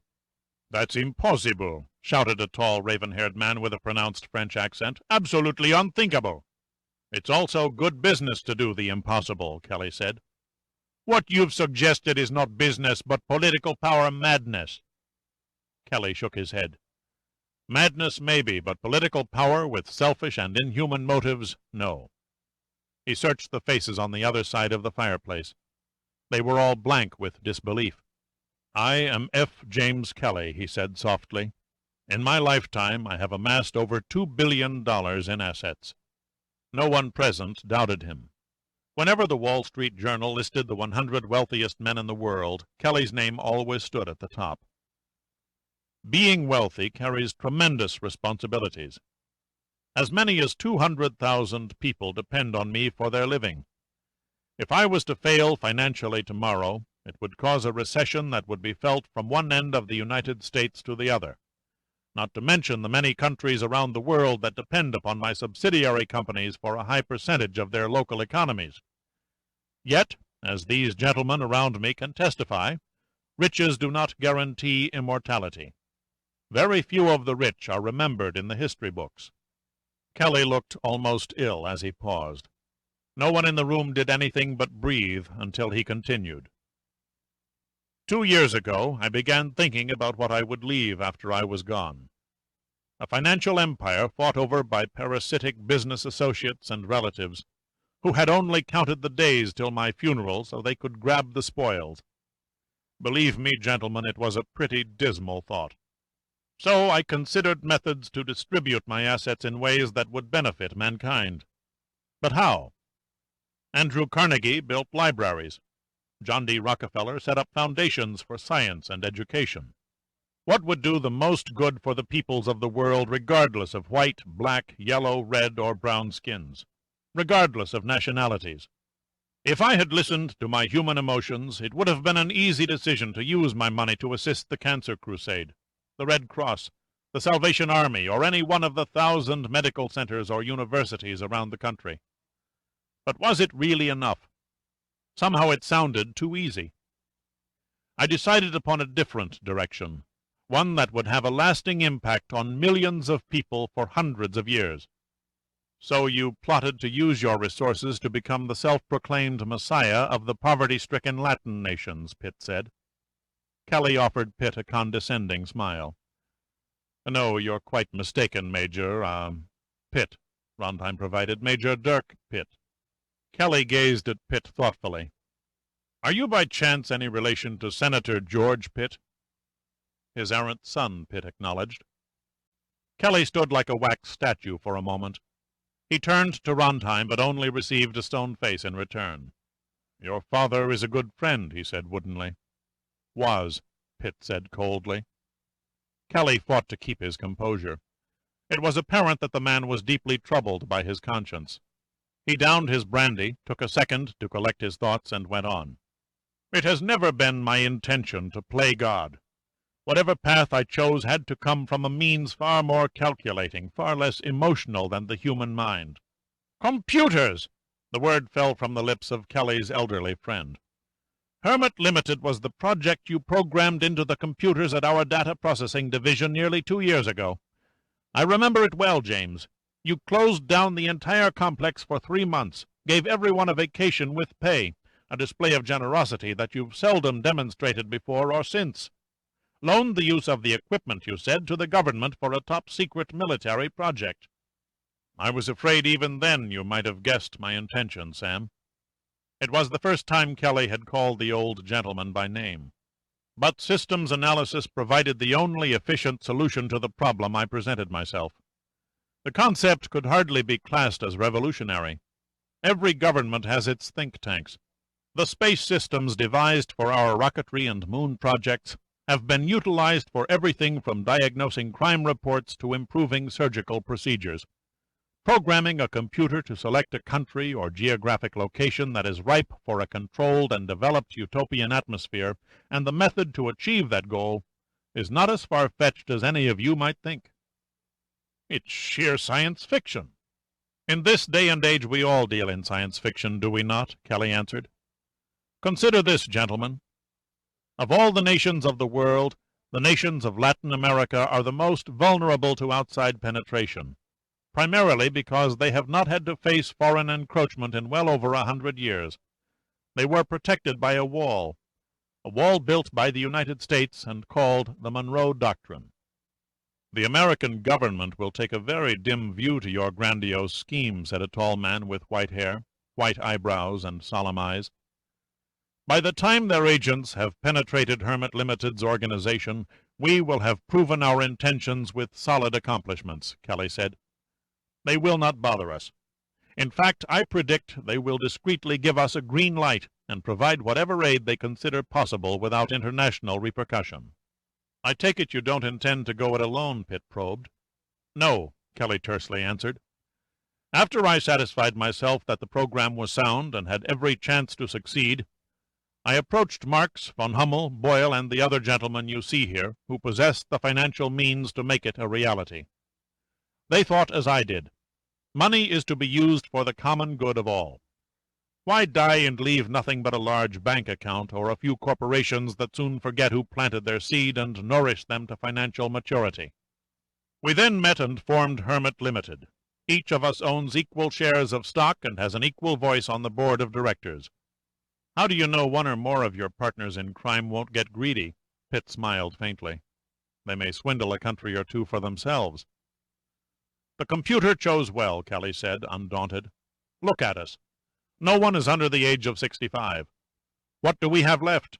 1, 2, maybe with luck 10 years. We are all childless, therefore no heirs.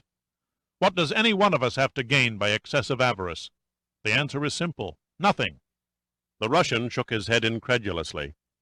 Your scheme is absurd. Even my own government would never consider such drastic and reckless action. No government would, Kelly said in patient explanation. But there lies the difference. You think only in political terms. In the history of man, no nation or civilization has ever fallen except by internal revolution or by foreign invasion. I intend to write a new chapter by accomplishing the impossible by adhering to strict business principles.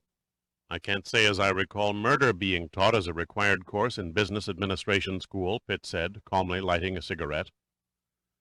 An unfortunate but necessary part of the plan, returned Kelly. Methodical assassination is perhaps a more fitting term. He turned to the Russian. You should have your KGB agents read the Ismailians, Comrade Tomarestov. It goes into great detail concerning the methods used by a Persian sect of fanatics that spread terror through the Mohammedan world in 1090 A.D. The word assassin is their dark memorial to the ages. You're as mad as they are, the Frenchman said severely. If you believe that, Kelly said slowly, you're very naive. The Frenchman looked dazed. I do not understand. How can my associates here and I take over an entire continent? Kelly finished. Basically, it's elementary. Purely a problem of economics. We start with an impoverished country, gain control of its monetary resources, discreetly eliminate its key leaders, and buy it out. You wax lyrical, James, said the old man. You'll have to do better. There is genius in simplicity, Sam. Take, for example, Bolivia, a country whose people are close to starvation. In many cases, the income per family barely exceeding $20 a year. Its whole economy is based on the Perosa copper mines. Gain control of the mines, and you gain control of the country. I should think Bolivia's army will have something to say about a foreign-inspired takeover, Pitt said, pouring a glass to the brim with brandy. Quite right, Major Pitt. Kelly smiled, then said briskly, But armies have to be paid. Each has its price, particularly its generals. If they refuse to be bought, it is then a simple matter of elimination. Again, a business principle. In order to build a more efficient organization, you discard the deadwood and replace with hard-working, dedicated individuals. He paused a moment, unconsciously smoothing his beard. After Hermit Limited assumes the administration of the government, the army shall be gradually disbanded. And why not? It is only a drain on the economy. Again, you could compare an army to a company that is losing money. The obvious solution is to close the doors and write it off as a tax loss. Have you forgotten the people, James? It was Sam who spoke. Do you truly expect them to stand idly while you turn their country upside down? Like any going concern, we have an advertising and marketing department. As with a new product about to be introduced on the market, we have a detailed promotional campaign all worked out. People only know what they see and hear in the media to which they have access. One of our first steps was to purchase, under a local citizen's name, of course, whatever newspapers, radio, and television stations that were available. Pitt said, I assume you don't envision a free press in your Shangri-La? A free press is purely a form of permissiveness, Kelly said impatiently. Look what it has done to the United States. Print anything so long as it's filthy, scandalous, sensational. Anything to sell more papers in order to obtain more paid advertising. The so-called free press in America has stripped every moral fiber from a once great nation and left nothing but a stagnant pile of garbage in the closets of the people's minds. Granted, the American press isn't perfect, Pitt said, but they at least make an effort to get at the truth and expose autocrats like yourself. Pitt quickly fell silent, surprised at himself for making a speech. He had come close to falling out of character. He knew now that if there was a slight thread of hope for escape, it lay in his continued masquerade as one of the gay boys. Goodness, I didn't mean to get carried away. Frowning, baffled, Kelly lifted his eyes to look again at Rondheim. His silent question was answered with a disgusted shrug. The old man called Sam broke the silence. After you buy out one country, James, how do you intend to take over the rest?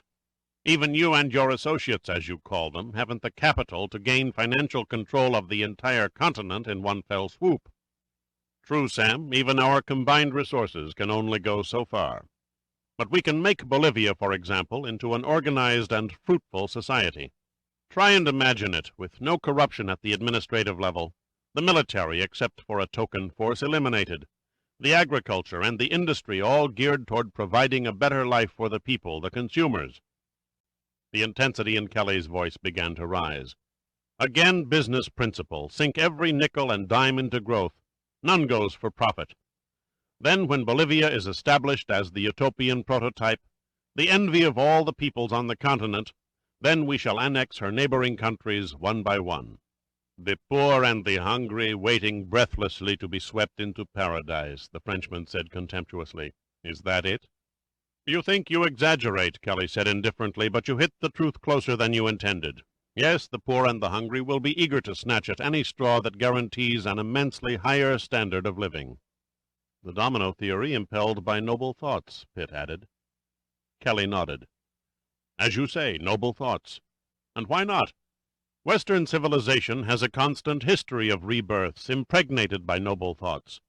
We businessmen, as perhaps the largest and most powerful influence of the last 200 years, now have a golden opportunity to determine whether another brilliant rebirth shall occur, or whether a civilization that lies in the gutter shall remain there and stop breathing forever. At this point I must admit to being a stick in the mud. I hold a number of doctrines that have been pooh-poohed by the best academic minds of higher learning. I entertain the thought that organization is better than confusion. I prefer profit to loss, strong means to gentle persuasion to accomplish a goal. And I'm dead certain that sound business rules are more valuable than political ideologies." "Your grand design has a flaw," Pitt said, helping himself to another brandy, "a deviation that could easily screw up the works." Kelly stared at Pitt speculatively. "Your brain against the most advanced techniques of computer science? Come now, Major, we've spent months programming every possibility, every abnormality. You're merely playing games." "Am I?" Pitt downed the brandy as if it were water, and said to Kelly, "How do you explain Rondheim and Miss Fury? They hardly pass the age requirements for executive material of Hermit Limited. Rondheim is short by 20 years. Miss Fury, well, she doesn't even come close." "Miss Fury's brother, Christian, was an idealist, like myself, a man who was searching for a way to raise people from the mud of poverty and misery. His acts of generosity in Africa and other parts of the world where his business transpired led us to make an exception. Unlike most hard-headed businessmen, he used his wealth for common good. When he tragically lost his life, we, the board of directors of Hermit Limited," he bowed to the men seated around him, "voted to elect Miss Fury in his place." "And Rondheim?" "A fortunate contingency we had hoped for, but not counted on. Though his extensive fishing facilities appeared an enticing asset toward developing the fishing industry of South America, it was his hidden talents and useful connections that swung the pendulum in his favor." "The superintendent of your liquidation department," Pitt said grimly, "the leader of your private sect of Ismailians?"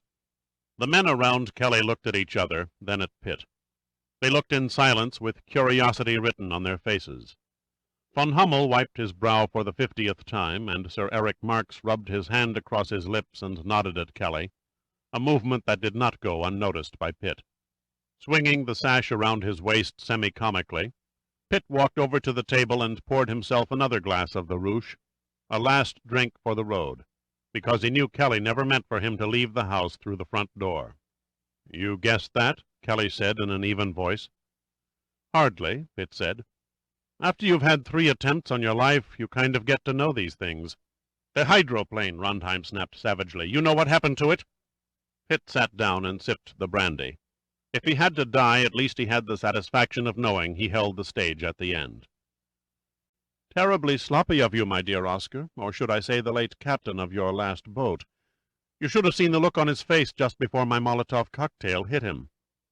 "You damned queer," Rondheim said, his voice shaking with fury. "You lying faggot!" "Sticks and stones, my dear Oscar," Pitt said carelessly. "Think what you may. One thing is certain. Due to your negligence, you'll never see your hydroplane and crew again." "Can't you see what he's trying to do?" Rondheim took a step toward Pitt. "He's trying to turn us against each other." "That will do." Kelly's tone was cold, his eyes commanding. "Please go on, Major." "You're very kind." Pitt downed his brandy and poured another. What the hell, he thought, might as well deaden whatever pain that was coming. Poor Oscar also bumbled the second attempt. "I don't have to go into the sorry details, but I'm sure you're aware that his 2 feeble-brained assassins are talking like women on a party line right this minute to agents of the National Intelligence Agency." "Damn!" Kelly spun around to Rondheim. "Is that true?" "My men never talk." Rondheim glared at Pitt. "They know what will happen to their relatives if they do. Besides, they know nothing." "Let us hope you're right," Kelly said heavily. He came and stood over Pitt, staring with a strangely expressionless gaze that was more disturbing than any display of animosity could ever have been. "This game has gone far enough, Major." "Too bad. I was just getting warmed up, just getting to the good part." "It isn't necessary." "Neither was killing Dr. Honeywell," Pitt said. His voice was unnaturally calm. "A terrible, terrible mistake. A sad miscalculation. Doubly so since the good doctor was a key member of Hermit Limited." Chapter 16. For perhaps 10 shocked, incredulous seconds, Pitt let his words soak in as he sat nonchalantly in an armchair, cigarette in one hand, glass in the other, the very picture of relaxed boredom. Not so Runtime and the other members of Hermit Limited. Their faces were as uncomprehending as if each had just come home and found his wife in bed with another man. Kelly's eyes widened and his breath seemed to stop. Then slowly he began to gain control again, calm, quiet, the professional businessman, saying nothing until the right words formed in his mind. "Your computers must have blown a fuse," Pitt continued. "Admiral Sandecker and I were on to Dr. Honeywell right from the start," Pitt lied, knowing there was no way Kelly or Runtime could prove otherwise. "You wouldn't be interested in how or why." "You are mistaken, Major," Kelly said impatiently. "We would be most interested." Pitt took a deep breath and made the plunge. "Actually, our first tip-off came when Dr. Len Matagic was rescued."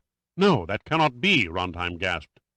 Pitt gave silent thanks to Sandecker for his wild plan to resurrect the ghosts of Matagic and O'Reilly. The opportunity was handed to him on a silver platter, and he could see no reason not to use it to kill time. "Pick up the phone and ask the overseas operator for room 409 at Walter Reed General Hospital in Washington. I suggest you request person to person. Your call will go through faster."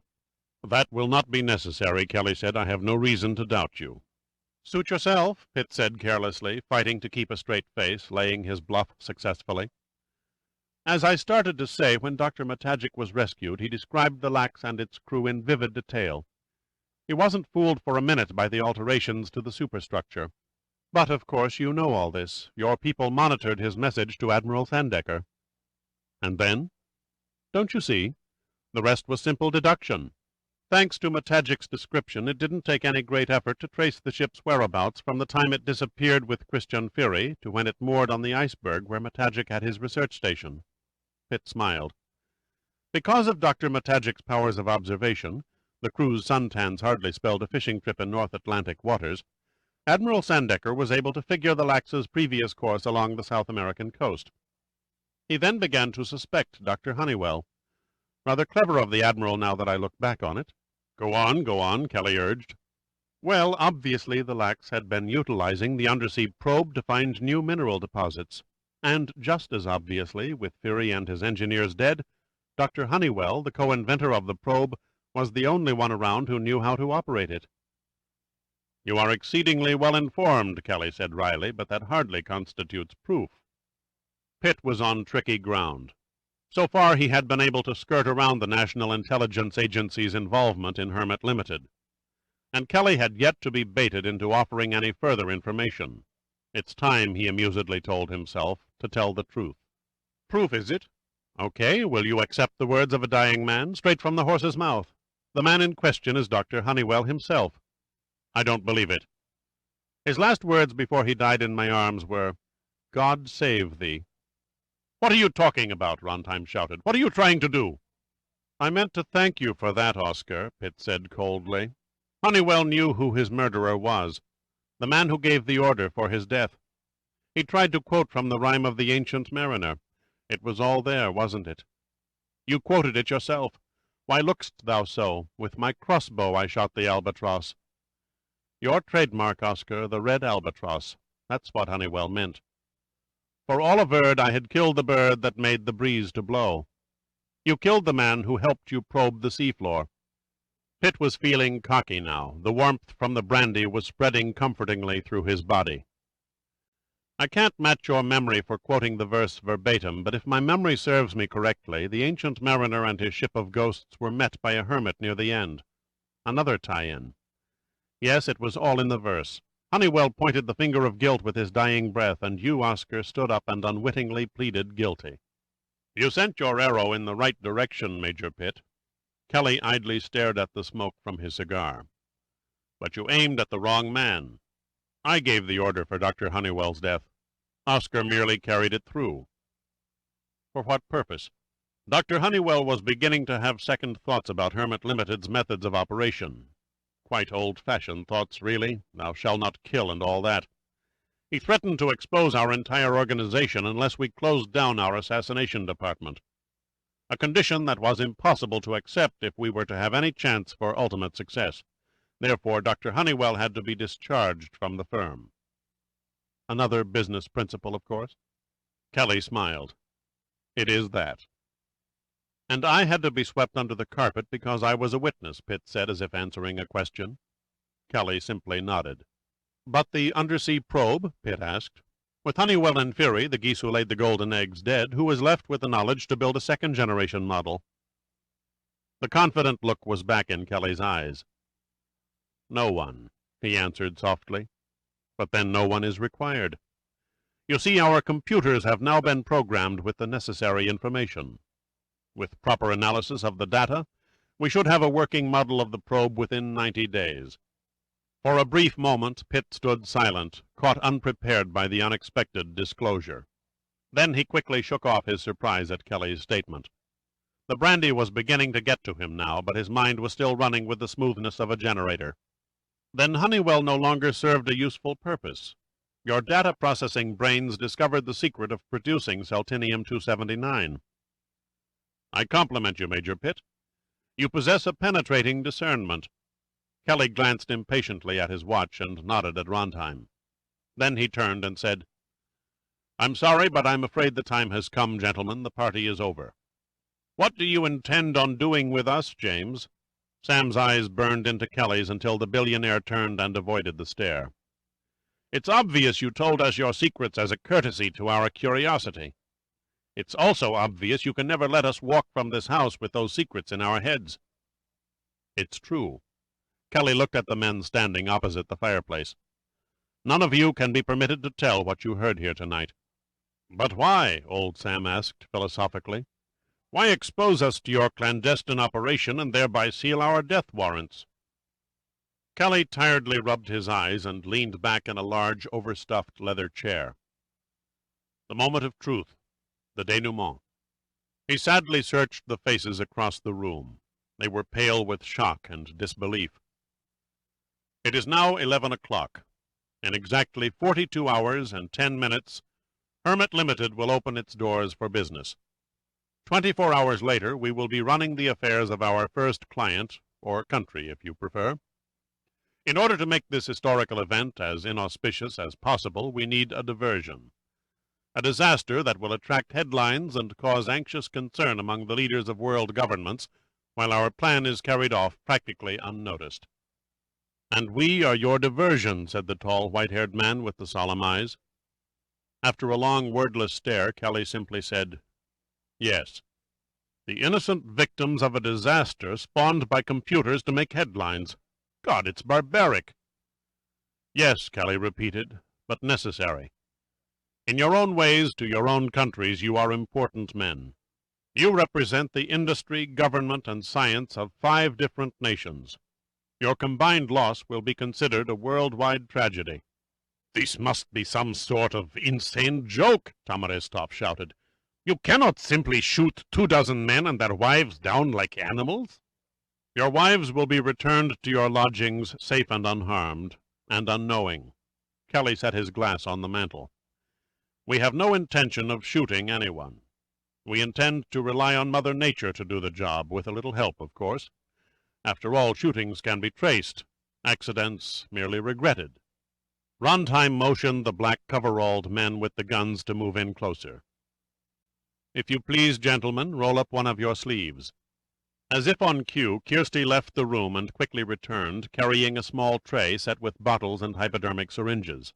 She set the tray down and began filling the syringes. I'll be damned if you'll stick a needle in my arm, one of the men in Pitt's group exploded. Shoot me now and get it over. His eyes went glassy as a guard's rifle butt caught him behind the ear, and he slumped to the floor. Let us have no further arguments, Rondheim said grimly. He turned to Pitt. "Come into the next room, Major. In your instance, I shall deal with you on a personal basis." He waved the gun he had taken from Kirsty toward a doorway. Runtime, followed by two of his guards, escorted Pitt along a wide hall, down a circular flight of stairs into another hall, then shoved him roughly through the second of several doorways lining both sides of the second passageway. Pitt, letting himself go loose, stumbled awkwardly, fell to the floor, then scanned the room. It was an immense room, painted stark white. A large pad lay in the middle of the floor, surrounded by an array of bodybuilding equipment, brightly lit by long rows of fluorescent light fixtures. The room was a gymnasium, better and more expensively equipped than any Pitt had ever seen. The walls were decorated with at least 50 posters depicting the many karate movements. Pitt silently acknowledged a well-conceived and laid-out training room. Runtime passed the small automatic to one of the guards. "I must leave you for a moment, Major," he said dryly. "Please make yourself comfortable until I return. Perhaps you would care to loosen up your muscles. May I suggest the parallel bars?" With that he laughed loudly and left the room. Pitt stayed where he was on the floor and studied the two guards. One was a tall, ice-faced, and hard-eyed giant nearly 6'4". The dark hair circling his prematurely bald head made him look like a monk, an illusion shattered by the semi-automatic rifle cradled in a pair of huge, hairy hands. He returned Pitt's stare with a look that dared Pitt to try and escape, a possibility made 100% hopeless by the second guard. He stood and filled up the door to the hallway, his shoulders coming within an inch of touching both sides of the vertical framework. Except for a big, red face, heavily mustached, he could have passed inspection with an army of apes. He let his rifle hang loosely in a hand that came nearly to his knees. 5 minutes passed. 5 minutes during which Pitt carefully planned his next move. 5 minutes in which the guard's hard eyes never left him. Then suddenly the door on the far side of the gym opened and Runtime walked in. He had changed from his dinner jacket into the white, loose-fitting attire of a karate disciple, clothing that Pitt knew was called a gi. Runtime stood there for a moment, an assured, confident smile taut on his thin lips. Then he walked softly across the floor on bare feet and stepped onto the heavy mat, facing Pitt. "Tell me, Major, are you familiar with karate or kung fu?" Pitt uneasily eyed the narrow black belt that was knotted around Runtime's waist, and fervently prayed that the warm glow of the brandy would ease the beating he felt certain was coming. He simply shook his head. "Perhaps judo?" "No, I abhor physical violence." "A pity. I had hoped for a more worthy opponent, but it is no less than I suspected." He idly fingered the Japanese characters embroidered on his belt. "I have my doubts about your masculinity, yet Kirsty thinks you are more manly than you act. We shall soon see." Pitt forced back the hate and projected a quaver of fear. "Leave me alone! Leave me alone!" His voice was high-pitched now, almost a screech.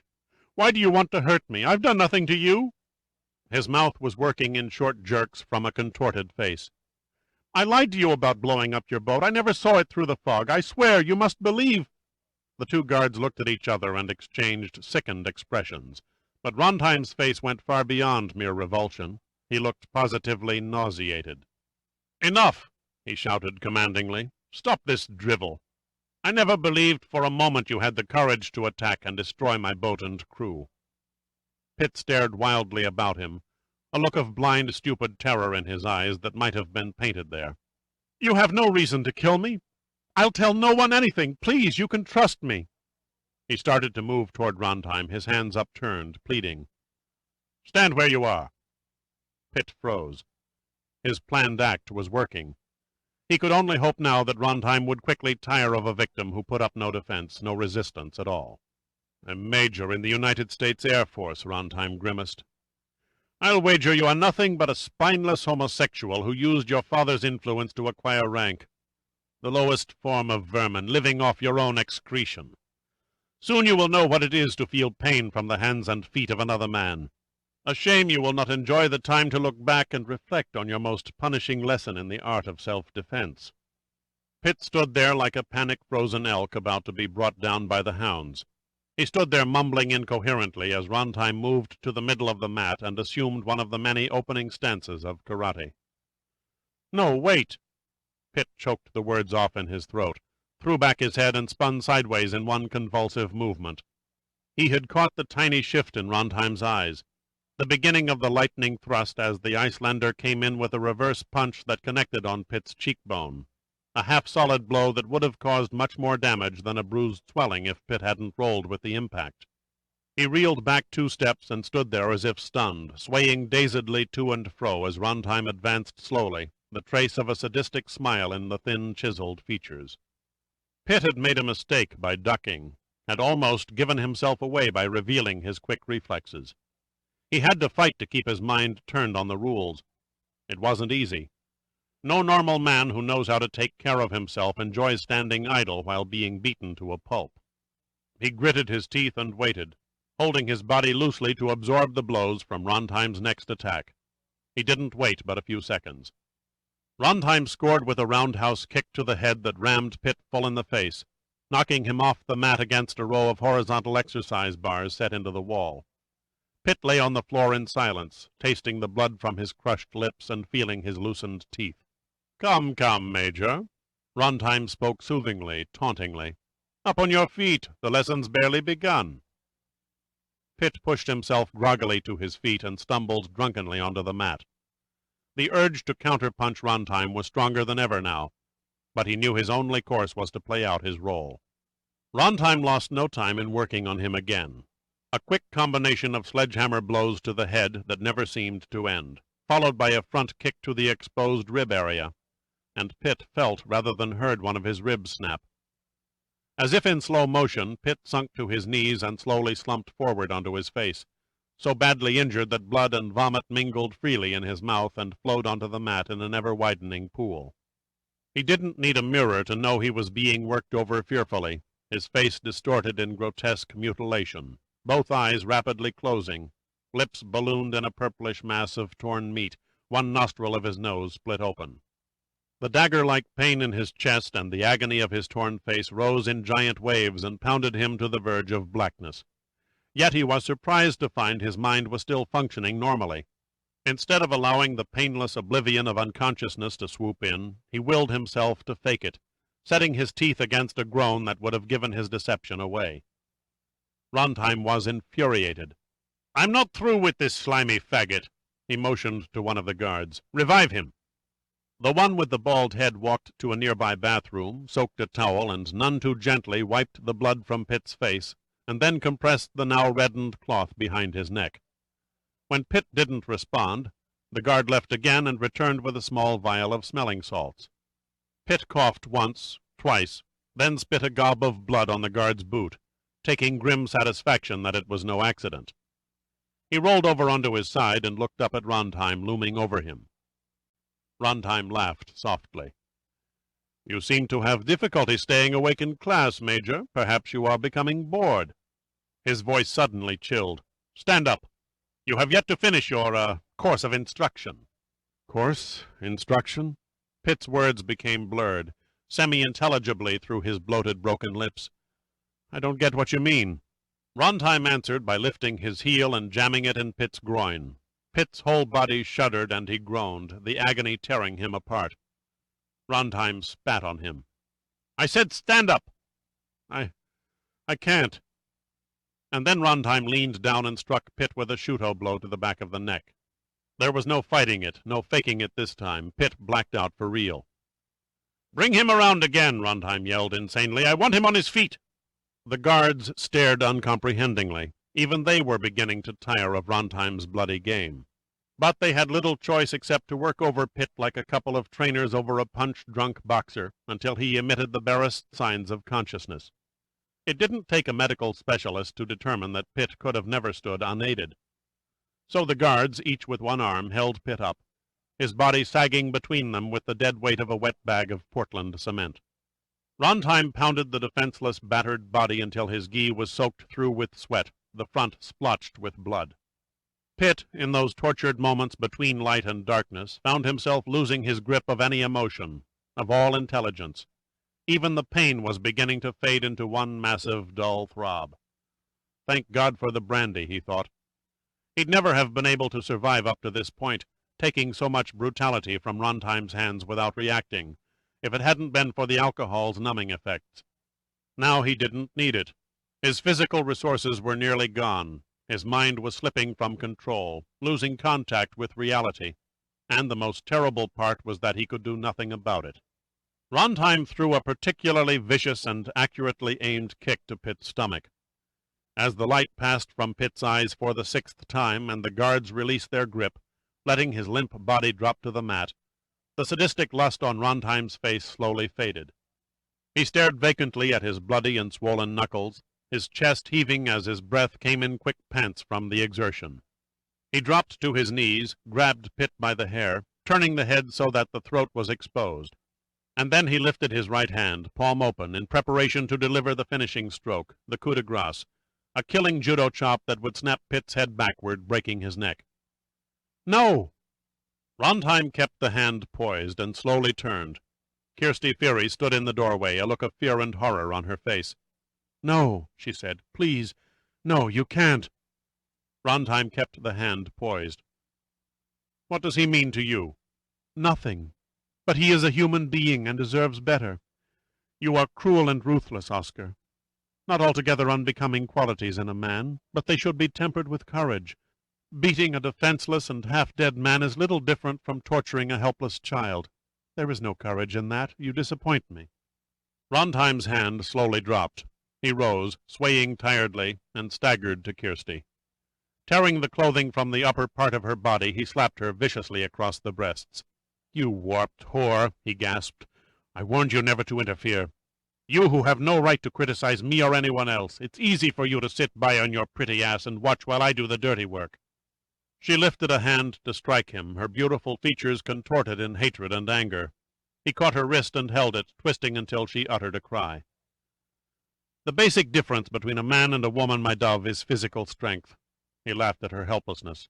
You seem to have forgotten that. Rontheim roughly pushed her out the door and turned to the guards. Throw that queer bastard in with the others, he ordered. If he is fortunate and opens his eyes once more, he can have the satisfaction of knowing he died among friends. Chapter 17. Somewhere in the black pit of unconsciousness, Pitt began to see light.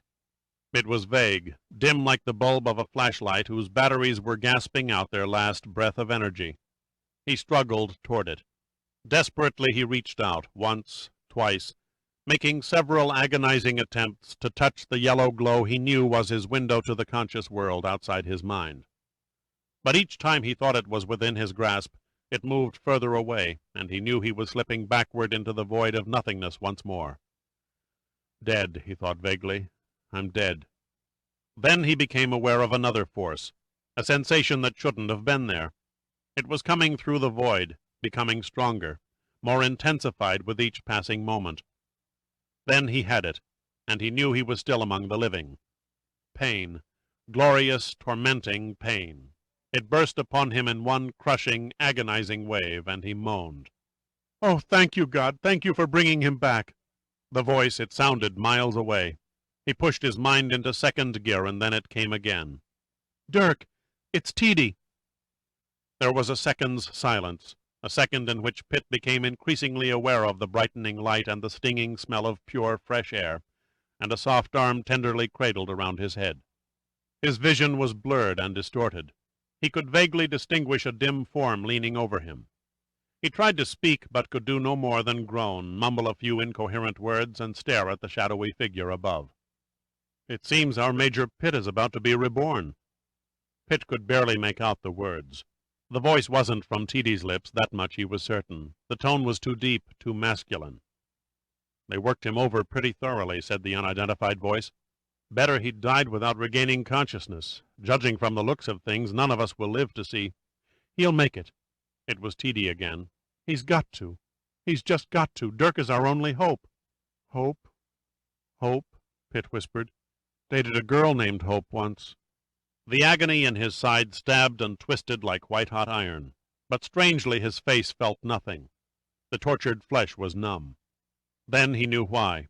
Knew why he saw only shadows.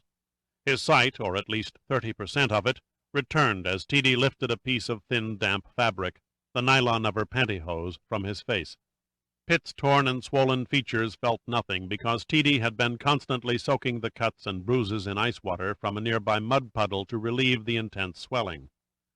The mere fact that Pitt could see anything at all through the tiny slits around his bloated eyes attested to her successful efforts.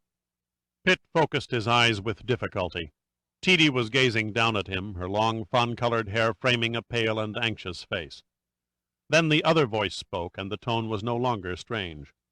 "Did you get the license number of the truck, Major? Or was it a bulldozer that mashed your already ugly profile?" Pitt turned his head and looked into the smiling but tight-muscled face of Jerome P. Lilly. "Would you believe a giant with muscles like tree trunks?" "I suppose," Lilly said expectantly, "your next words will be, 'If you think I look bad, you should see the other guy.'"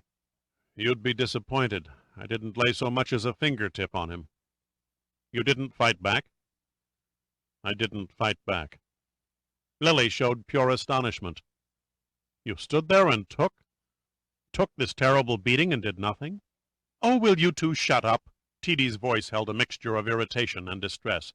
"If any of us are to survive, we must get Dirk on his feet. We can't just sit here and gossip." Pitt pulled himself to a sitting position and gazed in agony through a red haze of pain as his broken rib cried in protest. The unthinking sudden movement made his side feel as if someone had squeezed his chest between a giant pair of pliers and twisted. Carefully, gently, he eased himself forward until he could see around him.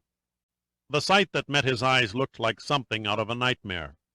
For a long moment he stared at the unreal scene and then at Teedy and Lilly, his face a study of bewildered incomprehension. Then a shred of understanding crept into his head, and with it some certainty of where he was.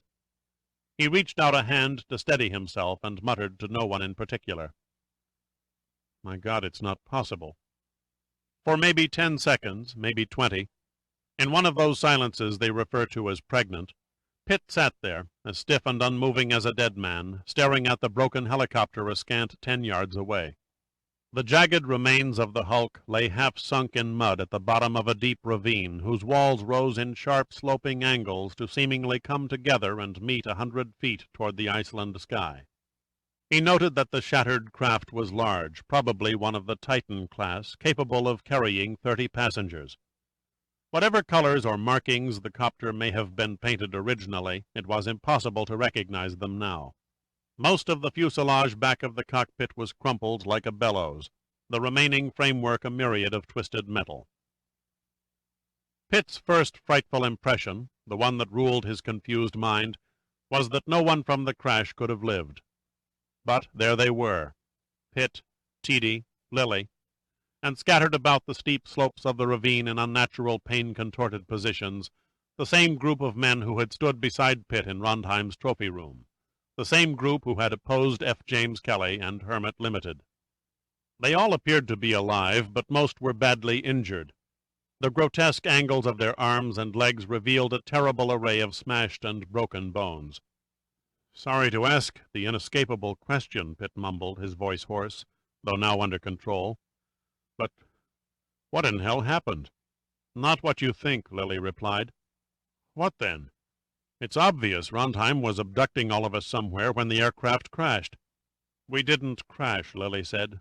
"The wreck has been here for days, maybe even weeks." Pitt stared incredulously at Lilly, who seemed to be lying comfortably on the damp ground, oblivious of the wetness soaking through his clothing. "You'd better fill me in. What happened to these people? How did you come to be here? Everything." "Not too much to my story," Lilly said quietly. "Rondheim's men caught me snooping around the Albatross docks. Before I had a chance to uncover anything, they hustled me off to Rondheim's house and threw me in with these other gentlemen." Pitt made a move toward Lilly. "You're in pretty rough shape. Let's have a look." Impatiently, Lilly waved him back. "Hear me out. Then get the hell away from here and get help. No one is in immediate danger of dying from their injuries. Rondheim saw to that. Our primary peril is exposure. The temperature is under 40 degrees now. In another few hours it will be freezing. After that, the cold and the shock will take the first of us. By morning there will be nothing in this goddamn ravine but frozen bodies." "Rondheim saw to that? I'm afraid—" You don't get it? You're slow on the trigger, Major Pitt. It's obvious the carnage you see here was never caused by accident. Immediately after our sadistic friend Rondheim beat you to a pulp, we were each given a heavy dose of Nembutal, and then, very coldly and methodically, he and his men took us one at a time and fractured whatever bones they thought were necessary to make it appear as though we were all injured in the crash of the helicopter. Pitt stared at Lily but said nothing. Totally off balance, his mind was in a whirlpool of disbelief, his thought desperately seeking to sort out a set of circumstances that defied comprehension. The way he felt, he would have been prepared to believe anything, but Lily's words were too macabre, too monstrous to consider. My God, it's not possible. Pitt screwed his eyes shut and shook his head in slow frustration. It has to be some kind of insane nightmare. Nothing insane about the reason, Lily assured him. There is a method to Kelly's and Rondheim's madness. How can you be sure? I'm sure. I was the last one they put under the drug. I overheard Kelly explaining to Sir Eric Marks how this whole unreal tragedy was conceived by Hermit Limited's computers. But for what purpose? Why the savagery? Kelly could have simply put us on another aircraft and dropped it over the ocean without a trace, with no chance for survivors. Computers are a hard lot. They only deal in cold facts, Lily murmured wearily. To their respective governments, the men suffering around us are important figures. You were at Rondheim's little party. You heard Kelly explain why they had to die. Their deaths are meant to be a diversion, to buy time and to grab headlines and the attention of world leaders, while Hermit Limited pulls off its coup without international interference. Pitt's eyes narrowed. That doesn't explain away the sadistic cruelty. No, it doesn't, Lily admitted. However, in Kelly's eyes, the end justifies the means. A disappearance at sea was probably fed into the computer's banks, but undoubtedly rejected in favor of a sounder plan. Like producing the bodies at an opportune time. In a sense, yes, Lily said slowly. World focus on a disappearance at sea would have faded in a week or 10 days. The search would have obviously been called off, since no one could live long floating in the frigid North Atlantic. Of course, Pitt nodded. The vanishing act of the Lax was an ideal example. Exactly. Kelly and his rich friends need all the time they can buy to become entrenched in whatever country it is they intend to take over. The longer our State Department is diverted by the loss of high-ranking diplomats, the harder it will be when they get around to putting the screws on Hermit Limited's operations. This way, Kelly can have the advantage of an extended search. Pitt's voice was quiet but positive. And when hope begins to dim, he can arrange for an Icelander to stumble accidentally on the crash site and the bodies. And Kelly can reap the advantage of an extra 2 weeks while the world mourns and government leaders are concentrating on speeches at the funeral processions. Every alternative was neatly considered. We were all supposedly on a flight to Rondheim's northern estate for a day of salmon fishing. His group, the Hermit Limited bunch, were going to come on the next flight. At least that's the story that will be handed out. What's to stop someone from accidentally discovering us at any moment? T.D. asked, gently dabbing a trickle of blood from Pitt's swollen mouth. It's fairly obvious, Pitt said, thoughtfully surveying the immediate surroundings. We can't be seen unless that someone is standing practically on top of us. Add to that the fact we're probably in the most uninhabited area of Iceland, and the odds of being found begin to stretch to infinity. Now you can clearly see the picture, Lily said. The helicopter had to be placed in the narrow confines of the ravine and then destroyed, because it could not have been purposely crashed with any degree of accuracy. A perfect, undetectable location. A search plane directly overhead could have no more than a second to spot the debris, 1,000,000 to 1 chance at best. The next step was to scatter our bodies around the area. Then, after 2 or 3 weeks of decomposition, the most a competent coroner could determine is that some of us died from injuries sustained from the phony crash and the rest from exposure and shock. Am I the only one who can walk? Pitt asked harshly. His broken ribs ached like 1,000 sores, but the hopeful stares, the miserable bit of optimism in the eyes of the men who knew death was only a few hours away, forced him to ignore the pain. A few can walk, Lily answered, but with broken arms they'll never make it to the top of the ravine. Then I guess I'm elected. You're elected. Lily smiled faintly. If it's any consolation, you have the satisfaction of knowing Rondheim is up against a tougher man than his computers projected." The encouragement in Lily's eyes became the extra impetus Pitt needed. He rose unsteadily to his feet and looked down at the figure lying stiffly on the ground. "Where did Rondheim bust you?" "Both shoulders and, I'm guessing, my pelvis." Lily's tone was as calm as if he were describing the fractured surface of the moon. "Kind of makes you wish you were back in St. Louis running the brewery, doesn't it?" "Not really. Dear old Dad never had much confidence in his only son. If I'm not alive and kicking when you come back, tell him—" "Read him the riot act yourself. Besides, my heart wouldn't be in it." Pitt had to fight to keep his voice from faltering. "I never liked Lily beer anyway." He turned away and knelt over Teedy. "Where did they hurt you, dear heart?" "My ankles are a little off-center." She smiled gamely. "Nothing serious. I'm just lucky, I guess." "I'm sorry," Pitt said. "You wouldn't be lying here if it wasn't for my bungling." She took his hand and squeezed it. "It's more exciting than taking dictation and typing the Admiral's letters."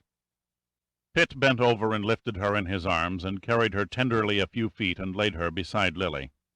"Here's your big chance, you little gold digger. A real live millionaire.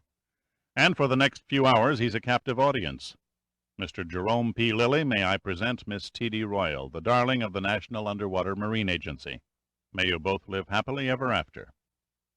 Pitt kissed her lightly on the forehead, stumbled awkwardly once more to his feet, and walked unsteadily over the water-soaked ground to the old man he knew simply as Sam. He thought of the distinguished manner, the warm, piercing eyes he had seen in the trophy room as he stared down and saw the legs, twisted outwards like the crooked branches of an oak tree, the blue eyes dulled by pain, and he forced himself to smile a confident, hopeful smile. "Hang in there, Sam."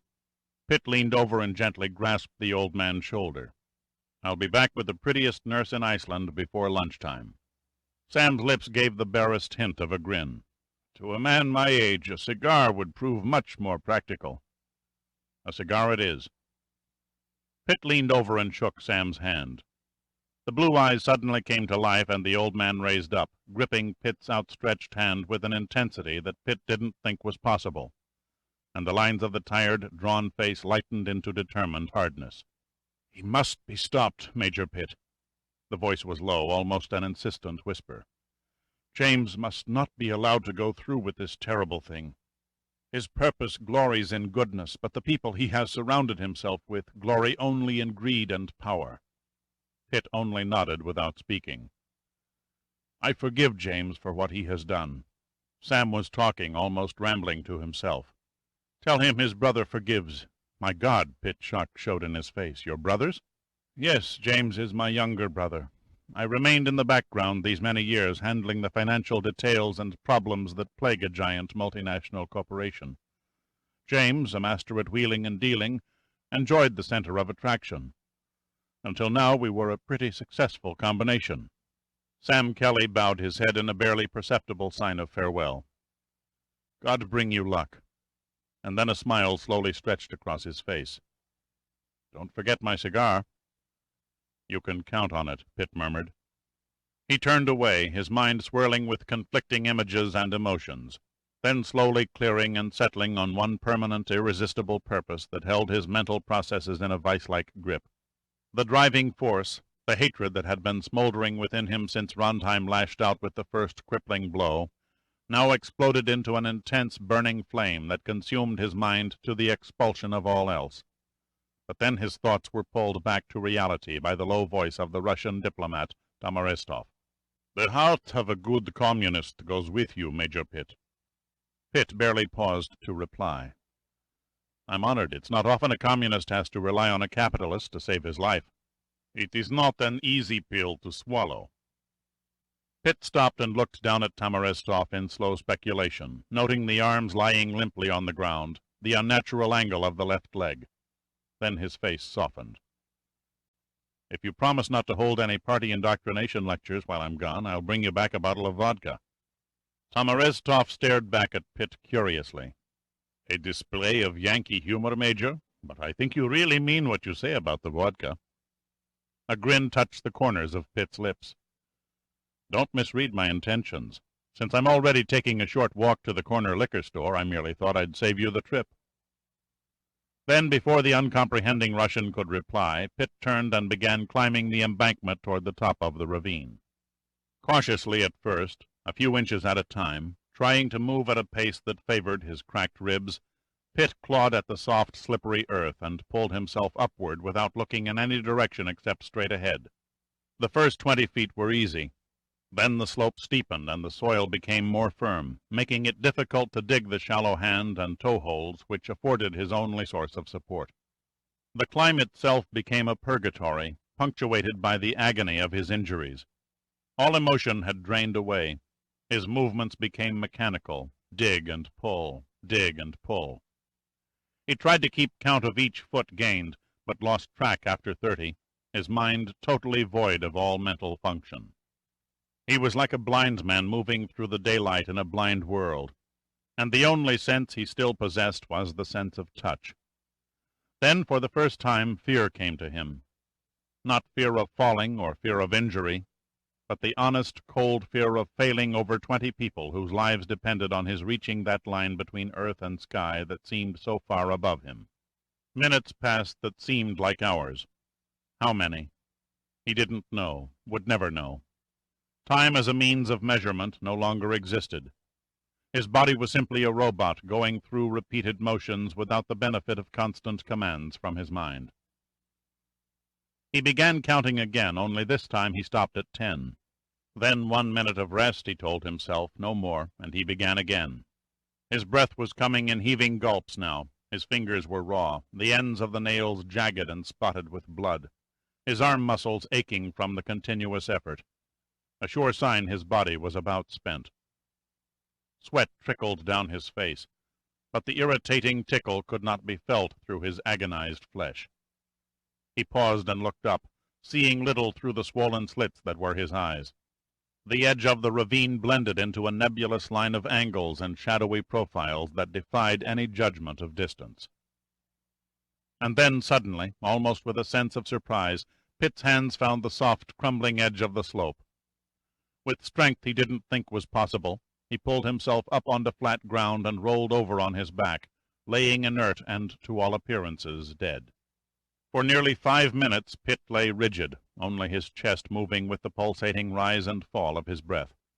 Slowly, as the waves of total exhaustion receded to a level of sufferable tolerance, he pulled himself to his feet and peered into the bottom of the narrow chasm at the tiny figures below. He cupped his hands to yell, then decided against it. There were no words he could think of to shout that had any meaning, any encouragement. All the people below could see was his head and shoulders over the level of the steep cliff. Then, with a wave of the hand, he was gone. Chapter 18. Pitt stood like a solitary tree on a great empty plain. A dark, green, moss-like vegetation spread in every direction as far as he could see, edged on one horizon by a range of high hills, and cloaked by a sun-whitened mist on 2 others. Except for a few small rises dotting the desolate landscape, most of the ground was nearly flat. At first he thought he was completely alone. But then he saw a tiny snipe that soared across the sky like a dart in search of an unseen target. It came closer, and from a height of 200 feet it circled and looked down at Pitt, as if curiously inspecting the strange animal that stood out so vividly in red and yellow plumage against the center of the unending green carpet. After 3 cursory sweeps, the little bird's inquisitiveness waned, and it fluttered its wings against the air and continued on its seeming flight to nowhere. As if perceiving the bird's thoughts, Pitt stared down at his offbeat clothing and murmured vaguely to himself, "I've heard of being all dressed up with no place to go, but this is ridiculous." The sound of his voice suddenly woke him up to the fact that his mind was working again. He felt the relief that was due from overcoming the exhausting climb from the ravine, the high elation of being alive with the hope of finding help before the people below died from the near-freezing temperatures. Jubilantly he struck out across the tundra toward the distant hills. 50 feet, no further, that was as far as Pitt got when it abruptly hit him. He was lost. The sun was high above the skyline. There were no stars to guide him. North, south, east, and west were words that meant nothing. had no definition in terms of measurement or accuracy. Once he entered the mist that was crawling across the land toward him, he would have no guideline, no landmarks to take a sight on. He was lost, adrift without any sense of direction. For once, that cold, damp morning, he didn't feel the grip of fear. It wasn't that he knew fear would cloud his thoughts, confuse his reasoning. He was consumed with sharp anger that he should have been so beautifully tricked into complacency, so ignorantly unaware that he was stumbling to his death. Every contingency. The computers of Hermit Limited, his archenemy, had mechanically figured on every contingency.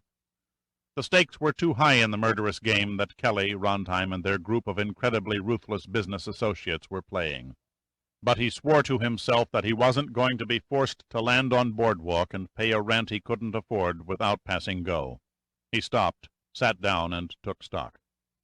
It didn't take any great ingenious deduction to determine that he was sitting somewhere in the middle of the uninhabited part of Iceland.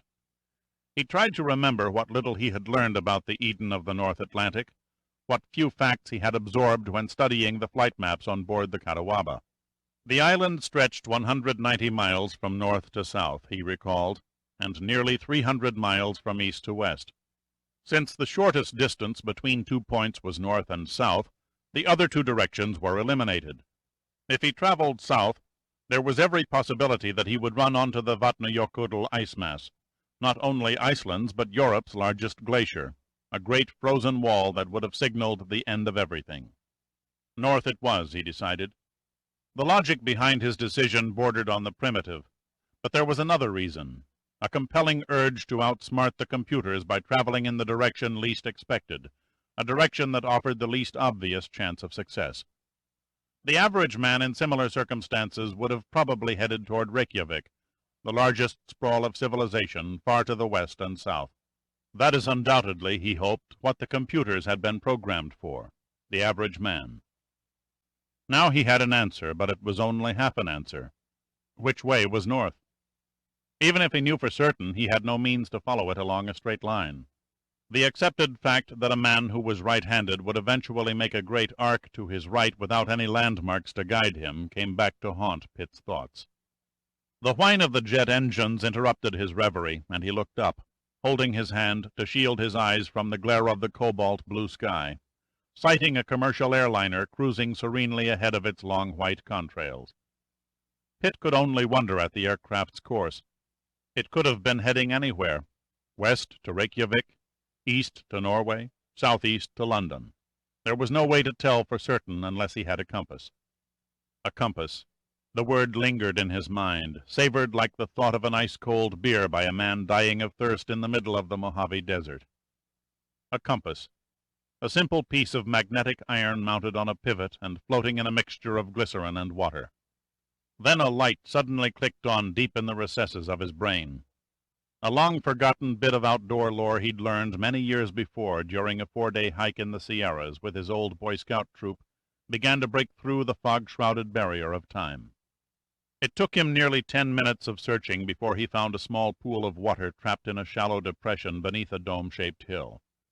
Quickly, as dexterously as his raw and bleeding fingers would allow, Pitt unclasped the brown sash and tore off the pin that held it in place. Wrapping one end of the long silk material around his knee, he knelt and pulled it taut with his left hand, and with his right began stroking the pin from head to tip in a single direction against the silk, building friction and magnetizing the tiny piece of metal. The cold was increasing now, creeping into his sweat-soaked clothes and forcing a spasm of shivers to grip his body. The pin slipped through his fingers, and he spent useless minutes probing the mossy ground cover until he discovered the little silver sliver by accidentally running it 1/4 of an inch under a fingernail. He was almost thankful for the pain, as it meant there was still feeling in his hands. He kept pushing the pin back and forth across the silk, careful not to let it slip through his fingers again. When he felt satisfied that further friction would add nothing more, he rubbed the pin over his forehead and nose, covering it with as much skin oil as it could hold. Then he took 2 slender bits of thread from the lining of his red jacket and doubled them loosely around the pin. The tricky part of the operation was yet to come, so Pitt relaxed for a moment, flexing his fingers and massaging them much like a piano player preparing to tackle Chopin's Minute Waltz.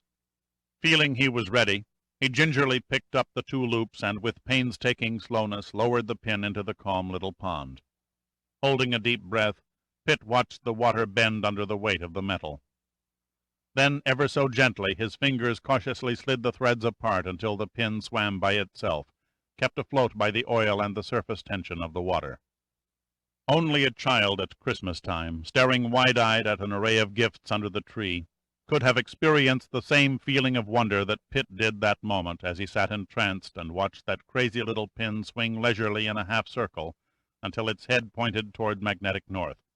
He sat there unmoving for a full 3 minutes, staring at his makeshift compass, almost afraid that if he blinked his eyes it would sink and disappear. "Let's see your goddamned computer come up with that one," Pitt murmured to the empty air. A tenderfoot might have impatiently started running in the direction the pin pointed, mistaken in the assumption that a compass always faithfully aims its point toward true north. Pitt knew that the only place where a compass would unerringly indicate the North Pole was a small area in the Great Lakes between the United States and Canada, where by chance the North and magnetic poles come into line. As an experienced navigator, he was also aware that the magnetic pole lay somewhere between Prince of Wales Island above Hudson Bay, approximately 1,000 miles below the Arctic Pole, and only a few hundred miles above Iceland. That meant that the pin was pointing a few degrees north of west. Pitt figured his compass declination at about 80 degrees, a rough guess at best, but at least he was certain that north now stood at a near right angle to the head of the pin. Pitt took his bearing and picked the rudimentary compass needle out of the water and started walking into the mist. He hadn't covered 100 yards when he could taste the blood springing from the open cuts on his inner lips. The teeth loosened in his gums, and with all he had already suffered, the pain inaugurated by Rontheim's kick to the groin, which made it impossible for him to walk without a heavy limping gait. He forced himself to keep going, to cling tenaciously to the thread of consciousness. The ground was rough and uneven, and he soon lost count of the number of times he stumbled and fell, wrapping his arms around his chest in a vain attempt to deaden the torture from the cracked ribs. Luck stayed with him, and the mist disappeared after an hour and a half, offering him a chance to take advantage of the many hot springs he passed and orient his bearings with the compass pin. Now he could line up a landmark to the north and keep shifting from one landmark to the next until he was sure he was straying. Then he would stop and take another compass reading and begin the process over again. 2 hours became 3. 3 hours became 4. Each minute was an infinite unit of misery and suffering, of aching cold, of intense burning pain, of fighting for control of his mind. Time melted into an eternity which Pitt knew might not end until he fell against the soft, damp grass for the last time. In spite of his determination, he began to have doubts that he would live through the next few hours. One step in front of the other, an endless cycle that slowly pushed Pitt further and further into total exhaustion. His thoughts had no room now for anything but the next landmark, and when he reached it, he concentrated every ounce of his sinking energy on the next one. Logic was nearly non-existent. Only when he heard a muted alarm going off somewhere in the dim corners of his brain, warning him that he was straying off course, did he stop at a steaming sulfur pool to regain a heading with his compass. Even 12 hours ago to Pitt seemed like 12 years. Then his reflexes had been razor-edged, honed and pointed for any necessary mental command. But now, as he set the pin in the water, his trembling hands failed him, and the ingenious little compass slipped beneath the surface and shot to the bottom of the deep, crystal-clear pool. Pitt had time to grab it before it sank out of reach, but he could only sit there and stare transfixed for wasted seconds before he reacted to the setback. Then it was too late, far too late, for his hope for finding his way out of Iceland's barren island plateau was lost. His puffed eyes were almost totally closed, his legs cramped from exhaustion, and his breath coming in agonized gasps that broke the clear, still air. But he struggled to his feet and stumbled forward, urged on by an inner strength he didn't know existed. For the next 2 hours he blundered along in a void all of his own. Then, in the middle of climbing a small 8-foot embankment, his body turned off the switch to consciousness and collapsed like a deflated balloon just inches from the top of the ridge. Pitt knew he had crossed over the threshold from physical sensibility to the inertness of twilight sleep. But something didn't quite gel. His body was dead, all pain was gone, all feeling, even human emotion, seemingly had died. Yet he could still see, though his total panorama consisted only of grass-covered ground no more than a few inches in front of his eyes. And he could hear, his ears relaying a throbbing sound to a numbed brain that refused to relay any explanation as to the cause or the distance from which the strange coughing beat came. Then suddenly there was silence. The sound had died away, leaving only the vision of green blades wavering slightly in a whisper breeze. Something in the desolation over which he had stumbled was out of context. The superhuman, courageous effort had been wasted. The responsibility to the people back in the freezing ravine now evaporated into the empty atmosphere. Pitt was past caring or knowing or sensing now. He could relinquish his hold on life and peacefully die under the cold Norse sun. It would have been so easy to let go and fall into the black pit of no return, except for something that didn't belong in the picture, an illusion that shattered the whole conception of death. A pair of boots, two worn leather boots, standing in front of Pitt's unseeing eyes, where only a moment before was an empty plot of wild grass. And then phantom hands rolled him over on his back, and he became aware of a face framed by the vacant sky, a stern face with sea-blue eyes. Gray hair flowed around a broad forehead like the helmet on a warrior in a Flemish painting. An old man, aged somewhere beyond 70 years, wearing a worn turtleneck sweater, bent and touched Pitt's face. Then, without saying a word, with surprising strength for a man of his years, he lifted Pitt up and carried him over the rise. Through the cobwebs of his mind, Pitt began to wonder at the sheer coincidence, the miracle, which indeed it was, that led to his discovery. No more than one easy stride over the small summit lay a road. He had fallen within spitting distance of a small dirt road that paralleled a tumbling glacial river of white froth, rushing swiftly through a narrow gorge of black lava rock. Yet the sound Pitt's ears had detected came not from the roar of the falling water, but from the exhaust of an engine belonging to a battered, dust-covered, British-made jeep. Like a child placing a doll in a high chair, the old Icelander set Pitt in the front passenger seat of the jeep. Then he climbed behind the wheel and steered the rugged little vehicle over the winding road, stopping every so often to open a closed cattle gate, an operation that became routine as they entered a section of rolling hills divided by lush green meadows bursting with plovers that clouded the sky at the approach of the jeep. They stopped in front of a small farmhouse with white sideboards and a red roof. Pitt shrugged off the supporting hands and staggered into the living room of the comfortable little house. "A telephone, quickly. I need a telephone." The blue eyes narrowed. "You are English?" the Icelander asked slowly in a heavy Nordic accent. "American," Pitt answered impatiently. "There are 24 seriously injured people out there who will die if we don't get help to them soon." "There are others on the plateau?" There was no concealing the astonishment. "Yes, yes!" Pitt nodded his head violently. "God, man, the phone, where do you keep it?" The Icelander shrugged helplessly. "The nearest telephone lines are 40 kilometers away." A great tidal wave of despair swept over Pitt only to ebb and vanish at the stranger's next words. "However, I have a radio transmitter." He motioned to a side room. "Please, this way." Pitt followed him into a small, well-lit but Spartan room, the three primary pieces of furniture being a chair, a cabinet, and an ancient hand-carved table holding a gleaming transmitter, not more than a few months from manufacture. Pitt could only marvel at the latest equipment being used in an isolated farmhouse. The Icelander crossed hurriedly to the transmitter, sat down, and began twisting the array of dials and knobs.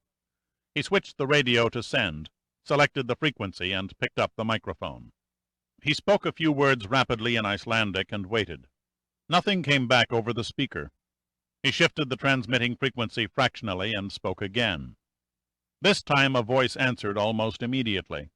The pressure of the race against death made Pitt as tense as a guy wire in a hurricane gale, and in total indifference to his pain and fatigue, he paced the floor while his benefactor conversed with the Reykjavik authorities. After 10 minutes of explanation and translation, Pitt requested and received a call from the American embassy. "Where in the goddamned hell have you been?" Sandecker's voice exploded over the speaker so loudly that it might have come from the doorway. "Waiting for a streetcar, walking in the park," Pitt snapped back. "It makes no difference. How soon before a team of medics can be assembled and in the air?" There was a tense silence before the Admiral answered. There was, he knew, a tone of urgent insistence in Pitt's voice, a tone Sandecker had seldom heard from Pitt's lips. "I can have a team of Air Force paramedics ready to load in 30 minutes, he said slowly. "Would you mind telling me the reason behind your request for a medical unit?" Pitt didn't answer immediately. His thoughts were barely able to focus. He nodded thankfully as the Icelander offered him the chair. "Every minute we waste with explanations, someone may die. For God's sake, Admiral," Pitt implored, "contact the Air Force and get their paramedics loaded on helicopters and supplied to aid victims of an air disaster. Then, while there's time, I can fill you in on the details." "Understood," Sandecker said without wasting a word. "Stand by." Pitt nodded again, this time to himself, and slumped dejectedly in the chair. It won't be long now, he thought. If only they're in time. He felt a hand on his shoulder, half turned, and managed a crooked smile up at the warm-eyed Icelander. "I've been a rude guest," he said quietly. "I haven't introduced myself or thanked you for saving my life." The old man offered a long, weathered hand. "Golfer Anderson," he said. "I am Chief Gilly for the Raffer River." Pitt gripped Anderson's hand and introduced himself, and then asked, "A Chief Gilly?" "Yes, a Gilly is also a river warden. We act as guides for fishermen and watch over the ecology of the river, much like a conservationist in your own country who protects the natural resources of your inland water grounds." It must be lonely work. Pitt's mouth stopped working, and he gasped as a sharp pain in his chest nearly carried him into blackness. He clutched the table, fighting to remain conscious. "Come," Anderson said. "You must let me tend to your injuries." "No," Pitt answered firmly. "I must stay by the radio. I'm not leaving this chair." Anderson hesitated. Then he shook his head and said nothing. He disappeared from the room and returned in less than 2 minutes carrying a large first-aid case and a bottle. "You are lucky," he said, smiling. "One of your countrymen fished the river just last month and left this with me."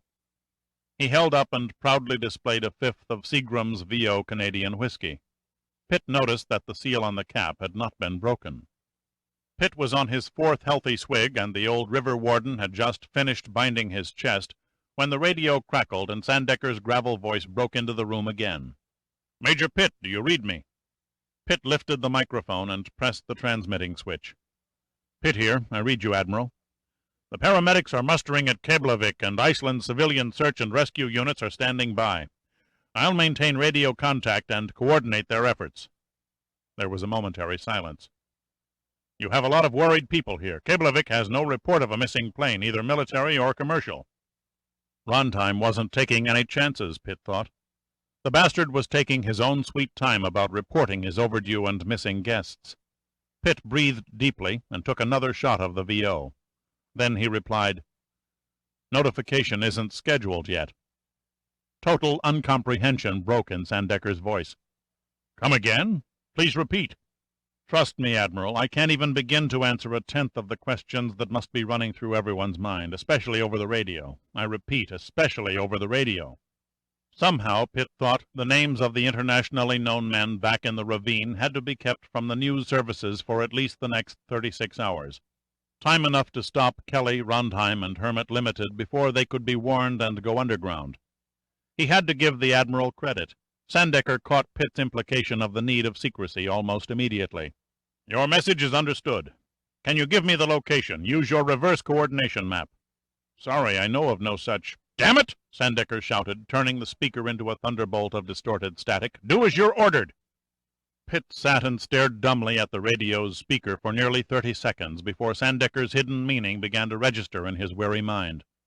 The Admiral was offering him a chance to answer questions without giving away valid information, by replying in the contrary. He mentally kicked himself for letting Sandecker outdo him in the verbal gymnastics. Pitt flicked off the mic switch and turned to Anderson. "How far is the nearest town, and in what direction?" Anderson vaguely pointed out the window. "Sodafoss. We are exactly 50 kilometers south of its town square." Pitt quickly added to the Icelander's figure to allow for the distance he had stumbled across the plateau, and turned back to the radio. The aircraft came down approximately 80 kilometers north of Sodafoss. I repeat, 80 kilometers north of Sodafoss. Was the aircraft civilian or military? Military. How many survivors? Can't say for certain. 2, maybe 4. Pitt could only hope the Admiral would grasp the total number of 24. The feisty old oceanographer didn't fail him. Let us hope we can have them safe and sound by this time tomorrow. Sandecker's intimation of 24 hours quickly settled any doubt. He paused, and then his voice came through low, quiet with a strong inflection of concern. Is Miss Royal with you? Yes. Sandecker didn't reply immediately. Pitt could almost see the sudden paling, almost hear the sudden intake of breath. Then the Admiral said, Has she given you any trouble? Pitt thought a moment, trying to piece together the right words. You know how women are, Admiral, always complaining. First it was an imaginary ache in her ankles, now she claims she's freezing to death. I'll be eternally grateful if you use all haste in taking this gripping female off my hands. We'll do all possible at this end to grant your request. The gravel-like tone was back now. Stand by. Pitt hummed softly to himself. This was taking too much time. Each minute was precious, each second irreplaceable. He looked at his watch. Exactly 1 o'clock. 7 hours since he crawled out of the ravine. He felt a sudden chill and took another swallow from the bottle. The radio crackled again. Major Pitt. Come in, Admiral. We have a problem here. Every helicopter on the island is grounded. The paramedics will have to be airdropped from a transport. Do you understand? It is imperative that helicopters be used. The survivors must be airlifted out. And most important, Admiral, I must lead the search. Repeat, I must lead the search. The crash site is invisible from the air. Your rescue party could search for days and never find it. Pitt could sense the gloom at the other end. Sandecker took a long time in answering. Then he spoke wearily, defeated, as if he were delivering the last rites, which indeed he very nearly was. Negative to your request. There are 7 copters on the island. 3 belong to the Air Force, 4 to the Icelandic Search and Rescue Department. All are grounded due to maintenance problems.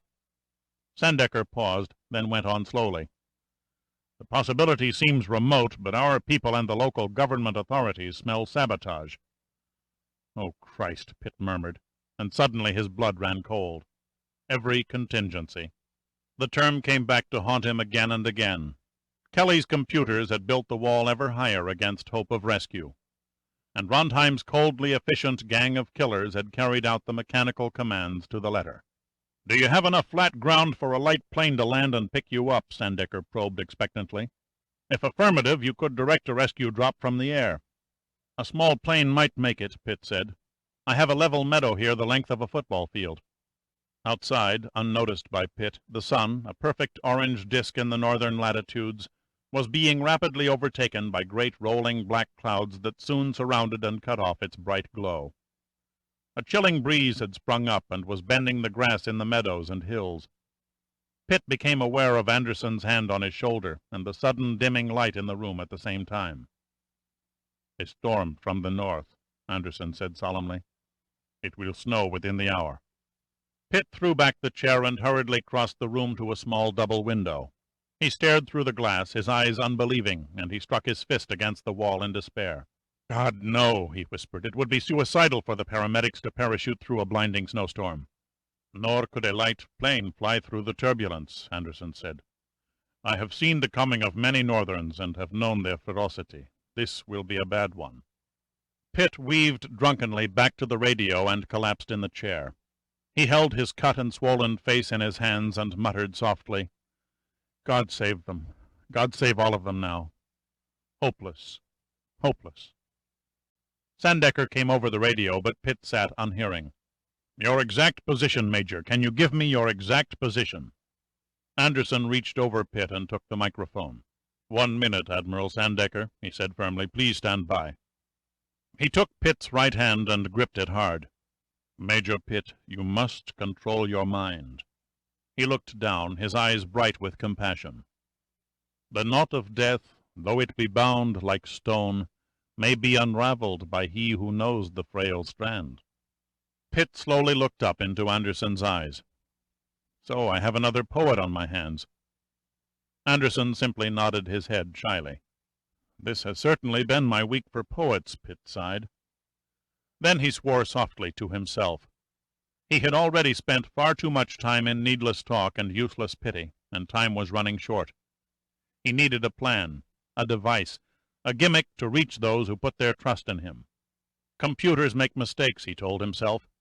Those cold electronic monsters can make an error that may be infinitesimal, but nonetheless the possibility exists. There is no emotion built into their wiring, no sentiment, no room for nostalgia. Nostalgia, Pitt said out loud, rolling the word on his tongue, savoring every syllable, repeating it at least 3 more times. Anderson stared at him strangely. I do not understand. You'll soon see, Pitt said. I'm not waiting to find the frail strand in your poetic knot of death. I'm going to cut it with blades. The old man looked more lost than ever. Blades? Yes, propeller blades.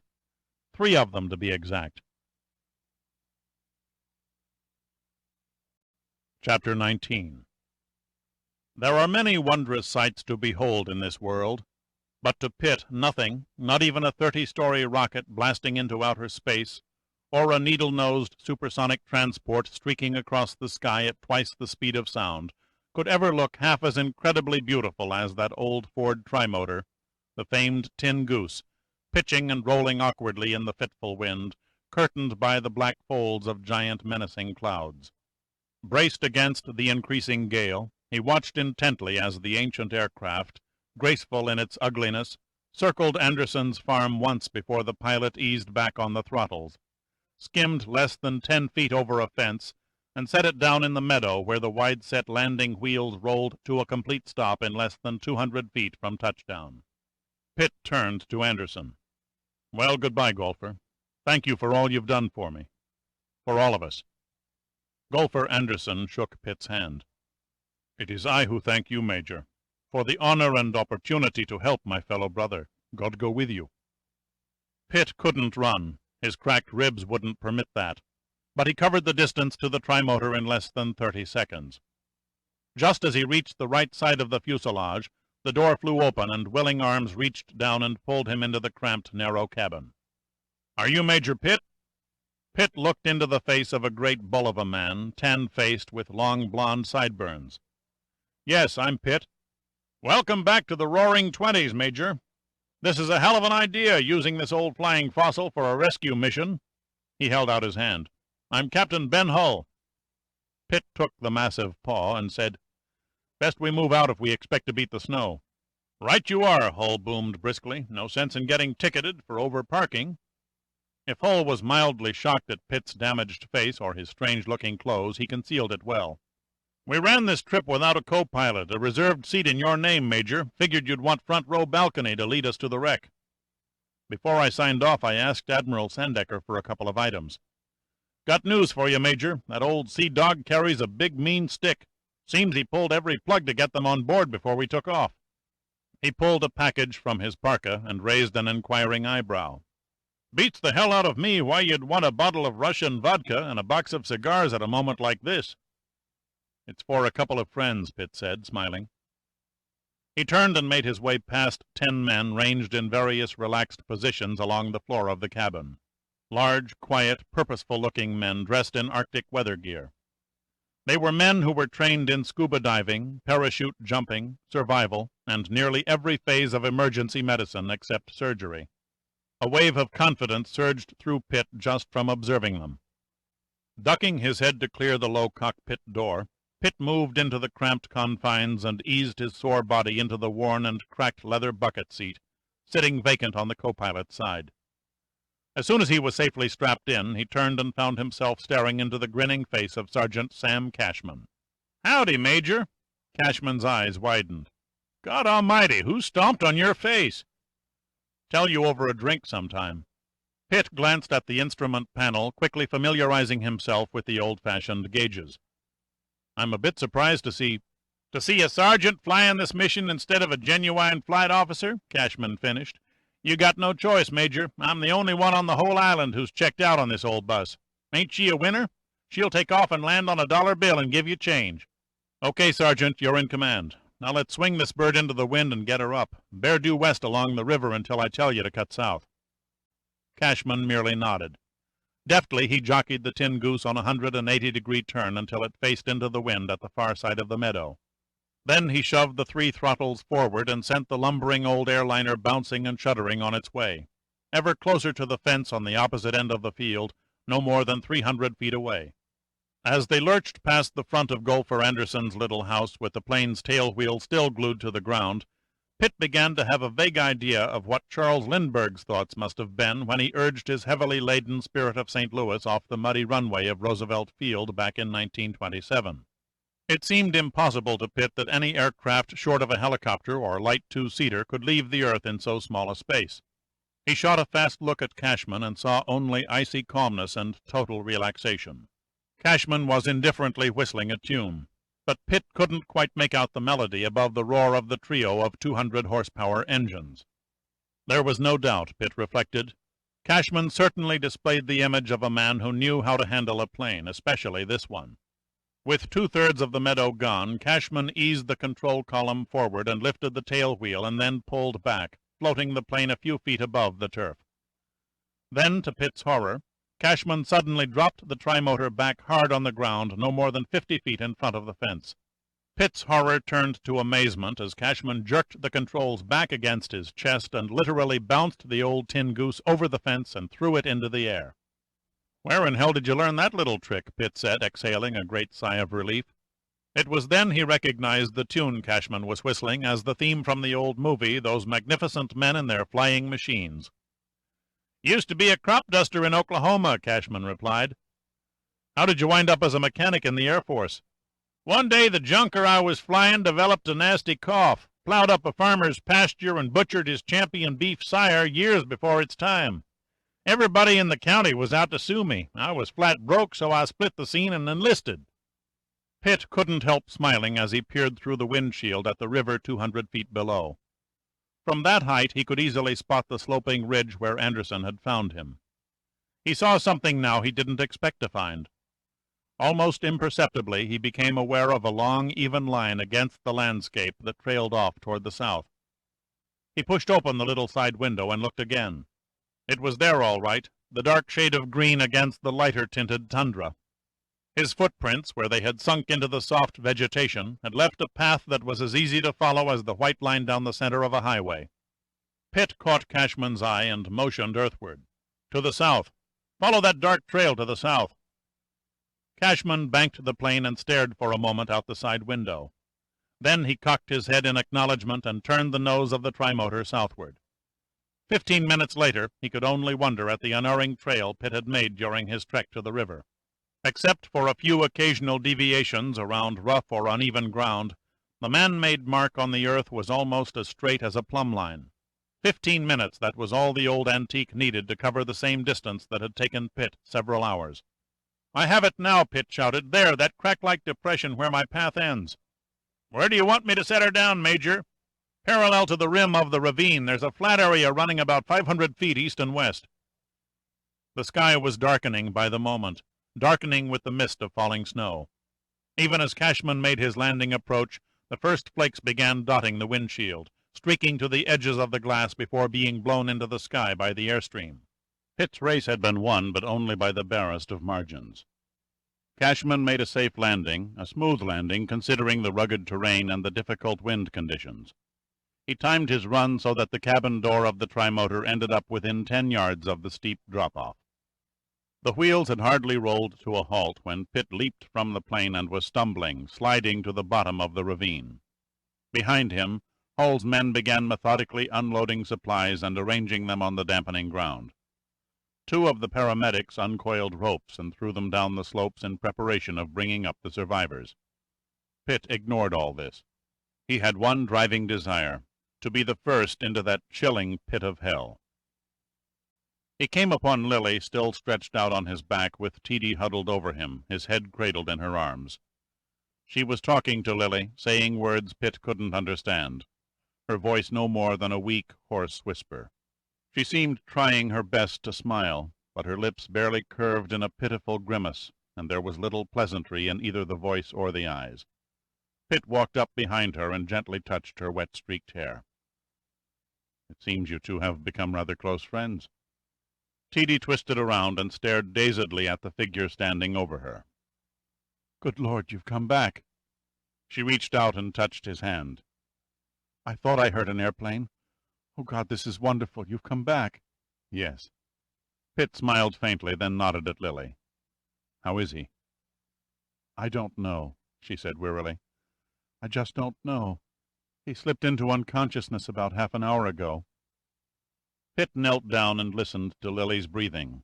It was slow and steady. "He'll make it. This guy has guts 10 miles long. The big question is whether he'll ever walk again." Teedy pressed her face against Pitt's hand and began to sob, her breath coming in convulsive shudders, the shock, the pain, and the relief washing over her in rolling waves. He held her tightly, saying nothing. He was still holding her shivering body and stroking her hair as he would a little girl when Captain Hull approached. "Take the girl first," Pitt said. "Her ankles are broken." "My men have set up an aid tent above the slopes. There's a stove warming in it now. She'll be comfortable there until the Icelandic search and rescue team can transport her to Reykjavik." Hull wiped his eyes tiredly. "Their cross-country vehicles are homing in on our radio signals now." "Can't you airlift her out?" Hull shook his head. "Sorry, Major. That old trimotor can only carry 8 stretcher cases on one trip. I'm afraid the first load will have to be the most critically injured. This is one occasion where the ladies will have to go last." He nodded down at Lily. "How bad is this one?" "Fractured shoulders and pelvis." 2 of Hull's men appeared carrying an aluminum basket stretcher. "Take the man first," he ordered, "and see that you handle him gently. This one is a back injury." The paramedics carefully eased Lily's inert form into the stretcher and attached the ropes for the ascent to the top of the ravine. Pitt couldn't help but be impressed and thankful for the efficiency and smoothness of the lifting lines. Just 3 minutes later, Hull had returned for Teedy. "Okay, Major, I'll take the little lady. Handle her with care, Captain. She happens to be Admiral Sandecker's private secretary." Apparently nothing startled Hull for long. The surprise only flickered in his eyes for an instant. "Well, well," he boomed, "in that case I'll escort the lady myself." Hull tenderly picked Teedy up in his massive arms and carried her to a waiting basket. Then, true to his word, he climbed along beside her all the way to the top of the slope and saw her comfortably bedded down inside the warm tent before he returned to direct the rescue operation. Pitt pulled the package from under his arm and moved slowly across the broken bottom of the ravine until he stood over the Russian diplomat. "Mr. Tomarestov, how are you getting along?" "A Russian relishes the cold, Major Pitt." He cupped a small handful of snow that had fallen across his chest. "Moscow would not be Moscow without a full season of snow. To me it is the same as desert sand to an Arab, a curse that is part of one's very existence." "Are you in pain?" "An old Bolshevik never admits to pain." "A pity," Pitt said. "A pity?" Tomarestov repeated. He looked at Pitt suspiciously. "Yes, I was about to offer you a little something that's guaranteed to relieve discomfort caused by hay fever, headache, and indigestion." "More Yankee humor, Major?" Pitt let a slight grin touch his face. "Yankee sarcasm," he said. "The prime reason why we're so often misunderstood by people of other countries. The average American has a sarcastic streak down his back that defies intelligent comprehension." He sat down next to Tomarestov and produced the bottle of vodka. "For example, you see before you the fruits of my trip to the corner liquor store." Tomarestov could only stare incredulously. A promise made is a promise kept. Pitt cradled the Russian's head and tilted the bottle to the injured man's lips. "Here, drink some of this." Tomarestov easily drained a quarter of the bottle before Pitt eased it away. He nodded his head and mumbled his thanks.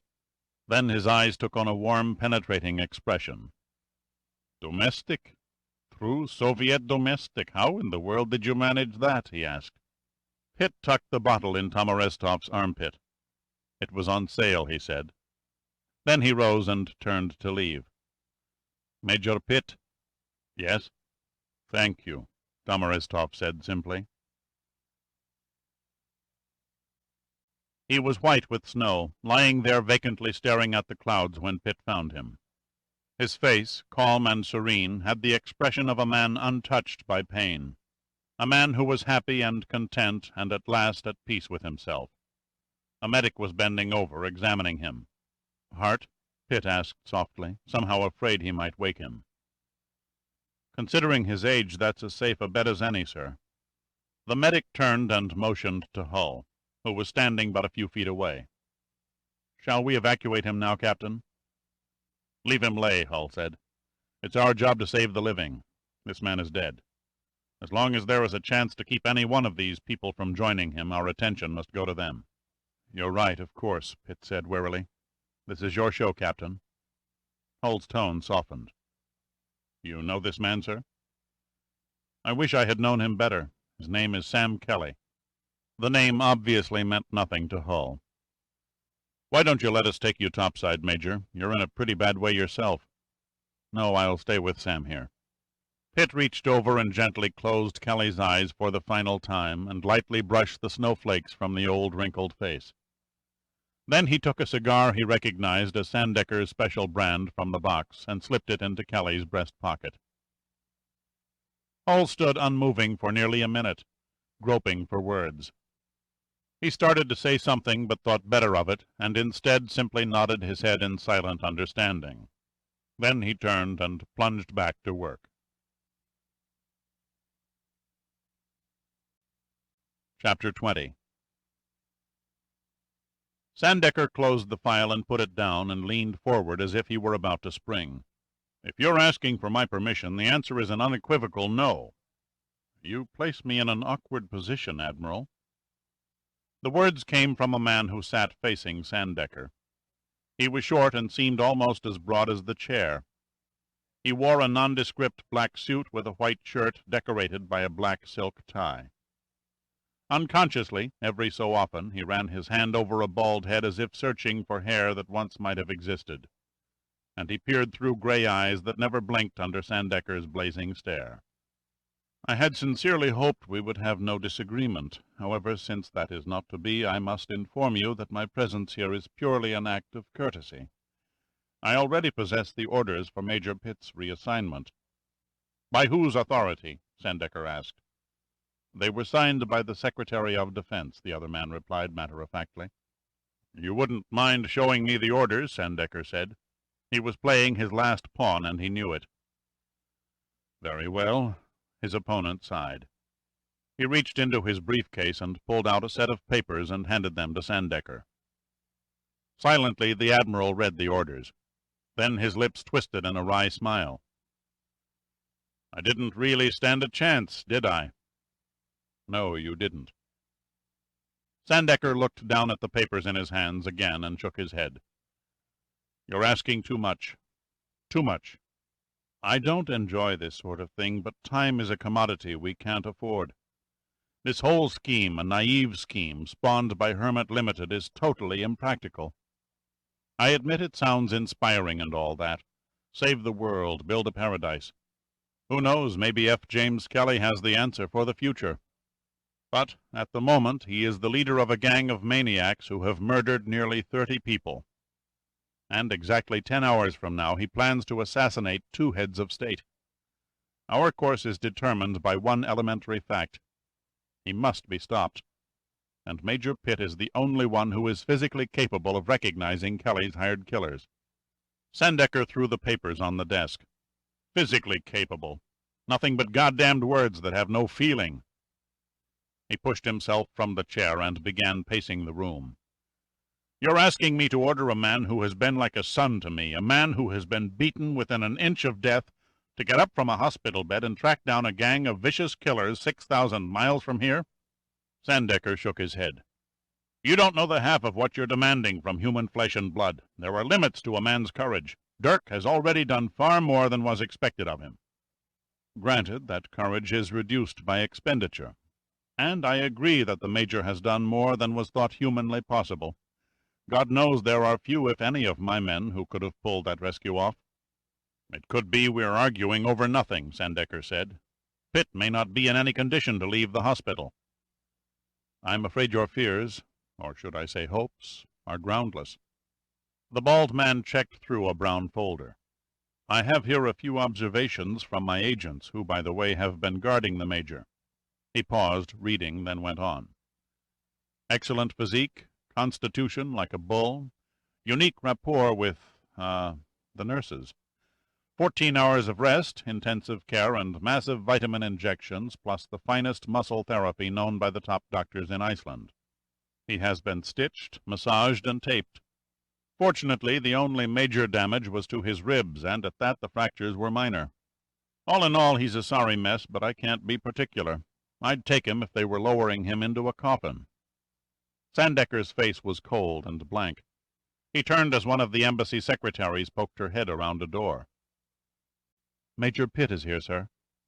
Sandecker glared at the fat man. Surprise edged into his voice. "You bastard, you knew all along he would do it." The fat man shrugged and said nothing. Sandecker stiffened. His eyes looked resentfully into the fat man's. "Okay, send him in." Pitt came through the door and shut it behind him. He moved stiffly across the room to a vacant sofa and very slowly eased into the soft cushions. His entire face was swathed in bandages. Only the slits for his eyes and nose, plus the top opening for a patch of black hair, gave any indication of life beneath the rolls of white gauze. Sandecker tried to look behind the bandages. The deep green eyes that were visible never seemed to flicker. Sandecker sat down behind the desk and clasped his hands behind his head. "Do the doctors at the hospital know where you are?" Pitt smiled. "I suspect they'll wonder in another half-hour." "I believe you've met this gentleman?" Sandecker motioned to the fat man. "We've talked over the telephone," Pitt answered. "We haven't been formally introduced, at least not with proper names." The fat man moved quickly around the desk and offered Pitt his hand. "Kipman. Dean Kipman." Pitt took the hand. It was a fooler. There was nothing weak and fat about the grip. "Dean Kipman," Pitt repeated. "The chief of the National Intelligence Agency. There's nothing like playing with the big leaguers." "We deeply appreciate your help," Kipman said warmly. "Do you feel up to a little air travel? After Iceland, a little South American sun couldn't hurt. You'll enjoy the sun all right." Kipman stroked the skin on his head again. "Particularly the Southern California variety." "Southern California?" "By 4 o'clock this afternoon." "By 4 o'clock this afternoon?" "At Disneyland." "At Disneyland?" Sandecker said patiently, "I'm well aware that your destination isn't exactly what you had in mind, but we can do without the echo." "With respect, sir, none of this figures." "Until an hour ago, those were our words precisely," Kipman said. "Just what have you got in mind?" Pitt asked. "This." Kipman pulled more papers from his seemingly bottomless briefcase and studied them briefly. "Until we were able to question you and the other survivors who were physically up to it, we had only a sketchy idea at best as to the purpose behind Hermit Limited. We knew it existed, and we were fortunate to ferret out a small percentage of their business dealings, but their ultimate goal, the brains, the money behind the entire operation, remained a mystery." Pitt broke in guardedly. "But you had a lead. You suspected Dr. Honeywell." "I'm glad you didn't tumble sooner, Major. Yes, the NIA was trailing Dr. Honeywell. No concrete evidence, of course. That's why we set him up, in the hope he would lead us to the men at the top of the organization." Oh, God, it was a setup! It wasn't easy to combine a sour exclamation with an anguished moan in the same breath, but Pitt pulled it off. "The whole goddamn scene on that iceberg was a setup." "Yes. Honeywell came to our attention when he so thoughtfully provided all the right solutions for Fury Limited's undersea probe, but offered absolutely nothing toward the efforts under development in his own country." "Then entombing the lax was a neat little piece of deception," Pitt said. "That was your drawing card. Honeywell was bound to come forward as an investigator when the Admiral here asked him out of what seemed sheer coincidence. Honeywell probably couldn't believe his luck.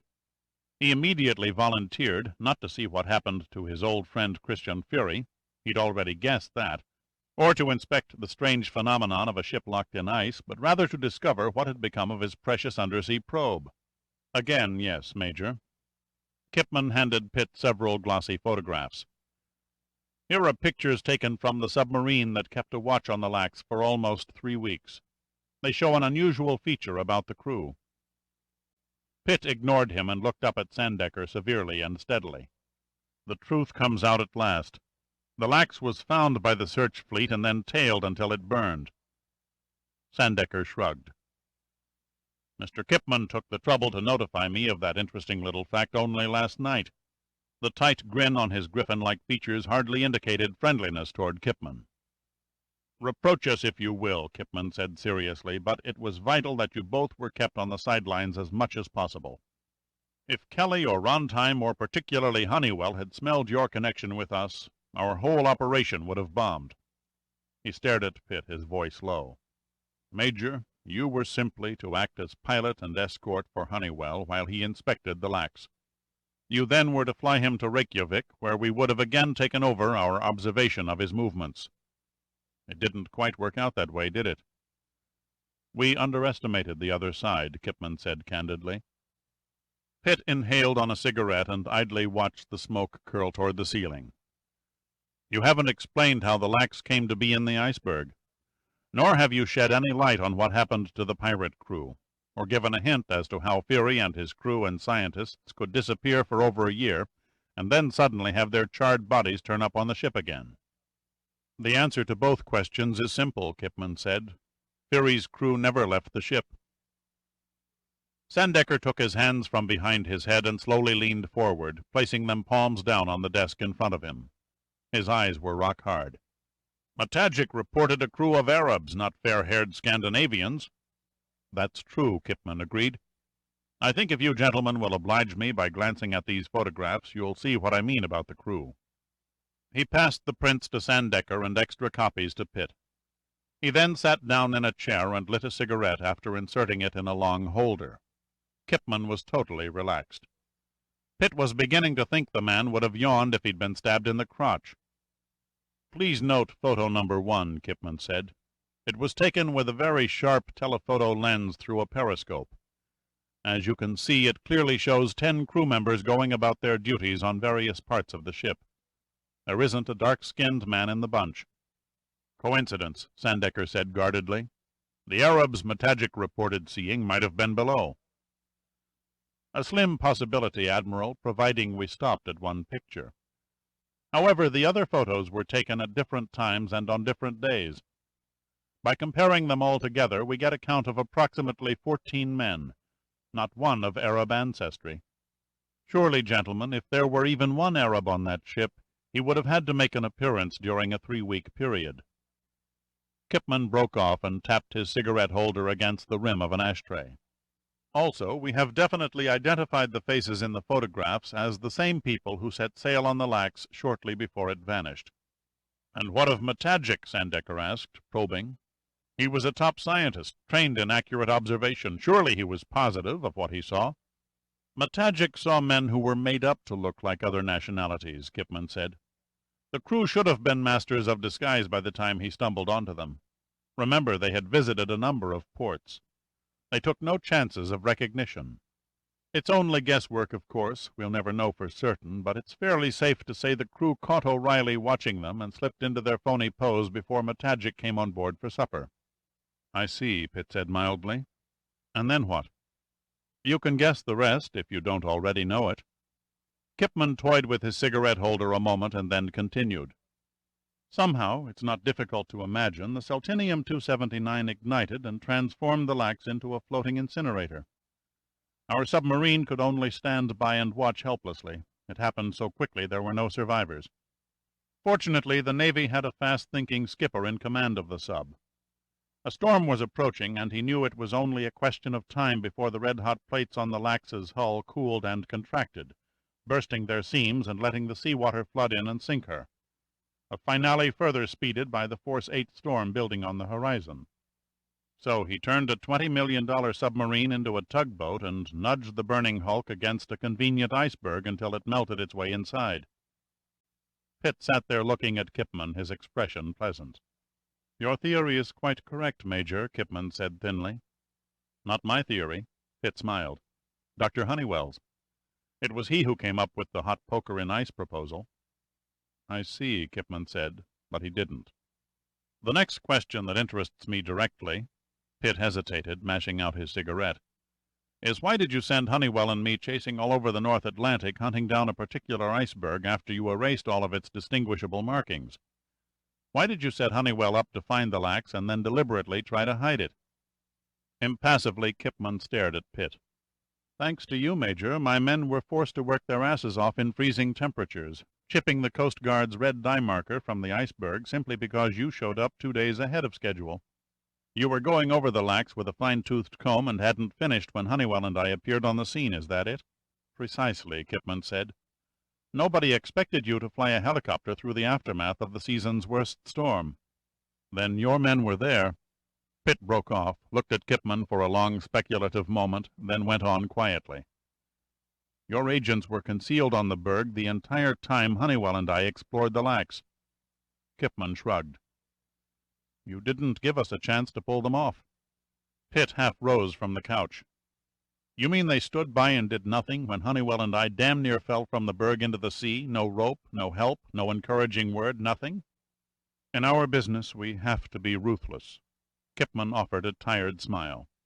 We don't like it, but we have to. It's just that it's the nature of the game. A game, Pitt said. A fantasy of intrigue? A sport of make-believe dog-eat-dog? You're in a rotten occupation. A never-ending cycle, my friend, Kipman said acidly. We didn't start out to be this way.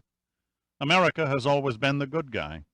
But you can't play white knight when the other side uses every dirty rule in the book. Granted, we're the land of suckers, always believing that good never fails to triumph over evil. But where does that leave us, back in Disneyland? I'll come to that in due time, Kipman said with restraint. Now then, from what you and the others in the hospital reported, Hermit Limited intends to make their move approximately 9 hours and 45 minutes from now. Their first step will be to assassinate the leader of the Latin American country that they plan to take over, am I correct? That's what the man said, Pitt nodded, beginning with Bolivia. You shouldn't believe all you hear, Major. Kelly only used Bolivia as an example. He and his group aren't strong enough for a country that size. He's too much of a businessman to make a grab until he is 90% sure of a profit. The target could be any one of half a dozen countries, said Sandecker. How in hell can you be sure which one it is? We have computers too, Kipman said with some satisfaction. The processed data narrowed the choice down to 4. Major Pitt helpfully narrowed it down to 2. You've lost me, Pitt said. How could I? The models you dredged from the sea, Kipman cut in quickly.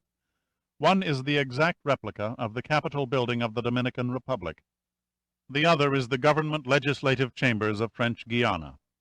A 50-50 chance at best, Sandecker said slowly. Not really, Kipman said. It's the honored opinion of the NIA that Kelly and his little troop will try for a double-header. Both countries at once? Sandecker looked at Kipman inquiringly. You can't be serious. Yes, we're serious, and if you'll pardon the expression, we're deadly serious. What can Kelly hope to gain by splitting his efforts? Pitt asked. Trying for the Dominican Republic and French Guiana at the same time isn't the gamble it seems. Kipman pulled a map from the folder and smoothed it on Sandecker's desk. On the northern coast of South America you have Venezuela and British, Dutch, and French Guiana.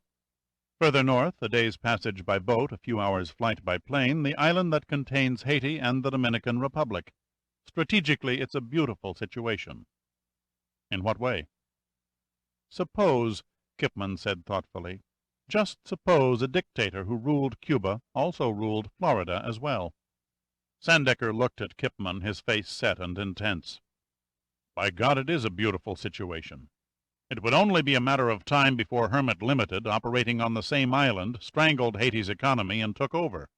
Yes, then using the island as a base, they could slowly spread into the central Latin countries and absorb them one by one. Pitt's voice was impassive. History recalls that Fidel Castro tried to infiltrate the mainland countries and failed on every occasion. Yes, Kipman repeated, but Kelly and Hermit Limited have the one thing Castro lacked. A foothold. Kelly will have French Guiana. He paused in reflection a moment.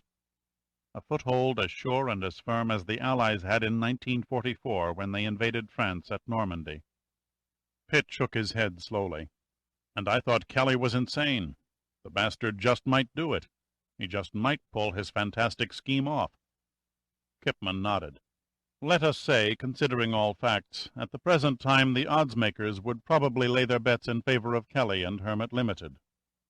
Maybe we should let him do it, Sandecker said. Maybe he was somehow meant to have his utopia.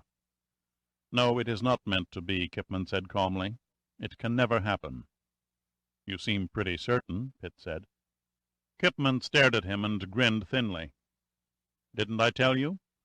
One of the birds that tried to kill you in that doctor's office decided to cooperate. He told us quite a story. It seems there are a number of things you forgot to tell us, Sandecker grunted acidly. Kipman went on. Kelly's glorious enterprise is doomed to failure. I have it on the best authority. He paused, his grin broadening. As soon as Hermit Limited is entrenched in the Dominican Republic and French Guiana, there will be a proxy fight among the board of directors. Major Pitt's passing acquaintance, Mr. Oscar Rondheim, intends to eliminate Kelly, Marx, von Hummel, and the rest, and take over as chairman of the board. Sad to say, Mr. Rondheim's future intentions will hardly be classed as honorable and benevolent. T.D. was sitting prettily in a wheelchair beside Lily's bed when Pitt entered the hospital room, followed by Sandecker and Kipman. The doctors tell me you'll both live, Pitt said, smiling. Just thought I'd drop by and offer my farewells. You're leaving? T.D. asked sadly. Afraid so. Someone has to identify Rondheim's triggermen. You be careful, she stammered. After all you went through to save us, we don't want to lose you now. Lily raised his head stiffly. Why didn't you say something out there in the ravine? He asked seriously. God, I had no idea your ribs were kicked in. It made no difference. I was the only one who could walk. Besides, I never fail to get carried away when I have a good audience. Lily smiled. You had the best. Pitt asked, How's your back? I'll be in this miserable body cast longer than I care to think about, but at least I'll be able to dance again when it comes off. Pitt stared down at T.D. Her face was pale, and tears were beginning to well in her eyes, and Pitt understood. When the big day comes, Pitt said, forcing a grin, we'll celebrate with a party, even if it means I have to drink your old man's beer. That I'll have to see. Sandecker cleared his throat. I take it that Miss Royal is as good a nurse as she is a secretary. Lily grasped T.D.'s hand. I'd break a bone every day of the week if it always meant meeting someone like her. There was a short pause. I think we should be leaving, Kipman said. Our Air Force transportation is waiting even now. Pitt leaned down and kissed T.D. and then shook Lily's hand. Look after yourselves. I'll be expecting an invitation to that party soon. He turned his palms upward and shrugged helplessly. God only knows where I'll be able to find a date who'd be seen in public with a battered face like this. T.D. laughed at that. He squeezed her shoulder and then turned and left the room. In the car on the way to the air base, Pitt stared out the window, his eyes unseeing, his mind back in the hospital. He'll never walk again, will he? Kipman shook his head sadly. It's doubtful. Very doubtful. 15 minutes later, without a further word being spoken, they arrived at the Keflavik airfield to find an Air Force B-92 reconnaissance bomber waiting by the terminal. Another 10 minutes and the supersonic jet was speeding down the runway, soaring out over the ocean. Sandecker, alone in the terminal, watched the plane lifting into the azure sky, his eyes following it until it disappeared into the distance of the cloudless horizon. Then, wearily, he walked back to the car. Chapter 21. The last chapter. Because of the 7-hour time gain in flying from east to west, and the 1,200-mile-per-hour plus speed of the jet bomber, it was still on the morning of the same day he left Iceland when a bleary-eyed Pitt yawned, stretched in the confined limitations of the tiny cabin, and looking idly out the navigator's side window, watched the tiny shadow of the aircraft dart across the green slopes of the Sierra Madre Mountains. And what now? Pitt smiled wryly back at his reflection in the glass as the bomber now swung out of the foothills and across the smog-blanketed San Gabriel Valley. Gazing down at the Pacific Ocean as it came into view, he cleared his mind of the past and directed it on the immediate future. He didn't know how, nor did he have even a remote scrap for a plan, but he knew, no matter the obstacles, he knew he was going to kill Oscar Rondheim. His mind abruptly returned to the present as the landing gear thumped down and locked into place at the same moment that Dean Kipman nudged him on the arm. "Have a nice nap?" Slept like the dead. The B-92 touched down, and the engine screamed as the pilot threw the thrust into reverse. The day outside looked warm and comfortable, and the California sun gleamed blindingly on the long rows of military jets parked along the taxiways. Pitt read the 12-foot-high letters painted across a giant hangar. "Welcome to El Toro Marine Air Station." The bomber's engines slowly died, and an automobile sped over the apron as Pitt, Kipman, and the Air Force crew climbed down a narrow ladder to the concrete. Two men unreeled from a blue Ford station wagon and approached Kipman. Greetings and handshakes were exchanged. Then they all walked back to the car. Pitt, left standing with nothing to do, followed them. Beside an open car door, the three men huddled together and conversed in undertones while Pitt stood several feet away and enjoyed a cigarette. Finally, Kipman turned and came over. "It seems we're about to crash a family reunion." "Meaning?" "They're all here. Kelly, Marks, Rondheim, the whole lot." "Here in California?" Pitt asked incredulously. "Yes, we had them traced as soon as they left Iceland. The serial number you found on that black jet came home a winner. Hermit Limited purchased 6 of the same model with consecutive numbers from the factory. We have every one of the remaining 5 planes under surveillance at this moment." "I'm impressed. That was fast work." Kipman dropped a smile. "Not all that tough? It might have been if the planes had been scattered around the globe, but as it is, they're all sitting neatly side by side exactly 8 miles from here at the Orange County Airport." "Then Kelly's headquarters must be nearby." "In the hills behind Laguna Beach, a 50-acre complex," Kipman said, pointing in a southwesterly direction. "Incidentally, Hermit Limited has over 300 employees on the payroll who think they're doing classified political analysis for their own government." "Where do we go from here?" Kipman motioned Pitt into the car. "Disneyland," he said solemnly, "to stop a double murder." They pulled onto the Santa Ana freeway and headed north, weaving in and out of the light morning traffic. As they passed the Newport Beach turnoff, Pitt couldn't help wondering if the beautiful redhead he had met on the beach just a few days ago would still be there waiting at the Newporter Inn. Kipman produced 2 photographs and shoved them in front of Pitt. "Here are the men we're trying to save." Pitt tapped the face in one of the photos. "This is Pablo Castile, President of the Dominican Republic." Kipman nodded. "A brilliant economist and one of the leading members of the Latin American right. Since his inauguration, he has begun an ambitious program of reforms. For the first time, the people of his country are projecting an atmosphere of confidence and optimism. Our State Department would hate like hell to see Kelly screw things up just when there's hope of the Dominican Republic becoming economically stable." Pitt held up the other photo. "I can't place him." "Juan de Croix," Kipman said, "a highly successful doctor of East Indian ancestry. Leader of the People's Progressive Party, won the election only 6 months ago. Now president of French Guiana."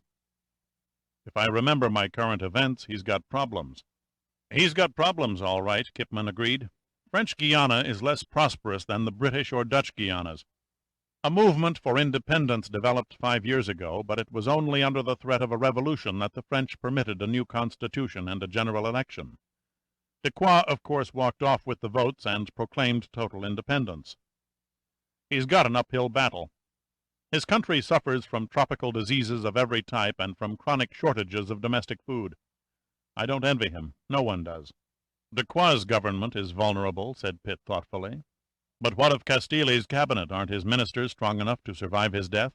"With the people, maybe, but the Dominican army isn't too faithful. A military junta would no doubt take over, except in this case Kelly has obviously bought off the generals." "How is it both of these men are at the same place at the same time?" "If you'd read the papers, you'd know the leaders of the Western Hemisphere have just finished a conference in San Francisco for the Alliance of Economic and Agricultural Progress.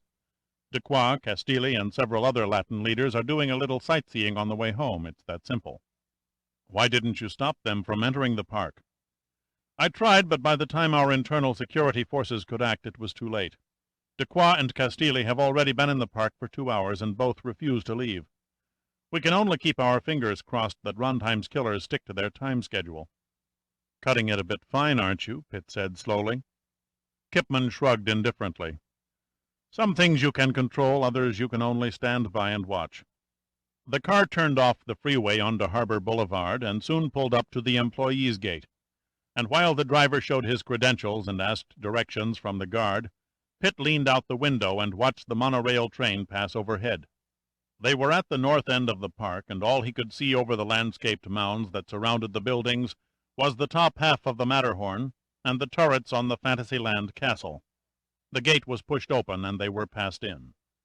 By the time Pitt walked down the underground hallway to the park security offices, he was beginning to think how good that hospital bed in Reykjavik had felt, and wondered how soon he could fall into a replacement. He wasn't sure what he expected to find in the park security offices, but he had hardly envisioned what he stepped into. The main conference room was huge. It looked like a scaled-down version of the war room at the Pentagon. The main table ran for at least 50 feet and was circled by over 20 people. There was a radio in one corner, and the operator was busily pointing out locations to a marker who stood on a ramp beneath a map that must have stretched 10 feet high and covered half the facing wall. Pitt walked slowly around the table and stood under the beautifully contoured and painted map of Disneyland. He was studying the many colored lights and the trail of blue fluorescent tape the marker was laying through the park traffic areas when Kipman tapped him on the shoulder. "Ready to go to work?" "My body is still running on Iceland time. It's past 5 o'clock there. I could stand a little bracer." "I'm sorry, sir." The words came from a big man, a tall, pipe-smoking man whose eyes stared out at Pitt from behind fashionable rimless glasses. "Alcohol has never been permitted in any area of the park since we opened, and we intend to keep it that way." "Sorry about that," Pitt said good-naturedly. He looked at Kipman expectantly. Kipman took the cue. "Major Dirk Pitt, allow me to introduce Mr. Dan Lazard, Chief of Park Security." Lazard's grip was firm. "Mr. Kipman has filled me in concerning your injuries. Do you think you're up to this?" "I can handle it," Pitt said somberly. "But we'll have to do something about my bandaged profile. It's a bit conspicuous." A glint of amusement came into Lazard's eyes. "I think we can fix it so no one will notice your bandages, not even the nurse who taped them." Later, Pitt stood in front of the full-length mirror and struck a menacing pose. He was torn between uttering laughter or a stream of four-lettered words from embarrassment as he stared at the life-sized figure of the big bad wolf, who impolitely stared back at him.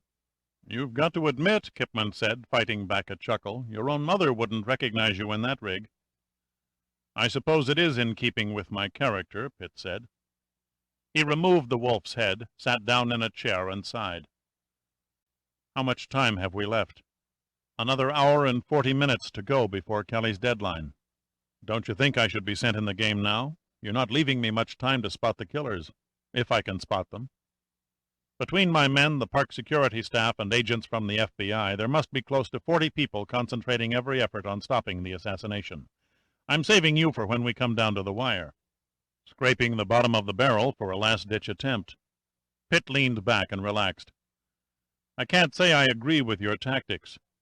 You're not working with amateurs, Major. Every one of those people out there are pros. Some are dressed in costumes like you. Some are walking hand in hand like lovers on a holiday. Some are playing the part of families enjoying the rides. Others have taken over as attendants.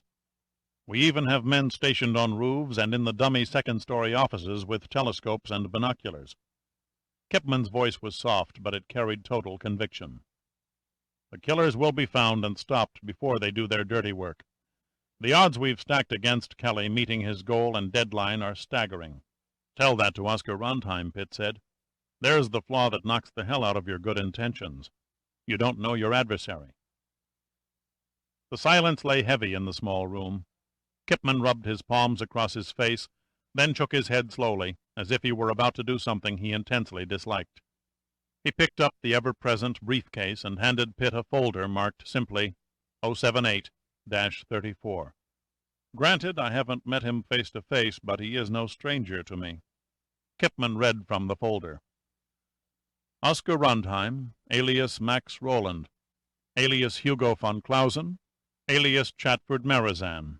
Real name Carzo Butera, born in Brooklyn, New York, July 15, 1940. I could go on for hours about his arrests, his convictions. He was pretty big along the New York waterfront. Organized the Fishermen's Union. Got muscled out by the syndicate and dropped from sight. Over the past few years we kept close tabs on Mr. Rundheim and his albatross industries. We finally put two and two together and came up with Carzo Butera. A sly grin crept across Pitt's face. You've made your point. It would be interesting to see what your scandal sheet has to say about me. I have it right here, Kipman said, matching Pitt's grin. Care to see it? No, thanks. It couldn't tell me anything that I don't already know, Pitt said flatly. I would be interested, though, in seeing what you have on Kirsty Fury. Kipman's expression went blank, and he looked as if he had been shot. I was hoping you wouldn't get around to her. You have her file also.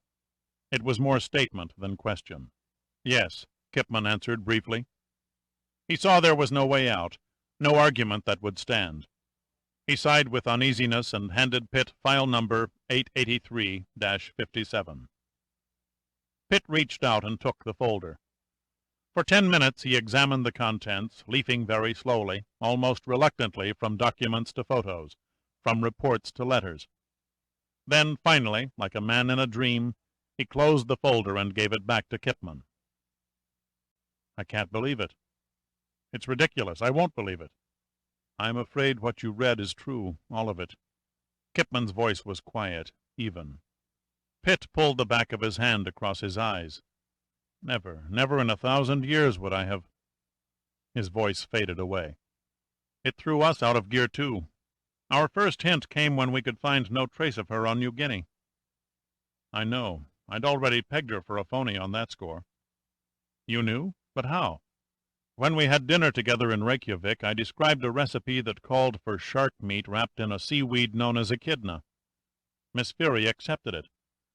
Rather strange behavior from a missionary who spent years in the jungles of New Guinea, don't you think? How the hell should I know? Kipman shrugged. I don't have the vaguest notion as to what an echidna is. An echidna, Pitt said, is an egg-laying, spiny anteater, a mammal very common to the landscape of New Guinea. I can't say I blame her for missing the catch. How would you react if I said I was going to barbecue a New York-cut steak wrapped in porcupine quills? I'd say something. You've got the idea. Kipman stared at Pitt with an admiring look. What put you onto her in the first place? You wouldn't have tricked her without a nudge, without a suspicious hint. Her tan, Pitt answered. It was shallow, not burned deep like one acquired after years and months spent in a tropic jungle. You, sir, are very observant, Kipman murmured thoughtfully. But why bother to trip up someone you barely knew? Partly for the same reason I'm standing here in this ridiculous wolf suit, Pitt said grimly. I volunteered for your little manhunt for 2 reasons. One, I've got a score to even with Rundheim and Kelly, no more, no less. Second, I'm still Special Projects Director for Numa, and as such, my primary duty is to obtain the plans for Fury's undersea mineral probe. That's why I conned Kirsty. She knows where the blueprints are hidden. By knowing something I shouldn't have, it gave me a wedge, a lever to get to her. Kipman nodded. Now I understand. He sat on the edge of a desk and toyed with a letter opener. Okay, after I have Kelly and his group in custody, I'll turn her over to you and Admiral Sandecker for questioning. Not good enough, Pitt snapped. If you want my continued cooperation as an identifying witness, then you must promise me a few minutes alone with Rundheim, and full and complete custody of Kirsty Fury. Impossible. Not really. Rundheim's future physical condition can matter little to you. Even if I turned my back so you could kick him in the teeth, I couldn't let you have Kirsty Fury. You could, Pitt said positively, mostly because she isn't yours to give. If you're lucky, you might pin an accomplice charge on her. But that might strain our relations with Iceland, an event that wouldn't make our State Department exactly jump for joy. You're wasting your breath, Kipman said impatiently. She will be convicted of murder along with all the rest. Yours is not to convict, yours is to apprehend and arrest. Kipman shook his head. "You don't understand." He broke off as the door opened wide. Lazard stood framed in the doorway, his face ashen. Kipman stared at him curiously. "Dan, what is it?" Lazard wiped his brow and slumped into an empty chair. "Dequoy and Castile have suddenly changed their planned excursion. They've shaken their escort and disappeared somewhere in the park. God only knows what can happen before we find them." Frowning, baffled, Kipman's face expressed a moment of utter uncomprehension. "Christ!" he exploded. "How could it happen? How could you lose them with half the federal agents in the state guarding their party?" "There are 20,000 people out there in the park right this minute," Lazard said in a patient tone. "It doesn't take any great feat of cleverness to misplace 2 of them." He shrugged helplessly. "Dequoy and Castile bitched about our heavy security precautions from the second they stepped through the main gate. They went to the John together and gave us the slip by ducking out a side window, just like a pair of kids." Pitt stood up. "Quickly, do you have their tour and scheduled stops?" Lazard stared at him for a moment. "Yes, here, each amusement and exhibit and their time schedules." He handed Pitt a Xeroxed sheet of paper. Pitt rapidly glanced at the schedule. Then a slow grin cut his face as he turned to Kipman. "You'd better send me into the game, Coach." "Major," Kipman said unhappily, "I have the feeling I'm about to be blackmailed. As they say during campus riots, will you meet our demands?" The slumping of Kipman's shoulders displayed as sure a sign of defeat as if he'd waved a white flag. He stared at Pitt. The eyes that stared back were disconcertingly steady. Kipman nodded. "Rondheim and Miss Fury are yours. They're staying in the Disneyland Hotel across the street, adjoining rooms 605 and 607. And Kelly, Marks, Von Hummel, and the rest? They're all there. Hermit Limited reserved the entire 6th floor. Kipman rubbed his face uncomfortably. "Just what do you have in mind?" "Rest easy. 5 minutes with Rondheim. Then you can have him. Kirsty Fury I keep. Call her a little bonus from the NIA to Numa." Kipman gave up completely. "You win. Now where are Dequoy and Castile?" "The obvious." Pitt smiled at Kipman and Lazard. "The most obvious place where any 2 men who passed their childhood near the Spanish Main would head." "God, you've hit it," Lazard said almost bitterly. "The last stop on the schedule. The Pirates of the Caribbean." Next to the cleverly engineered apparitions in the Disneyland haunted house, the Pirates of the Caribbean is the most popular attraction in the world-famous park. Constructed on 2 underground levels that occupy nearly 2 acres, the quarter-of-a-mile boat ride carries awed passengers through a maze of tunnels and vast rooms decorated as roving pirate ships and pillaged seaside towns, manned by almost 100 lifelike figures that not only match the best of Madame Tussauds, but who also sing, dance, and loot. Pitt was the last one up the entrance ramp to the landing, where the attendants assist the paying customers into the boats at the start of the 15-minute excursion. The 50 or 60 people waiting in line waved to Pitt and made smiling remarks about his costume as he made his way behind Kipman and Lazard. He waved back, wondering what the expressions on their faces would be if he were to suddenly whip off his wolf's mask and display his bandaged face. He could see at least 10 small children who would never again want the 3 little pigs read at bedtime. Lazard grasped the managing attendant by the arm. "Quickly, you must stop the boats." The attendant, a blond, lanky boy no more than 20 years of age, simply stood there in mute uncomprehension. Lazard, obviously a man who disliked wasted conversation, moved hurriedly across the landing to the controls, disengaged the underwater traction chain that pulled the excursion boats, set the handbrake, and turned to face the stunned boy again. Two men together. Have they taken the ride?" The dazed boy could only stammer. I don't know for sure, sir. There's been so many, I can't recall them all." Kipman stepped in front of Lazard and showed the boy the photographs of Castile and Dequoy. "Do you recognize these men?" The boy's eyes widened. "Yes, sir, now I remember." Then a frown spread across his youthful face. "But they weren't alone. There were 2 other men with them." "4?" Kipman shouted, turning about 30 heads. "Are you sure?" "Yes, sir." The boy nodded his head violently. "I'm positive. The boat holds 8 people. The first 4 seats held a man and woman with 2 kids. The men in the photographs took the rear seats with 2 other men." Pitt arrived just then, his breath coming in short pants. his hand clutching the handrail as he fought off the pain and exhaustion.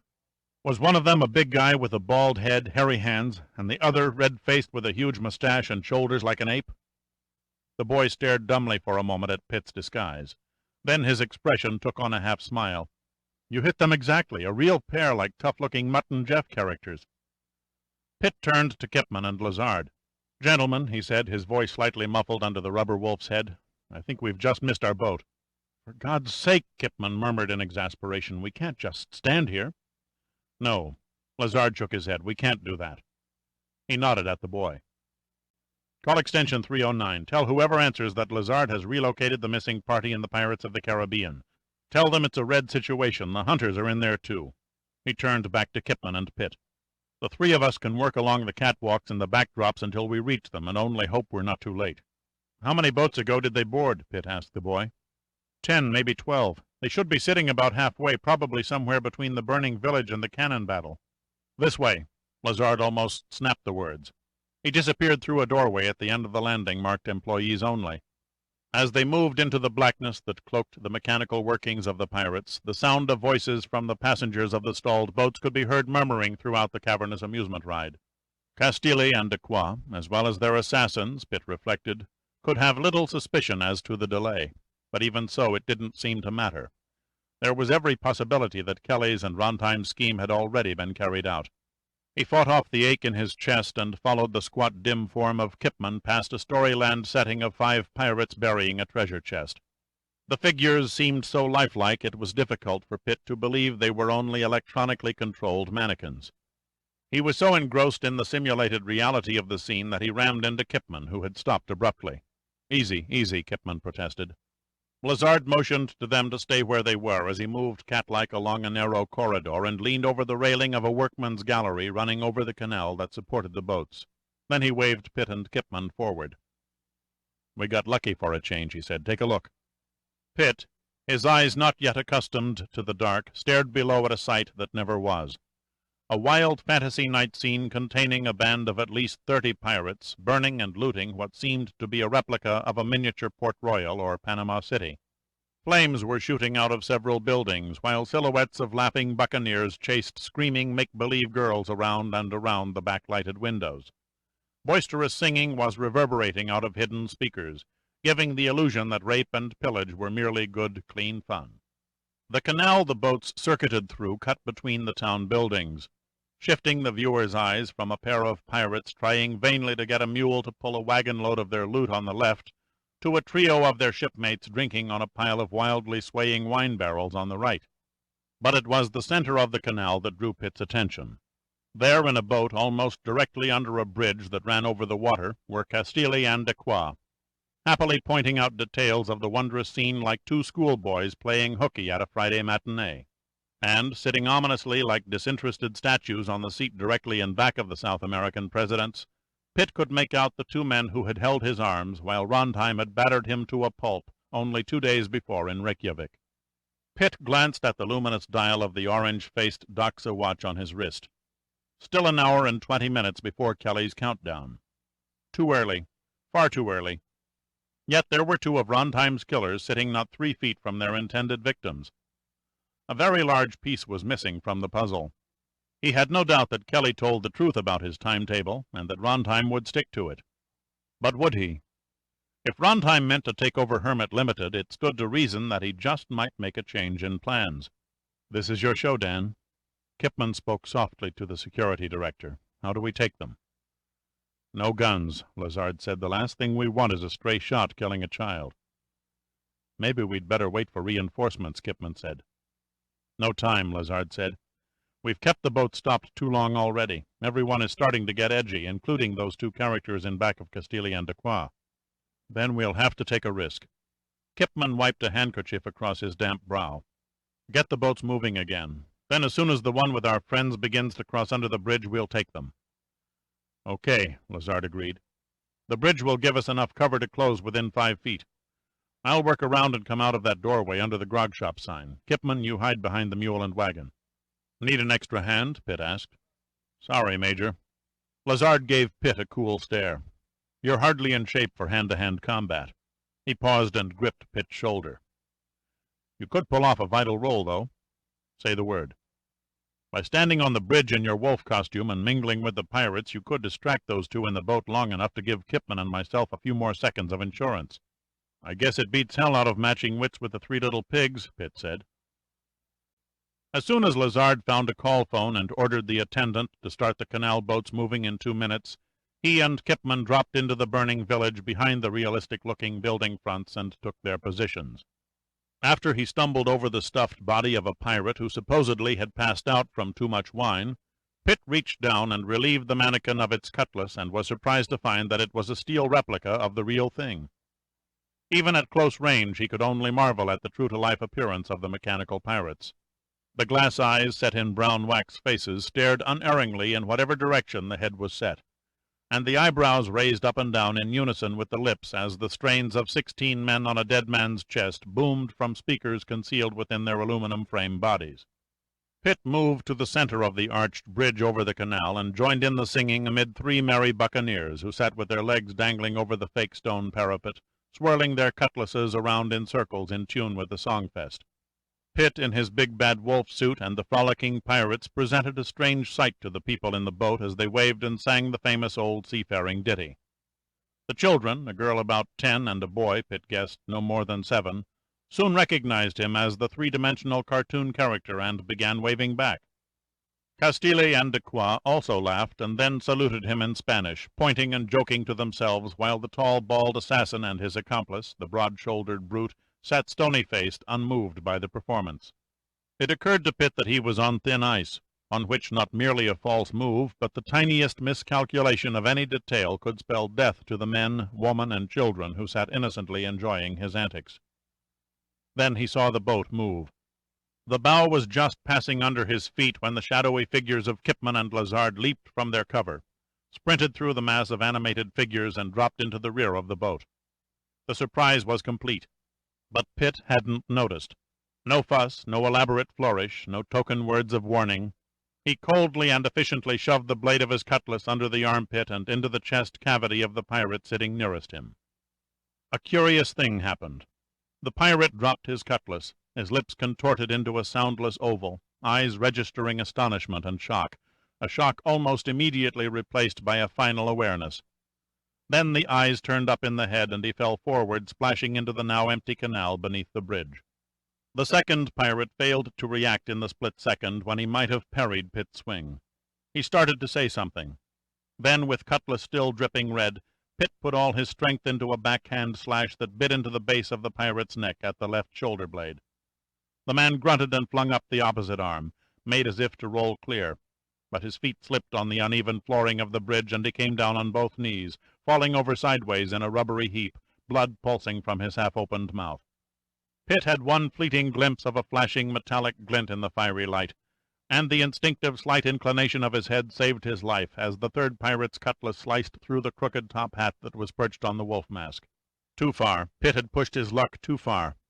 He had caught 2 of Rontheim's men before they knew what was happening, but the third had gained sufficient time to counter Pitt's attack and catch him off balance. Blindly fending off the lunging thrusts, staggering backward under the fury of the other man's assault, Pitt hurled himself convulsively sideways and over the parapet, and plunged into the cool water of the canal. Even as he dived, Pitt had heard the swish of the pirate's blade as it hissed through the empty air where his body had stood only an instant before. And then there was the sudden shock as his shoulder collided with vicious force against the shallow bottom of the canal. The pain exploded in him, and everything seemed to dissolve and stop. Yo-ho-ho, 16 men on a dead man's chest. God, Pitt thought through the haze, why don't those mechanical bastards sing something else? Like a diagnostic specialist, he carefully explored his bruised body, the areas of pain, the position of his arms and legs in the flame-sparkled water. His ribs felt as if they were burning inside his chest, the fire spreading into his back and shoulders.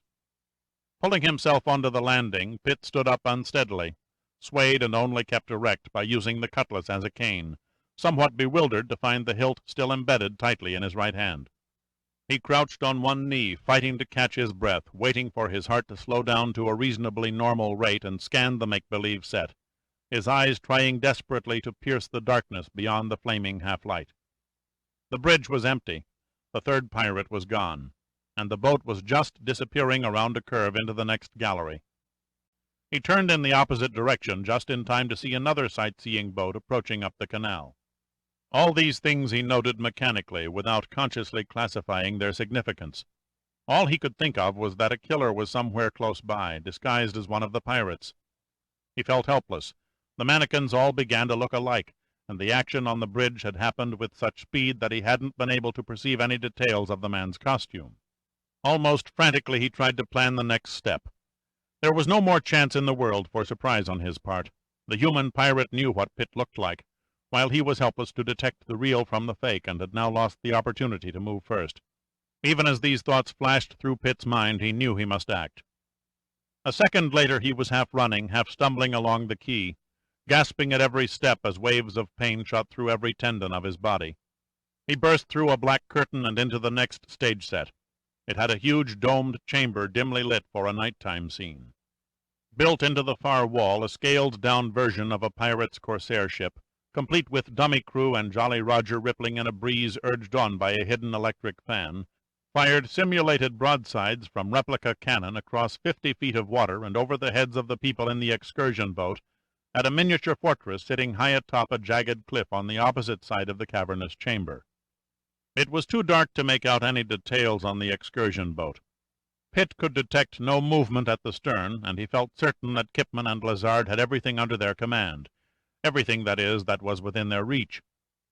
As his eyes began to penetrate the heavy darkness of the simulated nighttime harbor between the ship and the fortress, he saw that the bodies in the boat were all huddled below the sides of the hull. He was about halfway up the maintenance ramp to the deck of the corsair ship when he knew why, when he heard a strange sound, the almost silent thump of a gun with a silencer.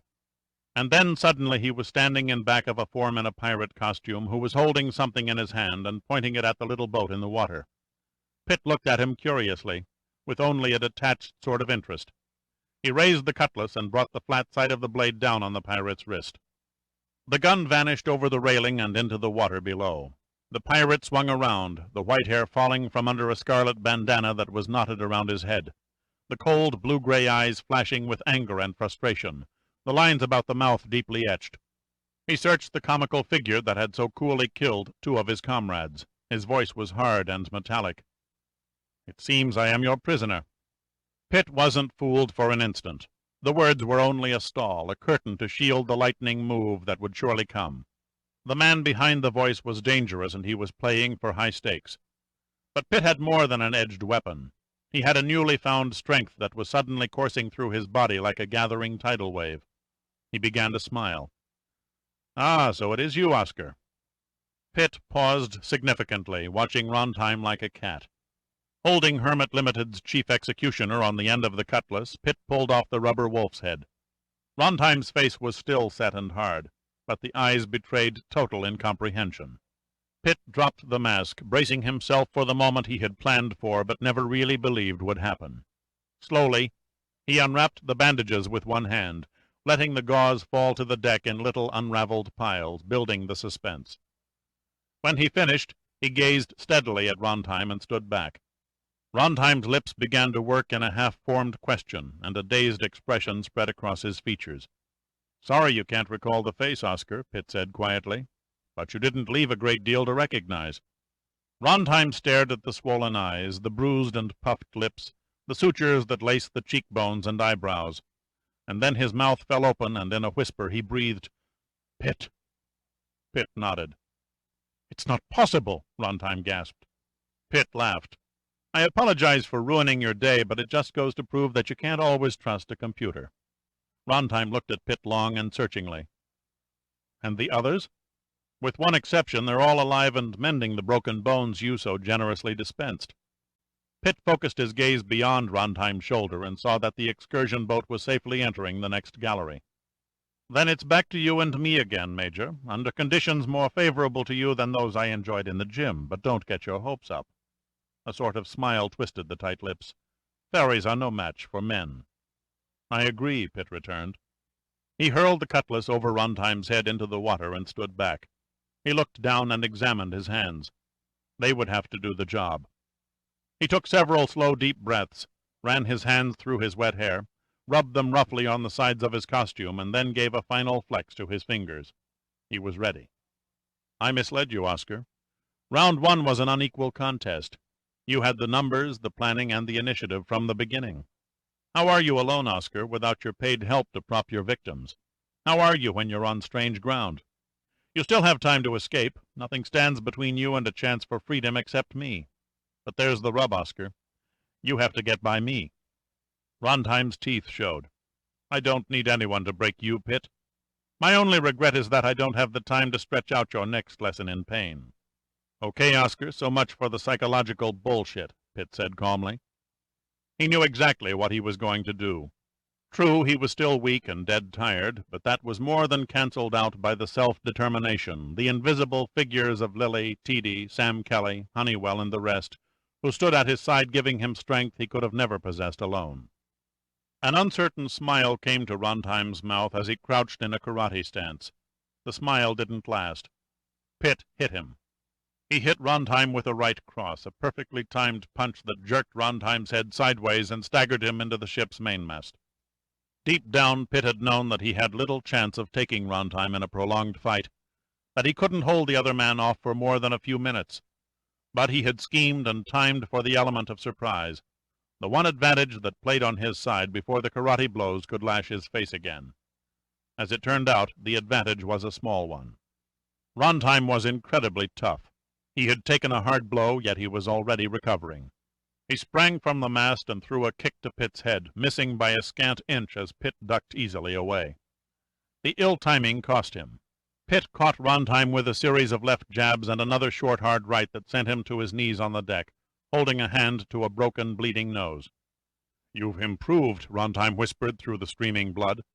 "I said I misled you." Pitt was hanging back tensed in a half-boxing, half-judo position, waiting for Rontheim's next move.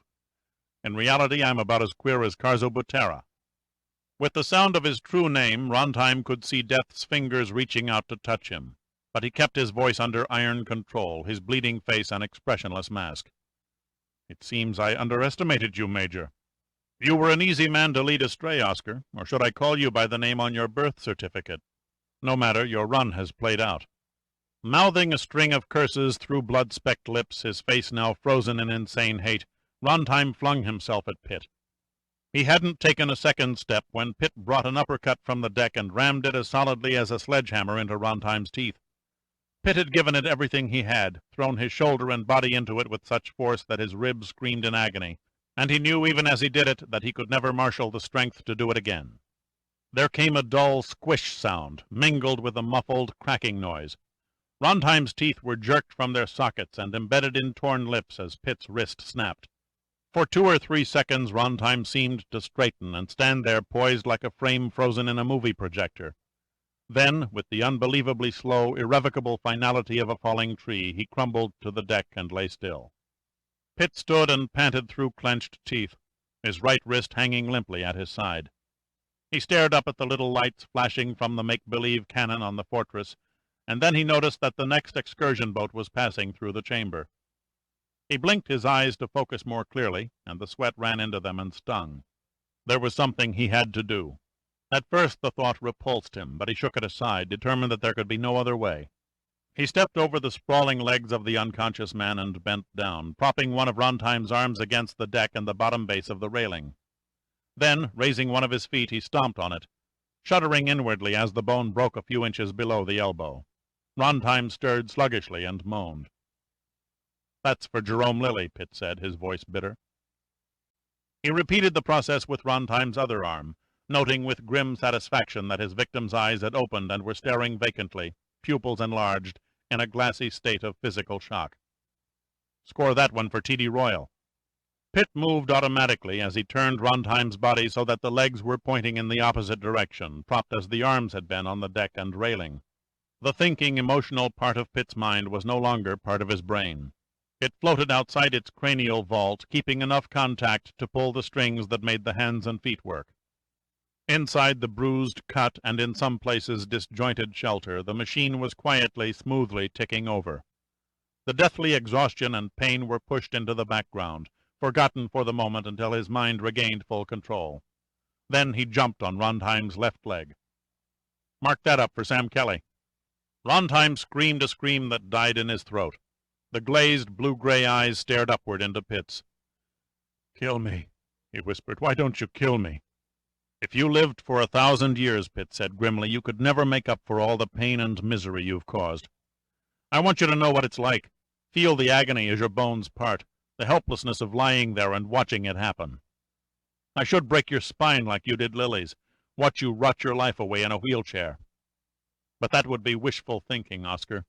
Your trial might last a few weeks, even months, but there isn't a jury in the world that won't hand you a death sentence without leaving the box. No, I'd be doing you a favor by killing you, and that would never do. This one is for Willie Honeywell." There was no grin on Pitt's face, no gleam of anticipation in the deep green eyes. He leaped for the fourth and final time, and the hoarse, horrible scream of pain rolled over the ship's decks, echoed through the chamber, then slowly faded and died. With a feeling of emptiness, almost sadness, Pitt sat there on a hatch cover and stared down at the broken figure of Rondheim. It wasn't a pretty sight. The fury within him had found its outlet, and now he felt totally drained as he waited for his lungs and heart to slow back to normal. He was sitting there like that when Kipman and Lazard came charging across the deck, followed by a small army of security men. They said nothing. There was nothing they could say, at least not for a full 60 seconds, not until the full significance of what Pitt had done became clear to them. Finally, Kipman broke the silence. "A little rough on him, weren't you?" "It's Rondheim," Pitt said vaguely. "Rondheim, are you sure?" "I seldom forget a face," Pitt said, "especially when it belongs to a man who kicked the hell out of me." Lazard turned to look at him. His lips twisted in a wry smile. "What was it I said about you hardly being in shape for hand-to-hand combat?" "Sorry I couldn't get to Rondheim before he started popping away with his silencer," Pitt said. "Did he hit anyone?" "Castile was nicked in the arm," Lazard said. "After we cold-cocked those two clowns in the stern seat, I turned and saw you playing Errol Flynn on the bridge. I knew then we weren't out of the woods yet, so I threw myself over the family up front and forced them to the bottom of the boat. Likewise with our visitors from Latin America." Kipman smiled and rubbed a bruise on his forehead. "They thought I was crazy and gave me a rough go for a minute." "What happens to Kelly and Hermit Limited?" Pitt asked. "We'll arrest Mr. Kelly along with his internationally wealthy partners, of course, but the chances of convicting men of their stature are almost impossible. I should imagine the governments involved will hurt them where it hurts them most, in the pocketbook. The fines they'll probably have to pay should build the Navy a new aircraft carrier." "That's a small price to pay for the suffering they've caused," Pitt said wearily. "Nonetheless, it is a price," Kipman murmured. Yes, it is that. Thank God they were stopped." Kipman nodded to Pitt. "We have you to thank, Major Pitt, for blowing the whistle on Hermit Limited." Lazard smiled suddenly. "And I'd like to be the first to express my gratitude for your Horatius at the Bridge act. Kipman and I couldn't be standing here now if you hadn't taken the cue when you did." He put his hand on Pitt's shoulder. "Tell me something. I'm curious." "About what?" "How did you know those pirates on the bridge were real flesh and blood?" "As the man once said," Pitt said casually, "there we were just sitting on the bridge, eyeball to eyeball. And I could swear I saw the other guys blink." Epilogue.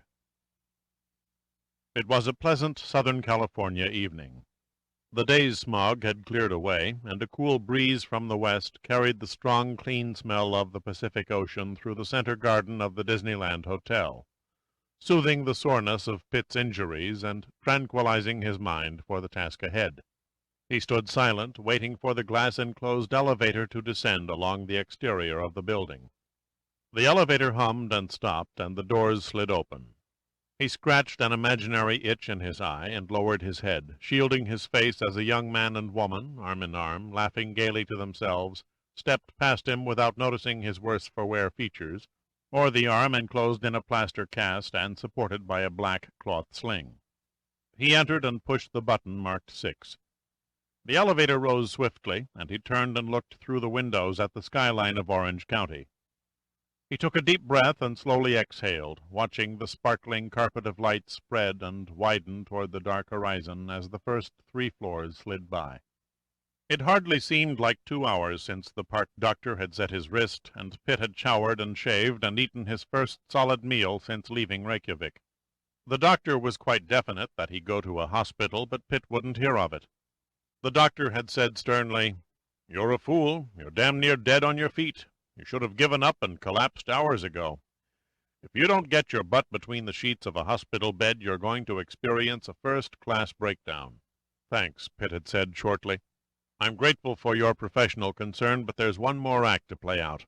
2 hours, no more, then I'll dedicate what's left of my body to medical science." The elevator slowed and stopped. The door opened, and Pitt stepped onto the soft red carpet of the sixth-floor foyer. He abruptly halted in mid-step to keep from colliding with 3 men who were waiting to go down. 2 of the men he took to be Kipman's agents. Of the third man, the one slumped head downward in the middle, there was no doubt. It was F. James Kelly. Pitt stood there, blocking their way. Kelly slowly lifted his head and stared at Pitt vacantly, unrecognizing. Finally, Pitt broke the uneasy silence. "I'm almost sorry your grand scheme failed, Kelly. In theory, it was glorious. In execution, it was impossible." Kelly's eyes widened by slow degrees, and the color drained from his face. "My God, is that you, Major Pitt? But no, you're—" "Supposed to be dead," Pitt finished, as if it no longer mattered too much except to himself. "Oscar swore he killed you." "I managed to leave the party early," Pitt said coldly. Kelly shook his head back and forth. "Now I understand why my plan failed. It seems, Major, that fate cast you in the role of my avenging nemesis. Purely a matter of my being at the wrong place at the wrong time." Kelly smiled thinly and nodded to the 2 agents. The 3 of them entered the waiting elevator. Pitt stood aside, then suddenly said, "Sam left you a message." Kelly took seconds to recover. "Is Sam?" "Sam died out on the tundra," Pitt finished. "Near the end, he wanted you to know he forgave you." "Oh, God! Oh, God!" Kelly moaned, his fingers covering his eyes. For many years afterward, Pitt carried the mental picture of Kelly's face just before the elevator door closed. The stricken lines, the dull, lifeless eyes, the ashen skin. It was the face of a man who looked as if he was strangling. Pitt tried the door with the numerals 605. It was locked. He walked down the hall and turned the doorknob to room 607. It opened. He quietly stepped over the threshold and eased the door closed. The room was cool and dark. The smell of stale cigar butts invaded his nostrils before he passed through the entry hall. The odor was all he needed to know it was Rontheim's room. Moonlight filtered through the drapes, casting long, shapeless shadows as he searched through the bedroom, noting that Rontheim's clothes and luggage was undisturbed. Kipman had kept his word. His men had been careful not to alert Kirsty Fury or give her the slightest warning of Rontheim's fate or the sudden demise of Hermit Limited. He moved toward a shaft of yellow light that split the half-open door to the adjoining room. He entered, treading softly, noiselessly like a night animal ready to spring. It could hardly be called a room. A plush suite would have been a fairer description. It consisted of a hall, a living room with an amply stocked bar, a bathroom and a bedroom, edged on one side by a large sliding glass door that led to a small balcony. All the rooms were empty except the bathroom. The sound of running water told him that Kirsty was in the shower. Pitt walked over to the bar, casually poured himself a scotch on the rocks, and just as casually eased into a long, comfortable sofa. 20 minutes and 2 drinks later, Kirsty emerged from the bathroom. She was wearing a green silk kimono, loosely sashed at the waist. Her golden hair danced around her head like a sun-colored halo. She looked incredibly fresh and lovely. She walked through the bedroom into the living room and was in the midst of fixing herself a drink when she saw Pitt's reflection in the mirror behind the bar. She stood there as if suddenly struck by paralysis, very pale, with an expression of uncertainty on her face. "I suppose," Pitt said quietly, "the appropriate thing for a gentleman to say when a beautiful woman leaves her bath is, 'Behold, Venus arises from the waves.'" She turned, and the look of uncertainty slowly turned to one of curiosity. "Do I know you?" "We've met." She clutched the edge of the bar, silent, her eyes searching him. "Dirk," she whispered softly. "It's you. It's really you. Thank God you're still alive." Your concern for my welfare comes a little late. They stared at each other, green eyes locked on violet. Elsa Koch, Bonnie Parker, and Lucretia Borgia, he said. All could have taken lessons from you on how to kill friends and influence enemies. "I had to do what I've done," she said faintly. "But I swear to you I have killed no one. I was unwillingly pulled into the vortex by Oscar. I never dreamed that his association with Kelly would lead to death for so many." You say you've killed no one? "Yes." You're lying. She gazed at him oddly. "What are you talking about?" You killed Christian Fury. She looked at him now as if he'd gone mad. Her lips were trembling, and her eyes, those lovely violet eyes, were dark with fear. "You can't mean what you're saying," she gasped. "Christian died on the lax. He was burned to death." The time had come, Pitt told himself, to settle the account, balance the entries, tally the final score. He leaned forward. Christian Fury didn't die a fiery death on a ship in the North Atlantic. He died under a surgeon's scalpel on an operating table in Veracruz, Mexico. Pitt let it sink in. He took a couple of sips of his drink and lit a cigarette. The words were not easy for him. He watched her without speaking. Kirsty's mouth had fallen open. She closed it quickly and numbly searched for something to say. She was on the verge of tears that would never come. Then she lowered her head and covered her face with her hands. "I have it on good authority," Pitt continued. "The operation took place at the Sao de Sol Hospital, and the surgeon was a Dr. Jesus Ibarra." She looked up with an expression of agony. "Then you know everything." "Almost. There are still a couple of loose ends." "Why do you torture me by beating around the bush? Why don't you come out and say it?" Pitt spoke calmly. "Say what? That you're really Christian Fury? That there never was a sister? That Christian died at the exact moment you were born?" He shook his head. "What difference would it make? As Christian, you weren't willing to accept the sex your body had given you, so you undertook sex conversion surgery and became Kirsty. You came into this world a transsexual. Your genes crossed you up. You weren't satisfied with the hand nature dealt you, so you made a change. What more is there?" She came from behind the bar and leaned against the leather-padded surface. "You can never know, Dirk. You can never know what it is to lead a frustrating and complicated existence, playing the strong, virile male adventurer on the outside, while inside you are a woman longing to be free." "So you escaped the shell," Pitt said. "Slipped away to Mexico to a surgeon who specializes in conversions. You took hormone injections and silicone implants for your, chest. Then you soaked up the sun on a Veracruz beach, getting a tan while your incision healed. Later, at the appropriate time, you showed up in Iceland, claiming to be your long-lost sister from New Guinea. What astonishing confidence you must have had to think you could get away with it," Pitt continued. "I've met a few slick operators in my short lifespan, but by God, Kirsty, or Christian, or whoever, you've got to be the shrewdest bastard, or rather bitch, that ever came down the pike. You took everyone. You conned Admiral Sandecker into thinking you were going to turn the undersea probe over to our government. You faked 1,000 men and their ships and aircraft into a wild goose chase, searching for a ship that was never missing. You beguiled Dr. Honeywell, an old friend, into identifying a charred body as your own. You used Fury Limited's personnel, and they died carrying out your orders. You used Rontime. You used Kelly. And you even tried to use me in the hope I might erase Oscar. Too bad the bubble had to burst. The first step to all frauds is to cheat oneself. At that you were a raving success." Kirsty had moved slowly around to a small traveling case on an end table, lifted out a tiny Colt .25 automatic, and leveled it on Pitt's chest. "Your accusations are not nearly as neat and organized as you think. You're groping, Dirk. You're groping in the dark like a blind man." Pitt glanced at the gun and then nonchalantly turned away and ignored it. "Suppose you show me the light." She looked uncertainly at Pitt, but she still held the gun as steady as a statue. "I had every intention of turning the undersea probe over to your country. My original plan was to put my scientists and engineers on board the Lax and send them to Washington for the presentation ceremonies. Then, on the voyage across the North Atlantic, Christian Fury was to have been lost overboard.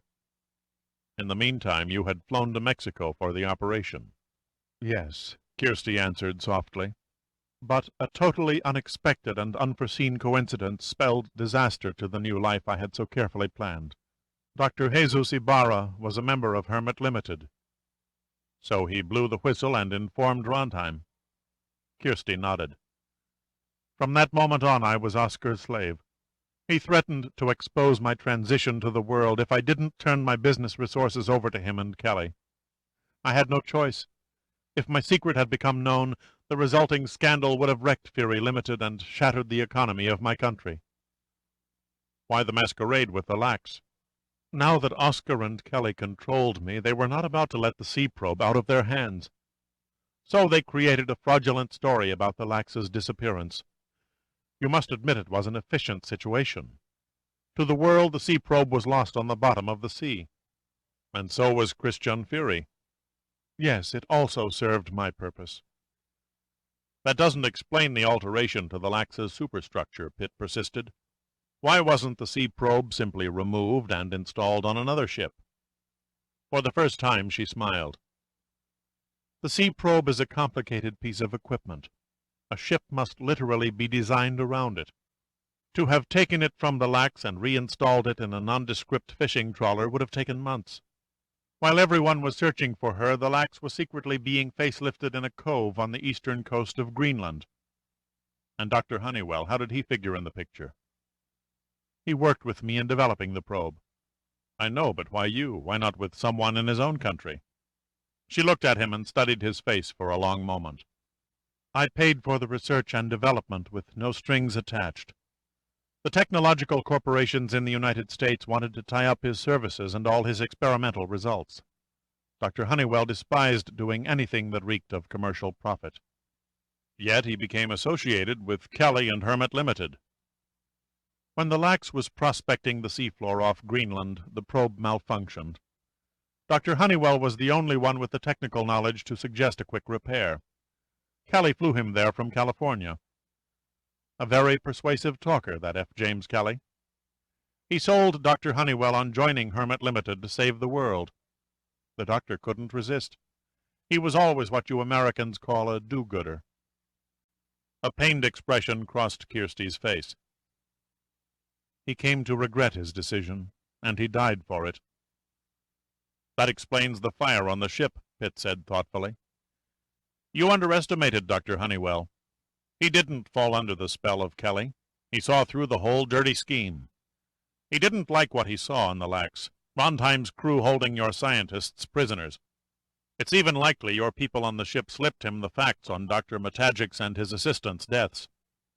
Honeywell knew then he had to do something to stop Kelly, so he wired the probe, timing it to self-destruct after he was in the air and on his way back to the States.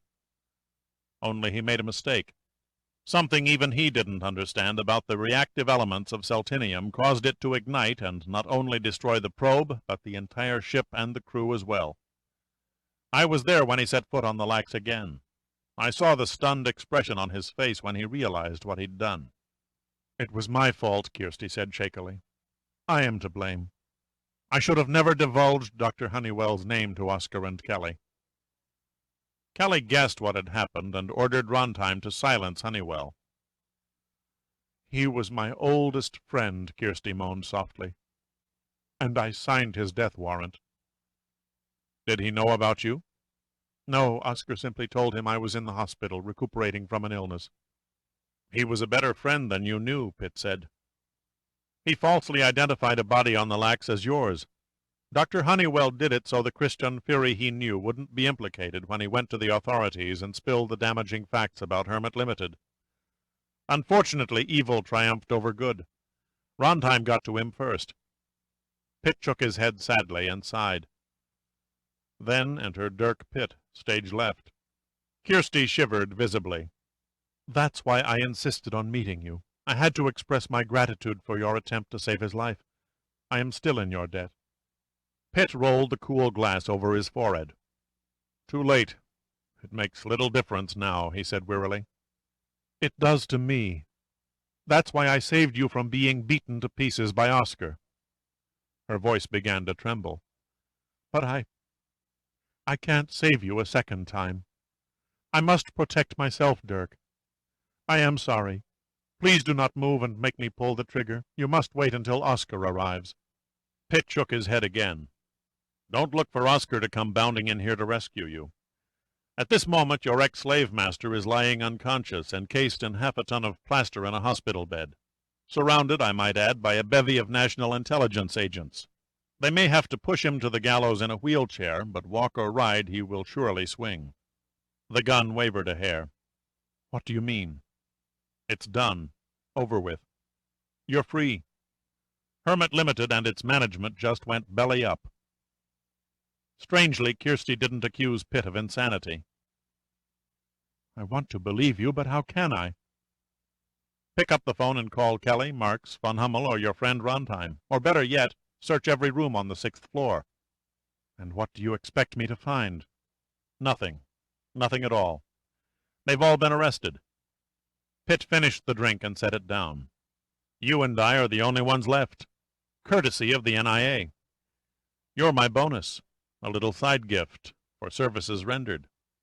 Love it or hate it, your soul has passed from Rondheim to me." The room swayed around Kirsty as the truth of Pitt's words took hold. She had wondered why Rondheim had not contacted her, why Kelly had not visited her as he had promised, why there had been no ring of the phone, no knock at the door for nearly 2 hours. She steadied herself, quickly accepting the realization of what had taken place. "But what of me? Am I to be arrested also?" "No, the NIA knows of your new status. They put 2 and 2 together and figured that Rondheim was blackmailing you. They considered taking you in as an accomplice, but I talked them out of it." The gun was gently laid on the end table. An awkward silence descended. Finally, Kirsty stared at Pitt and said, "There is a price. There always has to be a price. It's cheap enough, considering your past mistakes. Mistakes you can never buy back, even with your fortune. But you can clean the slate and make a new life without outside intrusion. All I want is your guarantee for close and continued cooperation between Fury Limited and Numa." "And?" "The memory banks in Kelly's computers contain enough data to build a new undersea probe. I speak for Admiral Sandecker when I say he would like you to head up the project." "That's all? Nothing more?" she asked incredulously. "I said the price was cheap." She gazed levelly at him. "Tomorrow, next week, the coming year. How can I be sure you will not decide to raise the interest rate?" Pitt's eyes turned cold, and his voice was like ice. "Don't put me in the same league with your other playmates. Mass murder and extortion have never turned me on. Your secret is safe with me, and it's even safer with the NIA. They'll see to it that Rondheim, Kelly, and Ibarra will never get within 50 feet of a press reporter." She hesitated. "I'm sorry. Truly sorry. What else can I say?" He didn't answer, just looked at her. She turned and gazed out the window at the park. The turrets of the magic castle were lit up like a birthday cake. The families were gone now. The young couples had taken over and were strolling along the park walkways and streets, hand in hand, breathing in the make-believe romantic atmosphere. "And where do you go from here?" she asked. "After a short vacation, I'll go back to Numa headquarters in Washington and begin work on a new project." She turned to look at him. "And if I asked you to come to Iceland with me and become a member of my board of directors?" "I'm not the board of director type." "There must be some other way for me to show my gratefulness." She came toward Pitt and stood in front of him. A knowing smile curled her lips. The doe-like eyes grew soft, and there seemed to be faint signs of dampness on her forehead. "All will be as you ask," she said slowly. She raised her hand, and her fingers lightly touched his battered face. "Tomorrow I will see Admiral Sandecker and affirm our mutual efforts." She hesitated and stood back from him. I must, however, extract a small cost in return." "And that is?" She loosened the sash and shrugged the kimono from her shoulders to the floor, standing there in the relaxed classical pose of the nude. Under the light from the lamp, she was like a sun-bronzed figure crafted to exacting satin smoothness by the patient hands of a master sculptor. The full, rounded lips were slightly open with excitement and impatience. The soft violet eyes gave forth a silent invitation. Her features and body could only be described as magnificent, a perfectly constructed monument to the miracle of medical science. "If it's any compliment," she said in a throaty voice, "I never for a minute believed your gay act. It takes one to know one." She turned pale. "What I became is not the same." "What you became is a cold, shrewd, calculating witch." "No!" Christian Fury was a warm, honest lover of humanity. Your change was emotional as well as physical. People to you are only to be used, to be thrown away when their usefulness ends. You're cold and you're sick." She shook her head. "No, no, I've changed. Yes, but I'm not cold. Not cold." She held out her arms. "Let me prove it." They stood in the center of the room, facing each other silently. And then she saw the expression forming on Pitt's face, and her arms slowly dropped to her sides. She looked dazed. Those exotic eyes were stricken. She stared at his face with a strange, paralyzed intentness. Pitt's features were coldly menacing. The purplish bruises, the swollen flesh, the jagged cuts all worked together in one terrible mask of disgust. His eyes no longer saw her loveliness. He could only see the unidentifiable ashes of what had once been men. He saw Honeywell dying on a lonely beach. He remembered the face of the captain of the hydroplane before he disappeared in flames. He knew the pain of Lily, Teedy, and Sam Kelly. And he knew Kirsty Fury was partly responsible for their suffering and, for some, their deaths.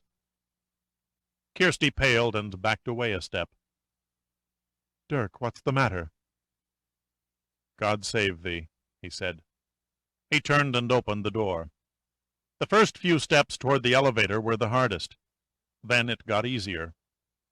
By the time he reached the main floor, walked to the curb and hailed a cab, the old, confident, relaxed composure was back. The driver opened the door and dropped the flag. "Where to, sir?" Pitt sat there a moment in silence. Then suddenly he knew where he had to go. He had no choice. He was what he was. The Newporter Inn. And a compassionate redhead. I hope.